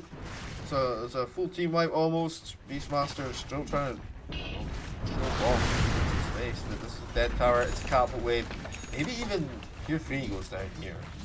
Although it's a little bit risky. Dyer's middle tower. Yeah, I think without Roche is not really the best idea. They're all even up. though you're, They're all up. Dyer's middle yeah, Have you even got though Tormy like, maybe bottom? that's exactly what I was about to say. Like minute 20, let's go Torm. Roche will be Wits. top. Maybe they go Roche instead. They have the goo. Should be quite quick. I'm okay with this. I think Esterback should steal Tormy at the moment if they want. Like, rather than try and contest the Roche. I don't think they can contest the Roche. Like, Lone Reed is just not big enough. And he's going for Aghanim Scepter, so there's like no damage there. Yeah, I meant just as kind of like an objective that they could take at the same time while the enemy are away. But they're not quite aware that the Roche is happening, so they're in the area, they're thinking about the Tormy situation maybe, but no, it's Sand King showing. They're like, there's no way they're rushing without their Sand King, right? Roshan has fallen. Oh, and Frank gets it. Yeah, I think that's fine. Like, if he dies and he gets back up and he continues to spray and goo, like, it becomes a bigger nightmare, you know? You can't really go on him. He can just stand in the front and they can chunk down tower, maybe. And also, there's the point that the Necro is 17-4, hasn't died, just having the game of his life. Sand King is 3-2 and 3, not overly concerned either. Once the Epicenter's gone. Slim King bullied out of his lane here, but they will bring over some forces here. BSK gonna show up. Solar Knight is here as well. Not damage on the river, top. Oh, they're going for it. No, wait. Witch is just going bottom or going mid, but they are diving top. What? Feel strong or what? Oh, there is. Witz is there with the boost of trauma 2. He's be there every time, everywhere. And also, it's the greatest debate ever as well, because the cooldown's so short. It's like 40 seconds, right? And like, you think, oh, he's mid, we can maybe make this play, we can take this fight versus 2 top. And then he just TPs in, and oh, no, he's here. Dire's top tower has fallen. Like, you're overcommitting and it's Radiant's over bottom the tower way. is under attack. And now you just start hitting the tower, and that's it, right? So, oh, they want the kills. Is under attack. They take no prisoners. There's no survival like this. Good kill. And the BKB charges in versus 3, and then the rest of the boys are back there already. He's just dead. Alright, no problemo. Snowball on Frank. Frank doesn't care, he's got Aegis of the Immortal. They're just trying to force the GG with it, doing the work, bro. Yeah, maybe. They're like, I don't want to hit towers. I'm gonna kill you in your fighter, bro. You're gonna GG, goddammit. Oh my word. Ultra kill for Frank. I feel that's good for Frank as well, though. You know, a little bit of, you think that's terrible. Okay, yeah, job done, right? A little bit of self-esteem back after all those deaths. Give them an ultra kill. And also Frank nonchalantly just going shopping on the enemy fountain, getting a clarity. Yeah, juice himself, get that mana back. Yeah. No fear here. Do they have pipe or what's the situation? Who's got magic resist? No one? Okay, that's cool. I mean, I guess Necro. Dire's top barracks are under attack. Top barracks. Well, Necro is basically unkillable now. I feel the only thing that is, you know, hindering him a little bit is the mana, because he's really mana intensive. He needs a lot of mana. So he needs to be constantly with charges of Sadist. Dire's middle tower. I mean, they both have, Almisho and Schofield as well, both have arcade moves. Dire's structures are fortified. Yeah.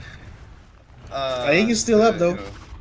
Radiant's By the way. bottom tower is under attack. So Frank is just going to face Aegis is still towers. there, Yeah, Aegis is still done.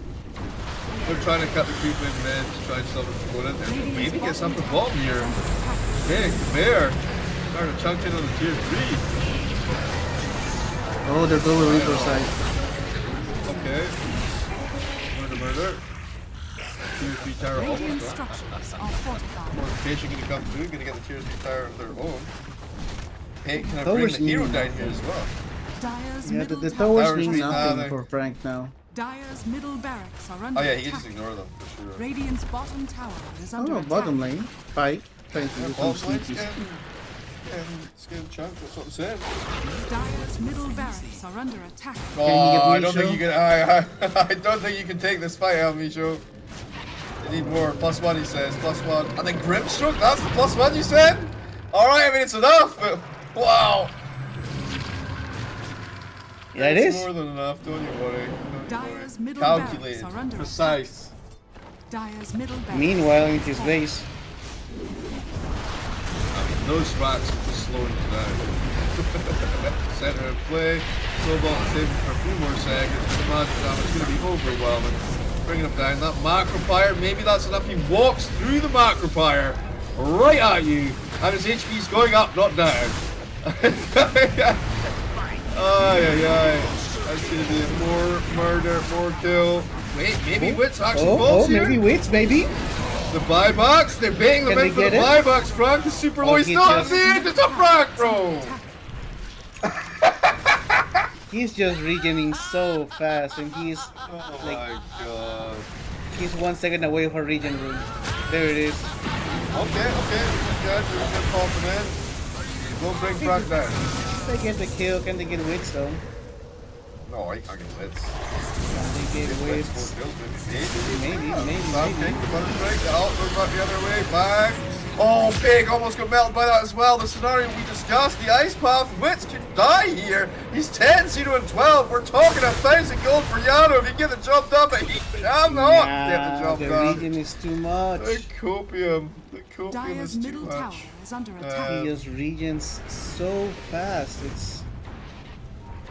It's ridiculous. And He's gone bottom now. He says, you know what, that tier 1 bottom is bombing. yeah, he wants the mega creeps. Hank versus 3. The BKB gonna come out on Dark Go just to make sure he gets his kill. The bear gonna fall as well. Dyer's bottom tower is under There we attack. go. 60 seconds on the sideline. No lone druid. Tier 1 tower will fall bottom. Should be able to roll this one over 2 minutes before Roche can respawn. They want to kind of, wait out Dyer's for an bottom inch. tower There it I is. think they need it. Ah, they will just throw up the GG. Okay. That's fair. Yeah, there was no. Oh, and he DC'd, so yeah. Oh, yeah, Pike is not happy. He got 5 kills at the beginning of the game, and then. I've been there, though, meant dude. You nothing. go to the core, you think you're god, you're like, 5-0, and then you lose the game. Some guy's And played then you- Necrophos, he's 1 kill, and he somehow got more net worth than you. What? What is this game? And then I thought- no, but you- yeah. Then you remember Dota's a 5 versus 5 game, and not only, it's not only winning your lane, and oh wait, what happened? I got 5 kills, but my entire team fed like 10 kills. Well, Frank also was a champ. Like he got killed like 3-4 times in a row, and then came back, and then they tried to gank him once, and he survived a gank of 4 heroes at the same time, turned it around. It was just beautiful gameplay out of South American Rejects, to be honest. They are looking really, really strong, and they are showing also why they are getting 2-0 victories against teams like Yandex and Extreme Gaming, right? They are playing really good. No shame for Estar to lose to the squad, especially with the speed No, ping not at all. difference, with the skill difference. Yes. Fantastic gameplay all round. MVP Frank, obviously, 11, Yes. 7, and 9. Actually ends up with the most kills on his team at the end there. I mean, this team did assist him by going for like crazy throwing dives. But yeah, fantastic overall performance there from South American Rejects in general. Really nice picks as well. Really interesting adaptation to the meta they've got so far. And like I say, Estar, they've got nothing to be ashamed of here. Yeah, they got 2-0'd, but they had some really good ideas. They had some really good plays, and they also got themselves a win today. So it feels like it's been not the worst day, and that's probably going to be one of the harder teams they're going to face in Division 2. We were talking about, I think you were saying about how South American Rejects were like the favorites from South America. We kind of joked about that when we were discussing this series before, at the end of the last one. But after seeing this series, I'm starting to think these guys might be maybe favorites for the tournament. I do agree with you. Like the other teams that are like 4-0 is Nigma Galaxy, which should be the biggest competition for South American Rejects. I wouldn't be surprised if it's like Nigma versus SAR in the finals. Yeah, I think we can both agree on that. That's going to be the last series for us today, though. We're going to be back tomorrow for the maybe 4 series tomorrow. We'll be covering the last 2 once again, and I'm really looking forward to it. I'm looking forward to seeing you again. Any final words, Bo? I'm just happy to cast really great Dota, and South American Dota is strong as ever. So I'm happy for that, and I'm excited for the games tomorrow. See you guys tomorrow.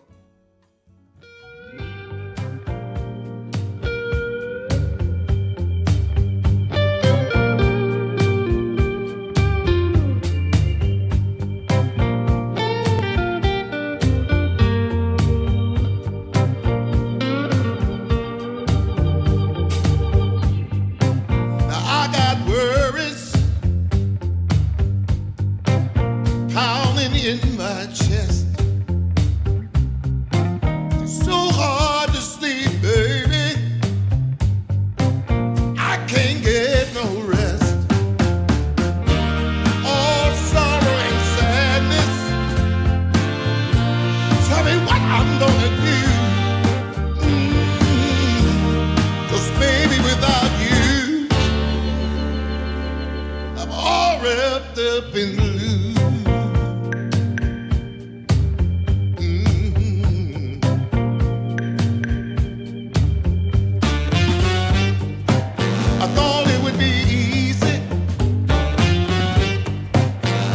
it on my own. But baby, now I know what it means to be alone. Lost in the shadows. Tell me, what can I do? 'Cause baby, without you, I'm all wrapped up in blue. Wrapped up in blue. Wrapped up in blue. Wrapped up in blue.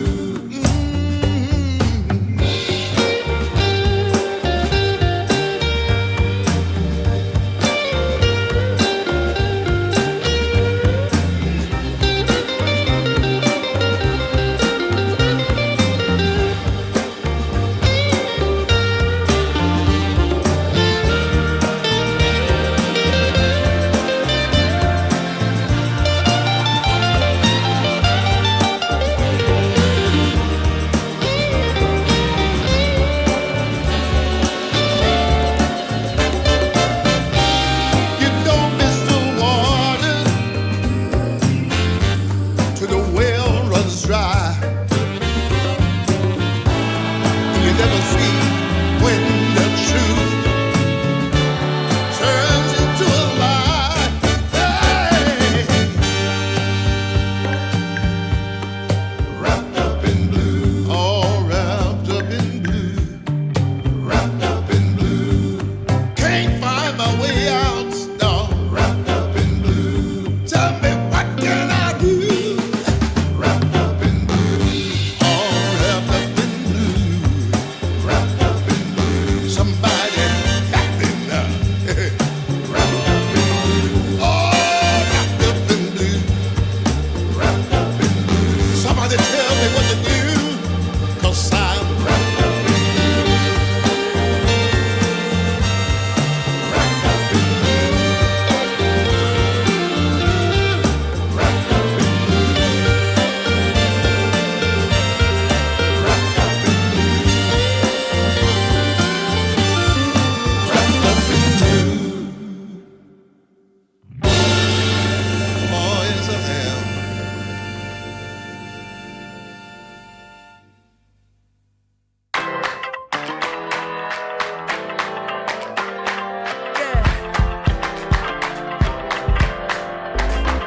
You crack the ceiling. This love is an open sky. Can't shake this feeling. I want you to know I can't lie. These doors are open. Welcome, darling, won't you stay? And you got me hoping. Forever's here, today's the first day. I wanna be closer to you. Closer to you, yeah. Want you to be all mine. I got all these choices, but I so made up my mind, yeah. There's nobody better, gotta be you. A thousand voices, 'cause it's so good to be alive, yeah. There's nobody better, so it's gotta be you. These myths are busted, the grass is greener on my side. It's done and dusted, I'm never getting off this ride. Life with you is golden, so how can I go back to silver love? I'll be holding on, can't get enough. Wanna be closer to you. Closer to you, yeah. Want you to be